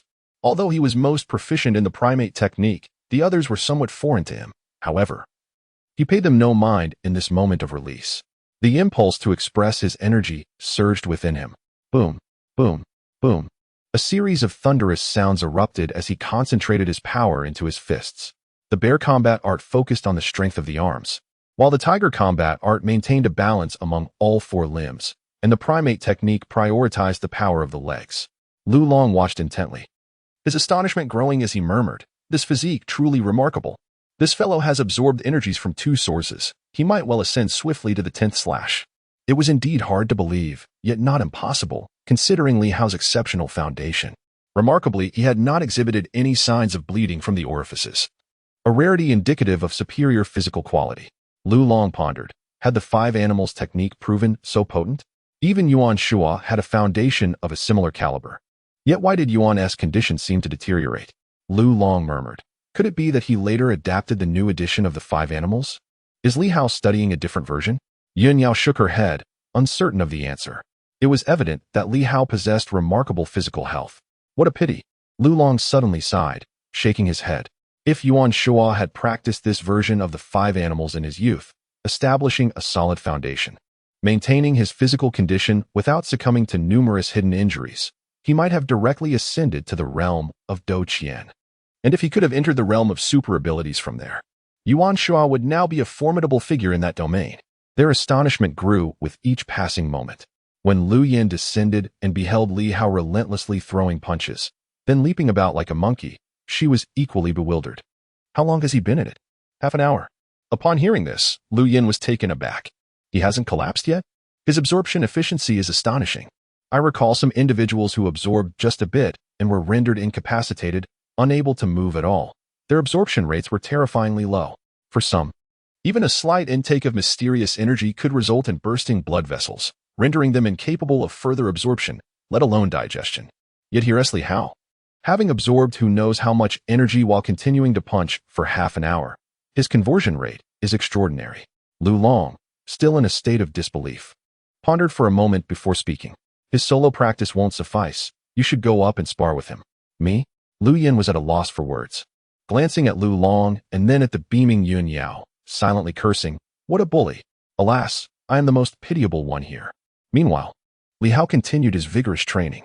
In the next moment, laughter echoed in his ears. "Sister will help you practice." Li Hao felt no fear, only exhilaration. This was splendid. He realized that continuing in this manner was becoming exhausting. The mysterious energy within him had yet to be entirely depleted, and to this point, only a significant portion had dissipated, leaving a small remainder. It was the perfect opportunity to test his skills. Be careful, Team Lu. At that moment, Li Hao felt as if he had grown immensely stronger. Without a second thought, he turned and struck. He harbored no fear of injuring anyone. The members of the demon hunting team were all formidable. Striking first was essential. Black tiger prowling, Li Hao shouted, his hands forming claws resembling those of a tiger, veins prominently visible as he lunged toward Lu Yan. "Where do you think you're reaching, little Li Hao?" Lu Yan's smile was radiant as she danced away from him. Her chest lifted, beaming brightly. "There are eyes watching. Don't act recklessly." Li Hao paid her no heed. His teacher had always said that martial arts practice required focus, free from distractions. He dismissed all extraneous thoughts. Monkeys soaring through the sky. Li Hao bellowed again, propelling himself off the ground in a leap. Lu Yan laughed. "Have you forgotten the lesson about staying grounded?" This guy was airborne again. Such a grave error. Just as she intended to pull Li Hao back down, he suddenly leveraged his jump, arms flailing like a cat's claws, propelling himself even higher and directly grasped the light tube on the ceiling. The light tube was fragile. With a gentle exertion, he gripped it and, using it as leverage, leaped once more, soaring over Lu Yan. Impressive! Yunyu exclaimed suddenly, her eyes wide with surprise. Lu Long nodded in agreement, whispering, a secondary leap, leveraging midair to ascend further, that is quite rare. However, within the confines of this indoor setting, one must acknowledge the absence of a ceiling when one ventures outdoors. Yunyao chuckled softly and remarked, in the wilderness, he might not resort to such actions. Regardless, Li Hao recalled the lesson from his previous encounter. He was not seized from midair by Lu Yin, but instead leapt over her, aiming to grasp her from behind. Such adaptability is indeed rare for a novice. In the arena, as he was on the verge of capturing her, Lu Yin emitted a low shout, and suddenly, before Li Hao appeared an elongated leg, Lu Yin executed a swift backward kick, as if her posterior possessed a keen sense of awareness. Her leg exhibited a remarkable agility that defied expectations. Typically, an individual attempting a backward kick would find their balance compromised and struggle to achieve any significant height, let alone strike their own rear. Yet, at this moment, Lu Yin seemed to possess an ethereal flexibility, managing to kick within inches of Li Hao's face. It was nothing short of astonishing. This counterattack took Li Hao completely by surprise. He had anticipated Lu Yin to retreat, pivot, or bend, but he never foresaw a sudden backward kick. Thud. He was unable to evade it in time, and the tip of her foot struck his nose with a resounding impact. Thud. Blood gushed forth from his nostrils instantaneously, and tears streamed down his face, a simultaneous reaction to the pain and anguish he felt, cursing silently in his mind. Li Hao was incensed. He had suffered a considerable setback by not protecting his nose and crouching down, a grievous error that left him feeling resentful. Lu Yin perhaps believed that striking Li Hao would compel him to relent. Little did she realize that at this moment, Li Hao, nursing his grievances, was determined to seize any opportunity for retaliation. Just as Lu Yin retracted her leg, Li Hao, with blood gushing and tears flowing, his vision blurred, unleashed a fierce kick of his own. Though this time, he did not aim high. Just as he kicked Lu Yan's backside, she was in the midst of retracting her legs, and unexpectedly, she failed to evade his strike, stumbling forward for 7 or 8 steps before regaining her balance. Lu Yin turned to glare at Li Hao, a fierce glint in her eyes. Meanwhile, Lu Long and Yunyao stood by, both astonished into silence. The atmosphere in the basement almost unnervingly quiet. When Li Hao was struck in the nose, he even retaliated. Moreover, he managed to land a kick on Lu Yan's rear, propelling her a considerable distance. This was beyond Lu Long's expectations. Li Hao. Lu Yan's voice turned piercingly sharp. In the next moment, Li Hao, clutching his nose, crouched down in pain, exclaiming, "Ah, it hurts. Lu Jie, you broke my nasal bone." His furious outburst quickly diminished. Lu Yin, simultaneously furious and helpless, thought, "Did I truly break it? I had no intention of injuring this fool. He leapt unexpectedly behind me, and I instinctively retaliated, and the result. Did I really break it? My strength is not to be underestimated. I didn't do it on purpose," she began. But the memory of Li Hao's earlier counterattack reignited her ire. At that moment, Yunyu swiftly approached, gently pushing Li Hao's arm aside to examine his nose. Soon, she smiled and reassured him, "It's not broken, nothing serious. Just rest for a bit." Li Hao, with tear-filled eyes, gazed at Yunyao, suspecting her of having ulterior motives. "I know it's not broken. Did I not just kick Lu Yin away? The kick was even particularly accurate. Am I feigning pity? Why are you checking me at this moment?" Upon hearing this, Lu Yin furrowed her brows, ready to express her indignation, when Lu Long interjected with an authoritative tone, "Enough. Li Hao, you have performed admirably." After this, he turned his attention to Lu Yin and remarked gravely, "You, a non-martial master, actually allowed yourself to be struck." Lu Yin hesitated, at a loss for words. Lu Long continued, "Lu Yin, our profession is fraught with peril. You are well aware of this. You have become complacent." Lu Yin fell silent. Complacent? She felt somewhat wronged. She had merely been holding back, for Li Hao was not her adversary, and was indeed quite weak. She feared she might inadvertently injure him. However, she had indeed made an error, allowing herself to be struck by Li Hao's kick, unable to evade it. Had this been during a mission, it could have cost her life. In the end, Lu Yin chose not to respond, feeling a mix of irritation and helplessness as she turned to leave. Meanwhile, Li Hao glanced at her with teary eyes, not daring to utter a word. There remained a significant footprint on Lu Yan's posterior. Lu Long remained silent, pretending not to notice. Yunyao, however, cast a glance in their direction. chuckling softly as she patted Li Hao on the back, whispering, "It's rare for her to suffer in silence. You have certainly surprised everyone." Li Hao felt a bit embarrassed, for it had not been intentional. Moreover, in a spar, unexpected occurrences were to be expected. "I suffered even more, didn't I?" After a brief moment, Li Hao had tended to his nose. Lu Long observed him with a peculiar expression. They faced each other, and Li Hao felt a twinge of guilt. After a pause, Lu Long spoke. "Your physique is quite remarkable. Your absorption efficiency is exceptionally high. The 5 animal exercises you practice, are they a revised version by Yuan Shua?" "I do not know," Li Hao replied. Li Hao shook his head, expressing uncertainty. "The teacher initially instructed us on this, but I am unaware of the version. Do you know? Your foundation is no less formidable than that of an average slayer." Li Hao appeared perplexed, his face betraying a hint of confusion. Yet, deep within, he understood that his current physique was far superior to what it had been before. This transformation was a result of absorbing the mysterious energy from the jade sword. Particularly last night, he felt as though he had been compressed, a sensation that left him bewildered. At that moment, a multitude of questions flooded Li Hao's mind. The enigmatic energy of the jade sword was distinctly different, exuding a gentle aura that seemed devoid of any substantial enhancement. However, it possessed certain attributes that the energy absorbed today lacked. For instance, there was a significant improvement in his physical condition. After absorbing energy from 2 sources today, Li Hao discerned that scarcely any mysterious power had been assimilated by his flesh. It lacked the nurturing quality he had previously experienced. Instead, it was solely destructive. Yes, destructive.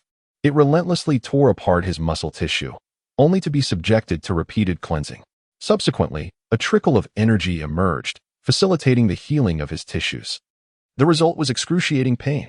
Yet, within him surged a newfound, overwhelming strength, imbued with formidable aggression.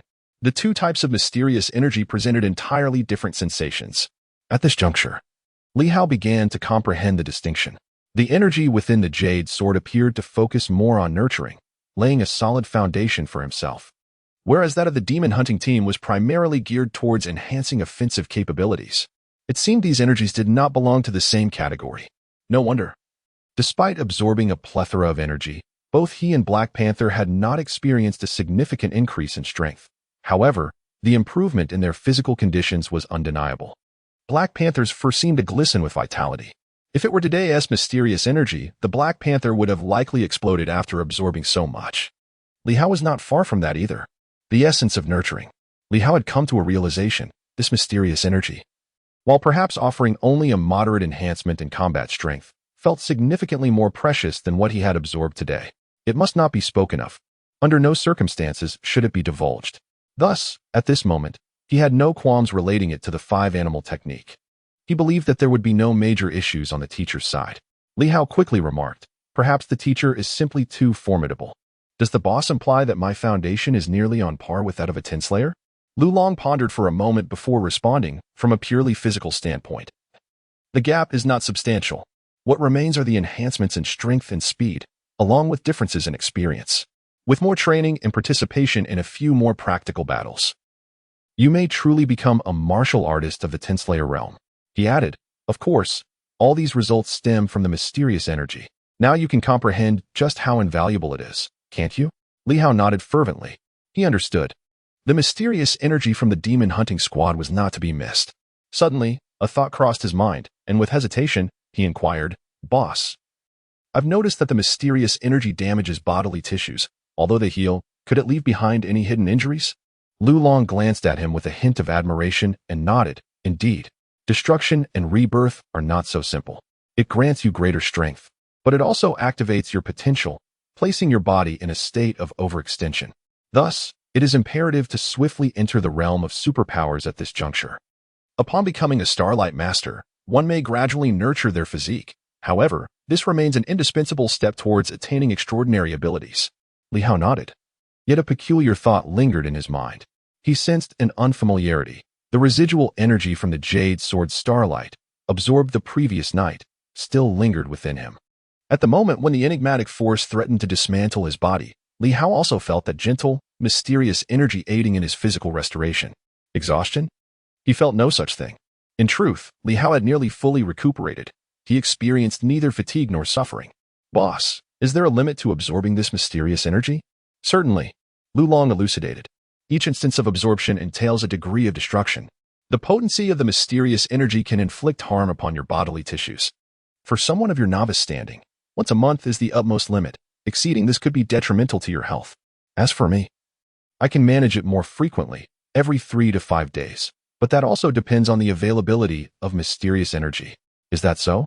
Li Hao refrained from further inquiry, feeling confident that he could absorb more without issue. The mysterious energy of the jade sword was indeed exceptional. This realization struck him anew. It was extraordinarily unique. Perhaps it was fortunate for the Black Panther, having absorbed so much without consequence. It seemed the mysterious energy of the jade sword possessed restorative and nurturing qualities.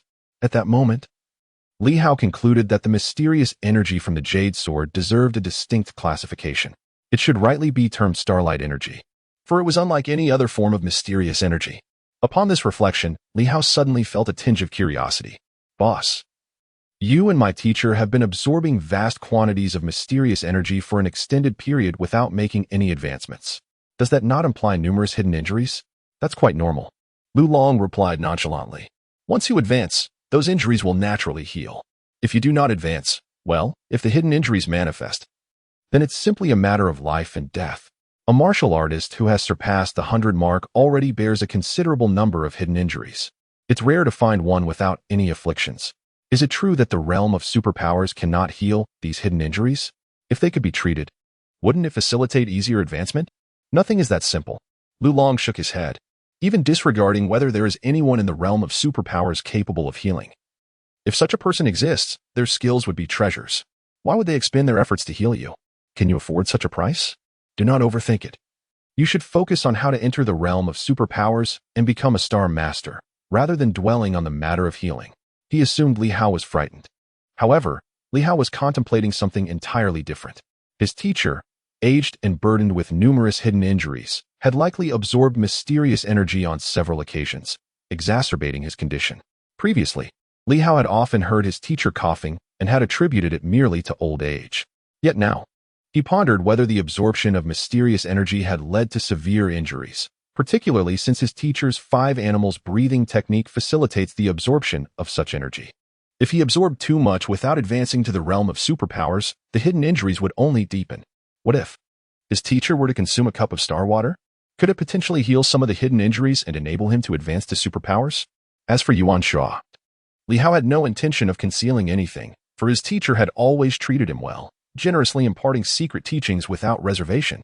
Moreover, if the teacher truly ascends to a higher realm of power, it might very well provide him with greater assistance and confidence to confront the Red Shadow.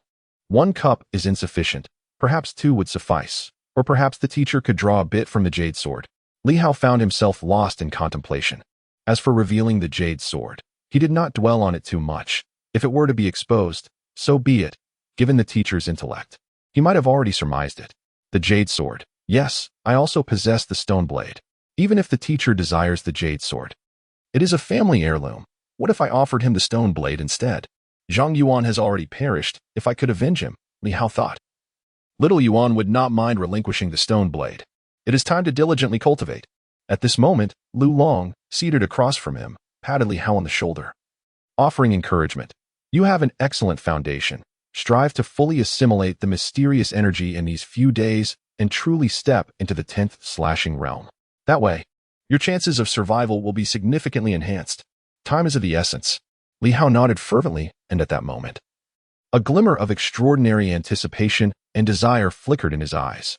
He yearned to grow stronger, craving just a bit more mysterious energy, like that found in the storeroom. Even secondhand would suffice. This potent, mysterious energy seemed to synergize beautifully with the starlight energy of the jade sword, amplifying the benefits he could reap. If only there were a bit more, perhaps I could provide some to Black Panther. That creature has consumed so much starlight energy, it surely cannot perish. Maybe I could cultivate a canine capable of the 10th slashing realm? Li Hao swallowed hard. The Black Panther is quite crafty. If I were to conceal it as a trump card, it might prove exceedingly useful. Alas, there are only 2 portions, and I have absorbed them both. In this moment, Li Hao realized just how remarkable mysterious energy truly is. Its high value is justified, and he no longer regarded it with disdain. He longed for more of this mysterious energy. Chapter 21, Yuan Shua's Frenzy. In the basement, Li Hao felt a tremendous enhancement from this absorption. However, he remained skeptical about whether he had truly reached the 10th severance. As Lu Long and the others had spoken too vaguely, they might have thought Li Hao had not yet attained it, rendering their words futile. To this day, Li Hao was still unaware of the specific characteristics of the 10th severance. Was it merely a matter of possessing a stronger physique? At that moment, noticing Lu Long's increased verbosity compared to before, seemingly due to Li Hao's commendable performance, the once haughty captain appeared less arrogant. Seizing the opportunity, Li Hao inquired once more. Boss, aside from real combat, is there no other method to determine if one has reached the 10th severance? Indeed, Lu Long affirmed. Previously, Lu Yin likely deemed it unnecessary to inform you, as you were merely cannon fodder. Perhaps she thought you might perish before reaching the 10th severance. Besides focusing on actual combat, you need not concern yourself with these matters. Good heavens! Li Hao suddenly felt no regret for that kick. It had been well placed. Was Lu Yin, with her seemingly cheerful demeanor, convinced deep down that she would not live long? Truly, women often present one facade while concealing another. What then distinguishes the 10th severance? After a moment's contemplation, Lu Long replied, "Let me first establish a premise. We do not differentiate realms without considering practical combat. Combat is fundamental. Remember this." Li Hao nodded, comprehending the rationale. If one were to evaluate based on real combat, the meaning would be self-evident. This required personal experience. Whether breaking 100 or facing 1,000, venturing into the military camp would undoubtedly provide insight. Li Hao chuckled awkwardly. Do not jest. I have no desire to meet my demise. Moreover, when it comes to engaging in a fierce battle or storming a military camp, one should not expect the opponent to fight barehanded. With artillery booming and a barrage of gunfire, even the most skilled fighter would surely meet their demise. Seeking death should not be approached in such a reckless manner. Lu Long continued, stating that if one were to observe the realm of martial arts solely from a theoretical perspective, distinct characteristics would become evident. Upon reaching the 10th severance realm, one becomes a true martial master, as the essence of a martial master is the internal energy that arises from within, commonly referred to in folk traditions as inner strength. One could perceive it this way. Before the advent of supernatural abilities, martial masters transcended the ordinary realm of humanity, with their most prominent trait being the surging internal energy. Li Hao's eyes sparkled with interest. Inner strength? Indeed, Lu Long affirmed with a nod. It is essentially a form of internal force, where vital energy converges and transforms into a potent essence. To put it more plainly, upon reaching the status of a martial master, one's vitality flourishes, blood courses vigorously, and bones resonate in harmony as he spoke. Lu Long suddenly shook his arm, and at that moment, it seemed as though his bones were reverberating in unison. Crackling sounds erupted, akin to the crack of a whip slicing through the air. Lu Long chuckled. Did you see that? This is the essence of a martial master, the most apparent characteristic of the 10th severance realm. When striking with fists and feet, the bones resonate, and the internal force permeates, ultimately manifesting in such a manner. Li Hao gazed in awe, his eyes alight with excitement. 10th severance. This represented the weakest of martial masters, the most fundamental level, and yet, with a single punch, the resonance of bones was astonishing. He realized he was far from achieving this level. This also indicated that he had not yet reached the 10th severance realm. Even without practical experience, he had not attained that level of mastery. What about breaking 100? Li Hao inquired, growing increasingly intrigued. Lu Long furrowed his brow slightly and replied, breaking 100, you would do well to refrain from entertaining such thoughts. The era of martial masters has already waned. You have severed the 10th realm. What chances remain for you to directly enter the domain of the superpowered? Once you breach the 100, with a barely audible sigh, Lu Long calmly stated, do not pursue the 100. Numerous martial artists have ascended from the 10th realm to become starlight masters, yet those who have surpassed the 100 mark, I have scarcely heard of any. Perhaps a few years ago there were some, but now, it seems, none remain. Li Hao, remember, it is best not to absorb attribute-less mysterious energy. While attribute-less mysterious energy is a treasure for martial artists, it can also be a curse. Absorbing too much fortifies your physique excessively, amplifying your strength, making transformation increasingly arduous. Should you reach the 100, your chances of becoming a superpowered individual will dwindle immensely. There is a hint of self-mockery in his tone. Once upon a time, the formidable martial artists who surpassed the 100 mark became burdensome instead. Those who are somewhat weaker still have the potential to ascend to superpower status. However, achieving the 100 complicates the path, as the requisite mysterious energy becomes overwhelming. Even with ample mysterious energy, ascension is not guaranteed. Both he and Yuan Shua were once leaders in the realm of martial artists 2 decades ago. Yet now, one teaches archaeology, while the other serves as an enforcer on the front lines. Their apparent status may seem elevated, but in reality, it is rather modest. Inferior even to that of a young newcomer in the superpowered domain. Lu Long appeared somewhat lost in thought. Li Hao, understanding the unspoken, refrained from further inquiries. According to Lu Long's assertions and the hints from his teacher, Li Hao gleaned an essential truth: the greater the strength of a martial artist, the slimmer the chances of ascending to superpower. Moreover, attribute less mysterious energy primarily enhances martial prowess. To aspire for superpower, one ought to absorb attribute-specific mysterious energies instead. Upon encountering the highly compatible attribute of mysterious energy, one might abruptly ascend to the status of a superhuman, provided, of course, that one remains alive. The mortality rate is not insignificant. Within the Night Watchers organization, the survival rate stands at around 90. In the demon hunting squad, however, it may plummet to a mere 10. Therefore, Lu Long refrained from allowing Li Hao to absorb the mysterious energy and instead focused on enhancing his physical constitution. One must not be overly ambitious. Li Hao silently reminded himself that reaching the 10th severance realm would be commendable enough. The surge of internal energy resonated throughout his bones, a hallmark of the 10th severance. As for practical combat experience, he thought it inconsequential. As long as the fundamentals were solid, that sufficed.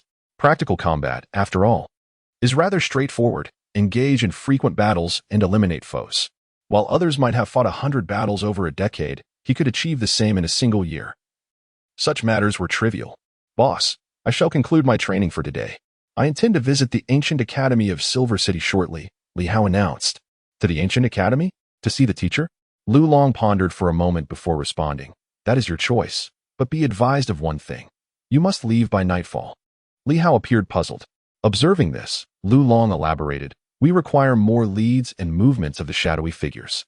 If you remain at the Ancient Academy, the opponents may not reveal themselves again. As for the Academy, Yuan Shua is due to embark on a reconnaissance mission soon. Perhaps a night watcher will arrive in advance. Of course, if you fear for your life, you may stay there and wait indefinitely. Li Hao shook his head resolutely. I yearn for vengeance.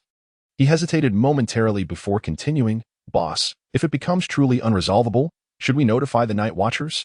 With an expression of indifference, Lu Long replied, remember this. If the demon hunting squad cannot resolve the issue, then the ordinary night watchers are merely courting death. Do not hold the night watchman in excessive regard. As a martial artist who has surpassed the century mark, I can confidently assert that there are not many among the night watchmen who could truly vanquish me. And most of them are occupied with significant duties stationed in various renowned cities. In this insignificant Silver City, do you truly believe that the arrival of the night watchman will resolve the troubles that I cannot? Such confidence, such pride. It is the pride of a martial artist who has broken the 100 mark. Even in an era dominated by superpowers, Lu Long maintains his own sense of dignity. Li Hao chose to remain silent this time, for he trusted that Lu Long was well aware of the inherent dangers. His persistence in this course of action may not solely stem from the mysterious abilities of his adversaries. More likely, it aligns with his own assertion that he cannot resolve these issues, and the feeble night watchmen are equally incapable. The high-ranking officials of the night watchmen may not necessarily choose to station themselves in Silver City simply because of events that have yet to transpire. With this understanding, Li Hao felt a sense of relief. Moreover, he had uncovered the presence of Wang Ming. This infiltrator must be exposed before the arrival of the impending rain. A superpowered individual lurking about could very well provoke unforeseen complications. Having left the basement, Li Hao exited the enforcement building and was just about to step out of the inspection bureau when his gaze shifted, and indeed, it was a serendipitous encounter. Brother Hao. Up ahead, Wang Ming beamed with sunshine. Brother Hao, shall we dine together? I just arrived and am unfamiliar with the culinary offerings of the inspection bureau cafeteria. At this moment, it was already noon. Encountering him here was not particularly surprising. Yet Li Hao was acutely aware that this individual had orchestrated this chance meeting with deliberate intent. Li Hao smiled, exuding innocence and kindness. I apologize, Xiaoming, but I must make a trip to the ancient court of Silver City. Is there a case? Xiaoming's address caused Wang Ming to raise his eyebrows slightly, but he quickly composed himself, revealing a look of interest, as if he were eager to join the conversation. No, Li Hao shook his head. I am going to visit my teacher. Brother Hao was once a student of Silver City Ancient Academy? I was, Li Hao replied with a smile. followed by an apologetic tone. I must be on my way, Xiaoming.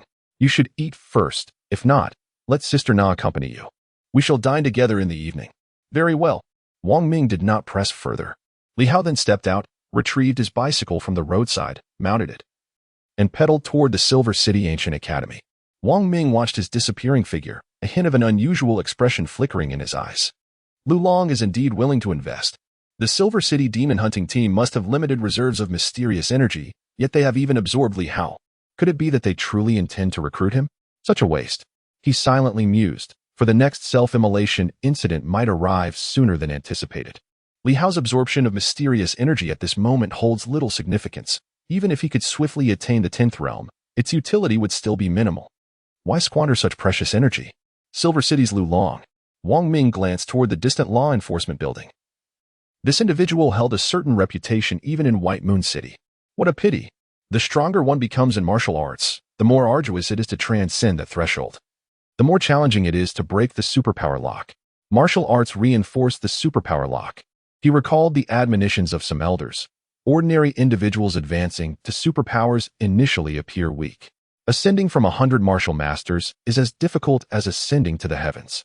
In the realm of extraordinary abilities, the pinnacle is often achieved by those who have reached the 10th realm of severance, marking the most auspicious outcome. The challenge of unlocking extraordinary powers is not insurmountable, and the initial prospects are promising. Consequently, numerous organizations devoted to extraordinary abilities prioritize the advancement of practitioners who have attained this 10th realm. Those who have exceeded the 100th threshold find themselves less sought after. Contemplating Lu Long, Wang Ming felt a tinge of apprehension and refrained from casting another glance in that direction, redirecting his gaze toward the now-vanished figure of Li Hao. Li Hao, under the tutelage of Yuan Shua. Yuan Shua indeed. It is a poignant thought, as this individual possesses far greater renown than Lu Long. Both are practitioners who have surpassed the 100 mark. However, Yuan Shua achieved this distinction 2 decades ago, well before the emergence of extraordinary abilities, placing him among the elite of martial prowess.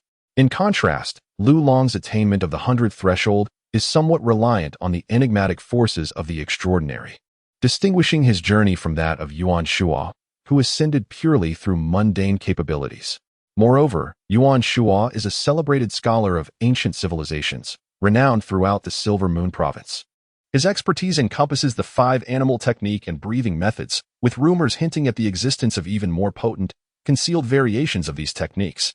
Regrettably, his eccentric temperament renders him difficult to approach, leaving one to ponder how Li Hao managed to become his pupil. Yuan Shua has indeed taken on several disciples over the years, yet in recent times, he has had but one student, Li Hao.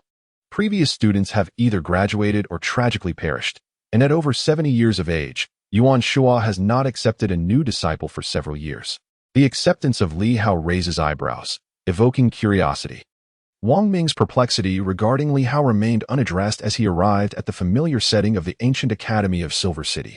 This tranquil and serene environment epitomizes the essence of the academy. The most renowned aspect of the ancient institute is the Department of Ancient Civilization Exploration, presided over by Yuan Shua. It is indeed thanks to Yuan Shua that the ancient institute of Silver City has attained its current prestige. Graduates from this institute are highly sought after across the entire province. Yuan Shua possesses an extensive array of expertise, even if he were to cease taking on disciples.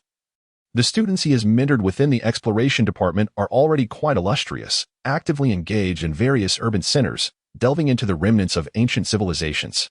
The realm of ancient civilizations is a domain that humanity collectively endeavors to explore. According to some remnants of ancient texts, prior to the existing civilization, there existed a splendid ancient civilization that ultimately fragmented and vanished from the annals of history, leaving behind scant records. Today, the exploration of ancient civilizations has facilitated extraordinary advancements in numerous fields. Communication, transportation, firearms, and even superhuman abilities are all intertwined with the excavation of these ancient legacies. It is said that many pivotal technologies were directly derived from the ruins of ancient civilizations, propelling humanity, which had been entrenched in an agrarian society just a few decades ago, swiftly into an era of industrial civilization. However, the sheer volume of discoveries has led to certain technologies being shelved, resulting in imbalances in development. While firearms have progressed remarkably, the field of information technology has lagged significantly.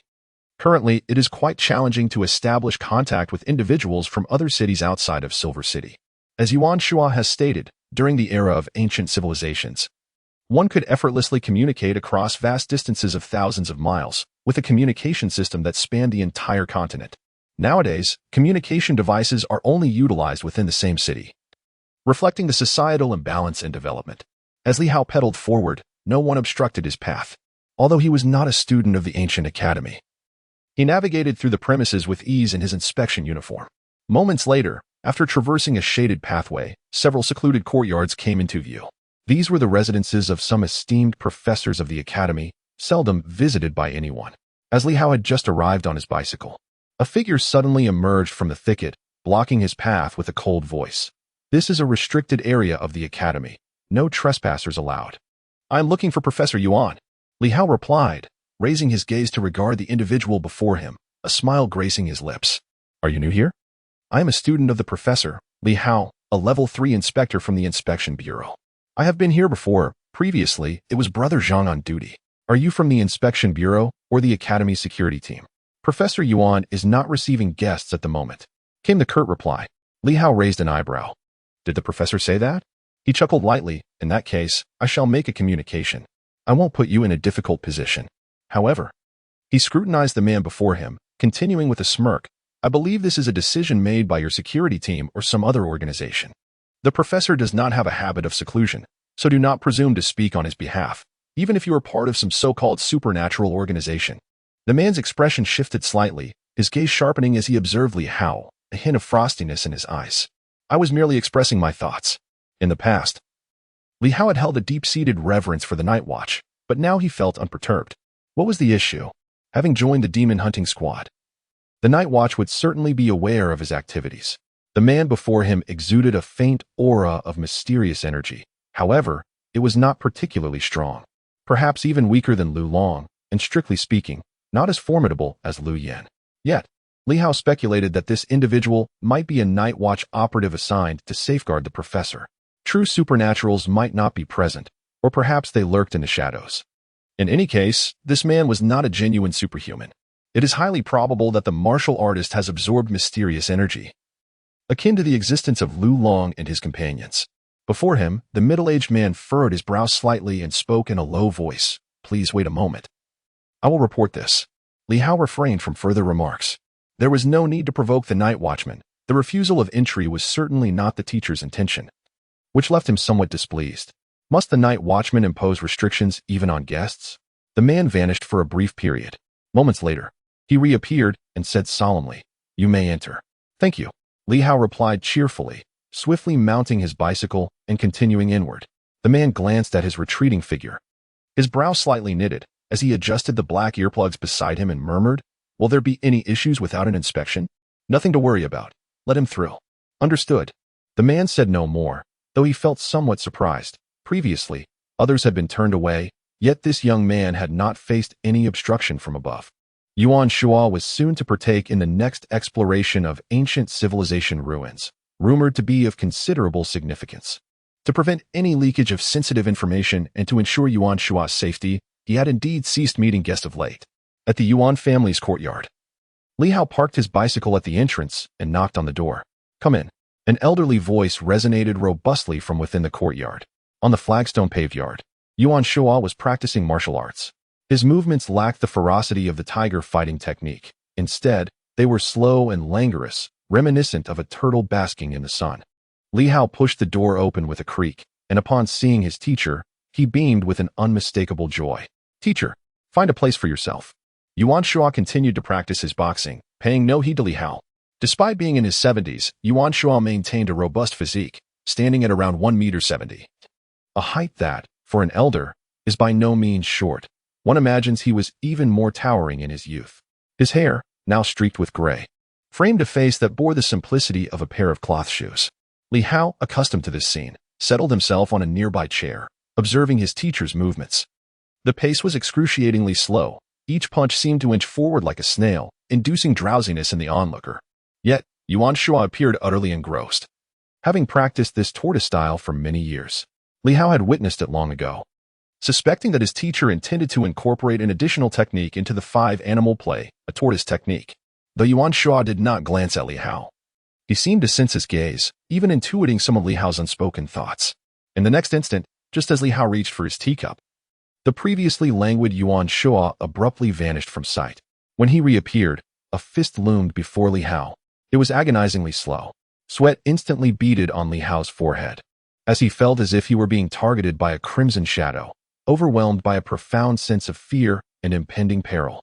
With a roar, the tiger's roar echoed through the forest, a sonic assault. Thud! A heavy slap landed on his head, and Yuan Shua withdrew his fist, leaving Li Hao scarcely aware of the action. What was that noise? Yuan Shua expressed his dissatisfaction, rebuking, "Your imitation of the tiger's roar sounds more like a meowing cat. What have you learned of the tiger combat technique?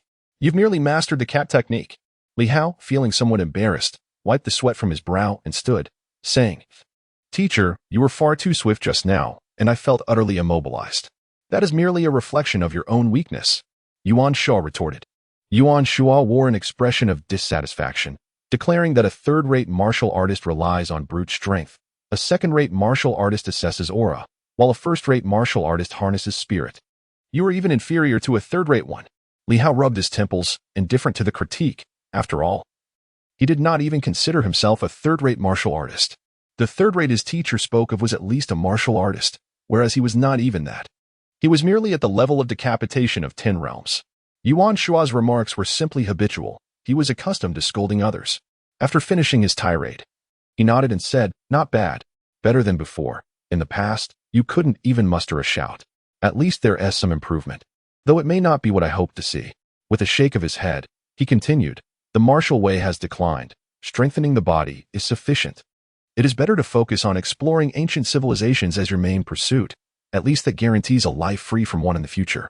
I had hoped you, with your decent talent, could lead a normal life, concentrating on archaeology, which would earn you a respectable place. After I retire, I could arrange for you to be an assistant. Decades later, you could succeed me." "What a pity." Li Hao forced a smile, choosing not to elaborate further. He poured a cup of tea for his teacher and observed Yuan Shua with curiosity. Lu Long and Lu Yin possessed a semblance of starlight, albeit impure. In contrast, the starlight of a master like Wang Ming was both present and pure. Yet, his teacher possessed none. Otherwise, he would have noticed it long ago. Had his teacher never absorbed any mysterious energy? What was he observing? Yuan Shua seated himself, kicked Li Hao aside, and took the teacup for himself, sipping contentedly. After a moment of contemplation, Li Hao ventured, "Teacher, why are you so different from Captain Lu? Being near Captain Lu feels somewhat chilling." "It's merely the leakage of mysterious energy." Yuan Shua displayed an air of nonchalance, casually remarking, "He is nothing but refuse, a mere waste.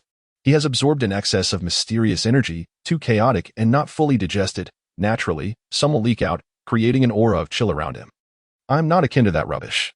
Li Hao was rendered speechless. He recognized the audacity of his teacher. However, witnessing such boldness for the first time was astonishing, especially considering that the individual he referred to was a seasoned martial artist, a leader of the enforcement team. Was such criticism truly warranted? Yet, a flicker of surprise ignited within him, for Yuan Shua implied that he had completely assimilated the mysterious energy. Yuan Shua continued, "Do not waste your time staring. You will discern nothing. Focus on what I have taught you and apply it diligently. Even if you consider yourself lacking, you shall surpass Lu Long. Do you understand?" Li Hao comprehended. The 5 animal breathing techniques. This implied that the breathing techniques were indeed formidable, capable of entirely absorbing mysterious energy. Though he had yet to fully grasp their potential, he now sensed that this secret art might be exceptionally powerful. Of course, his primary purpose for coming here was not this, but rather the starlight energy of the Jade Sword. He yearned for his teacher to become a superpowered individual, as this would grant him greater confidence in confronting impending crises. In the small courtyard, Li Hao's face radiated with anticipation. "Teacher, are you injured?" With a mischievous smile, Yuan Shua replied, "Injured? What a jest. Before becoming superpowered, I swept across the world. After attaining such powers, I am a distinguished guest among the Night Watchers. Though the Night Watchers do not represent the entirety of superpowered individuals, they are indeed the largest organization within that realm. So tell me, who could possibly harm me?" He could not help but exclaim, "Teacher, Captain Liu implies that every martial artist who has surpassed the 100 mark bears hidden injuries. You were once a top-tier martial artist. Could it be that the weight of your hidden wounds has hindered your ascension to a supernatural being?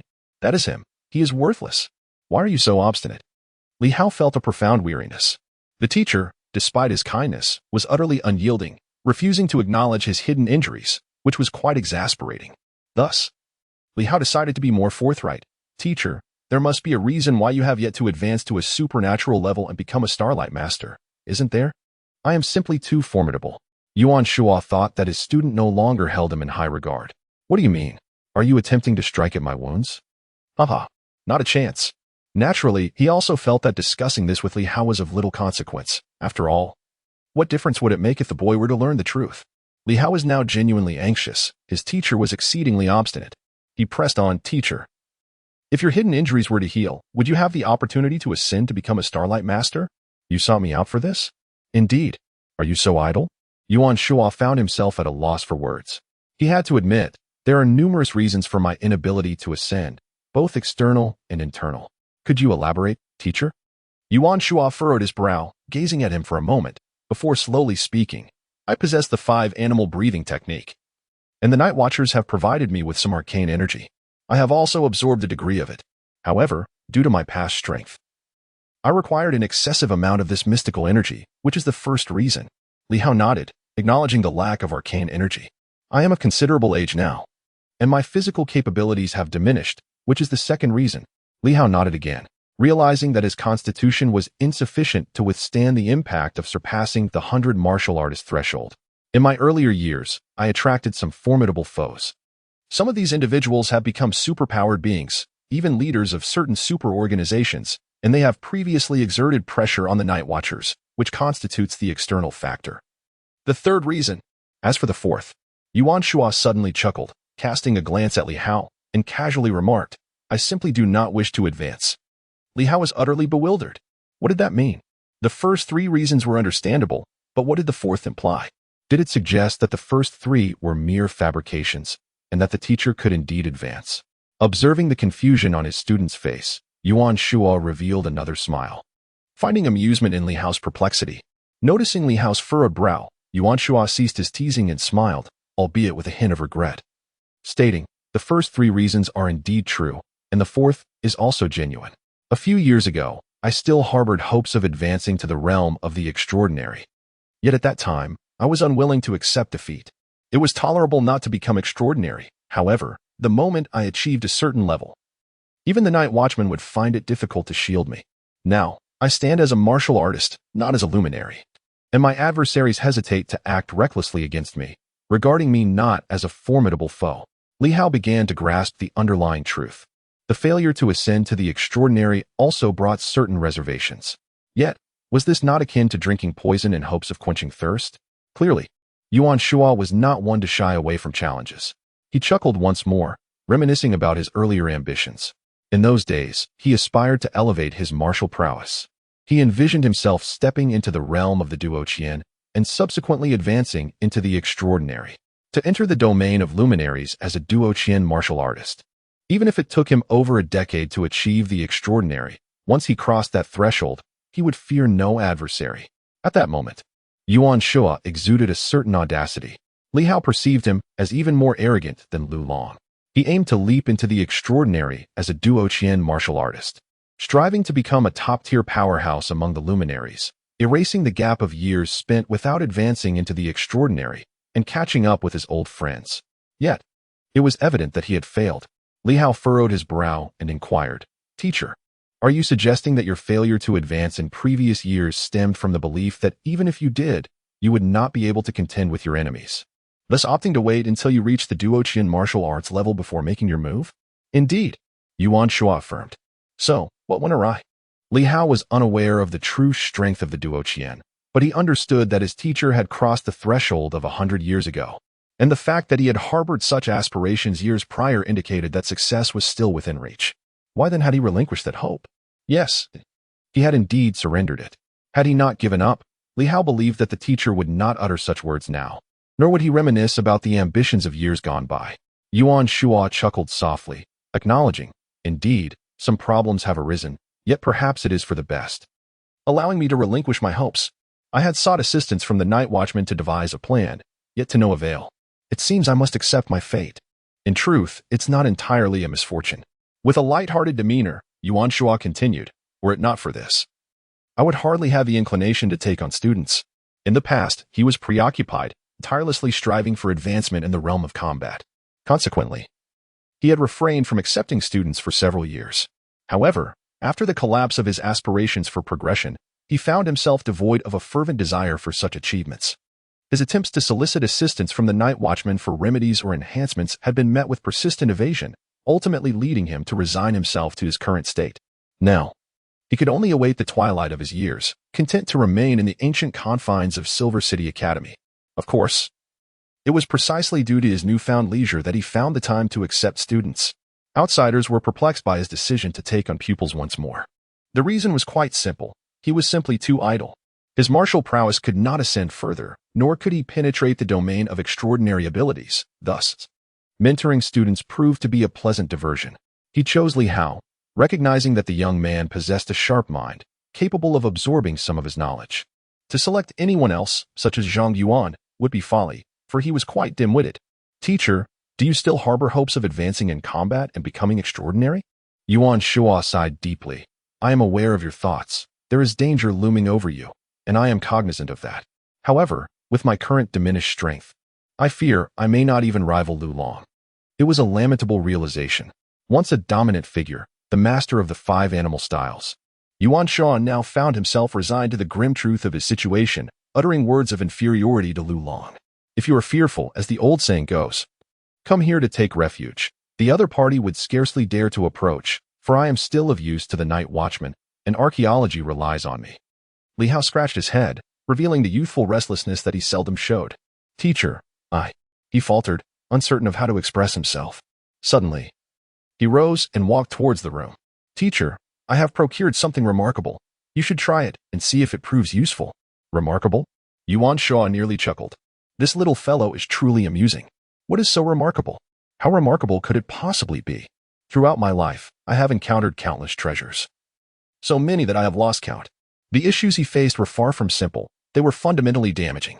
In truth, it had only been a little over 3 years since a misfortunate exploration of ancient civilization relics, where not only did many night watchmen perish due to their slow retreat, but this soon-to-be grandmaster also saw his hopes of advancement dashed. Otherwise, he might have clandestinely ascended to the rank of an extraordinary being by now, perhaps even engaging in delightful conversations with a few old friends. Li Hao entered the room, oblivious to Yuan Shua's thoughts. However, given his advanced age, over 70, sustaining such severe injuries meant that his hopes of progressing in martial arts had been utterly extinguished. Perhaps there might be another chance to ascend to extraordinary status. A possibility for redemption still lingered in his mind. In truth, while he seemed to have relinquished hope, he had not truly given up. He still yearned for advancement to extraordinary status. Yet, the frailty of his body made such aspirations far more challenging than in previous years. Li Hao observed him practicing the tortoise fist. It truly was the tortoise fist, embodying longevity and the essence of nurturing one's health. This is the health-preserving martial art he has restored through various ancient texts. It is not aimed at enhancing his combat prowess, but rather at nurturing his body. He aspires to make one final attempt, to break through to super abilities or to challenge the realm of combat. In any case, he must strive once more. Even if it leads to his demise, he is determined to take that risk. Otherwise, he would never find peace. There is no need to speak of this outside. The night watchers have already decided he has given up and are reluctant to offer any precious treasures to aid his recovery. If only I could succeed. Only time will tell. 20 years ago, he was a dominant force. Now, countless sovereigns of the super abilities were once his juniors. Now, they have all risen to prominence. And if he does not show them some formidable prowess, it would truly be unbearable. After hiding in Silver City for many years, relying on the protection of the night watchers to survive has been incredibly stifling. Yuan Shua, rarely distracted, lost in thought. As for Li Hao, he could do as he pleased. After all, he was well acquainted with this place. Yuan Shua leaned back in his chair, pondering various thoughts. Shortly after, Li Hao emerged, holding a cup of water. Yuan Shua chuckled. There is water here. Why go back in to fetch more? Master, please take a sip, Li Hao urged. Yuan Shua paused momentarily, glanced at Li Hao, then at the cup of water, hesitating slightly. Did you poison it? To kill me and inherit my estate? I have written a will, and all my assets belong to the Night Watchers. Be careful. Your life may be at stake. Li Hao was speechless, unfazed. For his master often enjoyed jesting. Master, just try it. Yuan Shua inspected the cup, stroked his not-so-long beard, and suddenly enlightened, he chuckled. Mystical energy? Can it really be infused into water? However, it is truly of little use. Moreover, in my current state, the absorption of this mysterious energy is somewhat uncomfortable. He sensed a hint of the truth. Forget it. In light of the student's earnest intentions, I shall partake.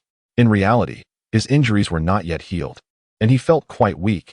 The impact of mysterious energy could pose some difficulties. Yet, even though Yuan Shua was now a formidable martial artist, this mere cup of water contained scarcely any mysterious energy, less than 0.1 units. Even if it were entirely composed of such energy, it would not amount to much. Nevertheless, he decided to drink it, hoping to quell the young man's aspirations. Infusing sword water? In truth, he had already surmised the peculiar origin of this substance. Casting a glance at Li Hao, he noted that the sword water was not much different from Li Hao's bath water. Alas, I truly am a commendable teacher. Drinking even the student's bath water to spare his feelings. He had absorbed the mysterious energy from such extraordinary items before, and it had proven utterly ineffective. With a multitude of thoughts racing through his mind, Yuan Shua took the cup and drank it in one gulp. Before it even reached his stomach, he exclaimed, "Excellent. The effect is remarkable. Li Hao, your filial piety is commendable." Li Hao turned pale. "Teacher, you haven't even swallowed it yet. Is it truly necessary?" Yuan Shua laughed heartily, exaggerating his praise. As the water settled in his belly, he intended to share a few more jests when he suddenly paused. Within him, a wave of mysterious energy began to diffuse. There was no forceful impact. It was gentle, a warm current, incredibly soothing. He had never experienced such a gentle infusion of mysterious energy before. All the energies he had encountered were invariably tyrannical, with immense force. He was momentarily taken aback. Li Hao reminded him, "Teacher, the breathing technique." Yes, the breathing technique. In order to shield himself from the mysterious energy, Yuan Shua refrained from employing the breathing technique, fearing that the force might be so overwhelming that it could cause him to spit blood in a moment of disarray. Yet at this moment, he swiftly activated the 5-animal breathing technique, bracing himself for the possibility of being overwhelmed to the point of bleeding. However, Yuan Shua's mouth fell agape, and his eyes widened in disbelief. What was happening? The mysterious energy was being absorbed rapidly, but it felt no different from before. A gentle warmth, akin to a soothing hot spring, flowed through his core, providing immense comfort. Absorbing mysterious energy had always been synonymous with suffering. Yet here he was, experiencing a profound sense of ease, a warmth that penetrated to his very bones. Yuan Shua could not help but let out a soft moan. Li Hao's lips twitched slightly. The teacher's call was somewhat difficult to articulate, akin to an old cat in heat. In the next moment, Yuan Shua abruptly stood up, his eyes brimming with shock and horror. This was not mysterious energy. He gazed intently at Li Hao, unwavering in his scrutiny. This was undeniably not mysterious energy. Yuan Shua had encountered various forms of mysterious energy, yet he had never come across anything like this. Even medicinal types of mysterious energy, upon entering the body, were typically accompanied by pain. However, medicinal mysterious energy would forcibly heal certain injuries following the suffering. But this was entirely different. Yuan Shua remained silent, silently absorbing the experience. He was far superior to Li Hao, possessing a wealth of knowledge and experience. He felt and analyzed the sensations within him. Healing, nurturing, enriching the body, enriching the spirit. The astonishment in Yuan Shua's eyes was palpable. He could even sense that his heart, which had long been somewhat damaged, bore scars that were now slowly mending. Yet it was insufficient. He was simply too powerful. This cup of water is far too meager, insufficient to heal the wound on my heart, which measures approximately 5 centimeters. With less than half a centimeter currently mending, even tenfold warmth would be inadequate. Moreover, as time progresses, healing becomes increasingly arduous. Yet, this is undeniably precious. What is this? Yuan Shua possesses formidable strength, and his mastery of the 5 animals breathing technique is remarkable. He effortlessly absorbs the entire warmth, leaving no trace of leakage, as there is simply not enough to spill. Furthermore, starlight energy is inherently more absorbable than mysterious energy. It is gone. In this moment, Yuan Shua initially felt a pang of unfulfilled desire, followed by a sudden realization, accompanied by a soft sigh. A lingering sense of regret surfaced. Yet a smile graced his face. It's acceptable, but you should keep this for your own use. Your sword is extraordinary. However, this kind of mysterious energy must be quite rare. Do not squander it. Use it sparingly. Teacher, does it have any effect? Li Hao inquired eagerly, unfazed by his teacher's words. Mediocre. Yuan Shuo replied with a cheerful demeanor. It is as such. He understood that extraordinary items do not store an abundance of mysterious energy. He has aged. Even if he absorbed it all, the effects would be negligible. Better to reserve it for this young man. To use it for himself would be somewhat wasteful. In this moment, Yuan Shua's thoughts were tumultuous, and for a fleeting instant, he felt a surge of impulsiveness. In the past, he might have acted on that impulse immediately, but now he decided against it. He has grown older, become softer-hearted, and knowing that this energy is scarce. The impulse quickly extinguished. Yuan Shua, do not tarnish your image as a benevolent teacher in the eyes of your students. Mediocre? Li Hao's expression reflected an indescribable disappointment upon hearing those words. Is it of no significance? Surely not. Perhaps the teacher's prowess is simply too formidable. And this cup of water is insufficient. With this thought, Li Hao, filled with reluctance, quickly implored, Teacher, let us try a few more times. Enough. Yuan Shua interrupted him. Yet, Li Hao remained unsatisfied. Teacher, it must be that you consumed too little. Your strength is so great that it yields no effect. I merely wish to test this cup of water. Surely, a bit more would still have some impact. A dog of mine drank a cup the other day, and its fur has become much shinier. Li Hao eagerly continued. Teacher, if drinking water proves ineffective, why not absorb it directly and see what happens? I absorbed approximately 10 times the amount last night, and it did have some effect. Yuan Shua simply observed Li Hao in silence. A dog drank a considerable amount. Li Hao absorbed 10 times the volume last night. What on earth is he talking about? At that moment, Yuan Shua felt a sense of bewilderment. Li Hao's small jade sword, so diminutive, how much mystery could it possibly contain? He could guess even with his eyes closed. Yet, what exactly is Li Hao trying to convey? Could it be that the Li family's sword is indeed extraordinary? At this instant, Yuan Shua struggled to maintain his composed demeanor, clearing his throat with a voice tinged with suppressed gravity. You, little Hao, are you suggesting that this energy is abundant? I don't know. Li Hao shook his head, but I absorbed some last night, and it seems that the mysterious energy flowing out has shown no sign of diminishing. I believe there is still plenty left. Perhaps the teacher absorbed it all, which might have yielded some effect. No sign of diminishing? Yuan Shua stroked his beard, glancing at Li Hao. You just soaked it in water, casually? Indeed. Yuan Shua plucked a whisker from his chin and blew it away. As he looked at Li Hao again, a shift occurred in his expression. Really? How could that be? Perhaps you could let me try it? Yuan Shua felt an irresistible urge stirring within him. He had initially intended to spare Li Hao, but upon considering the creature before him, one who even fed dogs, lacking any sense of propriety, he thought, why not indulge a little more? Seeing his teacher's approval, Li Hao breathed a sigh of relief and hastily produced the jade sword, offering it to his mentor. Yuan Shua accepted the jade sword, his brow slightly furrowed. He sensed no extraordinary aura emanating from it. Was it a matter of self-preservation, or was it in a dormant state? Or did it require Li Hao to awaken its potential? The weapon, seemingly of a unique caliber, was unlike any extraordinary artifacts he had encountered before. Could it truly be drawn out? Contemplating this, Yuan Shua gently activated his breathing technique, and in the next moment, a warm current surged forth. Ah! Yuan Shua gasped, suddenly enveloped in a profound sense of comfort that penetrated to his very core, surpassing even the pleasures of his youth. So much, such a rich and mysterious energy. It could indeed be extracted. In that instant, Yuan Shua felt as though he were drifting through realms, intoxicated by the powerful, enigmatic energy that flowed into his being. At that moment, his heart began to fervently absorb this mysterious essence. Within his being, it was not merely his heart that resonated. The delicate fissures deep within his veins were rapidly absorbing, and the scars upon his bones were likewise drawing in this enigmatic energy.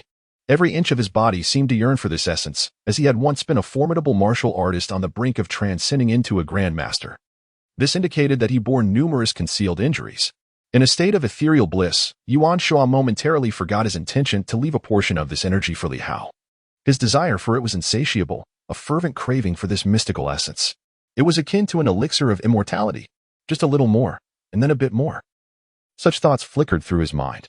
Moments later, with the composure befitting a grandmaster, Yuan Shua abruptly awakened to clarity.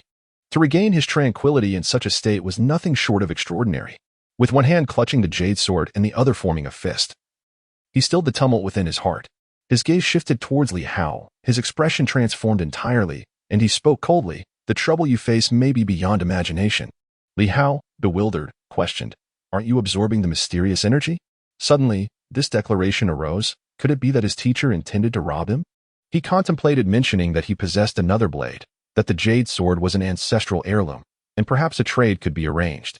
This object surpassed all extraordinary artifacts he had ever encountered, and those who coveted it might be well aware of its true worth. If they knew, then the troubles would undoubtedly be immense.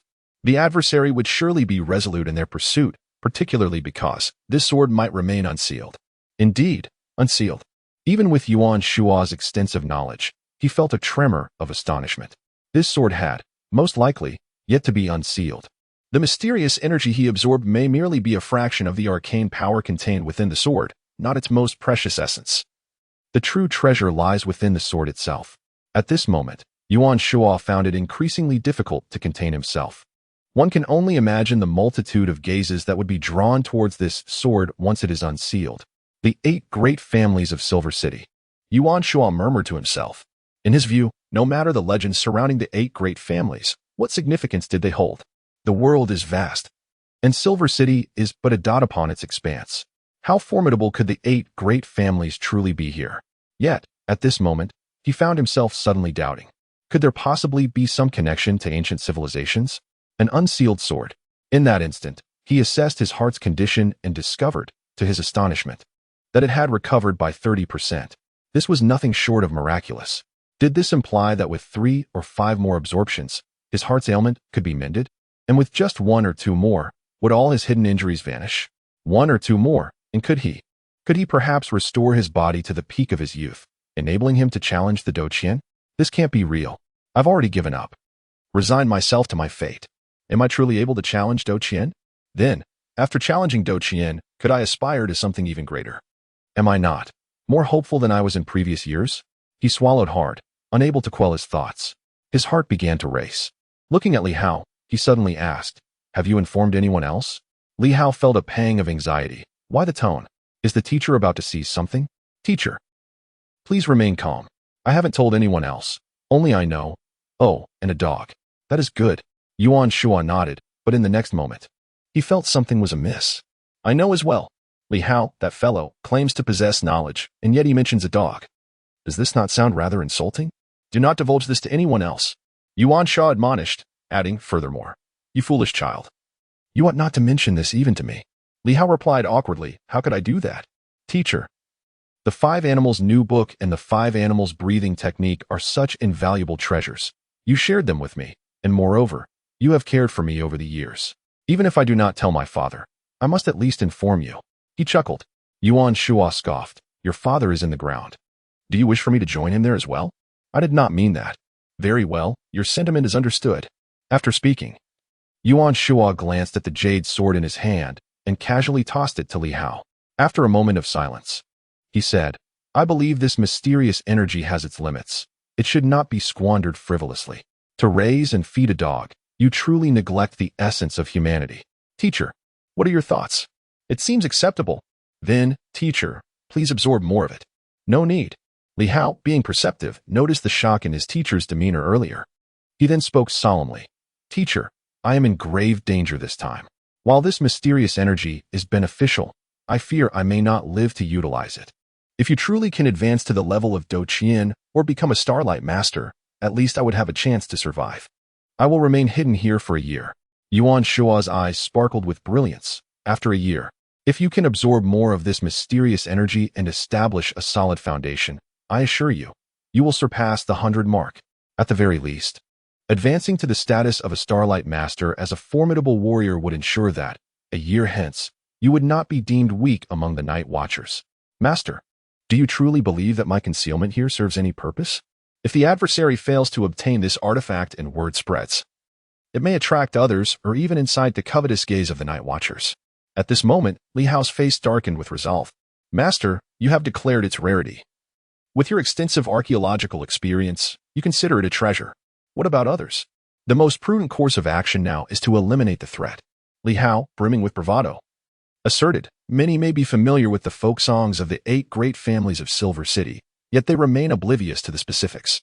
However, the individual who murdered Zhang Yuan may possess that very knowledge. After all, to outsiders, Silver City is but a mere speck, and extraordinary artifacts are hardly noteworthy, certainly not enough to attract the attention of significant figures. As for me, I lack such capabilities. If only you could ascend and eliminate that individual, it would, in essence, serve as my protection. Could it be that you lack the confidence to advance or to dispatch that person? Yuan Shuo gazed at his student in astonishment, momentarily taken aback before exclaiming, "When did you become so ruthless? To utter the words eliminate the threat so casually? I never taught you such things. My teachings have always revolved around self-cultivation and diligent study, not the art of silencing others." Li Hao chuckled, a sly grin reminiscent of a cunning fox. "Master, I have spent a year in the inspection department. I have witnessed countless cases and perused numerous files. Having seen so much, I have long since acclimated." At this moment, Yuan Shuo felt that the inspection department had led some astray. Li Hao had gone astray. A sense of heartache enveloped him. The person he had nurtured and aspired to cultivate was, in essence, a good man. "Teacher, if you can absorb it, then do so. You are so formidable. Yet you have only absorbed this little. It feels as though I absorbed more last night." Yuan Shuo seemed somewhat hesitant, while Li Hao bore a look of disappointment, lamenting. "Teacher, if it benefits others, it would be better to benefit yourself. Just tell me directly, will absorbing this lead to promotion? If not, I might as well seek out Captain Liu. If he has been promoted, he might be quite impressive as well." "Utter nonsense," Yuan Shuo retorted vehemently. "What capabilities does Lu Long possess to compare with me? Not to mention Lu Long, even his father, who was once renowned as one of the Silver Moon's 3 guns. Lu Hao would have to bow before me and respectfully call me Master Shuo." Li Hao remained silent, his curiosity piqued. Lu Long's father was also a martial artist? He was reputedly one of the Silver Moon's 3 guns, yet the title of Silver Gun did not sound particularly impressive. Lecherous gun? It felt akin to a flower thief. Nevertheless, at this moment, his gaze sharpened to a terrifying degree. If I can truly restore my injuries, recover from the hidden wounds, and advance to the rank of Do Qian, even if I do not become a super ability wielder, I would still dare to challenge the world as a Do Qian martial artist. In just 20 years, I refuse to believe that this insignificant Silver City has no place for a Do Qian. In that instant, Yuan Shuo completely liberated himself. Opportunities and hopes were tantalizingly close. With that thought, he shed all hesitation, and the 5-animal breathing technique was executed to its utmost potential. A dense and mysterious energy radiated forth. "Begone!" At this very moment, a thunderous roar reverberated through the air as Yuan Shuo bellowed, "I shall impart the secret technique of the 5 animals to my disciple. Who dares to approach? Let me show you whether a 100-breaking martial artist can truly be incapable of taking a life." With that fierce declaration, the surroundings fell into an immediate hush. Those who had been safeguarding him, as well as those who had been observing, promptly vanished. No one dared to intrude upon a 100-breaking martial artist sharing his secrets, unless a formidable figure among the night watchers appeared. Otherwise, the weaker night watchers, when faced with Yuan Shuo, could easily become mere pawns. Moreover, it had not yet escalated to the point of open hostility. At this moment, the world stood still. Though the tiger may be aged, its majesty remains undiminished. Li Hao, though unable to see the lurking figures, felt an overwhelming surge of emotions. This was his teacher, once a top-tier martial artist in his prime, who could still instill fear in all directions, even in an era dominated by superpowers. He silently pondered, filled with anticipation. Who was stronger, the 1,000-breaking martial artist or the Red Shadow? "Teacher, you must successfully advance. This is the greatest trump card, the most formidable support." In the small courtyard, the atmosphere was charged with intensity. The once formidable tiger still retained a measure of its might. As Yuan Shuo's anger surged, the figures around him dissipated. At this moment, he was fully engaged in his breathing technique. As a top-tier martial artist, Yuan Shuo had made his decision. And without a trace of hesitation, he contemplated briefly before resolutely committing to his course of action. Such an experienced martial artist, when determined, displayed astonishing decisiveness. Starlight surged wildly into his body. The rhythmic beating of his heart reverberated faintly, even audible to Li Hao. He too felt a thrill of excitement, an indescribable apprehension. What was he afraid of? He feared that the starlight might not be sufficient. If a teacher absorbs too little, rendering their efforts futile. What then? He fears that the celestial energy within the jade sword may be limited and is considering whether the stone knife could suffice if the jade sword proves insufficient. As for the two weapons that may go unused, exchanging them for Yuan Shua's recovery or even advancement is, in Li Hao's view, worth every effort. Otherwise, the ultimate outcome would either benefit the Red Shadow faction or the Night Watchers, which would be the most lamentable result. As for Li Hao himself, it is highly unlikely that he would reap any rewards. Meanwhile, as Yuan Shua draws upon the celestial energy at the ancient academy of Silver City, the small courtyard lies empty within a radius of several hundred meters. In the distance, atop the teaching building, two figures appear, a man and a woman, their features somewhat indistinct. What is your perspective, Hu Hao? The woman inquires, her gaze directed afar, yet not fixated on Yuan Shua, but rather diverted. There, a faint surge of vitality pulsates, deterring her from prying too boldly. What do you think? Is it merely the imparting of secret techniques? Perhaps a display? The man chuckles lightly. You are well aware of the circumstances. It seems a mysterious superpower has set its sights on his student. Yuan Shua, after all, has traversed a tumultuous path.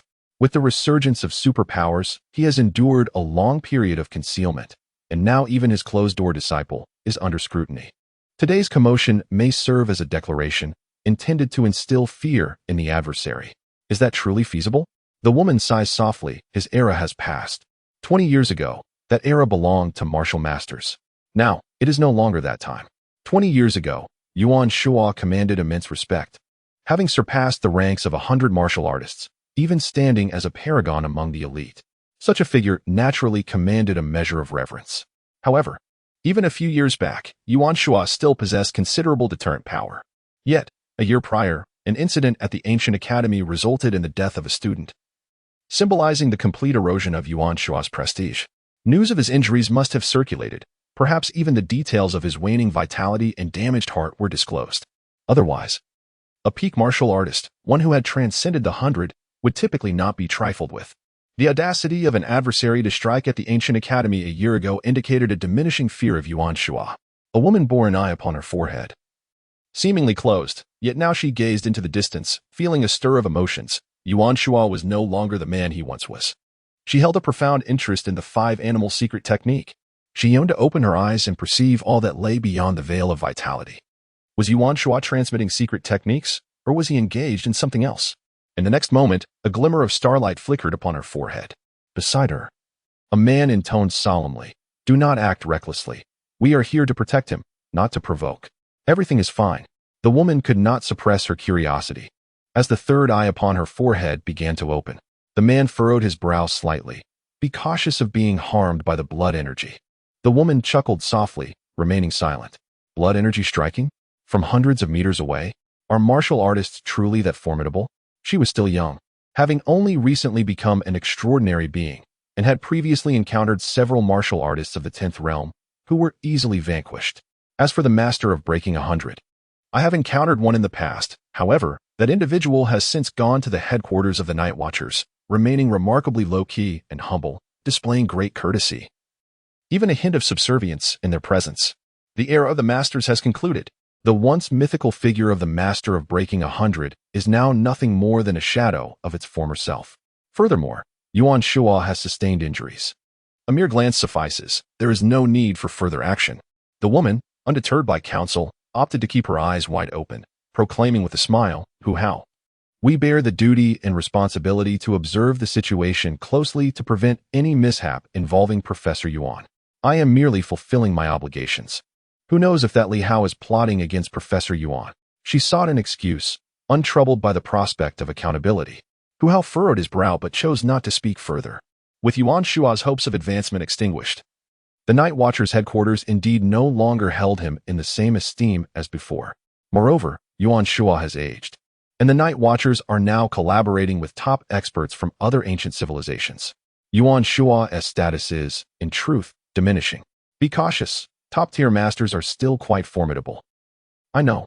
The woman interrupted him, her third eye fully awakened. In that moment, she perceived beyond the haze of blood and fury, witnessing Yuan Shua in his true form. At that instant, she caught sight of a pair of eyes brimming with murderous intent, filled with rage, and driven to madness by disdain. Those were eyes that pierced the heart and discerned the essence of all things. What audacity! To pry into my secret techniques is tantamount to seeking death. In that moment, Yuan Shua soared like a bird, transcending to new heights. What once appeared awkward, reminiscent of a fledgling bird flapping about, now revealed its true grace before Li Hao for the first time. He ascended into the air, arms outstretched like wings. Yuan Shua detected the prying eyes of his adversaries. Fury surged within him, a culmination of years of pinned-up rage manifesting in a moment of explosive release. He transformed into a bird in flight, his arms outstretched as he soared into the air, executing a leap that, while perhaps lacking in elegance, was astonishingly swift. In an instant, Yuan Shua traversed a distance of 100 meters. Upon landing, he lightly propelled himself upward once more. Although he could not achieve true flight, his remarkable leaping ability allowed him to catapult another 100 meters in the blink of an eye, covering 200 to 300 meters in mere moments. This astonishing display left Li Hao and the two supernatural beings utterly unprepared. The speed was unfathomable. With his mastery of the five-animal play perfected, Yuan Shua was nearly omnipotent. In the next heartbeat, he leaped again, nearly level with the building, ascending at least 30 meters high. On the rooftop, both the man and woman were taken aback. Hu Hao hurriedly called out, "Old Yuan." A thunderous roar reverberated, silencing all. Boom. A ringing in his ears ensued, blood streaming from Hu Hao's orifices as if he had gone deaf. In that moment, a surge of mysterious energy flowed forth, leaving him no time for explanation. The woman, her third eye now opened, appeared to have expended a significant amount of mystical power. Young and inexperienced, she felt excruciating pain in her third eye. Unable to react or even close her eyes in time, all three eyes simultaneously locking onto a fist. To pry into my secret arts is an audacious act. Kill. A bloodthirsty aura surged forth, the woman's three eyes filled with crimson, engulfed in an ocean of red. Boom. In the next instant, a tremendous sound erupted. Yuan Shua unleashed a punch, his sinews resonating like thunder, shattering the void. Ah! A piercing scream erupted, and blood flowed from the three eyes of the woman. An overwhelming surge of enigmatic energy emanating from her. A minor admonition, considering it your first offense, I shall spare your life. Bang! Another thunderous sound resonated. Mingled with the explosive crack of air, Yuan Shua unleashed a kick that sent the woman soaring through the air, accompanied by the sickening sound of bones fracturing. Yuan Lao. It's a misunderstanding. At that moment, Hu Hao leapt into the air, brandishing a luminous sword, drenched in perspiration yet hesitant to strike. He could only shout loudly. He managed to grasp the flying woman, retreating several steps in midair before stabilizing his stance. In his arms, the woman had succumbed to unconsciousness, blood gushing from her mouth. Yuan Shua's gaze was icy as he landed, his foot shattering the ground beneath him, creating a deep chasm. A misunderstanding? Then let it be a misunderstanding, he declared. If you dispute this, feel free to have your superior seek me out. Not daring, Hu Hao also descended with the woman, his face a mask of horror. He quickly exhaled. Yuan Lao, it truly is a misunderstanding. This is Li Meng's first field assignment, and she is yet unaware of the gravity of the situation. Our purpose here is to protect you, Yuan Lao. When we saw you in the secluded courtyard, Li Meng, concerned for your safety, opened her true eye. Then let it be a misunderstanding, Yuan Shua replied coolly.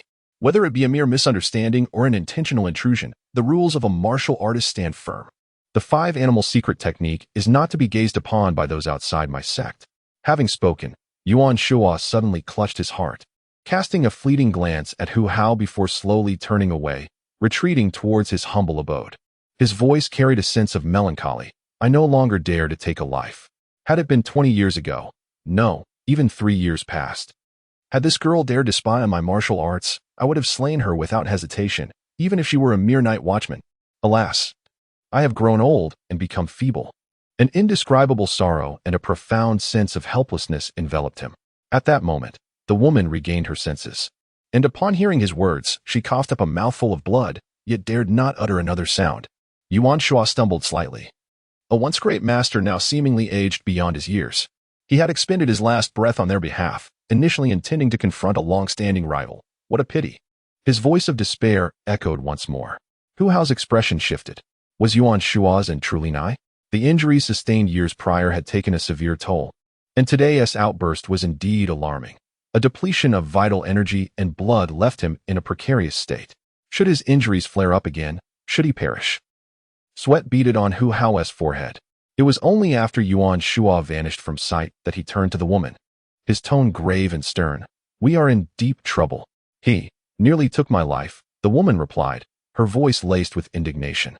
Hu Hao gritted his teeth, responding coldly, "We are in grave danger. It is not merely that you nearly perished, rather, you forced him to expend his last vestige of true energy. If Yuan Shua cannot endure until this mission's conclusion, if this ancient relic remains unexplored without his involvement, you may have escaped death for now. But soon you will be dispatched to the most perilous zones to undertake the most hazardous assignments." The woman's complexion paled significantly. She narrowly escaped death, both astonished by Yuan Shua's prowess and harboring a deep-seated grudge against him for his merciless nature. However, upon hearing the news, her expression shifted dramatically. Yuan Shua, was he to perish? A tremor of fear coursed through her. The mere thought of such an outcome overshadowed her own grave injuries and any thoughts of retribution.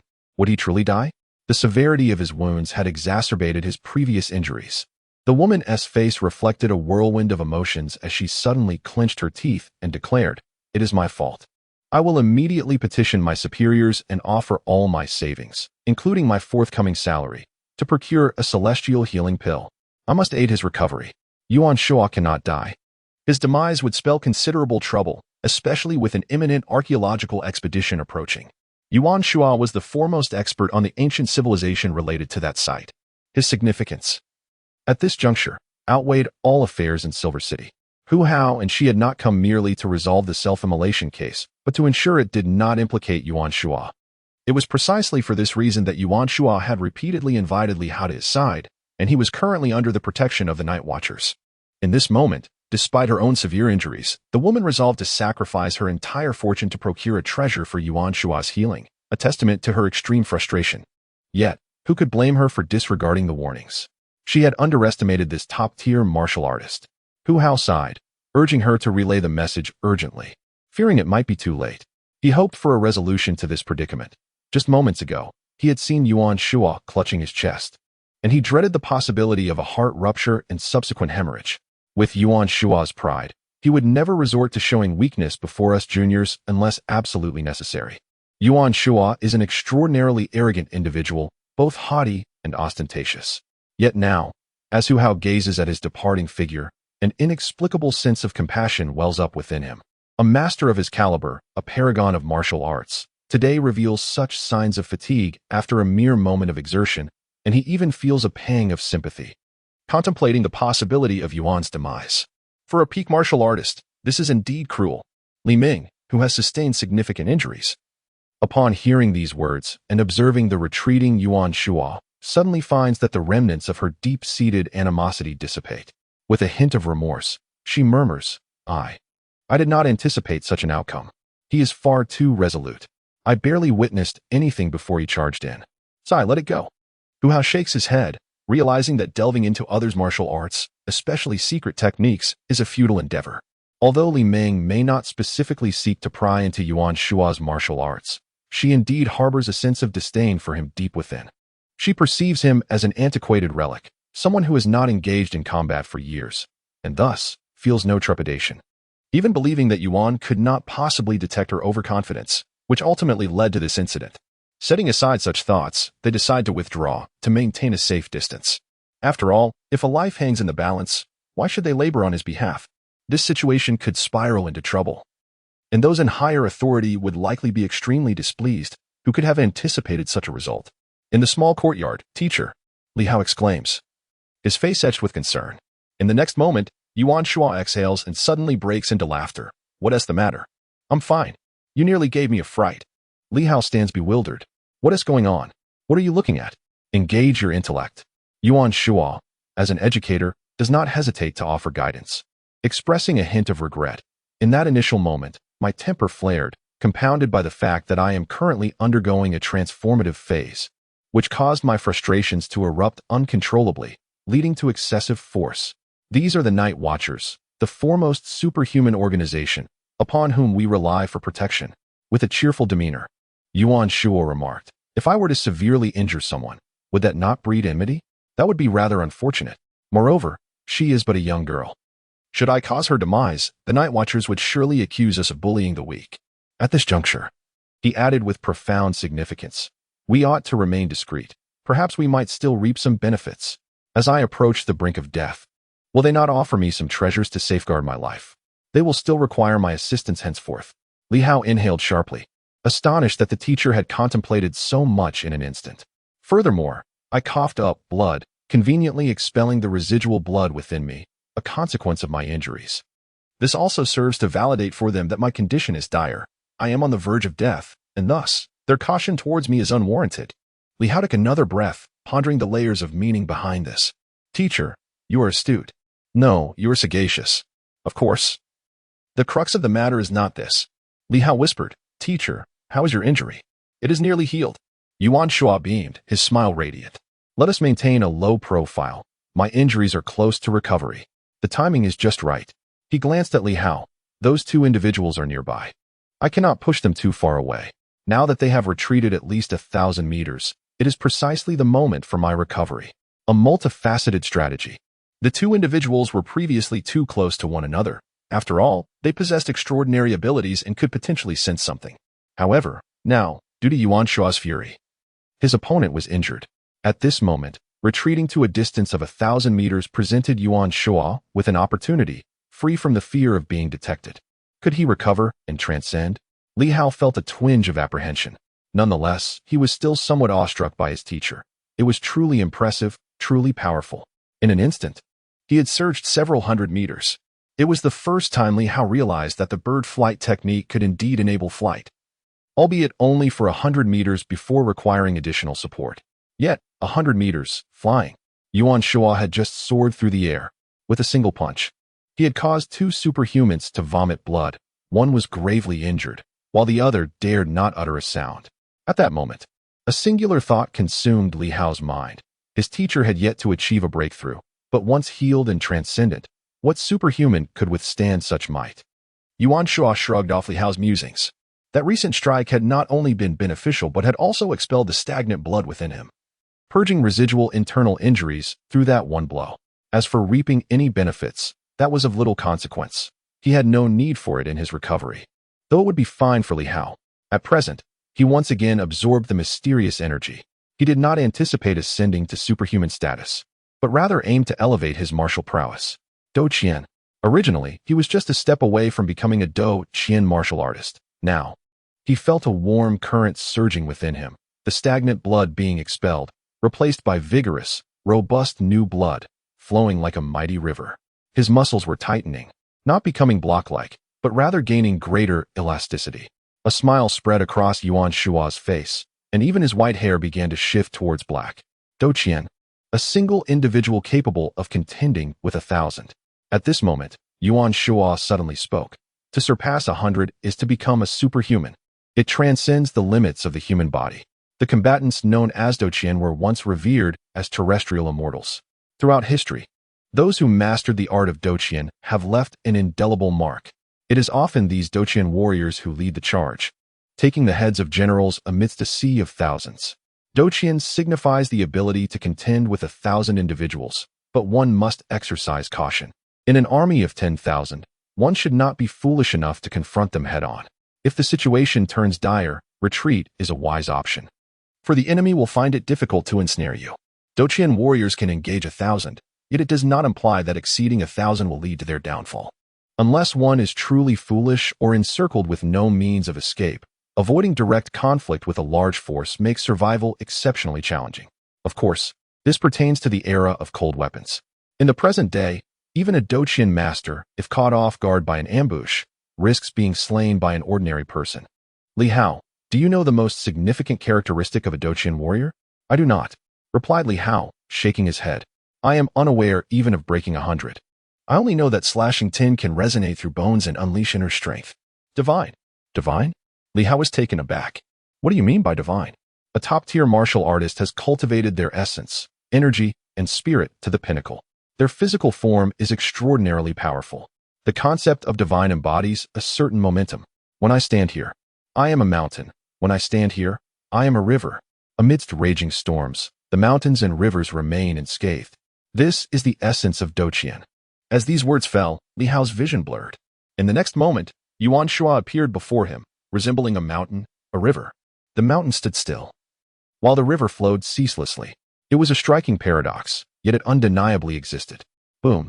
Like the tumult of a mighty river, that was the sound of flowing blood. At this moment, Yuan Shua was filled with fervor, his body steadfast as a mountain, yet his blood surged with unrelenting fervor, his sinews resonating like a tempest. The power emanated explosively, confined within the small courtyard, leaving Li Hao feeling like a solitary vessel adrift upon a vast ocean, on the verge of capsizing. His body began to sway, unsteady on his feet. Meanwhile, Yuan Shua's presence grew ever more formidable. A hint of mirth in his voice as it resonated from above like a divine entity. Witness the might and spirit of a duelist of 1,000 warriors. In the future, should you encounter such figures, you will at least possess the experience to remain unperturbed. Having seen it, one gains insight. A duelist of 1,000 warriors is truly not someone one encounters lightly. At this moment, Li Hao was precariously balanced, swaying with the winds. Practice the ape technique. Yuan Shua commanded.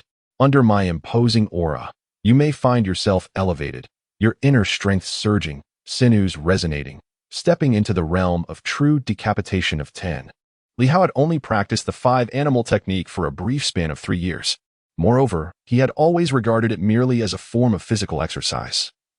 While 3 years of progress was commendable, it merely laid the groundwork, and he had never dared to glimpse the realm of decapitation of 10.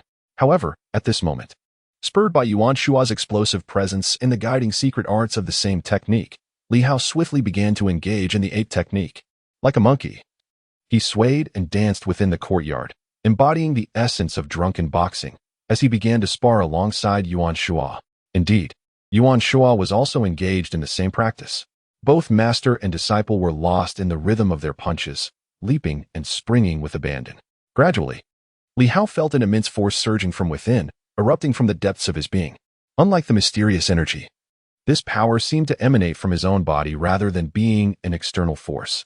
The vigor radiated through him, gradually making its way to his legs, filling them with an intense energy. In the next moment, Li Hao unleashed a kick, the sound of impact ringing out like a series of explosions. The resonance of his bones echoing in harmony. Under the guidance of a master on the verge of entering the realm of Douqian, Li Hao, at this moment, leveraged the advantage of a shared cultivation method to directly ascend to the realm of Zhanshi. This was an opportunity that countless individuals yearn for yet seldom encounter. Li Hao offered Yuan Shua an opportunity, and in return, Yuan Shua extended one to Li Hao. Otherwise, even with Li Hao's continued absorption of mysterious energy, he might not have crossed into Zhanshi for 10 days or even months, perhaps not for a year or more. It was a matter of fortune. Yet, at this moment, he was propelled by the momentum to directly enter Zhanshi. Moreover, entering under the auspices of a Douqian master provided an immense advantage. When facing an opponent, no matter how formidable, as long as they were not overwhelmingly stronger than a Douqian master, Li Hao would not feel fear. Fear is often the greatest manifestation of the disparity in levels. The weak, when confronting the strong, frequently succumb to trepidation even before the battle begins. Swayed by the opponent's aura, yet Li Hao was advancing alongside the Douqian martial artist. With a fierce shout, Li Hao bellowed, and Yuan Shua responded with a low growl. The small courtyard was swept by a raging wind. Li Hao kicked out again, producing another explosive sound akin to a whip cracking. Meanwhile, Yuan Shua, in contrast, was more subdued, as if returning to a state of simplicity, gently retracting his fists and legs with minimal disturbance. However, when Li Hao glanced over, he was momentarily taken aback. A head of white hair instantly transformed to black. Not only that, patches of aged skin fell from Yuan Shua's body, fluttering in the wind, even drifting before Li Hao's eyes, almost to his lips. Ugh!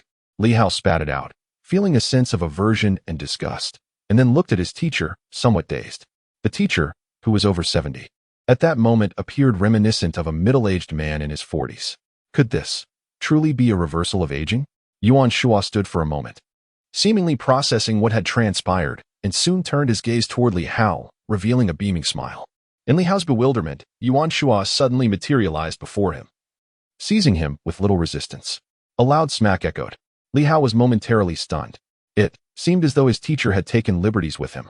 Yuan Shua held him firmly and planted a heavy kiss on his cheek, his face alight with joy. Good boy. Yuan Shua laughed heartily, his mirth bordering on the maniacal. Douqian, once I step into the realm of superpowers, How many can rival me in this world? 20 years, what is that? Doqian, even if I grant you a century, you shall never possess the right to pry. Good child, from this day forth, we shall roam the heavens and earth together, invincible, and mere superpowers shall be but a flick of my fingers. Insanity, utterly wild. In that moment, Li Hao felt a surge of excitement. With such prowess, what was there to fear? My heavens, what is Red Shadow compared to this? My teacher has transcended the Doqian. Chapter 24, The Classification of Superpowers. The Master and Disciple's Plan. At this moment, both master and disciple were lost in an exhilarating frenzy. No longer concerned, no longer afraid. With our teacher stepping into the realm of Doqian, perhaps he is now the foremost warrior among martial artists. What is there to fear from mere Red Shadow? Regarding his entry into the 10th slashing realm, Li Hao held no particular thoughts. The 10th slashing, it is what it is. Within the demon hunting squad, everyone had attained the 10th slashing, yet they still struggled tirelessly. At this moment, Li Hao did not fully comprehend the significance of entering the 10th slashing after merely 3 years of martial training. Yuan Shuo understood, yet he did not place much importance on it. The 10th slashing was indeed weak. Moreover, this was his student, although martial arts were not his primary focus.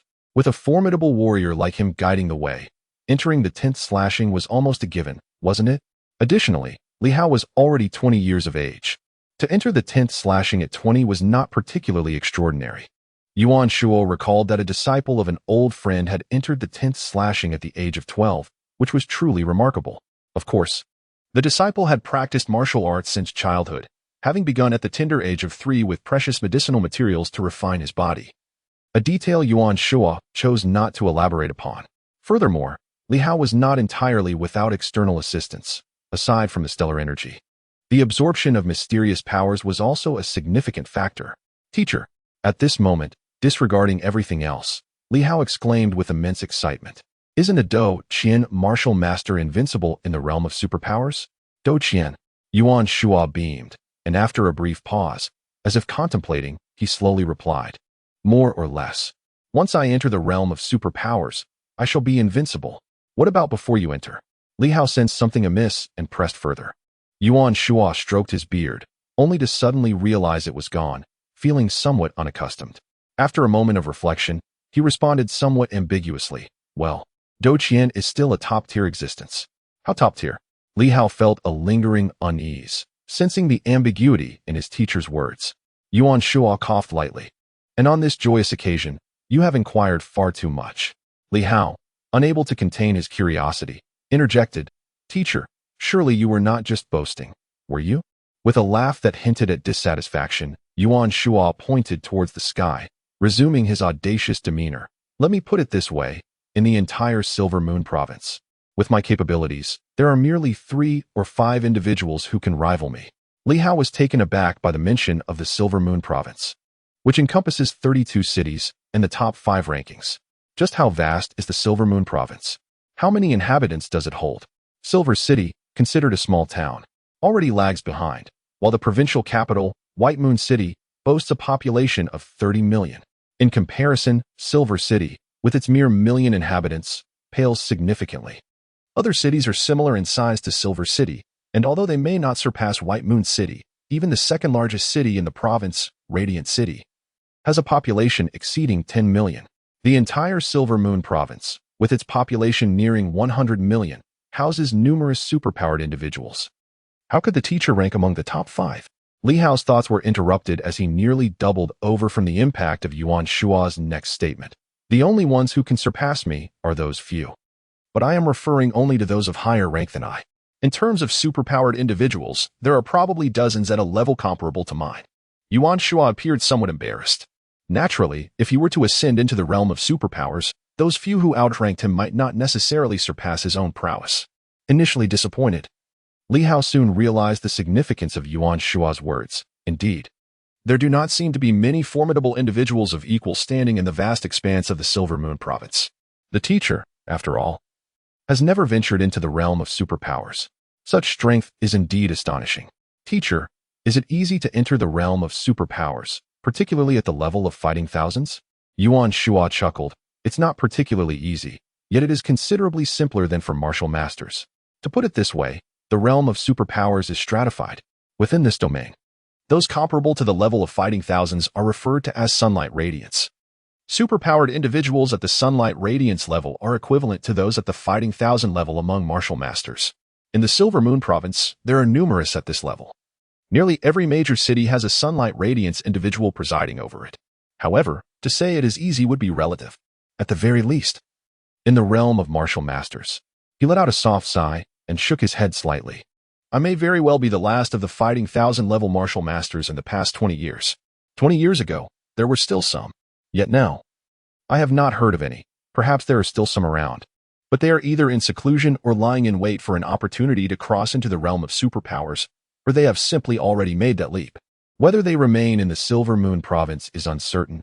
It has been many years since I last ventured beyond its borders, and my understanding of the outside world is rather limited. At this moment, Li Hao took note of this term, sunlight radiance. The strong among the superpowered, comparable to the fighting thousand level, once referred to as the land immortals, are not invincible within the superpower domain, with dozens residing in the Silver Moon province. But what level is that red shadow?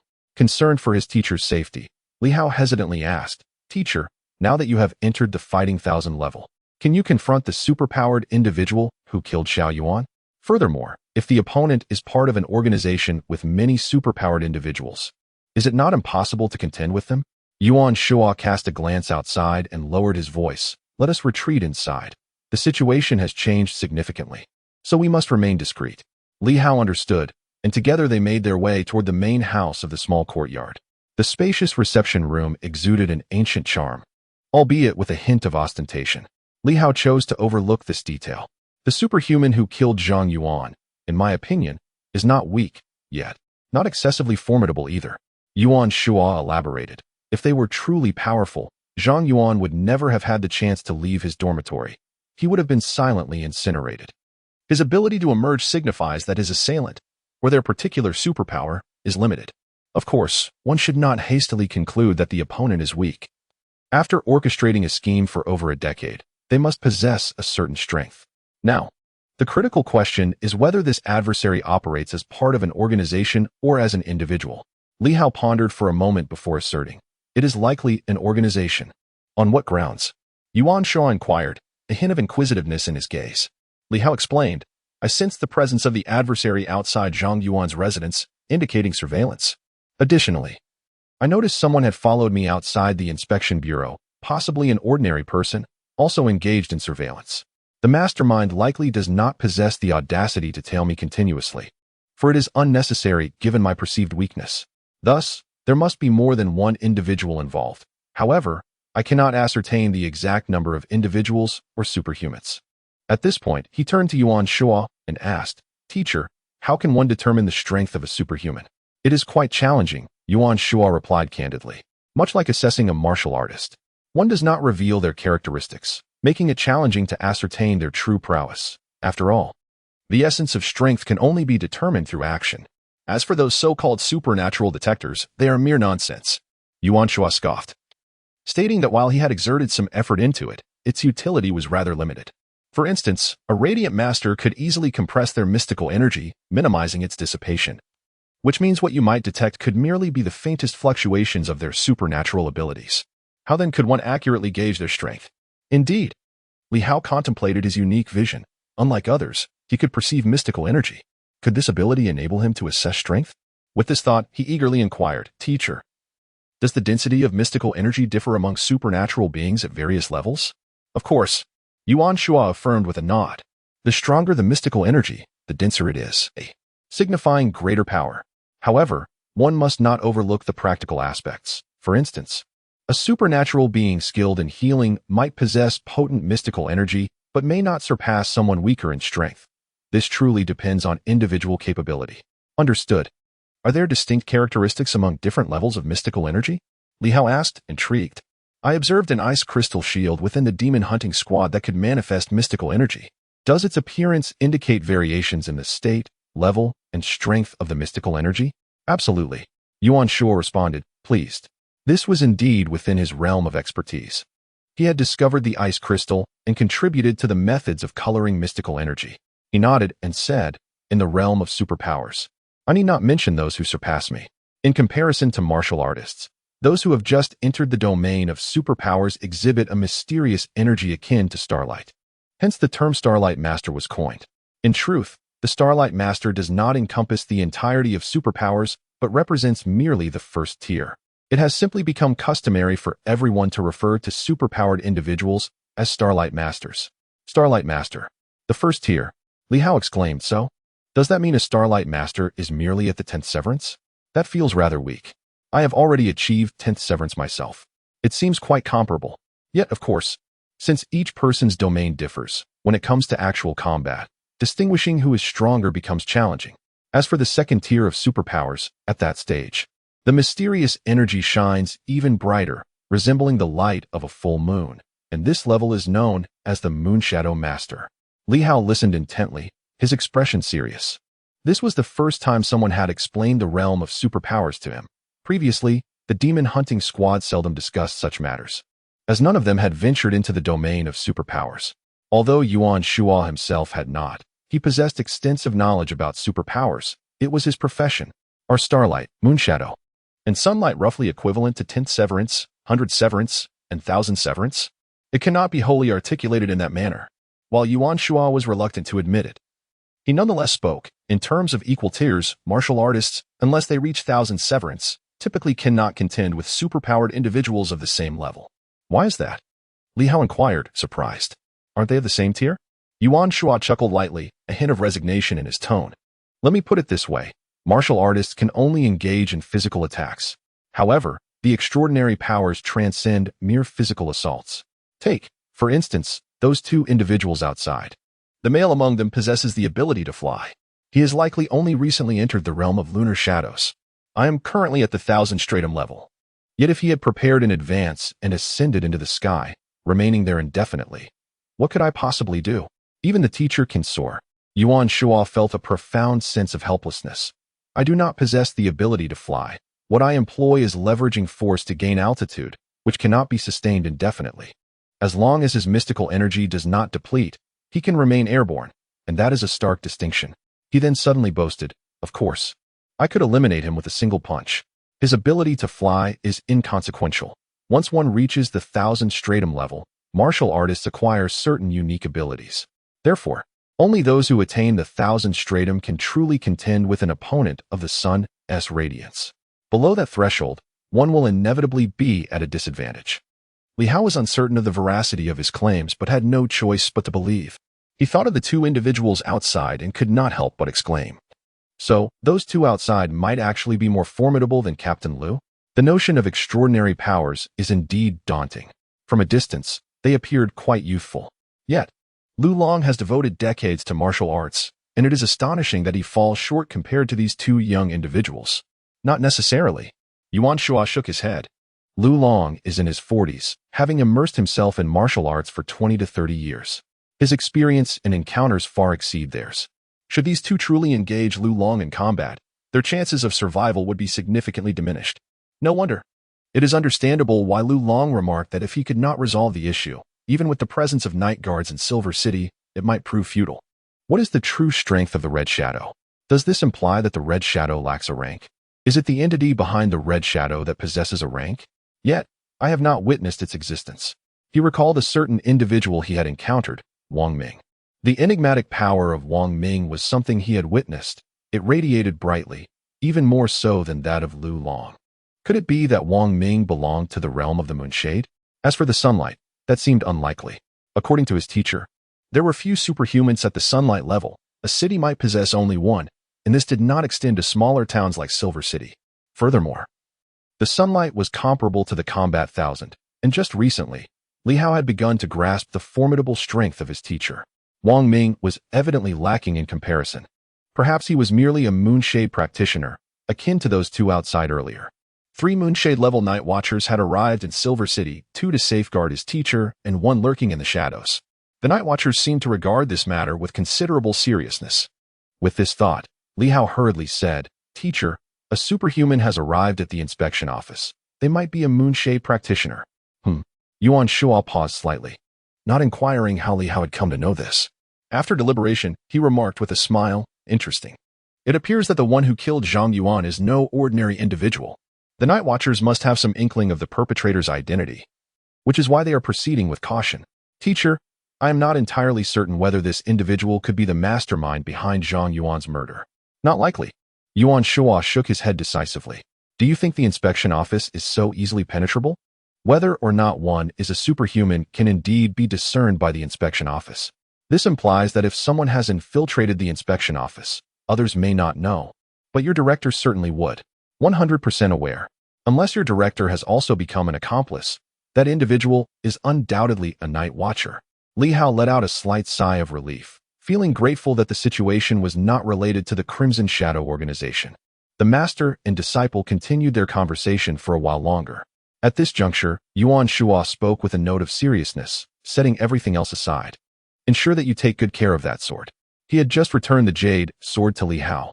The fact that he had absorbed so much energy, even having ascended to the level of Do Qian, and could still extract that potent energy was indeed remarkable. Too remarkable, in fact. Li Hao nodded in understanding. Now fully aware of the jade sword's extraordinary value, he had sensed its significance even while absorbing the mysterious energy from the demon hunting squad.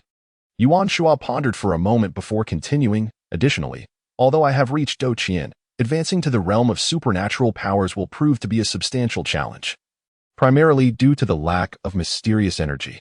Not the kind you possess, that is not meant for enhancing combat strength. What you hold is a foundation-strengthening resource. Far more precious than that. With my Do Qian prowess, entering the realm of supernatural powers will be arduous without several hundred to 1,000 units of mysterious energy to bolster me. Li Hao quickly began calculating. The black market price stood at 1 million per unit. If his teacher required 1,000 units to advance, how much would that amount to? 1 billion? He swallowed hard, thinking, no way, that is simply terrifying. Surely, my teacher doesn't have that much money, though I do suspect he is quite affluent. Yet, for Yuan Shua, if it were merely a matter of expenditure, it would indeed be simple. However, such a large-scale transaction would undoubtedly attract the attention of the Night Watchers and other major organizations. This was not a viable option.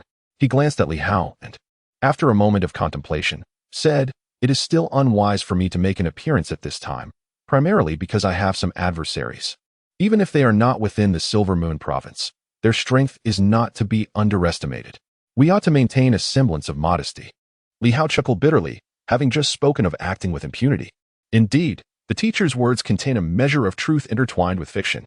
Yuan Shua added, of course. Should I advance, I shall truly dominate. Thereafter, you may traverse with abandon. For now, let us remain discreet for a few days. There is no need to rush. Yuan Shua laughed. As for the impending danger, I shall observe first. If the adversary proves feeble, we shall swiftly eliminate them. However, if they are formidable, he chuckled, let the Night Watchers bear the blame. Li Hao's interest was piqued. Yuan Shua whispered, should the masterminds be weak, I can eradicate them all without hesitation. There is no need for further discussion. Simply put, it is a matter of extermination. Yet, if they possess strength beyond the radiant realm, we may find ourselves in peril. Even if I can withstand 1 or 2, you would be in serious trouble. Therefore, if such powerful beings exist, they are surely not present in Silver City at this moment. We can eliminate those beneath the radiant realm, and if any from the radiant realm do arrive, we shall deal with them subsequently, attributing their demise to the Night Watchers. There are indeed formidable individuals among the Night Watchers. Of the 3 or 5 who surpass my prowess, half are from their ranks. Li Hao nodded. The teacher is discerning in his judgments. It is prudent to be cautious. Furthermore, although he and Yuan Shua did not vocalize it, both harbored a mutual understanding. For someone who has orchestrated schemes for so many years, and considering the formidable power of the starlight energy within the Jade Sword, if they were to acquire several other treasures, would they not become significantly more powerful? Yuan Shua has the potential to ascend to the 1,000 dual realm. Why could the adversary not seize the opportunity to attain a higher echelon? The two refrained from discussing it, fearing it might undermine their confidence. Yuan Shua discerned that there indeed existed individuals stronger than himself. Yet they would never reside in Silver City, nor even in the Silver Moon province. Thus, the situation became significantly more manageable. Contemplating this, he added, moreover, this jade pendant is merely a jade pendant. When you depart from my presence, I shall provide you with a sword, an extraordinary item. A sinister smile crept across Yuan Shua's face as he continued, your sword, no one has ever laid eyes upon it, nor does anyone possess knowledge of its existence. The true nature of the Li family sword remains solely at your discretion, does it not? As an ordinary person possessing an extraordinary item, does that not imply it must be the Li family sword? Of course, it ought to be of superior quality, not some wretched trinket. As he pondered this, Yuan Shuo felt a pang of regret. Over the years, the night watchers had kept a close watch on him, making it challenging to amass numerous treasures. However, he recalled that a few years prior, he had indeed procured a magnificent sword, an absolute treasure. With a flicker in his gaze, he remarked, strangely enough, it is quite fitting. That sword too is sealed, its surface devoid of any mystical aura, yet it harbors an inner brilliance. I suspect it is a relic of bloodline inheritance, unearthed from a grand ruin. Li Hao could not help but interject, Master, your sword may very well be more precious than mine. Would that not be a loss?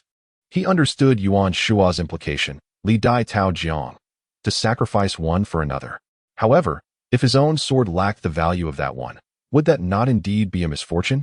Impossible. Yuan Shua shook his head, affirming that Li Hao's sword was undeniably valuable, a fact that required no elaboration. He refrained from further explanation, promptly stating, when you leave shortly, do remember to take it with you. This object, though I remain silent, you are aware of its purpose. Should your adversaries prove too formidable for me to handle, simply cast the sword and see if it can preserve your life.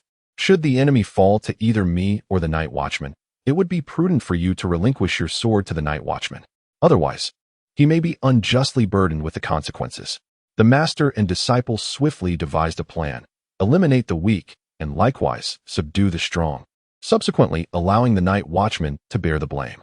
However, this hinges on whether the night watchman desires the sword. If he does not, the repercussions may inevitably fall upon Li Hao.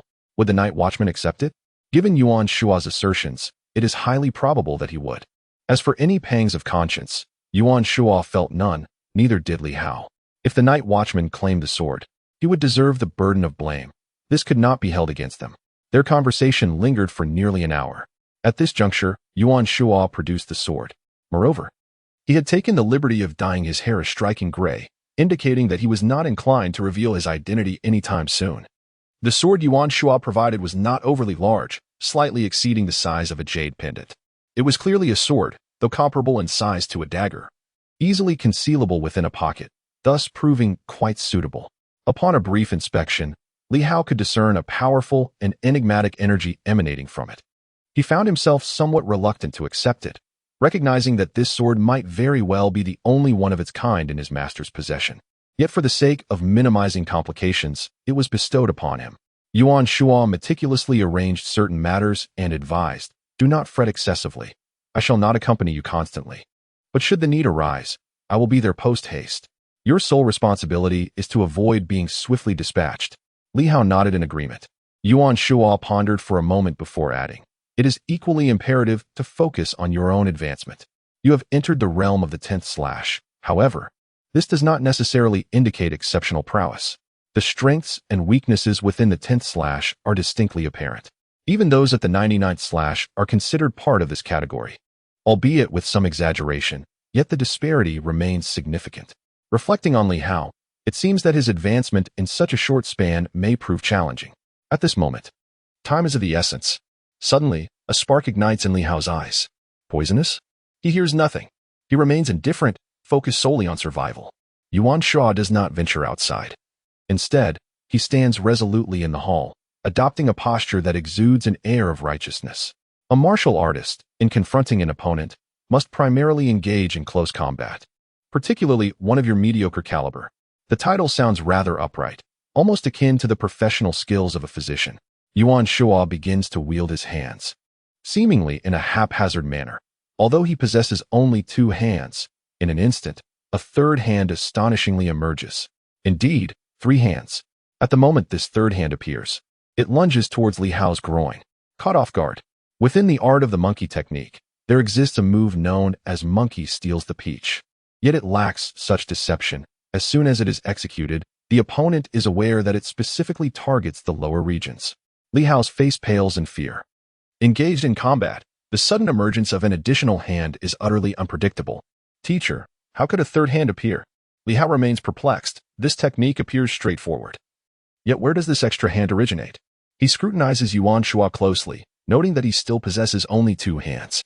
This is the crux of the matter. It is, in essence, simple. A person has only 2 hands, thus the third must be an illusion.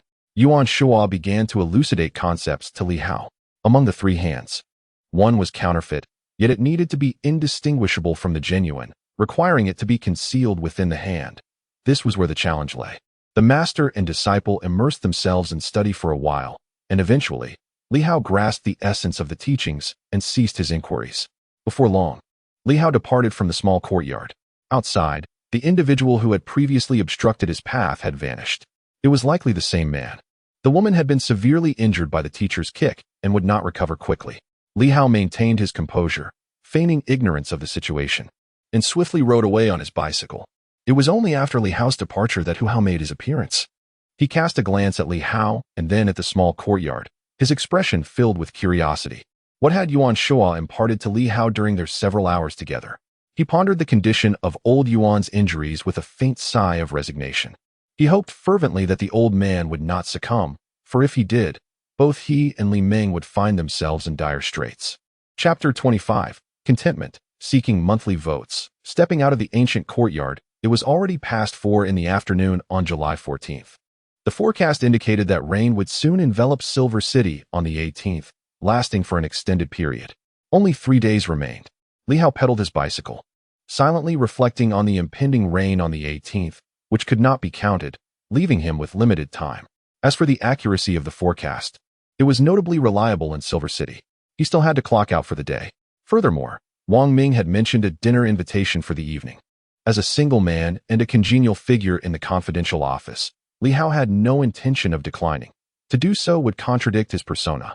In the confidential office, a fleeting glimmer of curiosity crossed his eyes. However, Li Hao, who had been observing him all along, could discern the situation clearly. If he were indifferent, it would be one thing, but being attentive allowed him to perceive certain nuances. It was evident that Wang Ming was not the type of cunning and scheming individual.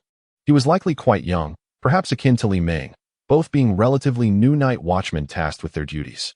Li Hao speculated that perhaps this individual had learned of the incident where their teacher had previously injured Li Ming. Otherwise, when they had departed earlier, Wang Ming did not exhibit such curiosity. Perhaps this fellow was now intrigued about the secret techniques bestowed upon him by their teacher, especially since Yuan Shua's pretext involved imparting such knowledge. Wang Ming was exceedingly polite, readily setting aside his pride, addressing him as Brother Hao. Li Hao smiled and nodded in acknowledgement, responding, "Yes, I've completed my tasks." Xiaoming. Li Hao suppressed a laugh, calling Wang Ming by that name. Chen Na might have overheard and was now also referring to him as Xiaoming. Wang Ming's eyes revealed a hint of helplessness, yet he did not express it. Tacitly accepting Chen Na's designation, and quickly added, "I've already found a suitable place for dinner. Once we finish work, we shall go.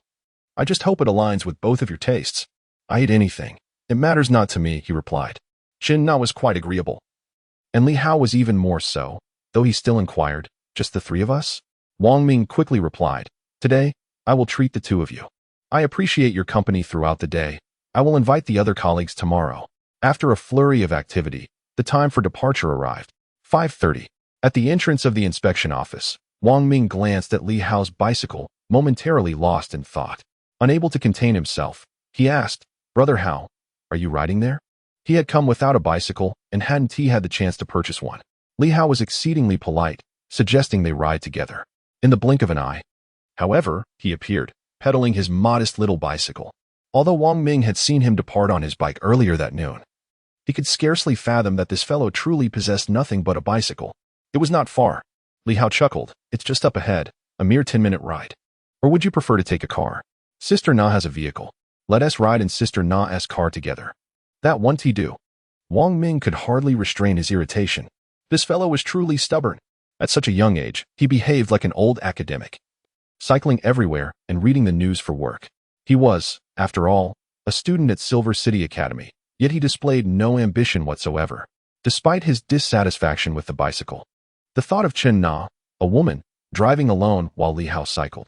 After pondering for a moment, Wang Ming ultimately resolved to accompany Li Hao, as he was more inclined to learn about him. On the bicycle, Wang Ming's long legs found themselves awkwardly positioned, creating quite the discomfort. At that moment, He had no choice but to grip Li Hao's waist, marking an entirely new experience for him. After a brief period, he couldn't help but inquire, "Brother Hao, what do you have in your pocket?" It feels rather uncomfortable. Were it not for the fact that he was holding on to Li Hao's waist, he might have entertained inappropriate thoughts. It felt rather solid. After all, he was a man. Naturally, concerning the waist area, he might have been overthinking things. Oh, he nearly forgot. Wang Ming's eyes suddenly sparkled with intrigue. An antique? A family heirloom? His curiosity piqued. He casually asked, "What kind of antique are you carrying around like that? Aren't you worried about damaging it?" "Brother Hao, you truly are rather careless." "Not at all." Li Hao chuckled. "It's not porcelain. It's merely a small metal sword. Even if it were to clang against the ground, it wouldn't sustain any damage. I must have dropped it countless times during my childhood." "A small sword?" At that moment, Wang Ming observed Li Hao's back, his eyes gleaming with an unsettling brightness. Indeed, it was astonishing how effortlessly he had stumbled upon it. The sword of the Li family was hidden within Li Hao's pocket, and he could easily reach out and seize it. It was somewhat incredulous, yet it quickly felt entirely reasonable. Given the unrest in the neighborhood, it was only prudent to keep valuable items close at hand. He had merely not anticipated encountering the Li family's sword so swiftly. Within the ranks of the Night Watchers, there existed a dossier concerning this particular sword, albeit rather vague, as the organization had only recently been established. The information was compiled from various sources, but lacked specificity. The 8 prominent families of Silver City boasted a legacy that might span centuries, perhaps even millennia, though tracing its origins was currently a daunting task. However, according to the Night Watchers' assessments, the weapons mentioned in the folk tales of Silver City were, at the very least, of the solar radiance tier. In the relatively nascent realm of superpowers, these extraordinary artifacts were now categorized according to their supernatural rankings. The solar radiance tier was akin to a formidable warrior on par with a master of combat. For superhumans, weapons of the solar radiance tier were indeed rare treasures. Wang Ming felt a surge of temptation and could not restrain himself from asking, "Brother Hao, may I take a look at the small sword? Especially since it is a family heirloom? I have a keen interest in such antiquities." "Never mind," Li Hao replied with a playful smile, appearing quite naive. "Just take it. There's nothing particularly remarkable about it. However, do not damage it. Although it may not be of significant monetary value, it is a treasured heirloom. After my parents passed away, this sword became the most cherished memento in my family. Rest assured, that will not happen." Gaining Li Hao's permission filled Wang Ming with immense joy. It was as if fortune had smiled upon him, although he could not easily take it away at this moment. As the Night Watchers needed to gather more information and intelligence regarding the forces behind the scenes, he relished the opportunity to behold it. He no longer held back, directly retrieving the small sword from Li Hao's pocket. The instant he grasped the silver blade, a flicker of astonishment illuminated Wang Ming's eyes. It was indeed an extraordinary artifact. Although the mysterious energy it emanated was faint, barely perceptible even through fabric, once it was in his hands, he could distinctly sense its uniqueness. The enigmatic energy within him surged to life. What a treasure! A glimmer of greed surfaced in Wang Ming's gaze. Any extraordinary individual who beheld or sensed it would likely feel the same avarice. The development of superpowers has been fleeting. At present, it is unattainable for everyone to possess a superpowered artifact.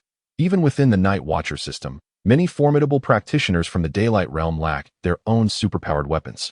And he, merely a moonshade, found it even more challenging to acquire such treasures compared to those seasoned veterans. Soon, Wang Ming suppressed his avaricious thoughts. This object was not so easily claimed. As he toyed with the small sword, he vaguely sensed an aura of lethality. It seemed this sword was indeed extraordinary. Perhaps even more enigmatic than some of the extraordinary artifacts he had encountered. It felt as though it were sealed. He had an inkling that this sword was in a state of confinement. No wonder no one had previously noticed the weapons of the 8 great families. Perhaps it is the resurgence of extraordinary powers in recent years that has led to these weapons resurfacing, gradually unsealing their mysteries and revealing their uniqueness, which has, in turn, attracted attention and unveiled their secrets. This may elucidate why the adversary did not directly seize the small sword. Perhaps certain steps are necessary to unseal this blade. Wang Ming made a judgment in his heart. He was not foolish. He quickly deduced some crucial elements. Observing Li Hao's silhouette, he felt a twinge of compassion, as this individual might indeed be a descendant of the ancient superhuman warriors. Alas, time has passed, and the treasures left by ancestors have instead transformed into a deadly poison. Among the 8 prominent families the night watchman has investigated, and it seems that currently the true heir may very well be Li Hao alone. Assuming Li Hao is indeed the descendant of the Li family's sword. Previously uncertain, at this moment, Wang Ming was entirely convinced. He held the Li family's sword in his hand. "How good, this sword is truly exquisite," Wang Ming remarked, revealing an air of keen interest. "How good? Are you considering selling it?" "Not a chance," Li Hao firmly rejected. "Do not covet my sword. It is a family heirloom. If I were to sell it, my father would rise from the grave to exact vengeance upon me. Besides, I have assessed it myself. It is merely iron and holds little value." "That cannot be said. Everyone possesses their own taste and perspectives. If Haugo wishes to sell, I happen to be quite interested. I cannot promise more, but I could manage 100,000 or two." "So expensive?" Li Hao was utterly astonished. 100,000 or two. Wang Ming observed the diminishing speed of his cycling and felt a profound sense of reflection. It was evident that the perspectives of others were vastly different, highlighting a significant disparity. 100,000 or 200,000. If these truly were extraordinary items of the Sun Radiance tier, those formidable beings of Sun Radiance could easily multiply that sum by 100 without hesitation. What were 10 million star coins in comparison? In the entire Silver Moon province, with a population nearing 100 million, how many Sun Radiance masters existed? Each one of them was undoubtedly in desperate pursuit, and a mere handful of star coins would hardly elicit a blink from them. Naturally, he would refrain from quoting an exorbitant price. Otherwise, Li Hao would be left not merely intrigued but suspicious. Indeed, if they could negotiate for 100,000 or 200,000, Brother Hao might very well sell this sword and secure a new apartment in exchange. Li Hao nodded vigorously, quickly calculating, and inhaled deeply, saying, "Do not jest with me. In the urban area of Silver City, particularly near our inspection division, the price of apartments hovers around 3,000. If we could indeed sell for 200,000, we could easily acquire a 2-bedroom new residence." At this moment, the sword could not be taken. Li Hao needed to serve as the catalyst. In the future, should Li Hao remain unoccupied and the sword still in his possession, discussions regarding a transaction could be entertained. As for coercion, the night watchers were not so desperate. Typically, such measures were unnecessary. At this juncture, Wang Ming felt that he had accomplished a substantial portion of his mission. He had ascertained Li Hao's identity, confirmed the genuine existence of the Li family sword, even having witnessed it firsthand and handled it, thereby establishing beyond doubt that it was indeed an extraordinary item. It was an undeniable fact that Li Hao was their next target. In the midst of their conversation, they arrived at the restaurant. Wang Ming alighted from the vehicle, proceeded to the private room to place their order, and awaited Chen Na, while Li Hao sought a place to park his bicycle. By the roadside, Li Hao secured his bicycle and retrieved his communicator, dialing a number. "Speak," Lu Long responded, as haughty as ever. However, Li Hao felt a twinge of anxiety and, lowering his voice, expressed his unease. "Boss, is our communication being monitored?" "Not at all," Lu Long replied succinctly, sensing that something was amiss. "Where are you?" "At the Yuha restaurant." "What happened?" Li Hao, increasingly anxious, whispered inaudibly, "Boss, I think I've caught the attention of a superpowered individual. Not just any attention, but he's right beside me." A newcomer named Wang Ming joined our secure room. "I just rode with him to get some food, and I have an antique that I've always kept with me." He insisted on taking a look at it. I thought he was just an ordinary person, so I let him see it. But when he touched my antique, I sensed a mysterious energy emanating from him. Lao Wu's antique. Lu Long immediately understood. It was the sword of the Li family. Wang Ming had triggered a reaction with the extraordinary object, unleashing a mysterious energy that Li Hao could perceive. A superpowered individual. Lu Long furrowed his brow, swiftly regaining his composure. "Stay calm. Do not fear. As long as he is merely following you, there is no significant danger. If he intended to kill you, he would have done so already." He added, "Do not exhibit any signs of distress. I trust you can maintain your composure." "Boss, I'm worried." "There's no need for concern."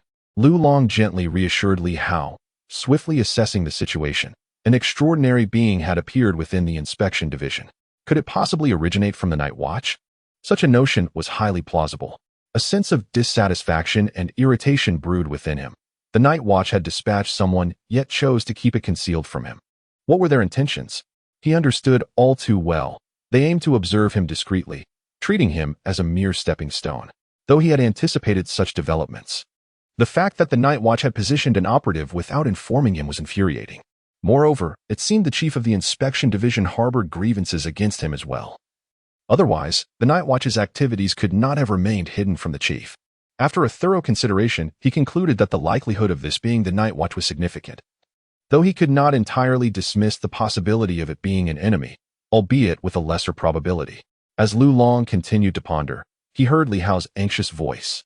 "Boss, I'm somewhat concerned. However, this individual mentioned he could purchase my sword. Boss, do you think I should just sell it?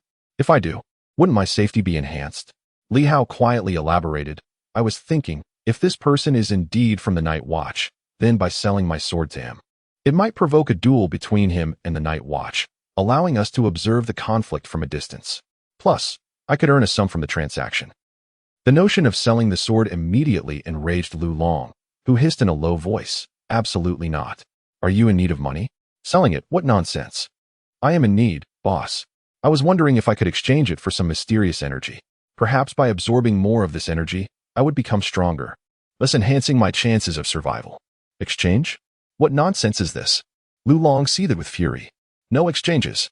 Remember, you are now a member of the Demon Hunter Squad, not a night watchman, and the identity of the other party remains uncertain. Even if you were to sell your sword, it might still lead to your demise.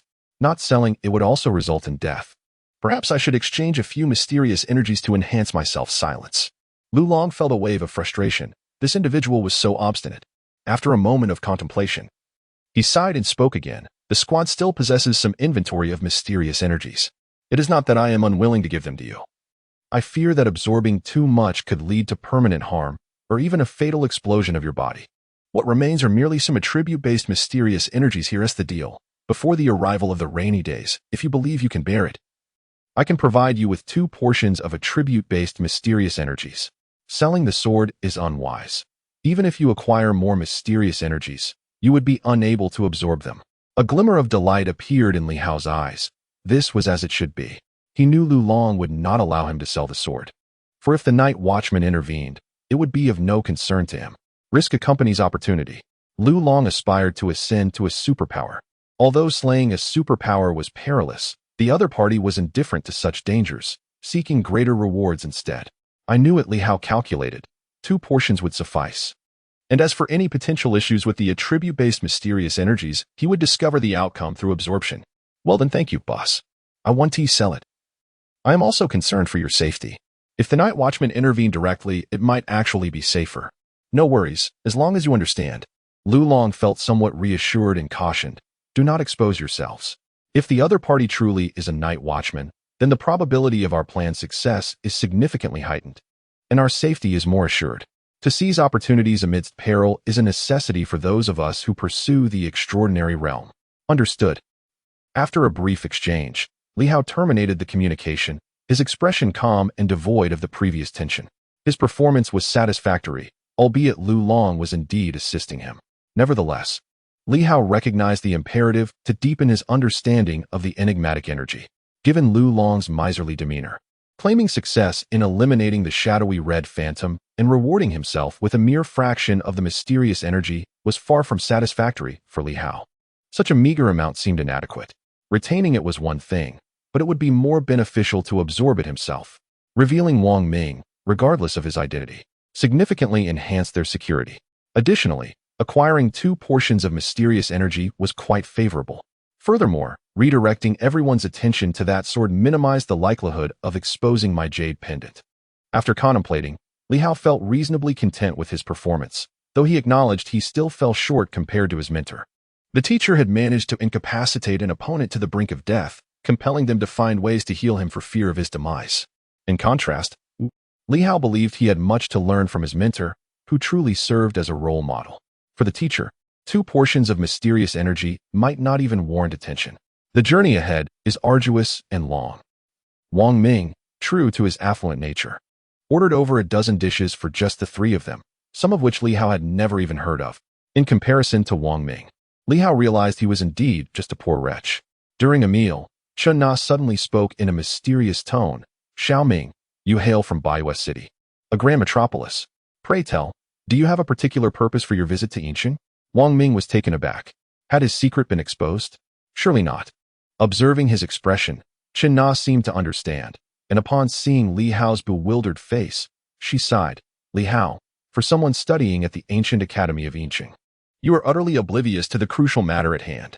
I have heard whispers that we may soon select a group of individuals to venture to Baiwei City. Li Hao, confused, asked for what purpose? Training? Promotion? Neither.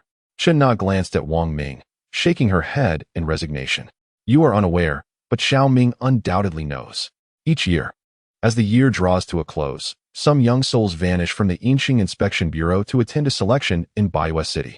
Should they succeed, they might become legendary figures. In that moment, Wang Ming secretly breathed a sigh of relief, comprehending the situation. It was merely the selection for the night watch. He had been terrified, fearing he had been discovered. Li Hao, too, began to grasp the concept. The night watch would be selecting individuals from Yinqing to partake in an energy infusion process, with a mere 1% chance of success. Lulong had mentioned this before. Clearly, Chen Na had misunderstood. She assumed Wang Ming had come to Yinqing out of competitive pressure from Baiwei City in pursuit of a coveted spot. Li Hao continued to feign ignorance. Sister Na, what on earth are you talking about? Legendary figures. Your ignorance is truly lamentable. Alas, Li Hao, you might consider consulting your teacher. Xiao Ming is certainly aware of this matter. Isn't he? Wang Ming nodded slightly and smiled. I know a little. I knew it. Chen Na replied triumphantly. You people from the big cities always have so many tricks up your sleeves. Xiao Ming, have you really encountered those legendary figures in Baiwei City? Legendary figures. Wang Ming felt somewhat speechless. After pondering for a moment, he decided to say a few words. After all, he had tacitly acknowledged that he was here to seize a spot. If he claimed ignorance, no one would believe him. Indeed, he had seen them, though he had not engaged in deep conversations. Noticing that Li Hao seemed to grasp something, Wang Ming realized that this fellow must have learned some details from Lulong. He thought it best not to say too much or make it sound implausible. In truth, it was an organization that transcended ordinary individuals. It was also part of the inspection division. However, its numbers were few, and each year, a selection of individuals would be chosen from the grassroots to join the organization. Li Hao, intrigued, said quickly, from what you've said, I seem to have a vague understanding. My teacher mentioned something similar before. Today at my teacher's place, I actually saw such a person. I'm afraid no one would believe me if I said it, but it's true. A man could fly. I was utterly astonished. Xiao Ming, such a figure must be a top-notch individual in Baiwei City, right? He keenly observed Wang Ming. As for the matter concerning Yuan Shua, Wang Ming should be aware, so there was no need to conceal it. He merely wanted to gauge Wang Ming's attitude towards Hu Hao. Was it one of respect, disdain, or something else? This would provide insight into his status and power. Such was Li Hao's cleverness. As far as he knows, Hu Hao is a supernatural being of the lunar shadow tier. According to his mentor, Hu Hao is not exceptionally powerful. His abilities are unique, and he is considered a novice within the lunar shadow tier. In a confrontation with Lulong, he could potentially be defeated. What about this Wang Ming? Since the Night Watcher instructed him to investigate discreetly, and Lulong merely exists on the surface, could this individual be even stronger than Lulong? Wang Ming indeed had not considered this point and chuckled, remarking that to them. Everyone is a significant figure. Flying. That's impressive. However, you mentioned that you saw the other party through your mentor. I tend to think they may not be as formidable as you believe. Otherwise, your mentor would have certainly introduced them to you, wouldn't they? Not at all, came the reply. See, that is precisely it. Wang Ming laughed heartily. Li Hao nodded in agreement, realizing that Hu Hao's status is inferior to this individual. This person holds a higher rank, and perhaps possesses greater strength. While not necessarily on par with the sun's radiance, they could still be quite formidable within the lunar shadow tier. At that moment, Wang Ming remained oblivious, having inadvertently revealed much about himself in just a few casual words. After a satisfying meal, everyone felt content. Wang Ming shared numerous amusing anecdotes about Baiwei City, while Li Hao and Chen Na discussed some critical issues that required attention in the confidential office. Chen Na had little to contribute. Yet Li Hao felt he had gleaned considerable insights. The most significant takeaway was that Wang Ming did not suspect his identity had been exposed. He casually mentioned that he might not be able to report to work on time the day after tomorrow, as a family elder would be visiting him in Silver City. Upon hearing this, Li Hao immediately took note. An elder? Is it a genuine elder, or a powerful figure among the Night Watchers? The Night Watchers intend to dispatch a more formidable presence to Silver City, or perhaps they are engaged in covert operations. Alas, they have encountered Wang Ming, an utter fool. Fortunately, Li Hao is not malevolent. He is a harbinger of justice. Otherwise, this imbecile would have been swiftly silenced for leaking secrets. As Li Hao departed, he patted Wang Ming's shoulder and offered a few words of concern, though he merely perceived that this superpowered individual seemed less daunting than anticipated. His intellect appeared somewhat lacking, making him seem rather foolish despite his belief in his own cleverness. Superpowered beings, they seem to possess formidable strength. Yet their mental acuity leaves much to be desired, feeling less intimidating than the pressure exerted by Lu Long. As Li Hao rode away on his bicycle, his apprehension towards superpowered individuals had significantly diminished. Homeward bound, seizing the opportunity while unobserved, he planned to retrieve the stone dagger. Uncertain if he could create some potent blade-infused water. The starlight energy on the jade sword is formidable. What of the stone dagger? Does it wield the same starlight energy? Or something different? At this moment, Li Hao felt a surge of anticipation. In front of the restaurant, Wang Ming observed Li Hao's departure with a peculiar expression. Just moments ago, Li Hao had exuded an air of elder brotherly authority, causing Wang Ming to feel an odd sense of naive foolishness, as if he were a mere novice in a crucial chamber. It seems the students of the Silver City Ancient Academy are not necessarily more astute than others. Wang Ming shook his head, pondering. Li Hao, do you realize how much greater the danger you face is than you imagine? Perhaps a being of the sun's radiance is poised to eliminate you. Thankfully, a more powerful entity will soon arrive, lurking in the shadows. Even if the adversary is also of the sun's radiance, they can execute a surprise attack to resolve the situation. Wang Ming felt quite satisfied. Once that individual arrived, he would report on the little sword he had seen today, thus achieving merit. At this moment, both Li Hao and Wang Ming experienced a sense of fulfillment. After finishing their meal, they felt their bond had deepened. Chapter 26, Stone Blade, Demon Hunting and Chiming Community, Building 6. At the base of the stairs on the first floor, there existed a modest doghouse, not particularly clean, with a faintly pungent odor. This was the abode of the Black Panther. As for Li Hao's residence, it remained exclusively his. During the day, while he was at work, he would not allow the Black Panther entry. Moreover, the Black Panther might not even be accustomed to staying indoors. Who has the time to walk a dog? The Black Panther would stroll by itself. For the past couple of days, Li Hao had permitted the Black Panther to remain at home, hoping to catch a glimpse of the Red Shadow. The makeshift doghouse, constructed from some tattered clothing and straw scavenged from unknown origins, bore witness to Li Hao's efforts, as he had contributed an unused sofa cushion for the Black Panther's bedding. Typically, no one tended to the Black Panther, let alone cleaned its doghouse. After securing his bicycle, Li Hao cast a brief glance at the doghouse but did not linger, quickly ascending the stairs while carrying some leftovers. He had been too busy to cook in recent days, and the expired dog food should have been finished. Thus, the Black Panther would have to endure hunger today. Fortunately, he had just packed some leftover dishes from Wang Ming's sumptuous meal, which the Black Panther could savor. Upon reaching the second floor, he noticed that the neighbor's door was ajar. Presently, only one household occupied the second floor.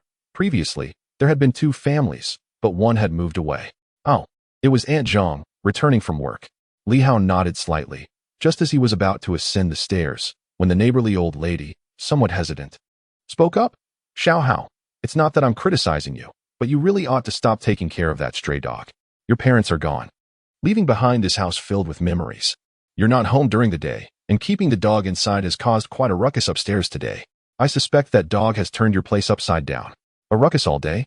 Li Hao paused, slightly taken aback. The Black Panther was usually very well behaved. Turned upside down? Surely not. Besides, the Black Panther has become quite sensible. I've made sure to instruct it not to make a mess at home. The old lady shook her head, expressing a hint of exasperation, and continued. Also, Xiao Hao, have you been under some stress lately? Li Hao was at a loss for words. Where could he even begin? Auntie, I'm fine. If you have something to say, please just say it. The neighborly old lady, now a bit more inquisitive, brightened up, saying, if you're seeing someone, do bring her out to meet me. Just be careful. Don't get involved with those dubious women. It's odd that we don't see you during the day, yet there's so much commotion at night. It doesn't seem proper. The old lady wore a look of profound concern, as if she had already conjured an elaborate narrative in her mind. After all, youth is filled with vigor. When one is young and unencumbered by romantic attachments, it's only natural to entertain such thoughts. Li Hao opened his mouth, hesitating for a moment before awkwardly saying, Annie, there's been a misunderstanding. I've just been focusing on physical training. I'll be more mindful next time. I completely forgot that our old building has poor sound insulation. I understand. The old lady nodded knowingly, her expression suggesting she comprehended the implications. Young man, rest assured. I won't spread this around. Li Hao sighed in resignation, feeling helpless. No explanation would suffice. Even if he tried, she likely wouldn't believe him. Li Hao refrained from further explanation and ascended the stairs. In the next moment, he nearly lost his balance on the steps. Little Hao, truly seeking a woman. Well, that is fine, but you mustn't. Have any thoughts about dogs? Li Hao nearly stumbled. As a martial artist of the 10th realm was utterly defeated at that moment. She could not help but ponder. You see, Black Panther was quiet outside before. But now that it's residing in your home, the tranquility has vanished, and your household has become quite chaotic at night. What is going on? Are you not aware? Li Hao, somewhat flustered, hurried upstairs, his voice echoing down. I will promptly take Black Panther downstairs. And Zhang, this is truly a misunderstanding. It's one thing to be wrongfully accused of seeking a woman, but I cannot be unjustly accused of chasing after a dog. Ah, that is good. And Zhang, unconcerned with the details, simply wanted the dog removed, hoping this young man would not stray down the wrong path. He opened the door, stepped inside, and shut it behind him. Exhaling deeply, he noticed Black Panther watching him intently, leading to an expression of exasperation on his face. Did you hear that? It seems the old lady possesses formidable power. Even I have been frightened. What woof? Black Panther seemed somewhat displeased. The doghouse has a certain odor. Does it truly match my splendid fur? Look at it, so sleek and shiny. If I go down there, that foul-smelling doghouse would tarnish my exquisite coat. Down you go. Li Hao raised an eyebrow and gestured as if he were throwing a stone. In an instant, Black Panther understood. A stone. The precious stone, understood. I shall go down to find the stone, and of course, that dog must accompany me. Without needing further prompting from Li Hao, Black Panther swiftly opened the door. Indeed, this fellow had learned to open doors by himself. Once the door swung open, man and dog descended the stairs with great haste. The door on the second floor has been closed. The elderly lady, upon hearing Li Hao descending with his dog, slightly nodded at the entrance, relieved that the young man has finally found his way back. Downstairs, it is still relatively early, and there are others moving about in the community. Li Hao is unconcerned. The presence of more people is precisely what he needs, for when there are many, the Crimson Spectre is less likely to manifest. Black Panther, have something to eat. Where did the dog bowl go? Li Hao rummaged through the doghouse and, beneath his long sleeves, casually tucked a stone away. He stealthily retrieved the hidden stone knife and carelessly tossed the leftover food to Black Panther, whispering, keep watch for me. If there are people around, it's fine. But if that thing appears, remember to bark a few times. Woof. Black Panther nodded, fear evident in its eyes. It too was apprehensive of that entity. However, barking a few times was manageable.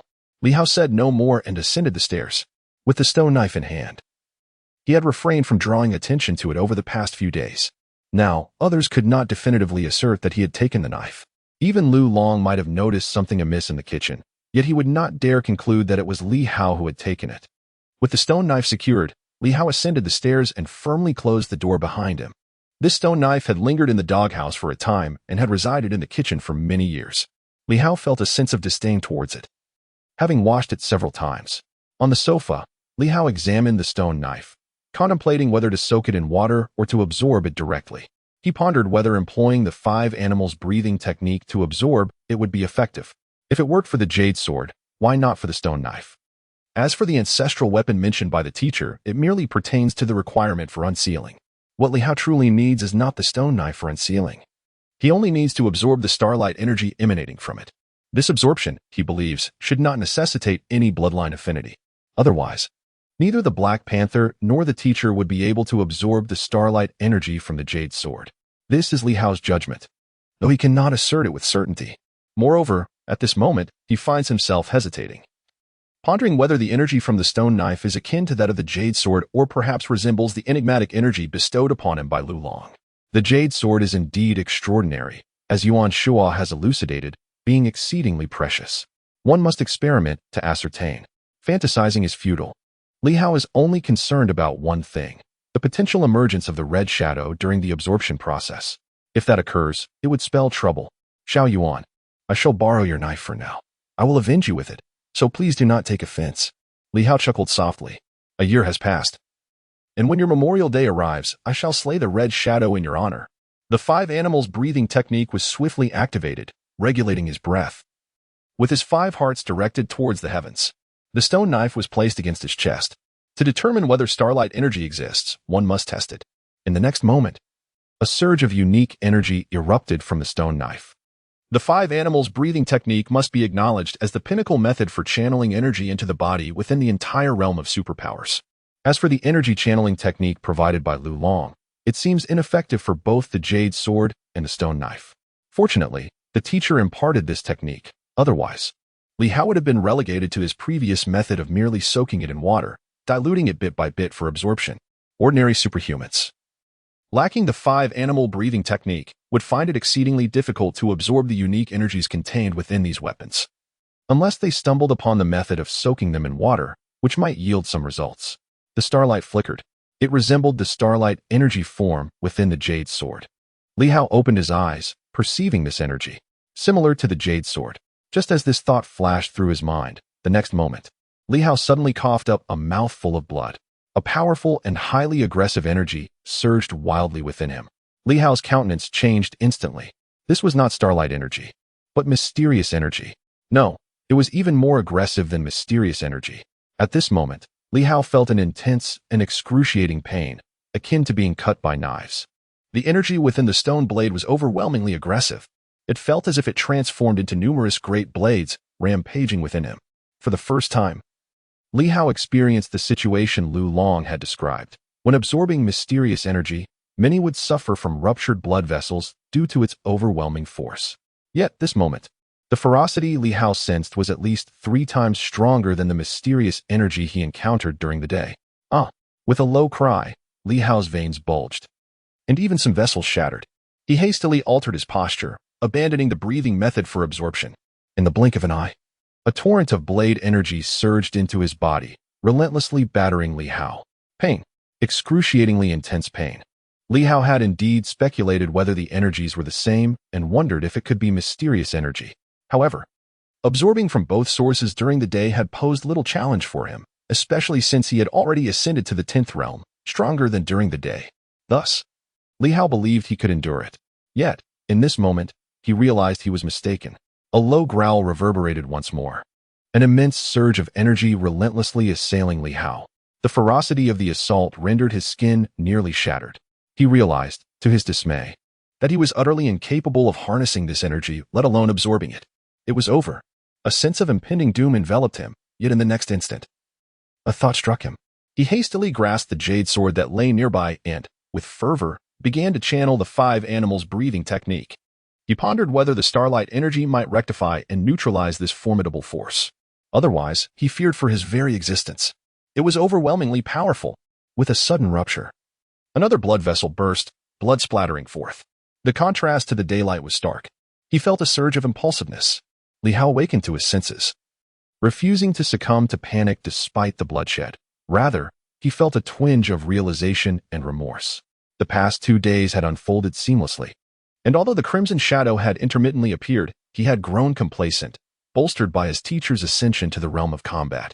He had naively assumed he could absorb the energy of the stone blade without consequence, aware that different weapons might yield disparate energies. He had nonetheless believed he could withstand it. In truth, he could not. I am but an ordinary person, having just ascended to the 10th slashing realm. And that was largely due to my teacher's benevolence, relying solely on myself. If I do not absorb the jade sword's energy, I may not even advance in 3 years. Li Hao, you have forgotten your own limitations. Exercise caution, utmost caution. You have neglected the terror of the crimson shadow, and the realm of superpowers is far more formidable than you can fathom. He chastised himself. In this critical moment, he fervently absorbed the jade sword's energy, hoping to mend his wounds and subdue the energy of the stone blade.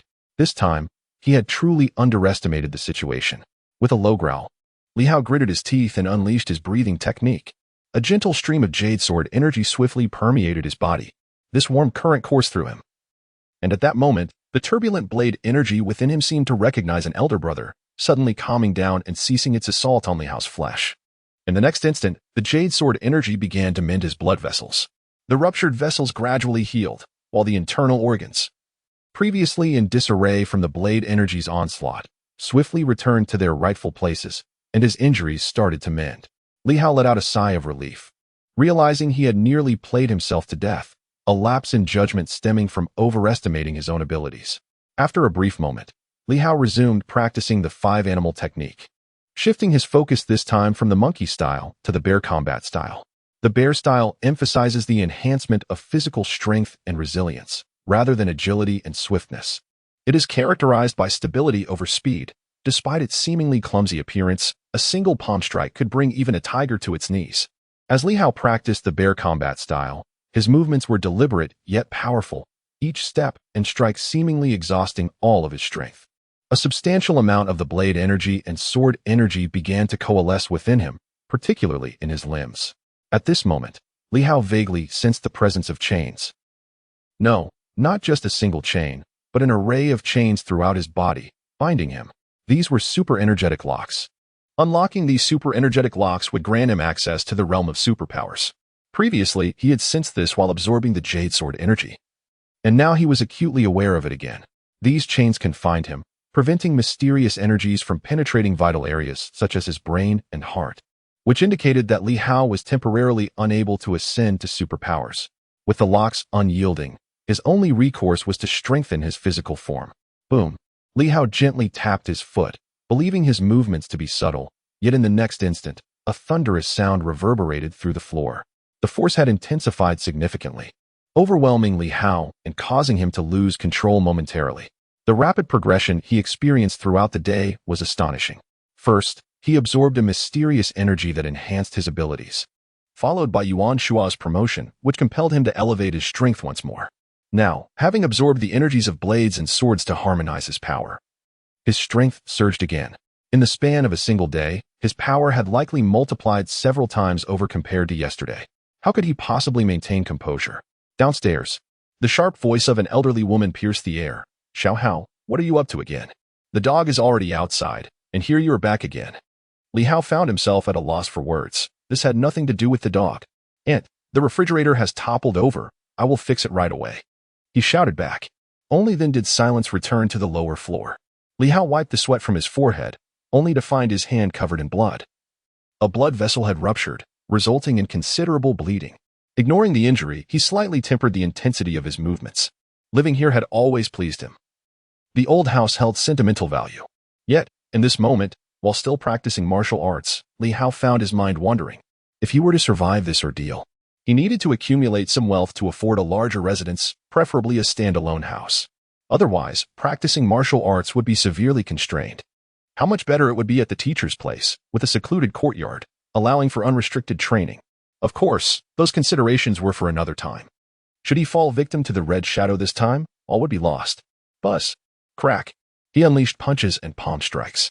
Li Hao ceased his stomping, consequently. Although there remained a modicum of noise, it was significantly diminished compared to before. His skeletal framework trembled, and with each strike, a subdued resonance echoed forth. A symphony of sinews and bones. Of course, this phenomenon was manageable. Otherwise, a martial artist's relentless cacophony could easily render them a target, exposing their techniques. Yet in this moment, Li Hao found himself struggling to harness his newfound strength. The surging power overwhelmed him, akin to a child wielding a heavy hammer. Slightly unsteady in his control, after half an hour, the tumult finally subsided.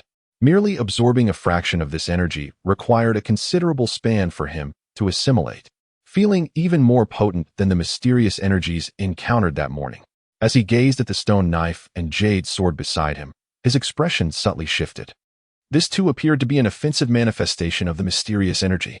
Although it differed somewhat from what he had absorbed earlier, its quality seemed superior. At this juncture, he refrained from further absorption. Even if he were to indulge in a fervent intake, there remained a necessary transitory phase. A mere few days would be insufficient for any substantial transformation, and advancing even slightly before the 10th realm would be a notable achievement. Moreover, a drastic enhancement might draw unwanted attention to his abnormality. He required time to digest this power gradually. Yet, he pondered, was it not the case that his teacher had mentioned the necessity of a copious amount of mysterious energy to ascend to the realm of superpowers? Was this not precisely the sort of potent offensive energy he sought? And what of the stone knife's energy?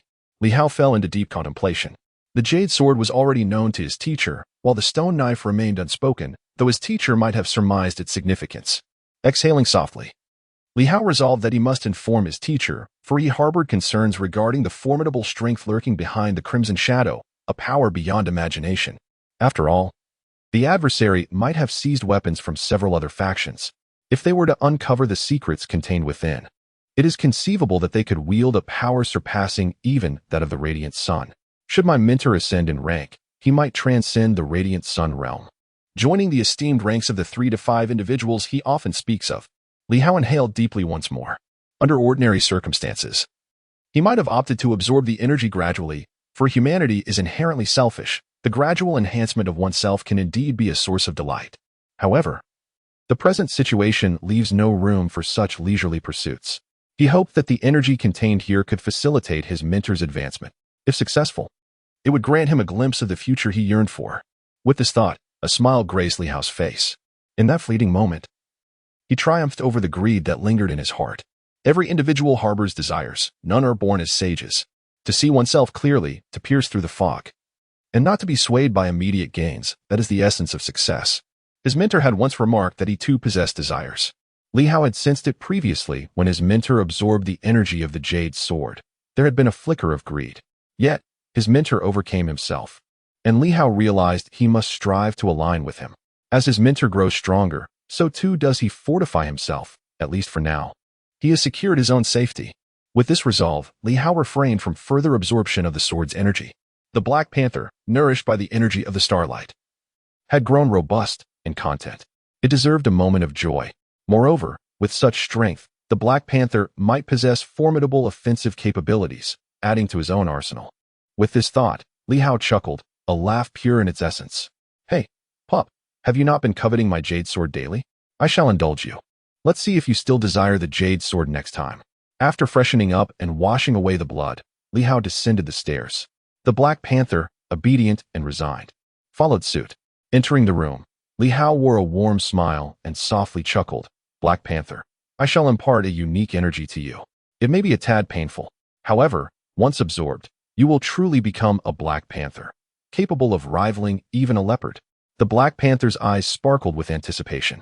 Do you wish to absorb it? Li Hao pondered for a moment before issuing a cautionary note. It can be quite painful. I just absorbed a bit, and it was rather intense. The Black Panther, unimpressed, retorted with its gaze, as if to say, if you can endure it, so can I. Pain? What is pain? I am unaware of such a feeling. I am robust and vigorous. Just downstairs, I startled a large dog with a single swipe, and I am full of confidence. Are you certain you want to proceed?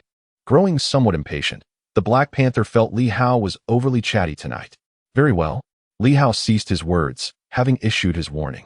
Go ahead and indulge, my canine friend.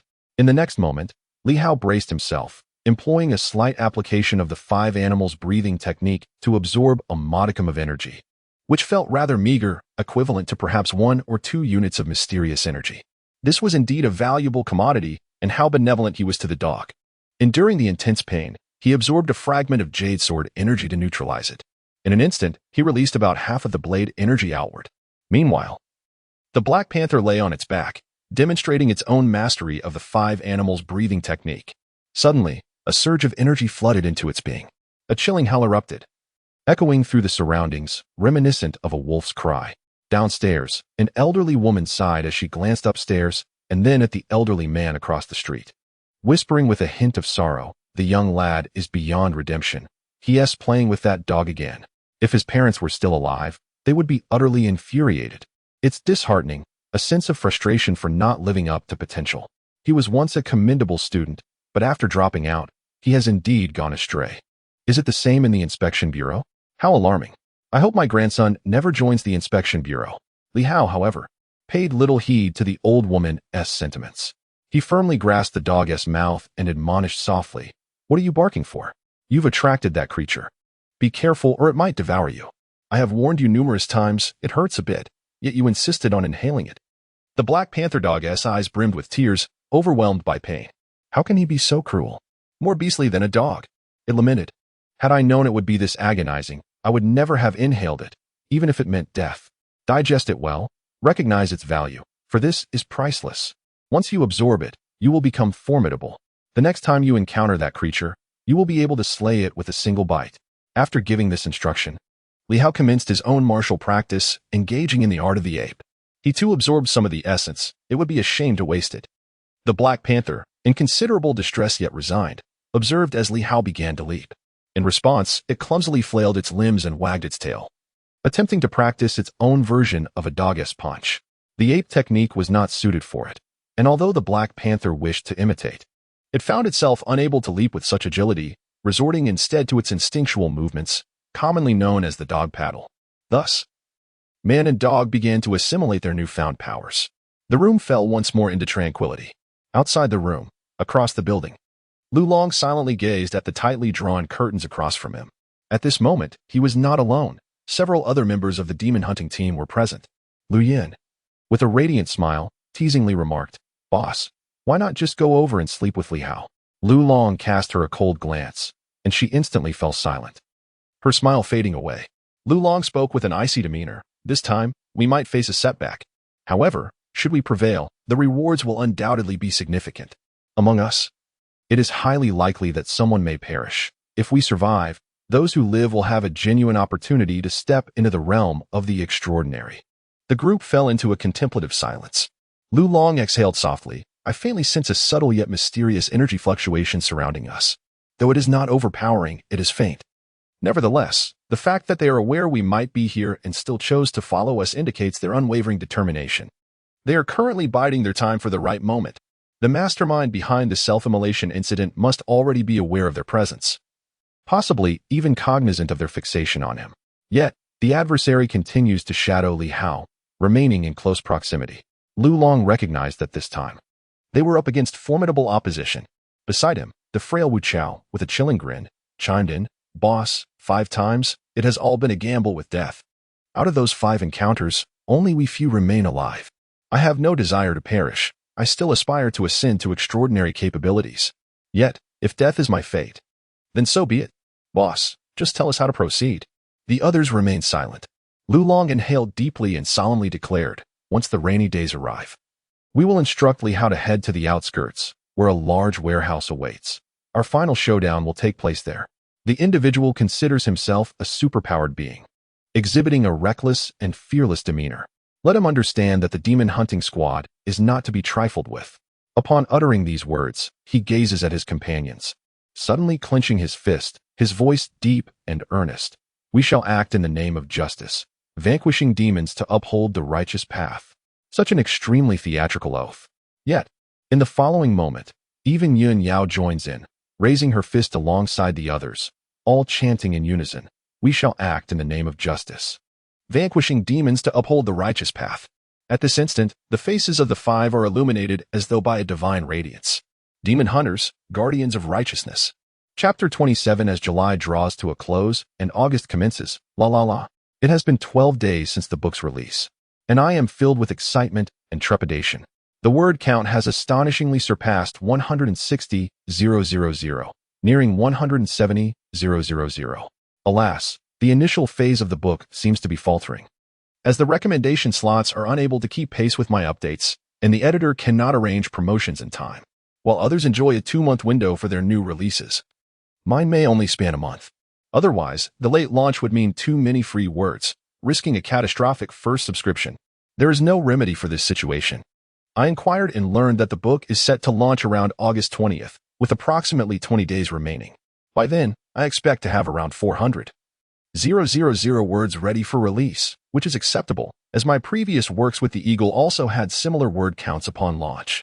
In just 12 days, I have achieved notable milestones in the 100 Alliance, ranking in the top 10 for monthly votes, along with the Golden and Silver Alliances. I must express my gratitude. The support from readers has been exceptional. I hope that during the new book phase, everyone will continue to show their affection. The launch on the 20th will be crucial. Let us see if I can secure a top position, with the first 4 days of the month offering double votes. This moment is critical. Without votes, I shall struggle by the month's end. I kindly implore everyone to lend their support. In summary, it is all about relentless effort. With nothing more to articulate, from the inception of High Marshal to the present, over 3 years have elapsed. during which the old eagle has either been engaged in action or has been subjected to it by others. This time, we shall observe whether I am the one who is being acted upon or if I am the one taking action against others. Ha ha. As for the concept of being outside the circle, the old eagle is not particularly versed in it, however. The management has indicated that a lower status outside the circle results in fewer recommendations, which is unacceptable. I must seize every opportunity to vie for each recommendation slot. And I implore your assistance. That is all I wish to convey. I am grateful for your unwavering support. Lastly, I extend my appreciation to all the esteemed patrons for their generosity. Many of you are familiar faces, although a few new benefactors seem somewhat unfamiliar. Nevertheless, I trust we will soon become well acquainted. For the sake of a smooth reading experience during the initial release of my new book, I have refrained from including a thank you list, for which I apologize. Generally, significant contributions warrant acknowledgement, not because the old eagle is aloof, but because I prioritized my time for writing over compiling a list. Haha. Is this reasoning not sufficient? Chapter 28. Proactive Probing, Seeking Guaranteed Monthly Votes, Across the Building. The Demon Hunting Squad issued their solemn pledge, both sacred and absurd. Unbeknownst to Li Hao, were he to learn of it, he would likely find it somewhat amusing.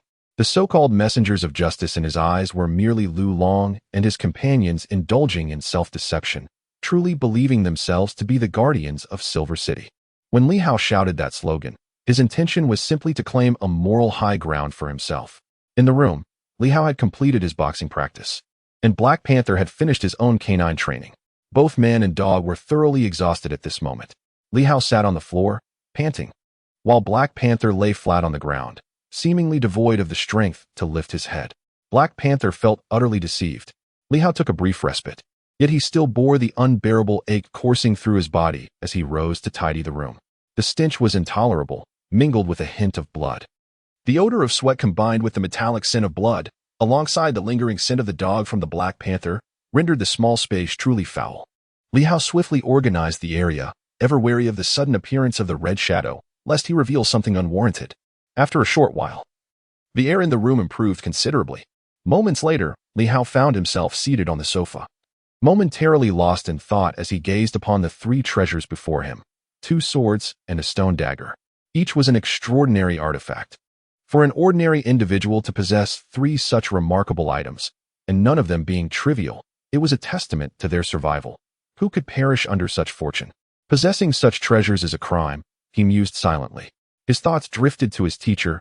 Lu Long. Li Hao acknowledged that his teacher was a good man, at least towards him, and he understood this truth well. Moreover, Lu Long, in essence, was decent.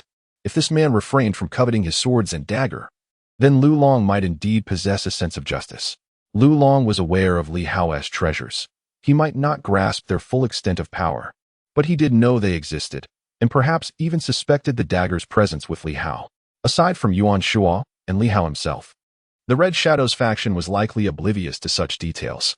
Lu Long was the third individual to have a vague awareness that the dagger likely resided with Li Hao. Yet, Lu Long had not broached the subject. His singular focus remained on eliminating the superpowered individuals to strip away the mysterious energy that granted them ascendance. It is worth noting that even the most inferior extraordinary artifact held value for Lu Long. While he may not be able to wield it, he could trade such treasures for mysterious energy, which would likely pose no considerable challenge. If Lu Long truly harbors the ambition to ascend to the realm of superpowers, descending into darkness and utilizing Li Hao and his sword to negotiate with the Crimson Shadow faction for mysterious energy, perhaps he could indeed succeed. At this moment, Li Hao's thoughts began to crystallize. His mentor, perhaps, should not reveal himself too readily. Becoming a superpowered individual would inevitably bring its own troubles and aspirations. Lu Long. If this time he manages to resolve the troubles posed by the Crimson Shadow, what path lies ahead? A myriad of thoughts flickered through his mind. Should an opportunity arise, perhaps it would be wise to assist Lu Long in his elevation to superpowers. With this contemplation, Li Hao donned his inspection attire. The Black Panther lifted its head, displaying a hint of confusion. Why the need for clothing at such a late hour? Come with me. Woof. The Black Panther's eyes were filled with perplexity. Where to? We are heading to the Silver City ancient courtyard. You know the drill. Keep a watchful eye. Woof woof woof. The Black Panther let out a low growl, seemingly reluctant. Li Hao chuckled. Are you afraid of that thing? What is there to fear? Do not be afraid. It would be best if it shows up. The more frequently it appears, the more my fear will diminish. and the better I shall understand it. At this moment, he even hoped for the crimson shadow to materialize. Each encounter would diminish its aura of enigma, rendering it no longer an insurmountable presence. Though Li Hao could only rely on his mentor and others to address the troubles for now, he sensed that he could not perpetually depend on outsiders to resolve all his dilemmas. The situation with the crimson shadow could hardly be resolved in one fell swoop. This was his instinct. Woof woof. The Black Panther resigned himself to his fate, albeit reluctantly, realizing that he had no choice but to follow Li Hao. Moments later, the man and the dog set off into the night towards the ancient courtyard.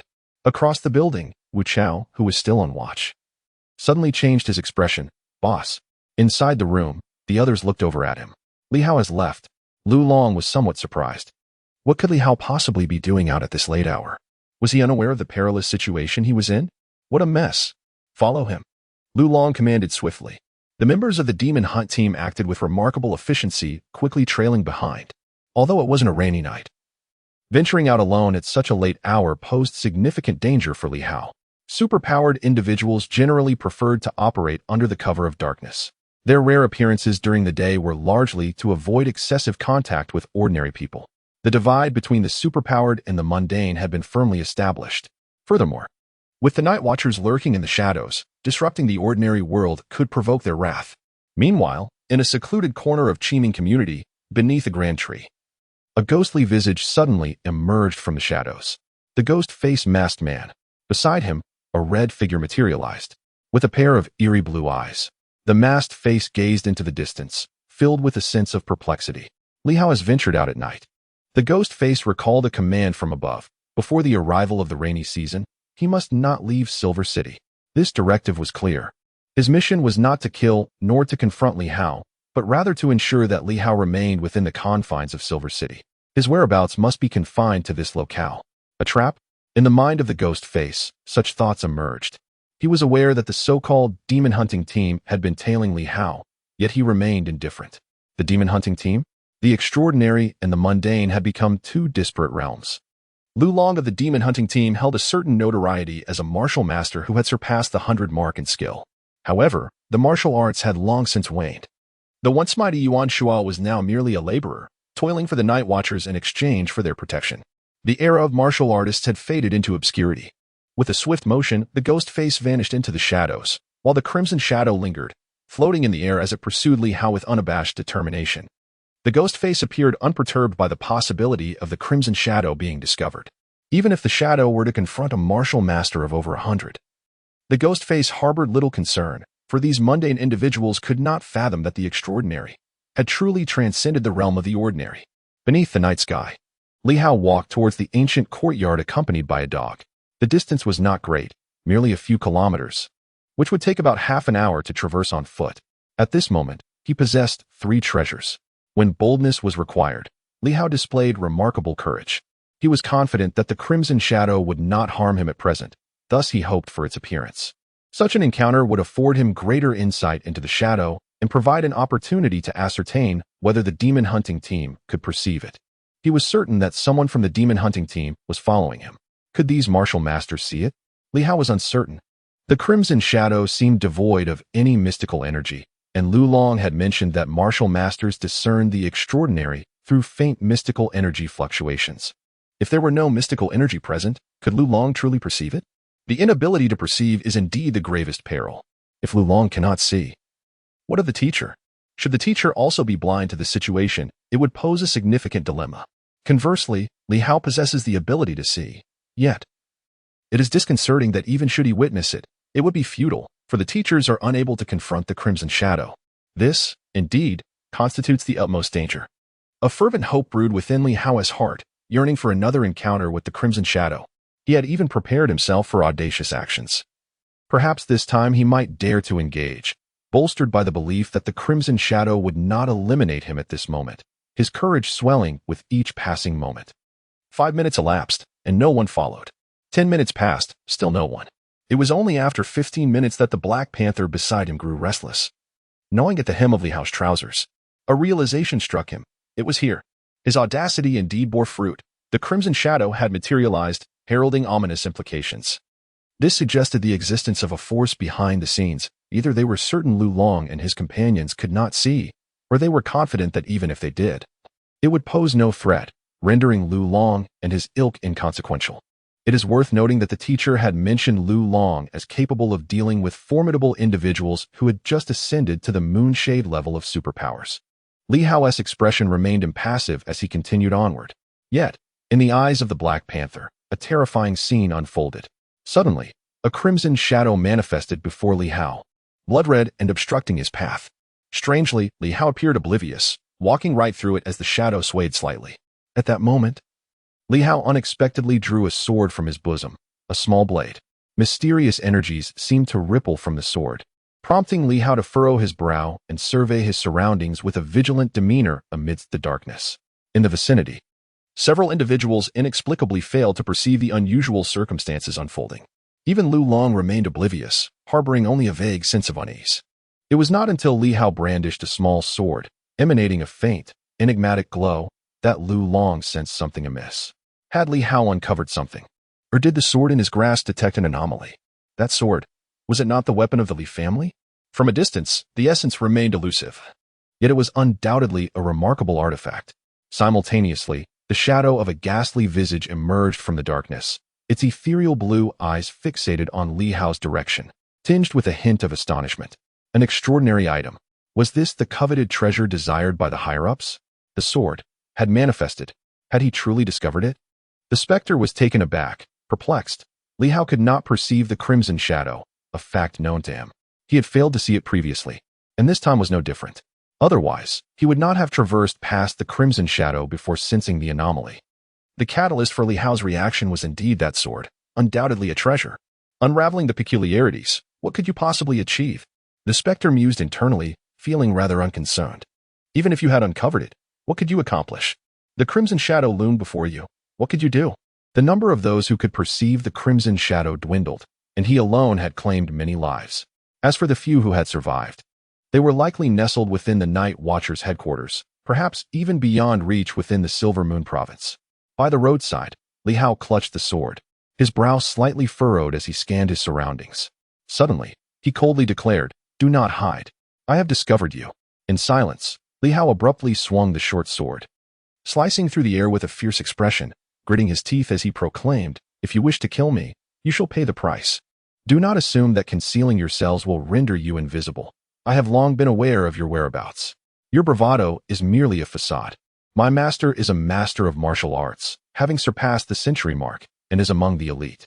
You have dared to provoke one who stands at the pinnacle of combat. Is it truly worth the risk? Certain matters can be resolved through dialogue. It is not always necessary for life and death to be at stake." The words of Li Hao echoed through the darkness as he wielded his sword, slicing through the crimson shadows. With each swing, his heart grew colder. Why was this? What was this enigmatic red figure? He inadvertently struck a few times, effortlessly passing through the shadow, inflicting no harm whatsoever. Why was this so? Even the extraordinary are not invincible. What on earth is this entity? In the next moment, Li Hao exhaled, sheathed his sword, and called out, "Boss, come forth. No one is following me. Are you present?" After a brief pause, Lu Long emerged from the darkness. Clad in a trench coat, his brow slightly furrowed. He directed an icy gaze toward Li Hao's position, not due to Li Hao himself, but because he sensed something amiss. Indeed, something was not right. It felt as though there was something lurking near Li Hao. He strained to discern its presence, yet found nothing. Something must exist. With this thought, he advanced, and moments later, he stood before Li Hao, who had just witnessed the crimson shadow vanish swiftly. Li Hao's heart stirred. Was Lu Long reluctant to confront him directly? Was it apprehension or merely a sense of futility? Lu Long seemed to sense something. Suddenly turning his gaze towards a specific direction, his eyes filled with a fierce intensity. After a lengthy pause, until the crimson shadow had completely vanished, Lu Long spoke in a chilling and somber tone, quite intriguing. "What a pity." "Pity?" Li Hao questioned, perplexed. Lu Long furrowed his brows and replied indifferently, "It is regrettable that I am not at the level of 1,000 combatants. It appears to be a form of energy on a spiritual plane. A force capable of surpassing 100 possesses power, while one who can contend with 1,000 wields divine insight. No wonder such audacity. With my current strength, I cannot even glimpse the opponent. This implies that perhaps only by breaking through 1,000 can one solidify their divine intent to lock onto the adversary." With a cold snort, he added, Such arrogance. Yet there exists a reason and strength behind it. He could sense the presence, but was unable to pinpoint it. Encountering such an entity posed a considerable challenge for Lu Long, making it difficult to contend with and potentially leading to a downfall. Meanwhile, Li Hao's expression subtly shifted. Force. Divine. This was something the teacher had also mentioned. 1,000 combatants possess divine insight. Could it be that this divine insight allows one to perceive the crimson shadow? Or perhaps it cannot be seen, yet it can still lock onto the opponent's location? This journey was not in vain. The crimson shadow disregarded Lu Long, believing him incapable of detection and thus paid little heed. However, Li Hao had gleaned a crucial piece of information: energy on a spiritual level. Divine insight at the level of 1,000 might indeed be capable of locking onto the target. At that moment, Lu Long looked at Li Hao again and, after a brief silence, spoke. You intentionally emerged to draw out the lurking entity from my observation? Indeed. Li Hao nodded. However, this was not his primary objective. He merely wished to test whether Lu Long could perceive him and if he could engage with the crimson shadow. It appeared that martial prowess was insufficient, and supernatural abilities might not suffice either. Yet, Li Hao was aware of one thing: blades and swords could. Indeed, the jade pendant and stone blade in his embrace faintly radiated some energy, which Li Hao managed to suppress. He resisted the impulse to draw them forth, refraining from their use. Lu Long remained silent for a moment, observing the short sword in Li Hao's grasp. His eyes flickered as he pondered, knowing oneself and one's adversary. Though your actions this time were somewhat audacious, they have granted me a deeper understanding of peril. After a moment's contemplation, he added, this touches upon the realm of the mind. Perhaps we are indeed faced with a considerable predicament. It may even involve adversaries of the 1,000 layers caliber. The 1,000 layers, however, may not be insurmountable. The crux lies in their elusiveness. With that, he vanished from sight. The plan may require some alteration. Li Hao's expedition proved beneficial for Lu Long, allowing him to better comprehend his counterpart. He had previously prepared himself for a confrontation with formidable beings of the 1,000 layers and the daylight tier. Although he had only just surpassed the century mark, it was crucial to remember that this was his domain. He had even buried a multitude of explosives nearby. Yet, the invisible adversaries of the 1,000 layers posed a challenge. He needed to devise a more comprehensive strategy to address this complication. Under the moonlight, Li Hao tightened his garments. Lu Long's failure to express defeat indicated that he was still contemplating solutions. This was a positive sign. Lu Long had not recoiled in fear. The 1,000 layers. The realm of the mind. Taking note of these revelations, Li Hao pressed onward. This time, the red shadow did not reappear. Soon, he arrived at the ancient courtyard. Instead of entering through the main gate, Li Hao, now agile, leaped from a section of the wall, scaling it effortlessly and crossing into the inner sanctum of the ancient courtyard. The security of the ancient courtyard is satisfactory, yet it is primarily directed towards ordinary individuals. Li Hao, being a master of the 10th realm, can effortlessly evade common security concerns. Outside the courtyard, Hu Hao, who is stealthily guarding, furrows his brow and gazes in a particular direction. Beside him, the injured Li Meng, with a pallid complexion, waits anxiously and suddenly turns to Li Hao, expressing her confusion and annoyance in a hushed tone. Why is he here again? His visits are rather frequent. Let it be, Hu Hao replies tersely, still reeling from the earlier setback at noon, advising silence in light of their current predicament. As they converse, Li Hao strides directly into the courtyard, this time without any hindrance. Within the Yuan family estate, the courtyard is tranquil. Yuan Shuo is absent, and it is unlikely he would be basking in the moonlight at such a late hour. The door to the main house swings open of its own accord. In the living room, Yuan Shuo, having just completed his training, seeks to stabilize his newly attained realm of Douqian. His hair has turned a mottled gray, and the wrinkles on his face have deepened, showing little difference from before, unlike the appearance Li Hao had previously noted, where he resembled a middle-aged man in his 40s. Teacher, Li Hao exclaims. Yuan Shuo nods and glances at him, suddenly frowning and speaking in a low, grave tone. You have drawn attention. Indeed, Li Hao is perplexed. Yuan Shuo continues. There are traces of divine intent. You have been marked. What? Li Hao struggles to comprehend. Yuan Shuo elaborates. Douqian awakens the spirit. Had it been earlier, I might have been oblivious, but now, I sense that you bear the marks of some divine intention, and it seems recent, perhaps just moments ago. Did you encounter the perpetrator? Li Hao nodded affirmatively. I did. Captain Lu followed, yet he could not discern anything. He mentioned that it might pertain to the realm of the psyche. Indeed, quite a conundrum. Yuan Shua sighed. Though I had my suspicions, the confirmation brings its own burdens. Li Hao pondered for a moment before adding. Furthermore, the adversary is elusive. Captain Liu is unable to detect or pinpoint them, Master. It's all right. Yuan Shua shook his head. In our realm, we do not merely observe the surface. What we perceive may not reflect the truth. The divine intention endures, even with invisibility. It cannot elude my perception unless it vastly surpasses me. Li Hao nodded. His teacher's words were certainly not mere bravado. His purpose for coming here was not solely for this. He retrieved a stone dagger and placed it upon the table. Yuan Shou regarded him, seemingly grasping its significance. Li Hao spoke softly. It possesses a unique mystical energy, one far more potent in its offensive capability than the typical arcane forces, unlike the gentle nature of starlight energy. Its impact is formidable. Are the uses of swords and daggers not distinct? Yuan Shua pondered. The sword of the Li family embodies tranquility and cultivation, while the dagger of the Zhang family excels in sharpness and aggression.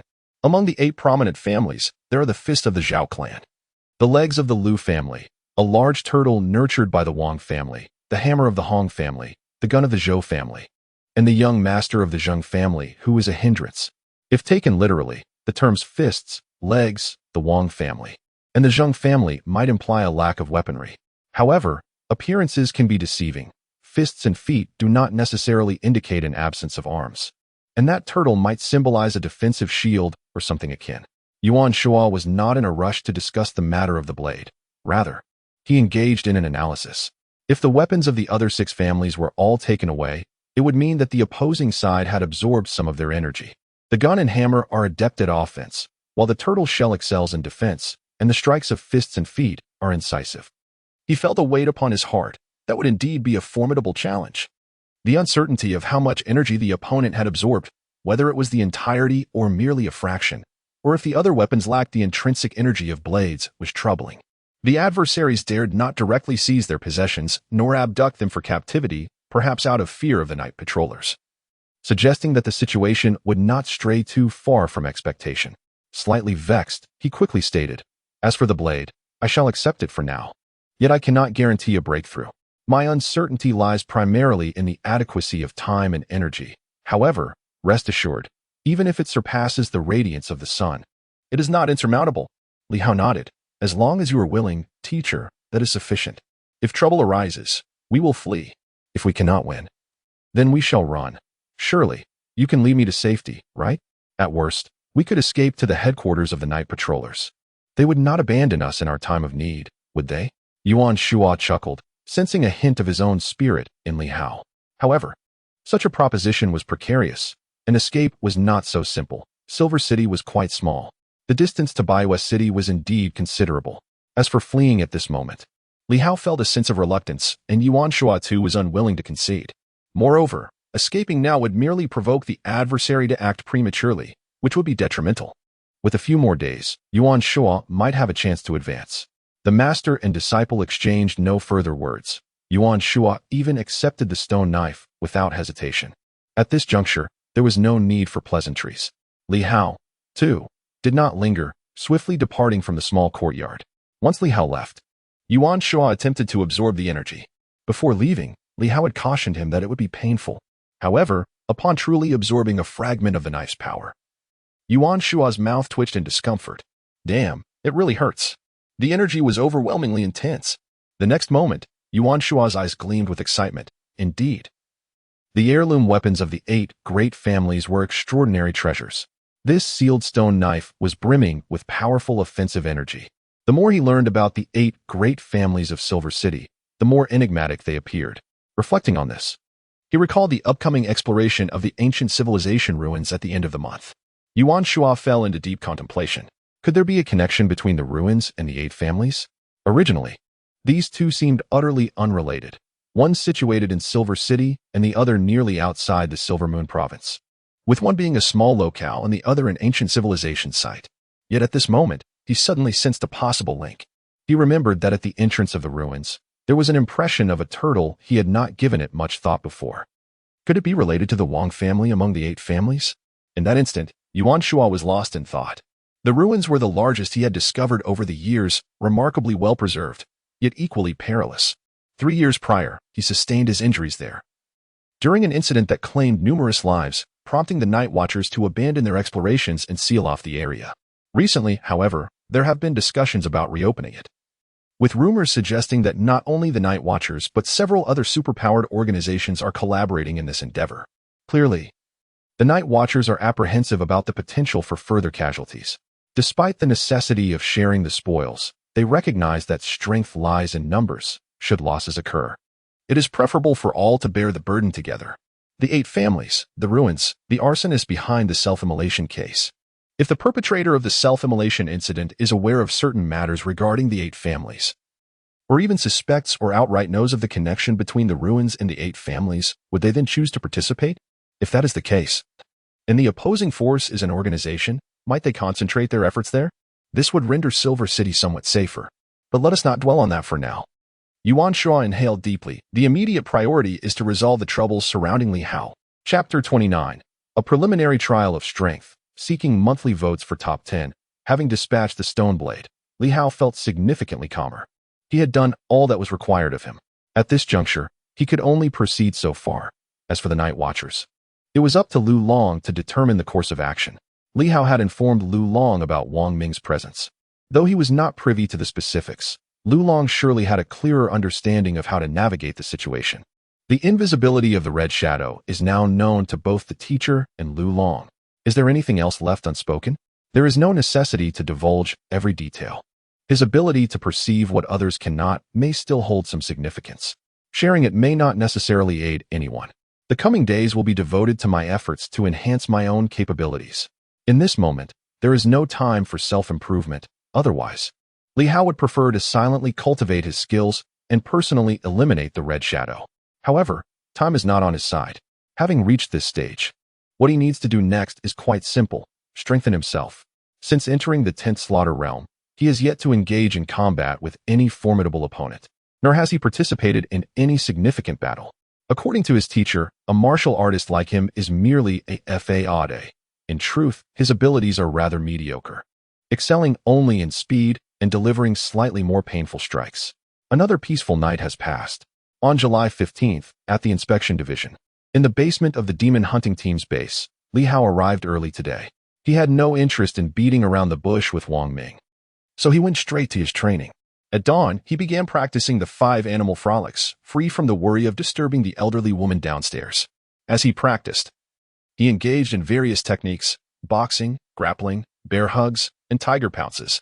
This time, Li Hao attempted to utilize all 5 animals: tiger, bear, deer, monkey, and bird. His movements were somewhat awkward, sometimes using both hands and feet, and at times he would drop to the ground like a beast, leaping up and charging forward. Among the 5 animal frolics, the bird technique is the most challenging to master. The art of flying emphasizes lightness and the ability to soar into the air, relying heavily on leveraging one's strength to ascend, which proves to be rather unfriendly for a novice like Li Hao. After several failed attempts at flying, resulting in heavy falls, he found the monkey technique to be far more manageable. As he immersed himself in his training, someone entered the room. The robustly built Chun Jian entered, appearing somewhat drowsy and endearingly simple-minded. Upon seeing Li Hao, he seemed momentarily taken aback, expressing mild surprise. "Li Hao, you're here so early?" Despite having had a restless night, he was the first to arrive, yet he hadn't anticipated that Li Hao would beat him to it. As for the task of protecting Li Hao, with the boss around, he felt little concern. "Brother Jian," Li Hao said, slightly out of breath, a smile gracing his face. Suddenly, he proposed, "Brother Jian, would you be interested in practicing with me again?" Chun Jian was taken aback. He had assumed that after their last encounter, Li Hao would be reluctant to spar with him again. To his surprise, the young man had brought it up himself. Chun Jian chuckled, "You want to practice with me? I'm not particularly skilled in offense. I primarily focus on defense. How about this? I'll just defend and not attack, serving as your sparring partner." Li Hao's face lit up with joy. Having Chun Jian as a defensive sparring partner was likely the most desirable situation for someone of his novice status. After all, a living opponent was far more beneficial than a mere target. Moreover, Chun Jian was an exceptionally powerful martial artist in defense, and training alongside him would undoubtedly enhance Li Hao's skills significantly. Brother Jian, yesterday I absorbed some mysterious energy. No worries. Qin Jian replied with a cheerful grin. Though inwardly he felt a sense of exasperation. I'm aware. You absorbed energy from 2 sources yesterday. And I certainly know that the effects of this mysterious energy cannot be fully assimilated in just one day. It requires a prolonged process of digestion. Furthermore, while Li Hao had some foundational skills, they were rather lacking. He was only slightly stronger than the average person, and in the presence of a true martial artist, he would be utterly defenseless. Qin Jian, embodying the essence of defense, harbored no fears of being harmed by Li Hao. With a look of delight illuminating his face, Li Hao ceased his training and declared, Then, I shall refrain from being overly formal, Brother Jian. Please, enlighten me. Strike at your discretion. Although I shall not retaliate, I will evade. This is the fundamental instinct of defense. Understanding this, Li Hao's joy was palpable. This arrangement was far preferable. Otherwise, it would be akin to striking iron. With no further ado, Li Hao lunged forward, initiating a fierce combat technique. His hands, like claws, aimed directly at Qin Jian's arms, seeking to grapple them. Despite his stout physique, Qin Jian displayed remarkable agility, deftly sidestepping with a subtle movement of his feet, evading by mere inches.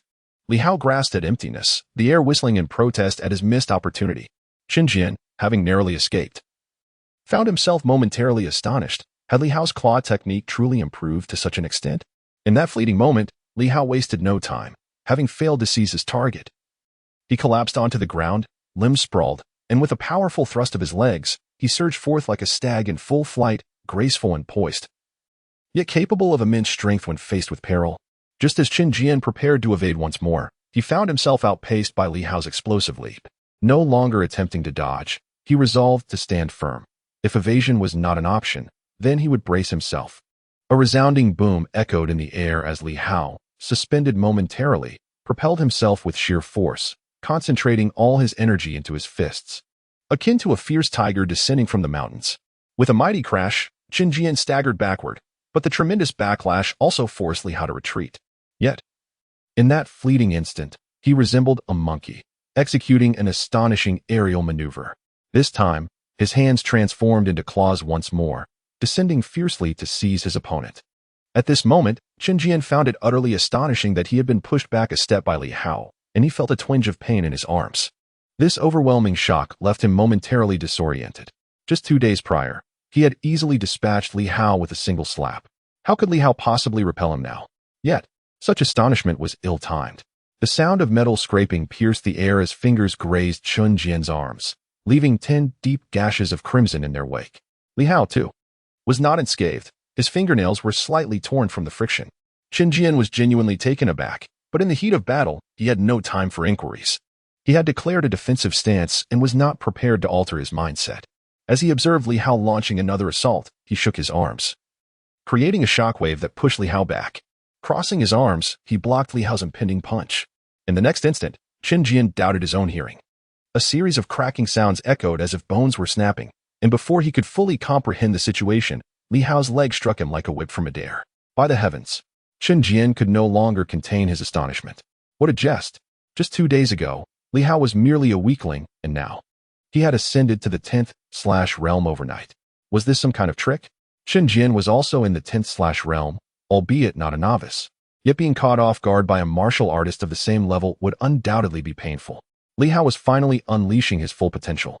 Without hesitation, Qin Jian clenched his right hand into a fist and brought it crashing down towards Li Hao's foot. Do not speak of mere defense. He would not comply. With a swift kick, Li Hao sent him sprawling, and though the repercussions may not have been severe, the pain would be excruciating. Bang! Another resounding impact echoed through the air, for Li Hao wore the distinctive, sturdy leather boots of the inspection department. This forceful kick collided precisely with Qin Jian's fist, which was equally formidable. Crack! A softer sound followed, as Li Hao felt as if the bones in his foot had been fractured. Yet, in that moment, he appeared unaffected, harnessing the momentum like a monkey swinging through trees. Qin Jian's fist served as a fulcrum, enabling Li Hao to pivot and rotate his body. To an onlooker, it seemed as though Qin Jian had ensnared Li Hao's foot, flinging him in circles. Qin Jian, too, felt as though his fist had become inexplicably entangled with Li Hao's foot. Utilizing his fist as a pivot, Li Hao spun, executing a full rotation before leaping into the air, unleashing a flurry of kicks. The air crackled with explosive sounds. The two engaged in a fierce back and forth in the training area. Li Hao delivered another powerful kick, but Qin Jian deftly evaded it, resulting in a resounding crash as Li Hao's foot created a gaping hole in the wall. Meanwhile, at the entrance, onlookers were left in disbelief. Lu Yin stood, wide-eyed, glancing at Lu Long, who wore a similarly stunned expression, his gaze unfocused. After a prolonged silence, he murmured, "The effect of the mysterious energy is truly remarkable for the first time." Beyond that, there was little more to say. The Li Hao of the day before yesterday was well remembered by all. The previous day, after absorbing the mysterious energy, he had performed admirably, at least managing to land a kick on Lu Yin. However, today as Li Hao, were it not for Lu Long confirming the timing, he would have doubted whether he was witnessing Li Hao after several years. Remarkably, in a single night, he has achieved the 10th realm. Although he still exhibits some immaturity and appears to lack experience, his opponents are perfectly suited for him, being defensive shields rather than aggressive fighters, allowing Li Hao's abilities to shine in their entirety. Lu Yin rolled her eyes in exasperation. How absurd. We have absorbed mysterious energy before, yet we did not experience such remarkable results. If one could merely absorb energy from two factions to become a 10th realm martial artist, then among the Night Watchers, the so-called Starlight Realm would likely cease to exist. Once a martial artist reaches the 10th realm, they often ascend to the Moonshade level. Therefore, the Night Watchers indeed hope that some foundational martial artists will join them, channeling energy into their bodies to become Moonshade Masters. Of course, breaking the 100th threshold is exceedingly difficult. For instance, if Lu Long could easily advance, the Night Watchers would treasure him immensely. The 10th realm is precisely the group the Night Watchers favor absorbing. Regrettably, however, becoming a martial artist is challenging. Often, those who reach the 10th realm are no longer young, and with the development of super abilities, some individuals find it hard to endure the rigors of martial training. Yearning to become super beings instantaneously, there are not many who can focus on martial practice. At that moment, Yun Yao, who had remained silent, suddenly spoke softly. "Can you sense the mysterious energy within him?" Typically, a novice like Li Hao, upon absorbing mysterious energy, would experience a continuous process of external leakage. Even Lu Long possesses mysterious energy on his surface, as does the demon hunting squad. This is also the reason why Li Hao can perceive the starlight. However, Yuan Shua and Li Hao were oblivious. As Yun Yao's words escaped her lips, Lu Long's expression subtly shifted. In the next moment, a thought dawned upon him, and he suddenly let out a cold chuckle. Yuan Shua's disciple is truly extraordinary. That old man, nearly extinct among martial artists, still hides away, unwilling to extend a helping hand to his peers in the martial arts community. At this moment, he thought of Yuan Shua. Yuan Shua was indeed like this. Each time he absorbed the mysterious energy, no one could sense it, as if he had absorbed it all himself. The Night Watchers were also aware of this. Many suspected that Yuan Shua possessed an exceptionally powerful method of energy absorption. Unfortunately, Yuan Shua remained tight-lipped, and no one could compel him to divulge his secrets. Previously, they believed it might be due to Yuan Shua's immense strength. However, today, Li Hao also exuded an absence of mysterious energy. What did this signify? Lu Long quickly grasped the implications. The previous afternoon and evening, that young man had visited Yuan Shua twice. It was uncertain whether he had just learned it or had known it for a while, but he had gone to discuss with Yuan Shua. And it was said that Yuan Shua had imparted other secret techniques to him, disregarding the Night Watcher's reputation and severely injuring one of them. Lu Long was well informed. He had received news of yesterday's events. Lu Yin whispered, "Boss, are you suggesting that Li Hao has mastered old Yuan's secret techniques? The ability to absorb extraordinary energy? This must be the technique that everyone yearns for." Indeed, Lu Long nodded, leading him to ponder this possibility. He felt a mix of envy and disdain towards Yuan Shua. In truth, he and Yuan Shua were old acquaintances. His father had maintained a decent relationship with Yuan Shua in the past, and he had even visited Yuan Shua as a child, hoping that Yuan Shua would take him as a disciple, but to his disappointment, Yuan Shua had declined. According to Yuan Shua, he prefers to teach intelligent individuals, even if their ideas are numerous and they are somewhat disobedient, as it is far better than instructing fools. It could not be more apparent that he was implying Lu Long's foolishness. Thus, a feud was ignited between Lu Long and Yuan Shua during Lu Long's childhood. Now, the martial arts community is on the verge of extinction. Lu Long is determined to revitalize the martial artists in Silver City. providing some assurance in the absence of the night watcher's willingness to guard the small town. However, the old man Yuan Shua, having amassed countless resources throughout his life, is unwilling to part with even a single strand of his wealth. Forget about sharing powerful secret techniques. That old man won't even contribute a basic martial arts manual. Lu Long sometimes fails to comprehend Yuan Shua's reasoning. Why the reluctance? Those materials hold little value for Yuan Shua now. Wouldn't it be better to promote and strengthen the martial arts community? Silver City is too small, with too few strong individuals. Producing some talent would surely bring him glory as well. Having taught at the ancient academy in Silver City for many years, Yuan Shua has never imparted martial arts, focusing solely on academic teachings. This has been a point of criticism for many. Over the years, his students have been limited, with some never having studied martial arts at all. In contrast, Li Hao has learned the 5 animal exercises, making him one of the few students to acquire Yuan Shua's martial skills. Had Li Hao not joined the demon hunting squad, he might have merely practiced it as a common method of physical conditioning, ultimately achieving little of significance. At this moment, the demon hunters have ceased their chatter and turned their gazes towards the ongoing confrontation. Li Hao has been relentlessly pressing the attack. Chunjian, primarily on the defensive, occasionally counterattacks, and the two engage in a vibrant clash. Be careful, Jian Gu. At that instant, Li Hao's thunderous shout captured Chunjian's attention. In the next moment, a tiger's roar reverberated through the basement. Roar. The fierce tiger roars. Indeed, Li Hao had encountered a tiger, albeit only one confined within a cage. He had never truly witnessed the ferocity of a wild tiger, nor heard the resounding roar of such a beast. Consequently, the sound he emitted could not be compared to that of Yuan Shua, a man who had genuinely battled wild tigers. The distinction between Yuan Shua and Li Hao was akin to that between a fierce tiger and one trapped in a cage. Li Hao lacked the aura of a predator, the power to instill fear. Nevertheless, Li Hao's sudden roar still stirred a reaction in Chunjian, causing his eardrums to vibrate. In that moment, Li Hao, like a black bear, wrapped his arms around Chunjian, whose bulk made him significantly larger and heavier, resembling a bear more than anything else. Yet, at that instant, Li Hao uprooted him with a forceful motion. "Let us go." Li Hao shouted in fury, channeling all his strength to lift Chunjian effortlessly and hurl him away. With a thunderous crash, Chunjian collided with the wall, leaving a distinct mark upon it, while fragments of cement cascaded down. Though Chunjian emerged from the encounter somewhat disheveled, he was unscathed, astonished and incredulous as he gazed at Li Hao. Panting heavily, Li Hao looked back at Chunjian, equally astonished. Goodness! After all that effort, Chunjian has merely acquired a few scratches on his arm and seems hardly harmed at all. Is he even human? I, on the other hand, have managed to break a steel pipe, yet he remains completely unscathed. At this rate, even if we were to fight until dawn, I might tire long before he does. Brother Jian is truly formidable. Chunjian's face flushed instantly. He felt that Li Hao was being rather ungracious, mocking him at such a moment. Suddenly, applause erupted from outside the door. Lu Yin, with a radiant smile, was beaming with joy, her eyes sparkling as she gazed at the perspiring Li Hao. In the next moment, while Li Hao was still somewhat taken aback, Lu Yin swiftly drew near, wrapping her arms around his neck, and with a playful tone remarked, "Little Hao, you truly are impressive." Li Hao remained composed, shifting slightly, but unable to free himself from her embrace. A faint fragrance wafted from her, causing him to rub his nose, feeling a bit bashful.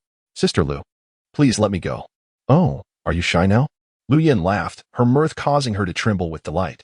Not only did she refuse to release him, but she also moved even closer, her voice sweet and teasing. "Little Hao, you absorb mysterious energy so quickly. Could you teach your sister?" Li Hao replied awkwardly, "Sister Lu, let me consult my teacher and see if it's permissible to share. If I do, will they clean house?" Lu Yan's expression froze for a moment as she pushed Li Hao away, a look of resentment on her face. "You show no pity for the delicate flower. You little rascal, you certainly know how to speak." She could not afford to offend that individual. If she were indeed purged, whom could she turn to for redress? Hadn't she seen how the night watchman was nearly beaten to death by Yuan Shua just for inquiring about the teachings? Such an old fellow was best left undisturbed. As for Li Hao, having demonstrated the strength of the 10th realm, he had no intention of hiding it. The 5 animals breathing technique would likely be difficult to conceal, for there was no mysterious energy enveloping his exterior. It was evident that he had already digested it. Yuan Shua has indeed mentioned this. It is of no consequence, for he too is similar. The night watchers are aware, Yet the matter is not grave. Knowledge or ignorance regarding the practice is inconsequential. At this moment, Lu Long stepped forward, somewhat appreciative, his tone unexpectedly gentle as he praised, "Remarkable. This has exceeded my expectations. I thought your introduction of the mysterious energy might facilitate a swift ascent into the 10th slaughter realm, yet I believe it would require at least a month." However, Li Hao achieved it within a single day. Li Hao humbly responded, "It is not my prowess, but rather that of my teacher." He reflected, "Yesterday, I sought out my mentor, who is truly formidable. I must express my admiration. My teacher, in a moment of anger due to being spied upon while training, unleashed an extraordinary power, resembling a divine presence. In that instant, he approached his former zenith. And it was then that he guided me in comprehending the 5-animal secret technique, using his divine intent to lead me into the 10th slaughter realm." At this point, a shadow of sorrow crossed Li Hao's face as he lamented, "However, while guiding me into the 10th slaughter, my teacher suffered continuous blood loss. I fear for him." Alas! Upon hearing these words, Lu Long suddenly sighed. Previous grievances dissipated in an instant, replaced by a tinge of self-mockery and sorrow. In the Silver Moon province, the foremost martial arts master may soon come to an end. I have heard of yesterday's events. Yuan Shua, who was gravely injured years ago, was once again subjected to scrutiny of his secret techniques. In a fit of rage, he unleashed the combat strength of a peak 100 martial artist, defeating 2 moon shadows in a single strike. What a pity. At that moment, he was perhaps truly on the verge of reaching the realm of Do Qian, as if divinity had descended upon him. The state I had long yearned for, unexpectedly. You had the privilege of witnessing it ahead of time. In that instant, he was not at all surprised that Li Hao could step into the realm of Zhan Shi, a master martial artist at the pinnacle of breaking 100, in his final eruption, once again comprehended the divine will. Such an existence could have entered Do Qian. However, Yuan Shua had aged, his injuries were too severe. Ultimately, he had only succeeded in cultivating a disciple capable of Zhan Shi. Upon reflection, it truly seemed unworthy. Even if this were to spread, even the formidable figures among the Night Watchers would lament its lack of worth. Li Hao entering Zhan Shi was merely a minor achievement. Had Yuan Shua been able to attain Do Qian, that would have been truly remarkable. The other demon hunting team members, upon hearing this, also cast Li Hao peculiar glances. Divine will. She felt a mixture of shock, sentiment, envy, and even pity. Yes, pity. How tragic. Such a grandmaster would likely never again replicate his previous feats of effortlessly vanquishing Tu Yuming with a single strike. Li Hao sighed, offering a wry smile. Thus, my purpose today was to test my own strength, to see if I could honor my teacher's investment in me. Otherwise, my heart would remain unsettled. However, speaking of mere attacks, in actual combat, it is difficult to say. Perhaps someone weaker than Li Hao could still defeat him. Yet Li Hao felt a tinge of disappointment. Even Jian Gu emerged unscathed, while I had exerted myself to the fullest. You still wish to injure him? Lu Long laughed. If he could be so easily harmed by you, what hope would we have in demon hunting? Qin Jian can withstand the blows of 100 martial artists without sustaining significant injury. Just now, during our encounter, he did not even employ his iron garment technique. Surely, you do not believe his defensive capabilities are so meager? Li Hao, increasingly exasperated, realized that Qin Jian had not even exerted himself fully. How foolish he felt for considering himself formidable. Lu Long contemplated for a moment before declaring, "From your demeanor, it appears that you have successfully absorbed the 2 mysterious energies obtained from your advancement to the 10th realm yesterday. Initially, I had promised to provide you with 2 additional mysterious energies in a few days, but it seems I shall grant them to you today, boss." The others turned their gazes toward Lu Long. Another 2 energies? These mysterious energies are not solely Lu Long's to dispense. While they acknowledged Li Hao's exceptional prowess, they had risked their lives to acquire such resources. Was this not a touch inequitable? Lu Long chuckled, stating, "If we manage to survive this ordeal, and if Li Hao also lives, then his share will be slightly reduced.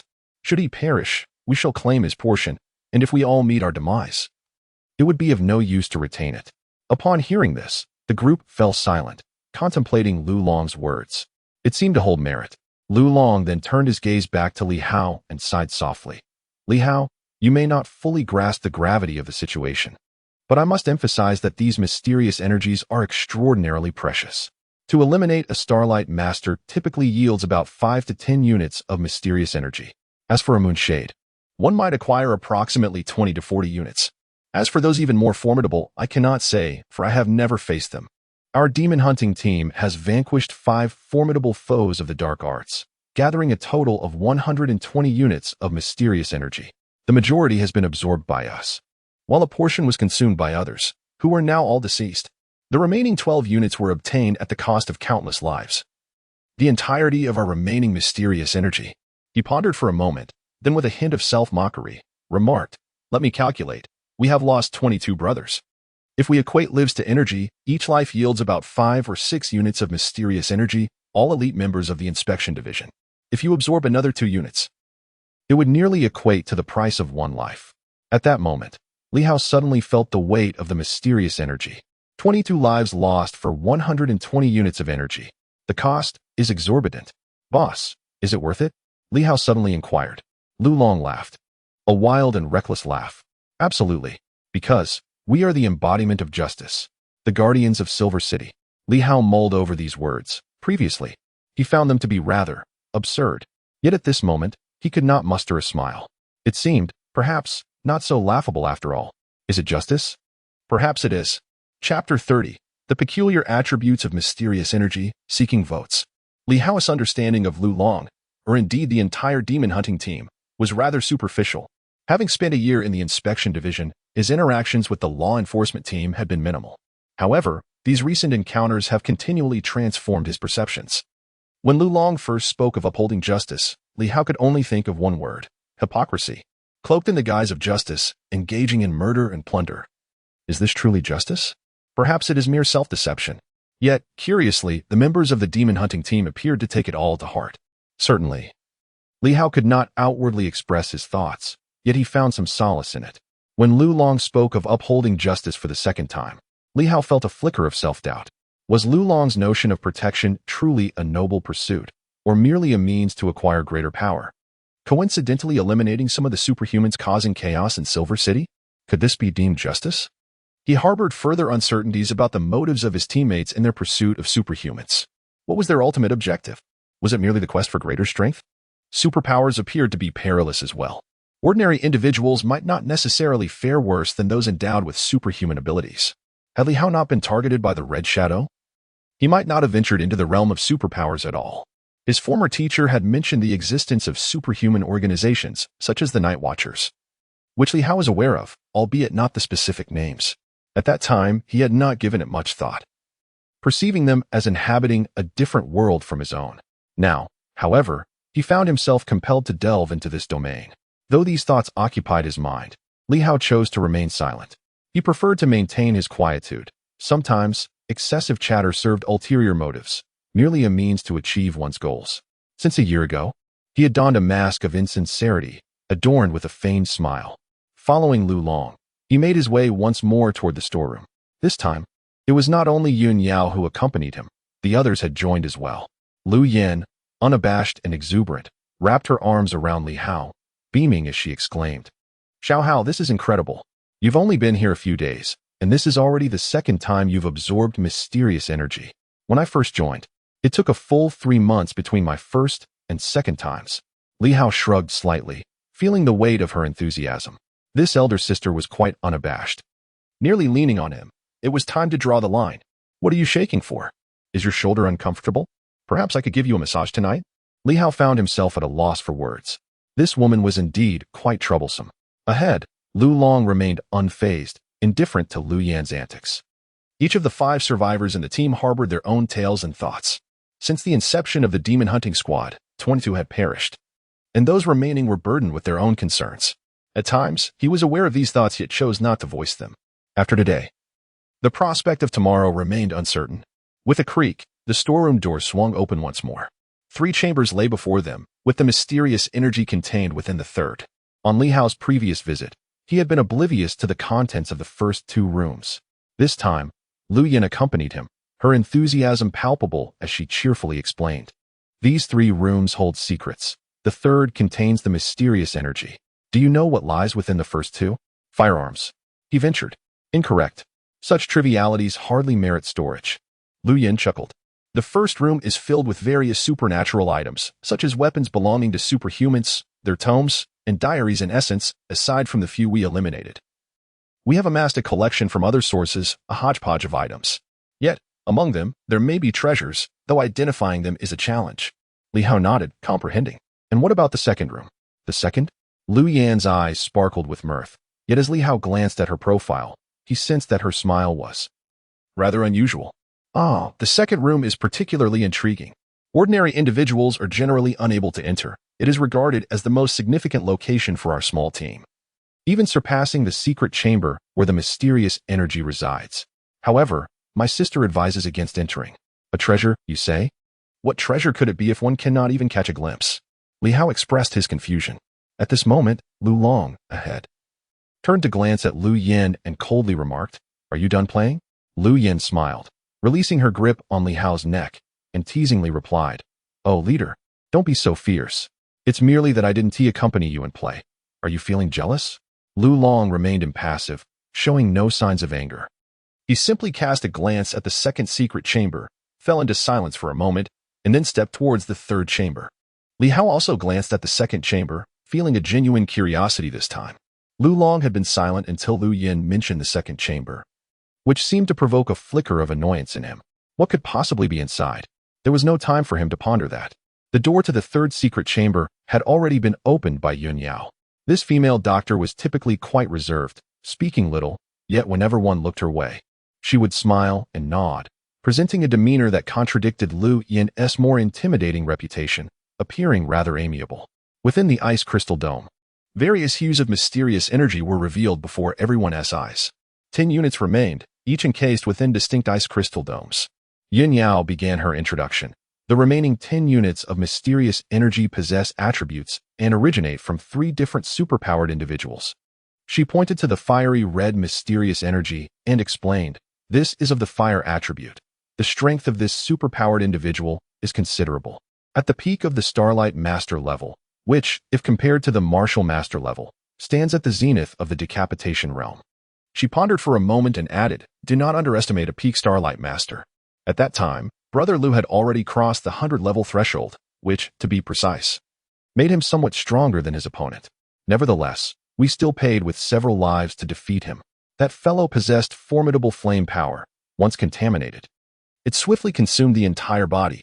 Those who perished were reduced to ashes.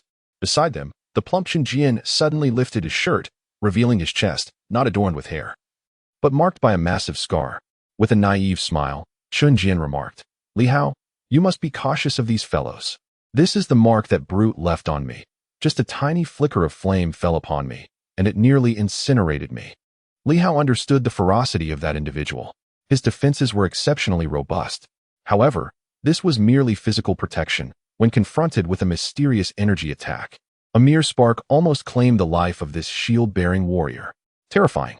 Li Hao's expression turned grave as he nodded slightly. After a moment of reflection, he suddenly said, "In 1727, a devastating fire broke out in the southern suburbs of Silver City, claiming 128 lives. Subsequent investigations revealed that a short circuit caused the factory to ignite. Yet eyewitnesses reported seeing a spark descending from the sky, directly incinerating the factory." Lu Long snorted disdainfully. "Such a person is fit to become a superpowered being? Heaven must be blind. Which member of the demon hunting squad is not superior to this beast? Nonsense about being favored by the heavens. If anything, heaven has truly lost its sight." He harbored a deep resentment and contempt for these individuals who had become superpowered beings. What nonsense about being favored by the heavens? It was all absurd. Li Hao remained silent, realizing that indeed, it was that very individual who had met his demise. He had reviewed the case files, and due to its connection with the devastating fire, he paid particular attention to certain details. He discovered that several surviving witnesses claimed the incident was not caused by a short circuit, but rather by arson. Nevertheless, the case was ultimately concluded as a fire resulting from an electrical fault. He initially believed it to be an unsolved mystery, but it turned out not to be the case. The perpetrator had already been killed. Yun Yao continued to point at the second ice crystal case. "This contains thunder energy. The original owner was a newly ascended superhuman at the Moonshade level, possessing formidable thunderous powers. That incident resulted in numerous casualties, ultimately leading to Brother Lu and Lu Yin joining forces to eliminate him." Lu Yin smiled brightly, glancing at Li Hao with a raised eyebrow. Exuding pride, "I delivered the finishing blow." Li Hao gave a thumbs up, impressed. "Remarkable. Moonshade, That signifies a level exceeding 100, and not just any ordinary 100. Although Lu Long was the primary force, Lu Yan's ability to deliver the final strike speaks volumes of her strength. This time, Li Hao recalled some unresolved cases related to the secret chamber, seemingly connected to lightning. It was likely the work of this individual, yet he chose to remain silent. The superhumans that Lu Long and his companions had slain were indeed deserving of their fates. In the third ice crystal case lay earth energy. At this point, Lu Long spoke up. This fellow is perhaps the most formidable adversary we have encountered. Lu Long stated solemnly. In terms of strength, he has merely entered the moonshade level. However, he possesses the ability to burrow underground, making him exceedingly difficult to deal with. The most significant loss we suffered was due to his surprise attack from below.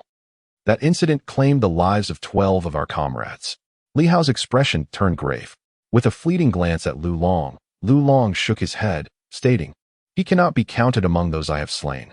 This fellow was excessively arrogant, disregarding us entirely, making it exceedingly difficult to contend with him.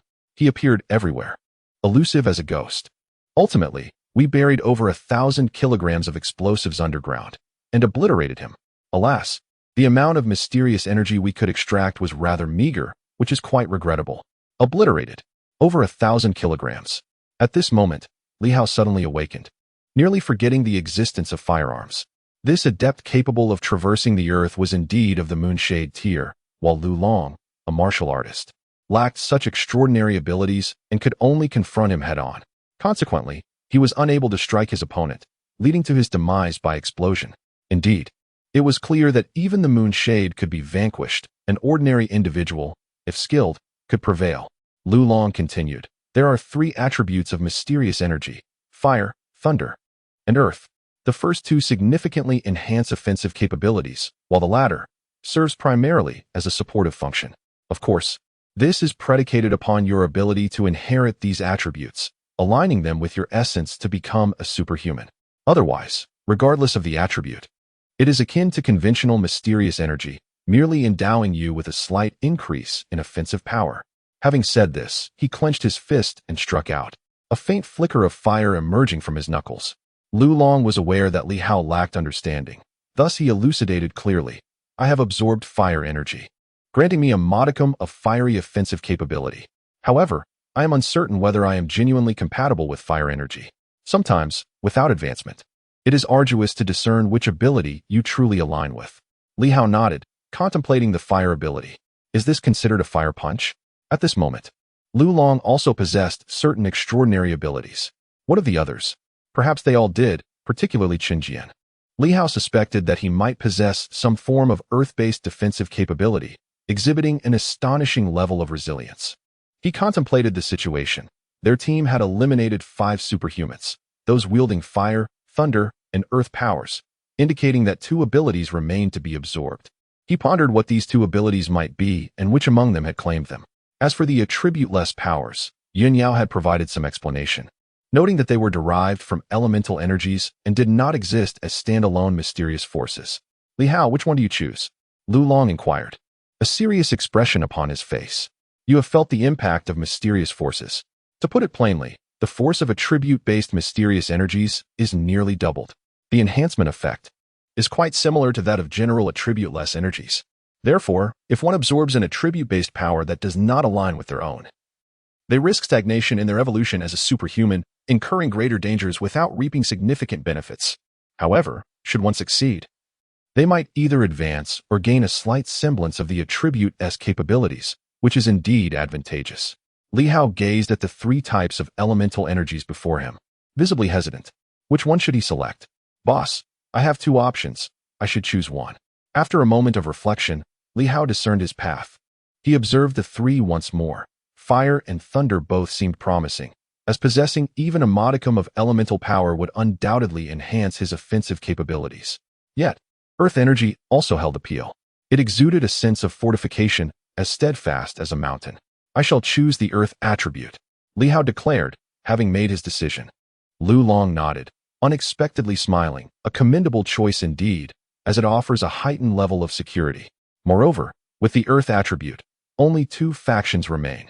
Among the 3 elemental energies, the earth attribute is the least abundant, likely linked to the manner of the opponent's demise, exploded to pieces, perhaps even reduced to mere dust, leaving behind only a trace of the mysterious energy.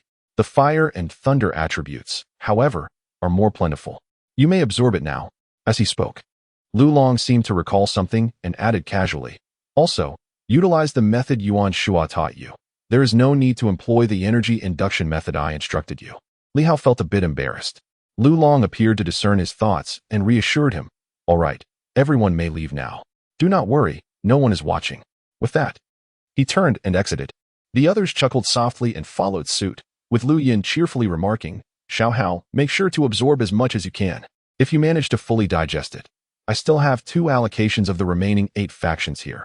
Come by tonight to chat with me, and I will gift you. Li Hao chuckled awkwardly, surprised to learn that there was still Lu Yan's share available. Why hadn't she absorbed it? Was it incompatible? Yet, the energy without attributes could still be absorbed. Why hadn't they done so previously? As Yun Yao was the last to leave, she seemed to understand Li Hao's confusion and calmly explained in a soft voice. The remaining mysterious energy is either incompatible or cannot be absorbed further. If you absorb more, you might not advance to super energy, which could lead to exceeding 100. Beyond that, attaining super energy becomes exceedingly challenging. Suddenly, Li Hao comprehended. A subtle tremor coursed through my heart. Thus, it seemed that Lu Yin had likely ascended to the pinnacle of the 10th slaying realm, a revelation I had not anticipated. Apart from Lu Long, the entire team resided within the 10th slaying realm, with Lu Yin serving as the vice-captain, which made her attainment of this peak quite plausible. And what of Yun Yao? Doubts once again stirred within Li Hao's mind. Yet, Yun Yao had already departed, closing the door behind her, leaving Li Hao alone in the chamber. The 10 mysterious energies remained, and these individuals showed no fear of being depleted by him. Naturally, he would not resort to such actions himself. In Li Hao's perception, the earth attribute mysterious energy manifested as a yellowish hue, distinct from the ordinary starlight energy. Mysterious energy, attributes, capabilities. Though Li Hao possessed limited knowledge of the realm of superpowers, he was somewhat unique. He could perceive the genuine mysterious energy, as opposed to the mere dyeing carried out by Yun Yao.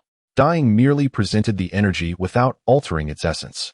However, Li Hao was capable of discerning certain nuances, what enabled mysterious energy to embody various attributes. Upon careful observation, he noted that the 3 energies before him were largely similar. Yet within the core regions of these 3 abilities, there were subtle differences. The energies of fire, thunder, and earth, each imbued with color, continuously emanated from their cores. This resulted in a mingling of the 3 types of mysterious energy. When stripped of these complexities, what remained was the pure, attribute-less mysterious energy. The sole advantage of attribute-less mysterious energy lay in its heightened safety, accompanied by diminished suffering.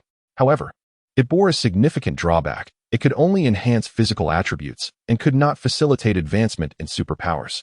Li Hao pondered for a moment before reaching in to absorb the energy, utilizing the 5 animal breathing technique this time, which facilitated a swifter and more effective absorption. However, this method posed a potential issue, as it would also draw energy from the jade sword. The energy of the jade sword could only be harvested through this technique. Conventional breathing methods would prove futile in extracting it. This duality presents both advantages and disadvantages. Those unfamiliar with such a breathing technique might find themselves at a loss, even if they possessed the jade sword. Simultaneously, 2 streams of enigmatic energy surged into Li Hao's body. In the next instant, while enduring the accompanying agony, he discerned a notable difference. The starlight energy was separating the earth energy. Li Hao was taken aback, for he could both sense and perceive it. The starlight energy was dividing the earth energy. The earth energy primarily comprised mystical energy, with a portion being elemental energy. At that moment, as the 2 forms of energy entered Li Hao's body, they were indeed being segregated. Before long, a pure, earth and yellow energy coalesced into a small sphere, isolated from the rest.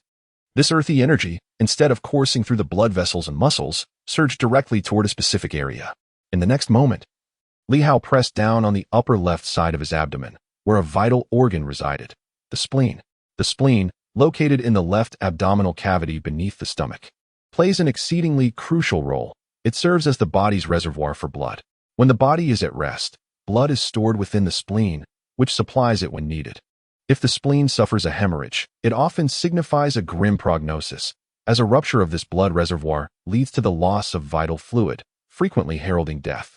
Moreover, The spleen itself is remarkably fragile. Weaker than both the stomach and the heart, the spleen, once subjected to a severe blow, is far more susceptible to rupture and hemorrhage than either the heart or the stomach. Thus, even a martial artist, if struck in the spleen, often faces utter defeat, or even the loss of life. At this moment, a flow of earthy yellow energy surged directly into the spleen, causing Li Hao's face to turn pale. He was acutely aware of the spleen's fragility and the formidable strength of the mysterious energy, which possessed a greater impact than ordinary mystical forces. Once it infiltrated the spleen, the resultant shock could lead to a collapse of the body's blood reservoir. It would be a miracle if he were to survive. Cursing under his breath, Li Hao swiftly mobilized a substantial amount of starlight energy to the area of his spleen in an attempt to mount a counteroffensive. How could this happen? Under normal circumstances, mystical energy would not invade the internal organs due to their delicate nature. It typically flowed through the blood vessels, muscles, and skin. Yet this time, everything was different. He activated his breathing technique to harness energy. However, when the starlight energy approached the spleen, instead of launching an attack, it merely flowed past it. Li Hao's face turned an ashen hue. In that instant, the yellow energy penetrated the spleen, and he felt an urgent need to call for help.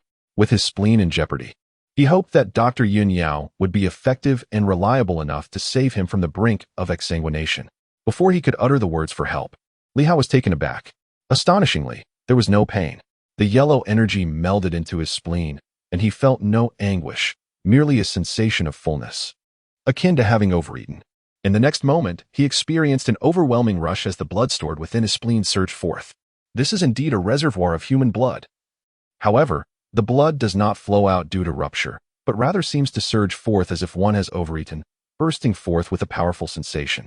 Normally, the rush of blood brings only the requisite energy to the body, yet this time, it feels as though the blood is in a state of exhilaration, its flow accelerating, causing every drop within Li Hao to boil. At this moment, should Li Hao check his blood pressure, it would likely be off the charts. The sound of rushing water resonates within him as the blood flows and produces a cascading murmur. This transformation leaves Li Hao both astonished and shaken. His spleen appears to be undergoing a metamorphosis. That earthy yellow energy seems to be altering and reinforcing it. Earthly energy? The spleen? Reinforcement? Li Hao murmurs to himself, while the mysterious energy within his veins continues to surge against the vessels, seemingly of little consequence. He feels he has stumbled upon something extraordinary. Yet, in the next moment, Li Hao realizes the peril of neglecting the impact of the mysterious energy. He screams, "Help!" The door swings open swiftly. 5 individuals rush in, and upon assessing the situation, they are taken aback. At this moment, Li Hao appears to be a being of blood, with crimson seeping from every pore, even his orifices. Lu Long is equally astonished. The first time was uneventful, but why is it like this now? The volume of blood loss. Yun Yao. The blood loss is excessive. It seems as if all of Li Hao's blood is gushing forth. At this rate, will he not perish by his own hand? Yun Yao swiftly approached, a gentle aura of energy emanating from her hand. As soon as it made contact with Li Hao, she suddenly furrowed her brow, a hint of peculiarity crossing her features. Casting a glance at Li Hao, her voice turned grave. "Do you feel weak?" "No. I feel incredibly invigorated," Li Hao replied. Yun Yao frowned, continuing her examination.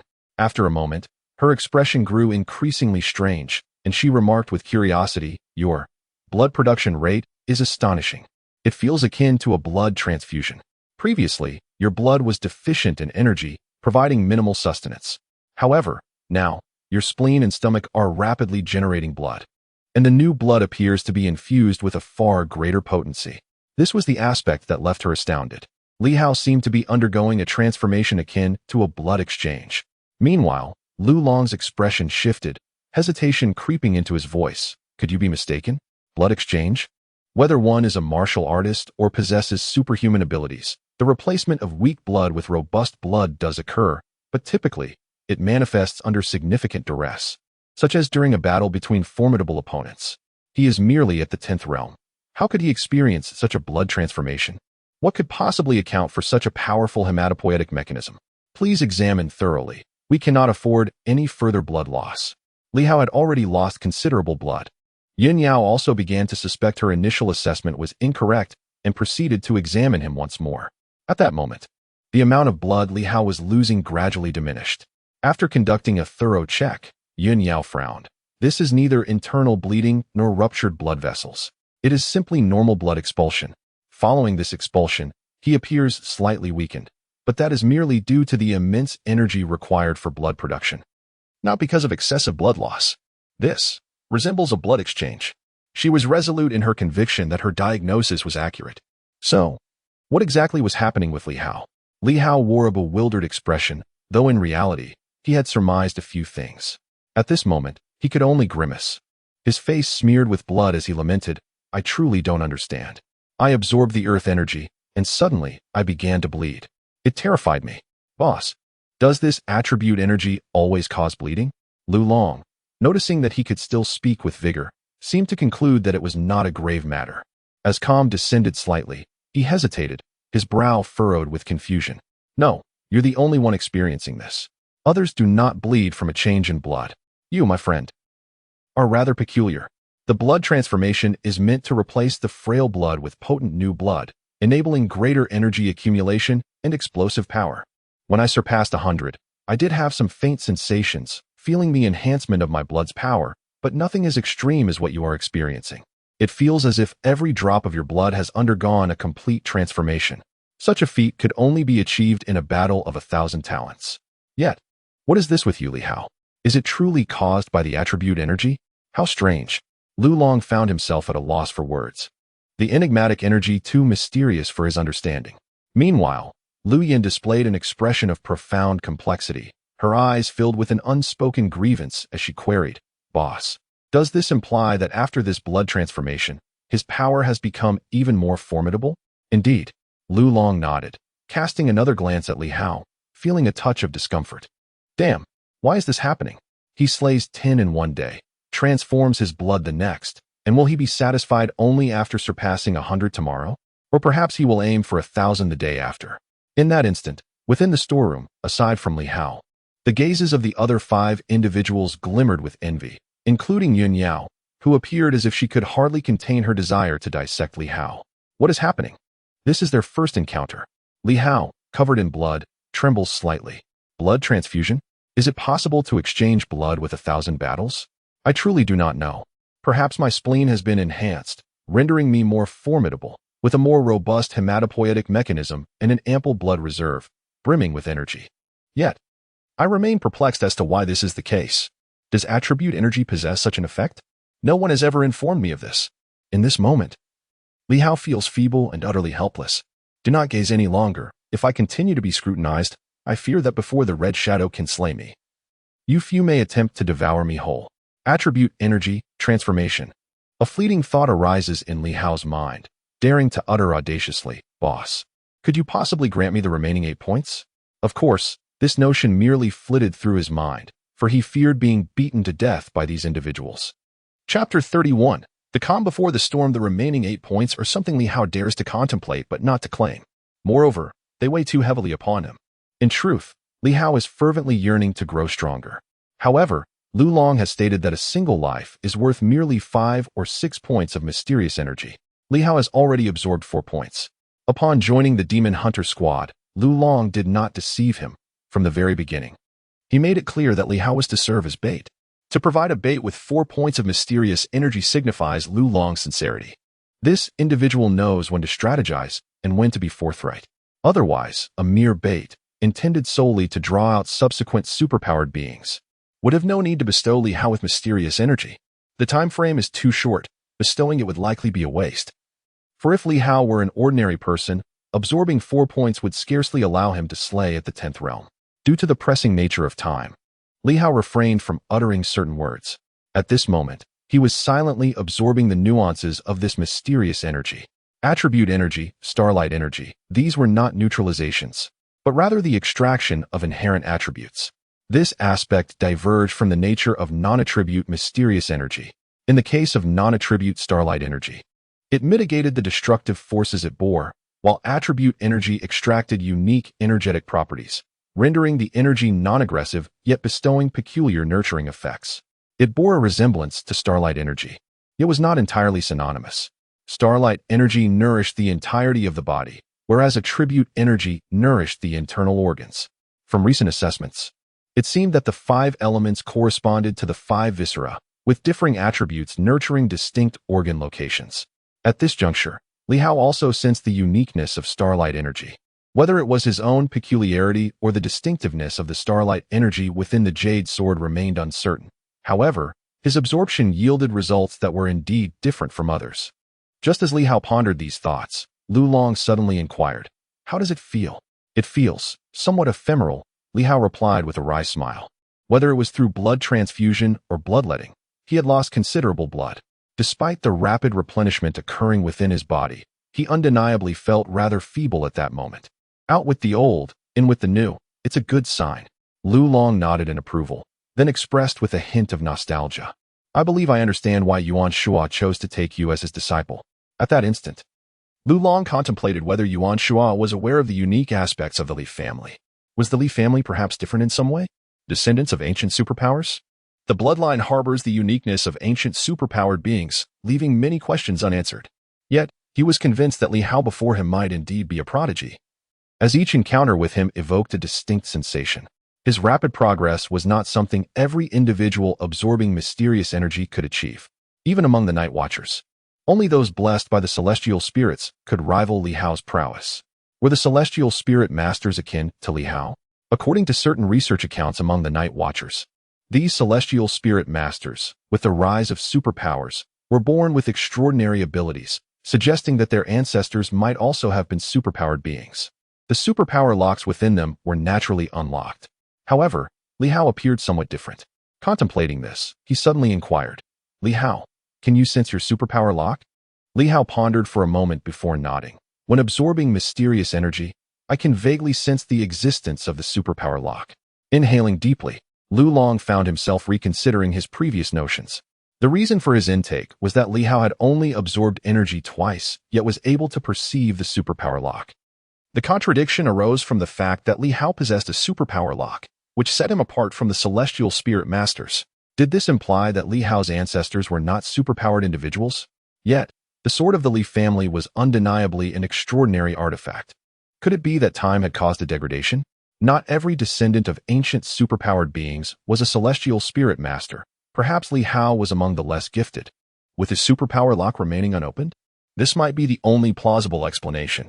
With this thought in mind, he declared, "Being able to sense your superpower lock so swiftly signifies your genius. However, remember, you are merely a genius, not one favored by the heavens. Due to the divine favor of the celestial master, the innate superpower lock has been unlocked."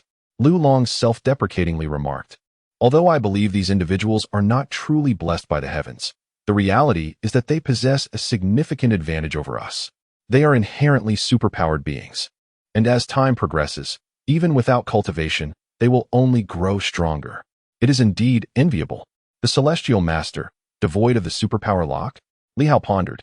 Realizing that this simplifies the process of cultivation immensely, there is no need to unlock a superpower lock, for they are directly star masters. Meanwhile, Lu Long and his companions have no idea the sacrifices made to unlock theirs. As for Li Hao himself, he understands that he may not be a prodigy. He has felt the grip of the superpower lock, as if it has completely shackled him, binding his body in chains and sealing off vital areas. Presently, he perceives that his heart and several regions of his brain are ensnared by these chains, and he remains unaware of other potential superpower locks within his body. At this moment, even Li Hao's gaze betrayed a hint of envy. A naturally born star master. Truly, it is something to covet. Although being a naturally born star master may merely imply achieving the 10th realm, they are endowed with limitless potential. Whereas martial artists have an upper limit capped at the 1000th realm, rendering any comparison futile. Enough of this, boss. Why speak of such things now? Isn't this just disheartening for Xiao Hao? Li Hao chuckled awkwardly. He truly felt at a loss with respect to this individual. One does not strike a smiling face. And besides, he could hardly hope to prevail in a confrontation. At that moment, Yun Yao, who had remained silent until now, suddenly interjected, "Li Hao, while it appears you have once again made progress, I must remind you that your physical prowess is increasingly formidable. If this continues, should there be several instances where you fail to become a star master, you may find yourself following in the footsteps of Lu and your teacher." Upon hearing these words, everyone fell silent. Lu Long, who had just been reveling in joy, furrowed his brow at the thought, casting a glance at Li Hao. and suddenly spoke in a somber tone. Forget about that, Li Hao. You should find a way to advance to the realm of superpowers soon. The path of a martial artist has reached its end. Reluctantly, yet undeniably, one must acknowledge that the journey of a martial artist has come to a close. It has been many years since a martial artist of the Thousand Combat realm has emerged. Within the Silver Moon province, there are scarcely any martial artists who have surpassed the 100 mark, and reaching that milestone is merely comparable to the realm of Mushade. How many superpowers exist within that domain? There is no precise number, but at the very least, it is tenfold, if not 100-fold, greater than that of martial artists. Even he himself is fighting for the sake of superpowers, not striving to become a 1,000 combat martial artist, for the path ahead truly seems obscured. After decades of martial practice, ultimately, one finds themselves pursuing superpowers, compelled to relinquish the quest for martial arts, a regret that weighs heavily on Lu Long. How many years would it take to become a 1,000 combat martial artist? If all goes smoothly, perhaps 10 or 20 years, or possibly an entire lifetime. Yet, once one attains superpowers, the possibility of instantly becoming a radiant superpower akin to 1,000 combat emerges. With a soft sigh, he suddenly pondered whether Li Hao's transformation was indeed a blessing. His physical constitution had grown even stronger. The stronger the constitution, the more challenging it becomes to attain superpowers. This is an established principle. However, Li Hao remains indifferent, as he harbors no particular fondness for superpowers, but rather an abundance of affection for martial artists. After all, his teacher is a martial artist. The current captain, Lu Long, is also a martial artist. Although he must act as bait, the advantages are plentiful, and he can protect himself. Being a martial artist is truly commendable. The entire team comprises martial artists. What an admirable group they are. As for the notion that martial artists are at their wits' end, it is merely a limit of Do Qian. Presently, Li Hao, who has only just begun his journey into martial arts, has already achieved the realm of Zhanshi, yet he remains far from Do Qian. He believes that martial artists are no less formidable than superpowered individuals, and thus sees no downside in their path. He cannot comprehend Lu Long's sense of despair. However, having witnessed true Do Qian martial artists, he perceives their immense strength. Boss, a martial artist is simply a martial artist. What is there to lament? Are superpowered individuals truly so formidable? After all, 2 months of training in superpowers still saw my teacher effortlessly send one flying with a single strike, causing them to not dare utter a sound. Lu Long chuckled. You are quite youthful. Li Hao continued. Moreover, I have a rather unfavorable impression of superpowered individuals. They have betrayed their friends, even resorting to killing their own parents. Many of the cases I am aware of could very well be attributed to superpowered beings. Upon gaining their powers, these individuals often lack the requisite qualities and mental fortitude to match their strength, leading to a propensity for madness. Martial artists, on the other hand, ascend step by step. The few martial artists in the team have trained for decades, at the very least 8 to 10 years. While even I have been training for 3 years. In contrast, those gifted with divine powers may become superpowered at a tender age, possessing the strength of Zhanshi. With such youth, they can effortlessly slay numerous soldiers. How can such superpowered beings not be arrogant? The realm of superpowers has only developed for a mere 20 years, which implies that the earliest superhumans have only recently embarked upon this extraordinary journey. Over these 2 decades, the cultivation of the next generation of superhumans seems to lack some fundamental principles of humanity. While martial masters meticulously assess their students from multiple perspectives to determine their suitability for inheriting their legacy, the realm of superpowers appears to focus solely on innate talent, primarily regarding the ability to harness energy. Other considerations seem to be entirely disregarded. According to Li Hao, who heard from Wang Ming, the selection system for superhumans is fundamentally based on the doctrine of talent. Other factors are seemingly inconsequential. Even if one is a criminal, there are superpower organizations willing to offer redemption, provided they can become superhumans. Past transgressions are overlooked. Lu Long chuckled but refrained from further comment. Meanwhile, Lu Yan's smile was particularly radiant, yet it bore an unsettling chill, causing Li Hao to feel a sense of unease. You speak truly, Xiao Hao. Lu Yan's laughter took on an almost sinister edge. 20 years ago, even if a martial master committed a crime, they would be apprehended and face justice. Execution, if warranted. What of martial prowess? Strength matters not if one is malevolent. The consequence is death. Yet now, some superpower organizations are indiscriminately recruiting criminals. recognizing that the psyche of a perpetrator may be more resilient, less fearful of death, and bolder in harnessing energy. Consequently, within certain organizations, the number of criminal superhumans is staggering. Moreover, if one has committed murder, it matters not. As long as you successfully ascend to superhuman status and refrain from joining the Night Watchers, there will be superpower organizations to shield you, providing protection from the storms of consequence. Lu Yan's fervor intensified as she spoke, her teeth clenched in cold derision. Concealing dirt and harboring criminals, yet brazenly traversing the land. Even the Night Watchers find themselves powerless to intervene. Though not malevolent, the Night Watchers are excessively cautious, unable to assert their dominance over the world, thus resorting to a policy of compromise. In their quest for support from various organizations, they turn a blind eye to certain transgressions. As long as they remain within reasonable bounds, inadvertently enabling some individuals to become increasingly audacious. This was the first time Li Hao encountered such discourse. The first time he learned of the circumstances surrounding the superpower organizations. He felt a mix of surprise and an unsettling sense of inevitability. When strength transcends the mundane limits, ordinary weaponry loses its intended deterrent effect, rendering official entities like the Night Watchers incapable of imposing order, making such chaos seem almost unavoidable. Lu Yan scoffed, declaring, thus, to transcend the limitations of the mundane, one must become a superpowered individual. Li Hao, remember this. Once you become a superpowered being, even if you are guilty, it matters not. Minor offenses will be overlooked by the Night Watchers, while for greater sins, you can simply join another organization, ensuring a life of comfort. Li Hao shook his head, replying with a smile, Sister Lu, how can you say that? I am different from them. I have received a higher education, and having served in the inspection division for a year, I embody justice and the principles of order.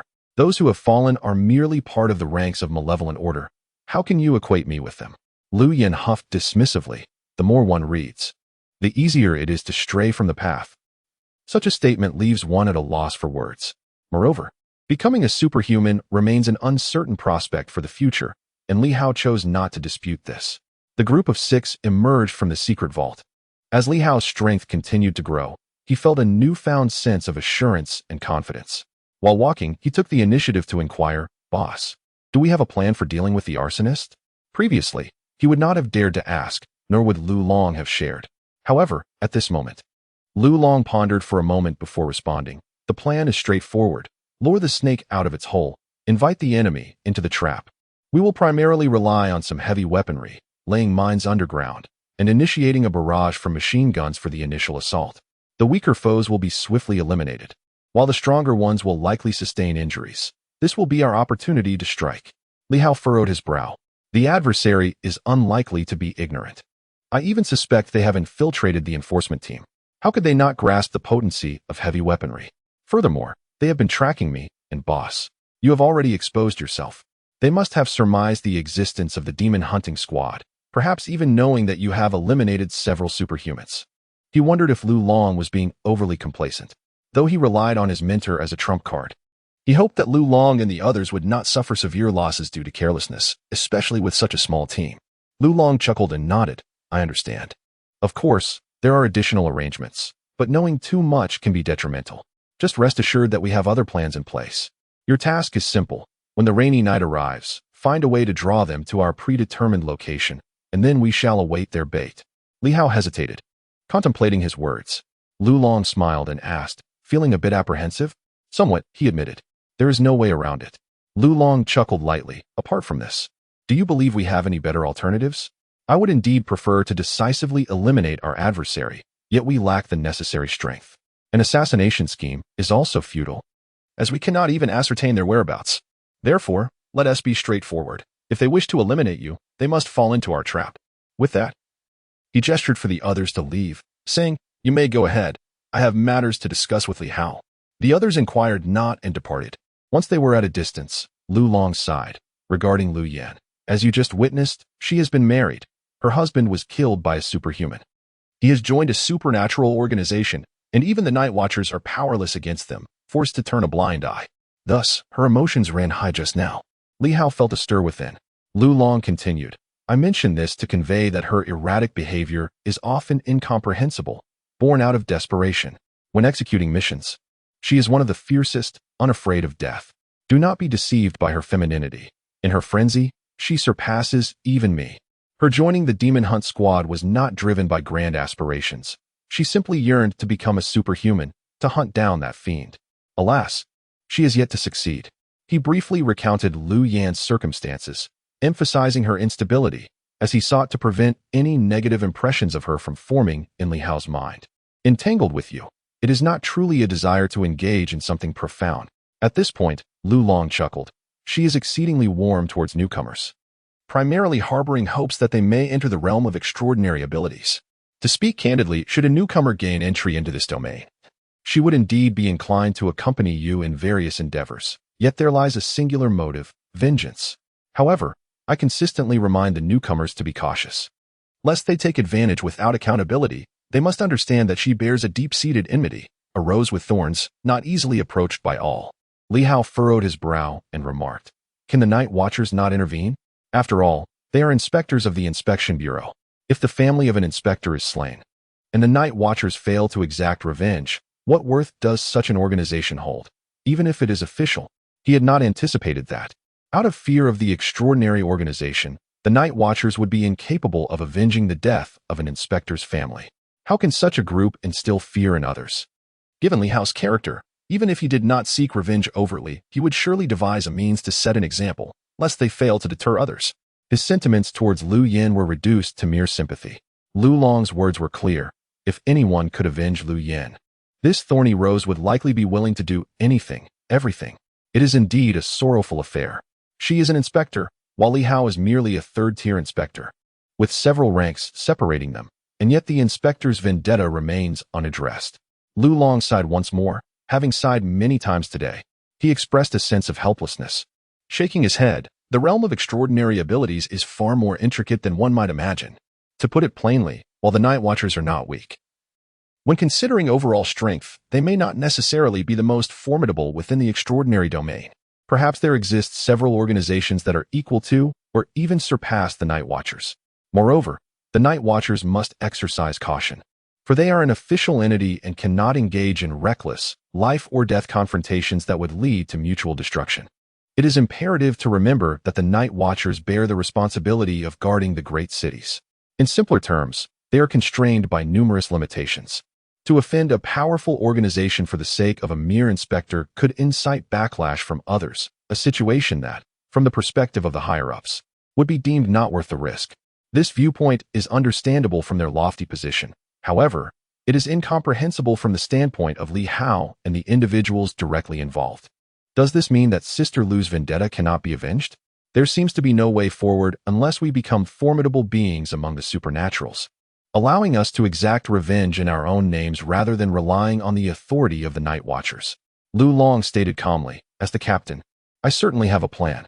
The prerequisite is that I must become a supernatural being. Otherwise, it would merely be idle talk, utterly unrealistic." The individual who killed Lu Yan's husband has now reached the pinnacle of moonshade and even harbors the potential to ascend to the Radiant Sun level. In any organization, a Radiant Sun figure is considered a person of high standing.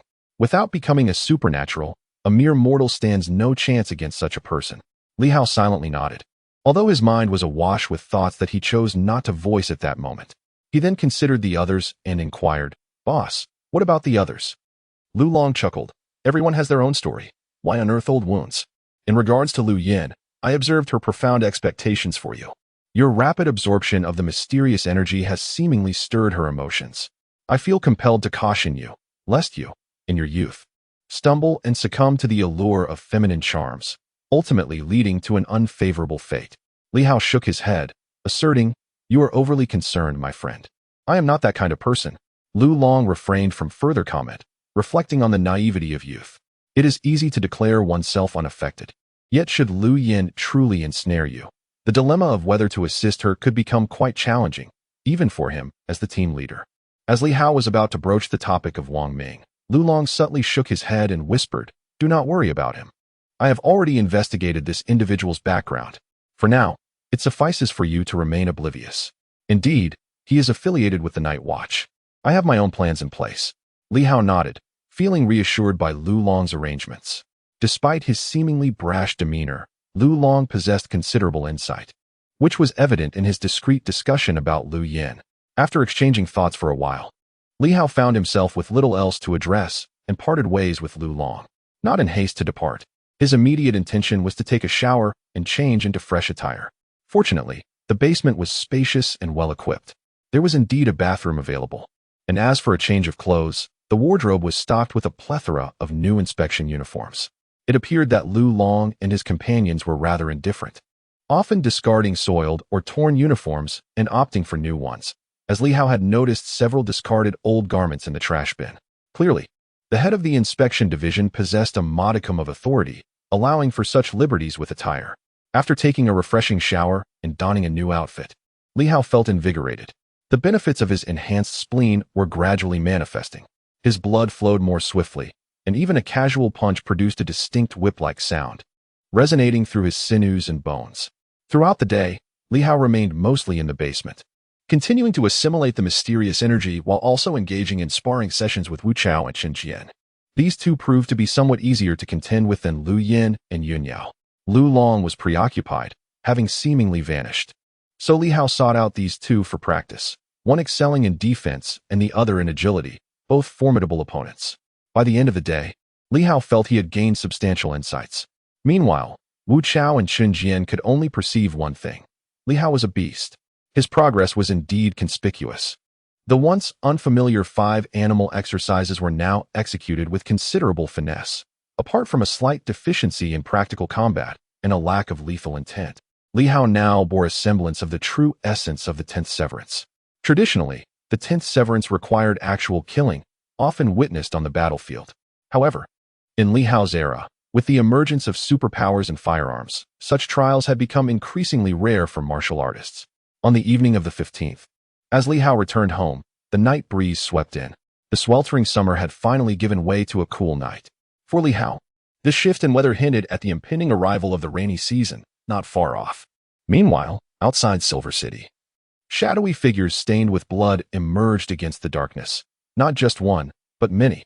Behind every blood shadow stands a figure donned in a ghostly mask. The night of rain is swiftly approaching.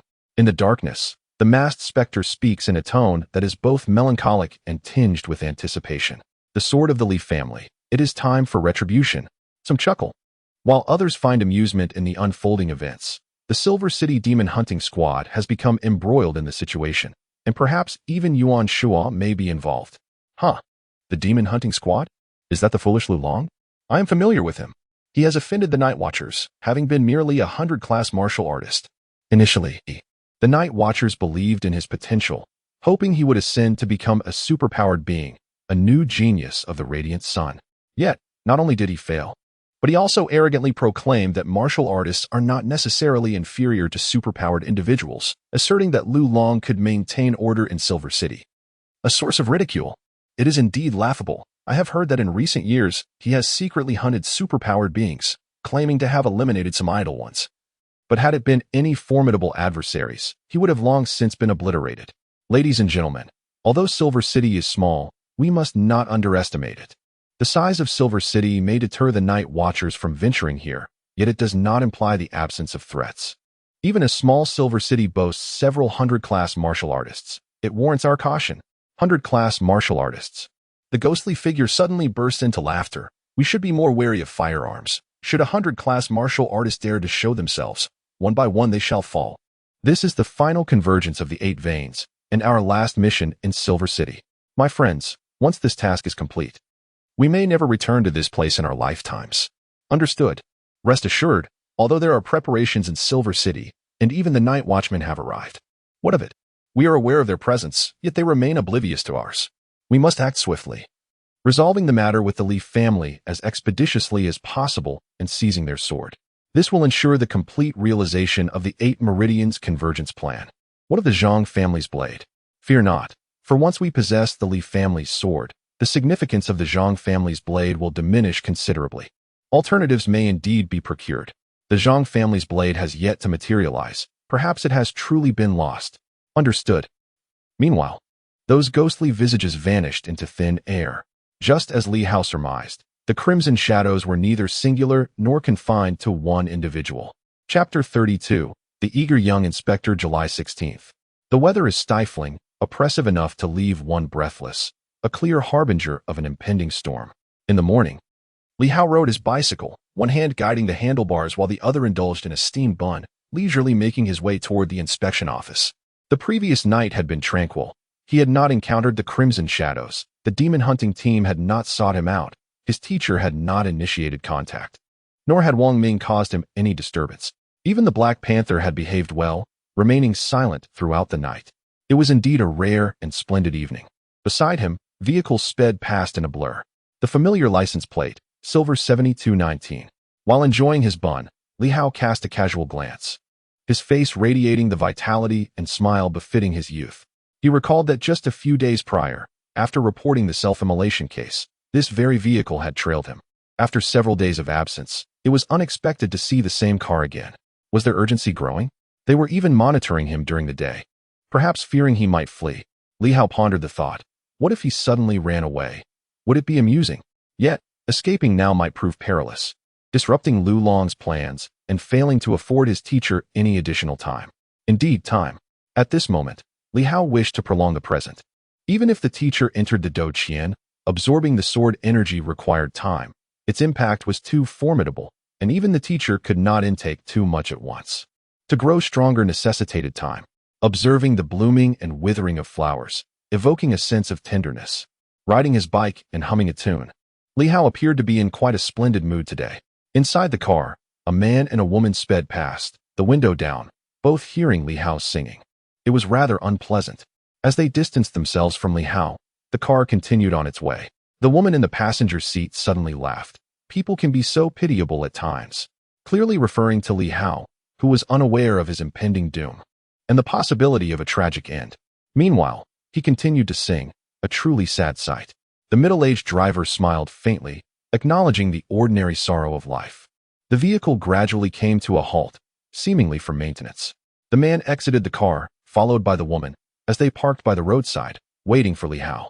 A strict order had been issued. For the next few days, they were to disregard everything else and maintain a relentless watch on Li Hao, ensuring he remained within sight. Of course, if Li Hao entered the inspection division, they would simply wait outside. Arrangements within the division were already in place.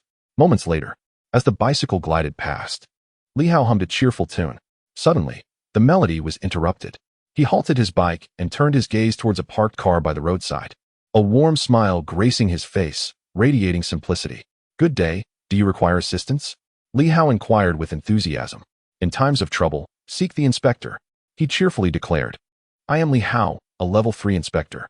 It appears that your vehicle has encountered a malfunction. May I offer my help?" The two individuals exchanged a glance, somewhat taken aback by his fervent demeanor. They found it both amusing and somewhat perplexing. What a naive lad he was.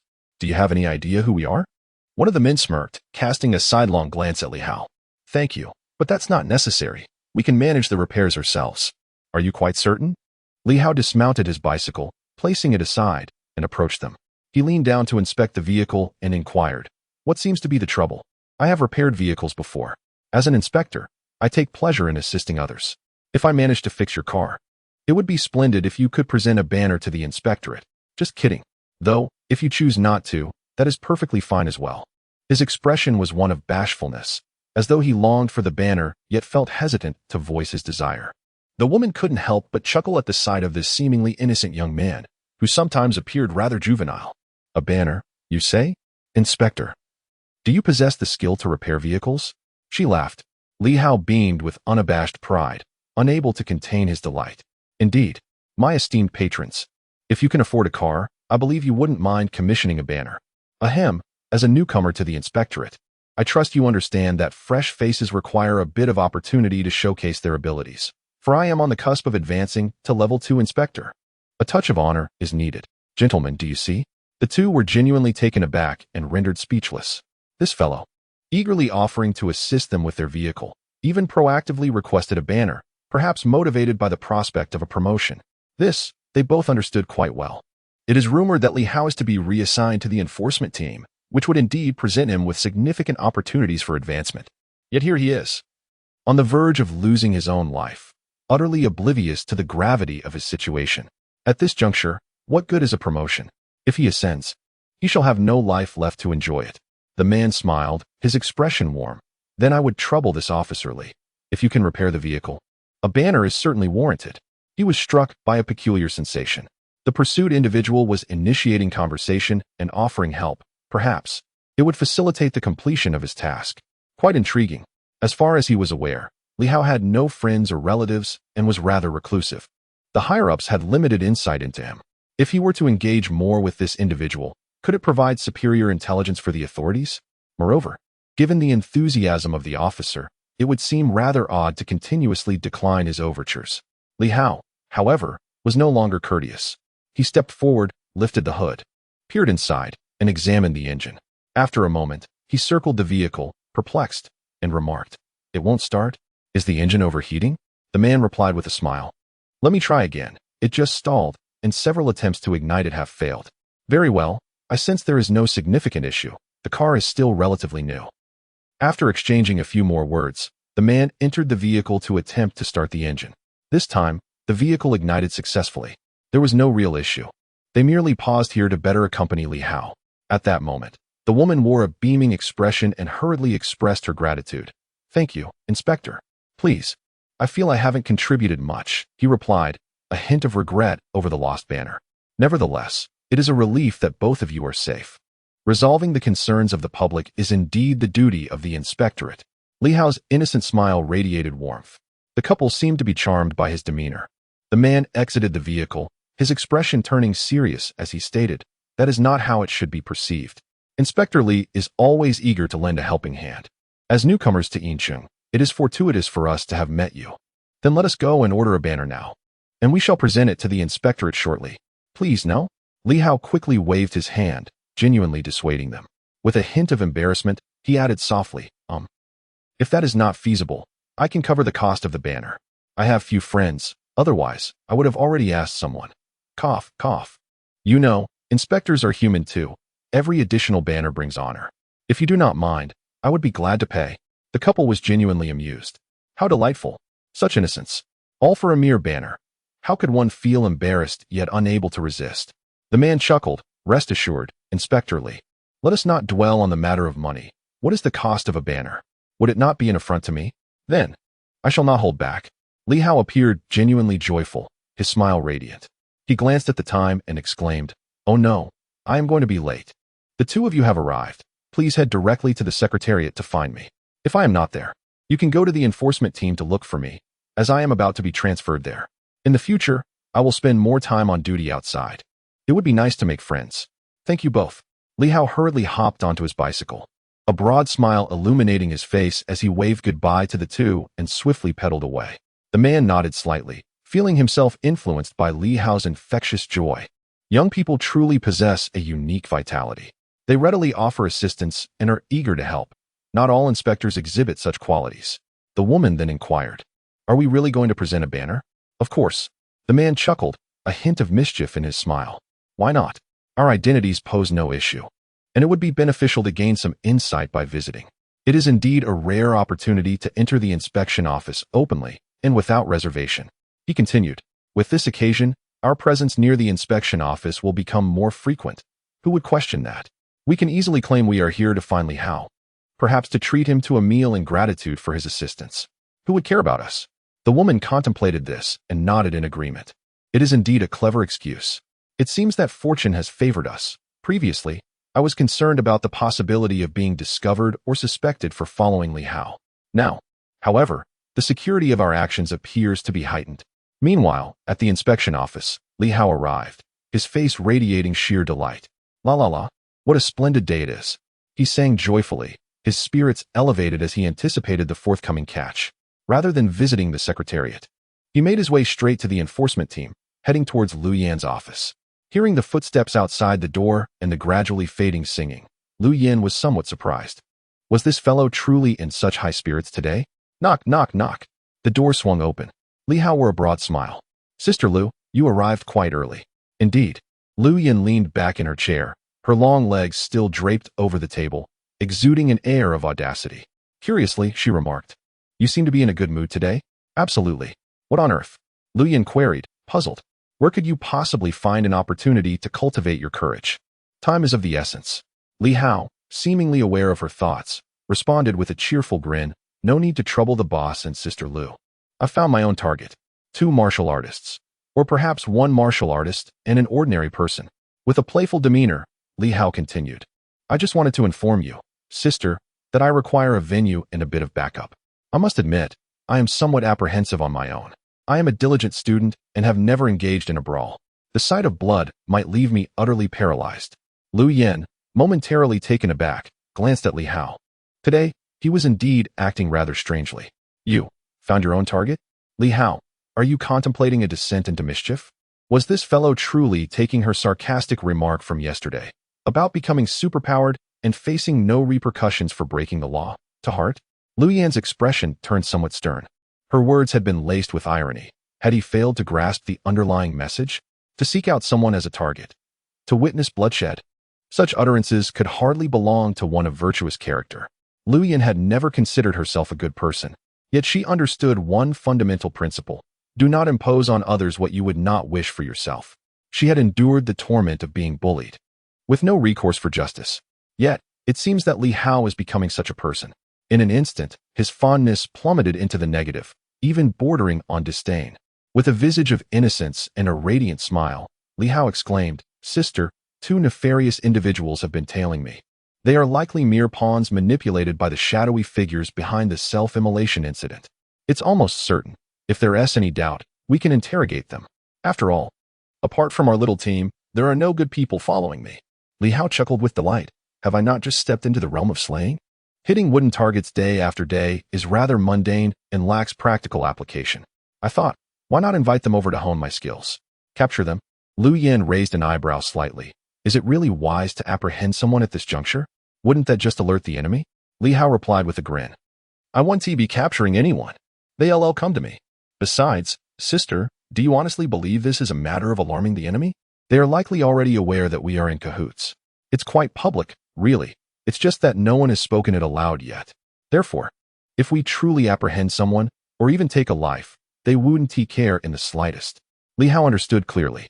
The Red Shadow had long been aware of Lu Long and his associates' presence. What was there to conceal? Nothing at all, aside from Yuan Shua's side, which was unknown to the Red Shadow. Li Hao felt that Lu Long's background was already an open secret. At this moment, capturing a couple of insignificant figures posed no issue. The opposition would hardly bat an eye. However, I shall first indulge myself and practice a bit.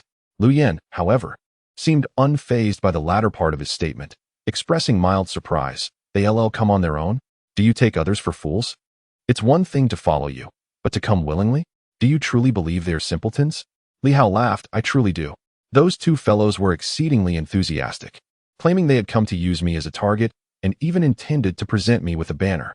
Goodness, that rascal Li Hao has become increasingly unpredictable. Lu Yan was left speechless.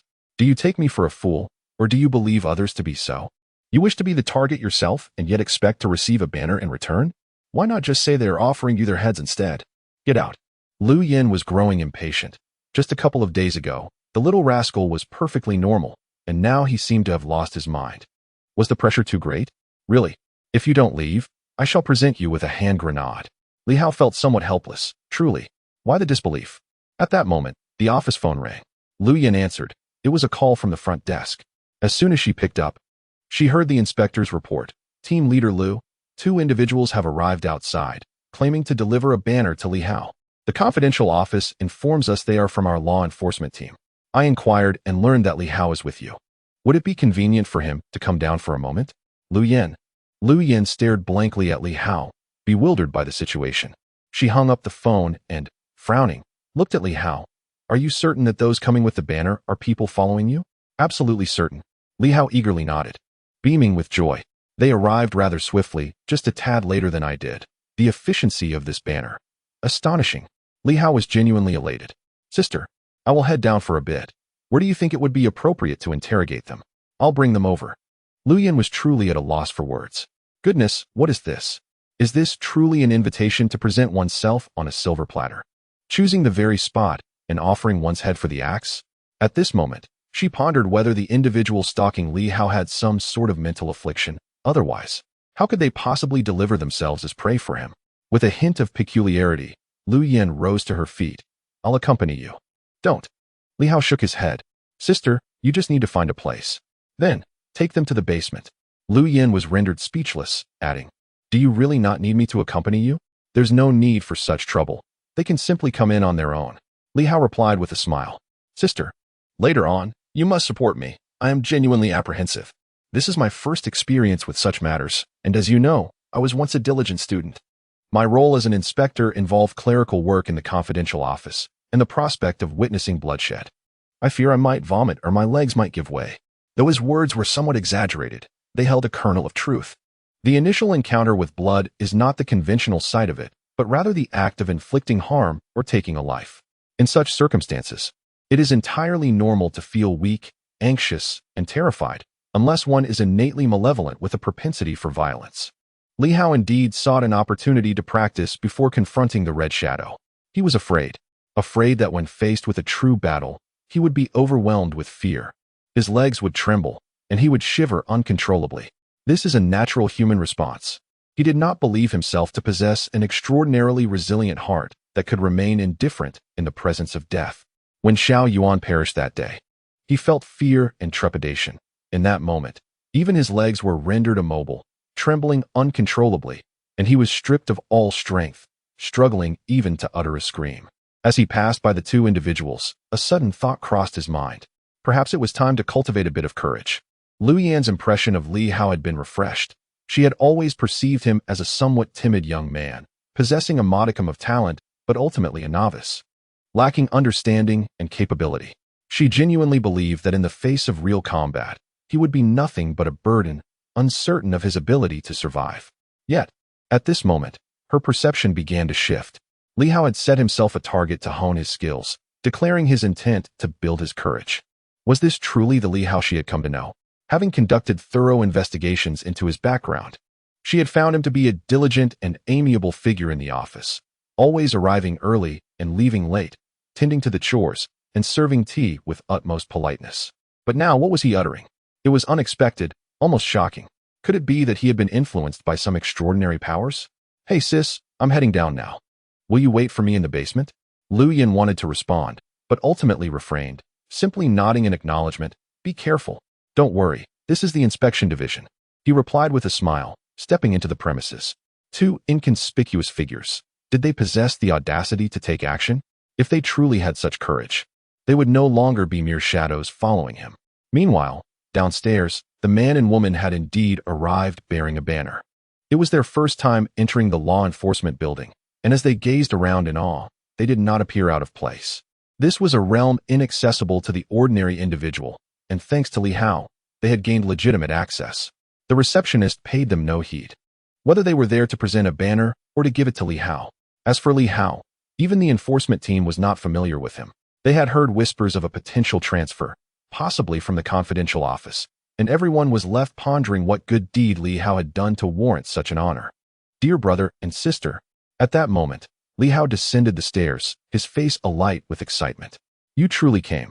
It was merely a trivial matter. I thought you were jesting. Inspector Li. The man smiled as he rose to greet him, exclaiming, How could we jest? Inspector Li is always ready to lend a helping hand, rescuing others from peril. This morning, my spouse and I narrowly avoided a car accident, all thanks to Inspector Li's timely assistance. He lifted Li Hao onto a metaphorical pedestal, stating, A flower-laden sedan is carried by all. Isn't that what the youth delight in? Ha. You're too kind, my brother. Li Hao replied, his words sweet as honey. Please, let us not linger in conversation, for it makes me quite bashful. I have yet to be officially transferred. Come, accompany me for a cup of tea. As for the banner, I shall graciously accept it. No need for formality, but you must join me for tea before you depart. They exchanged knowing glances, their faces reflecting warmth and friendliness. How gracious, how hospitable. Since we are here, it would be a pleasure to witness this as well. They nodded in agreement and followed Li Hao. He led them to the end of the corridor on the first floor, chatting amiably as they walked. As a newcomer, I find myself surrounded by many seasoned individuals. Should they happen to notice us, well, you understand. Let us head to the basement, where we will be undisturbed. It is truly thanks to both of you that I am in this position. Li Hao guided them down the stairs, his smile unwavering throughout their journey. Forgive my curiosity. May I ask your esteemed surname? No need for formality. I am Zhou He, and my wife's surname is Yuan. Brother Zhou, sister Yuan. Li Hao's sweet words instantly bridged the gap between them. Before long, he guided the two to the first basement level, where the headquarters of the demon hunting squad awaited them. Contrary to expectations, the basement exuded a bright rather than a sinister aura, since this area sees little traffic.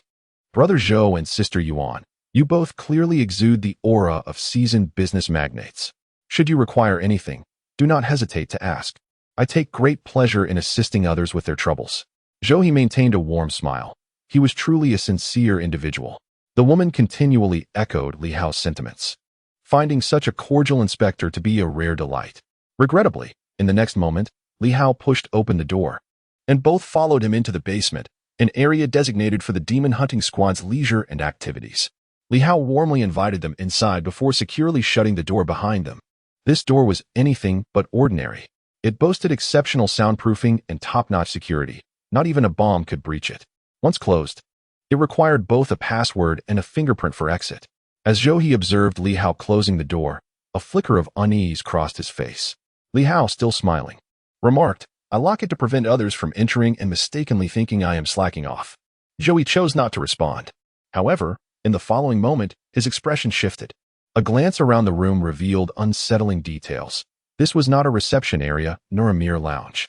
It appeared to be a vast assembly space. Fitness equipment, firearms, and ammunition were plentiful. It bore a striking resemblance to an armory.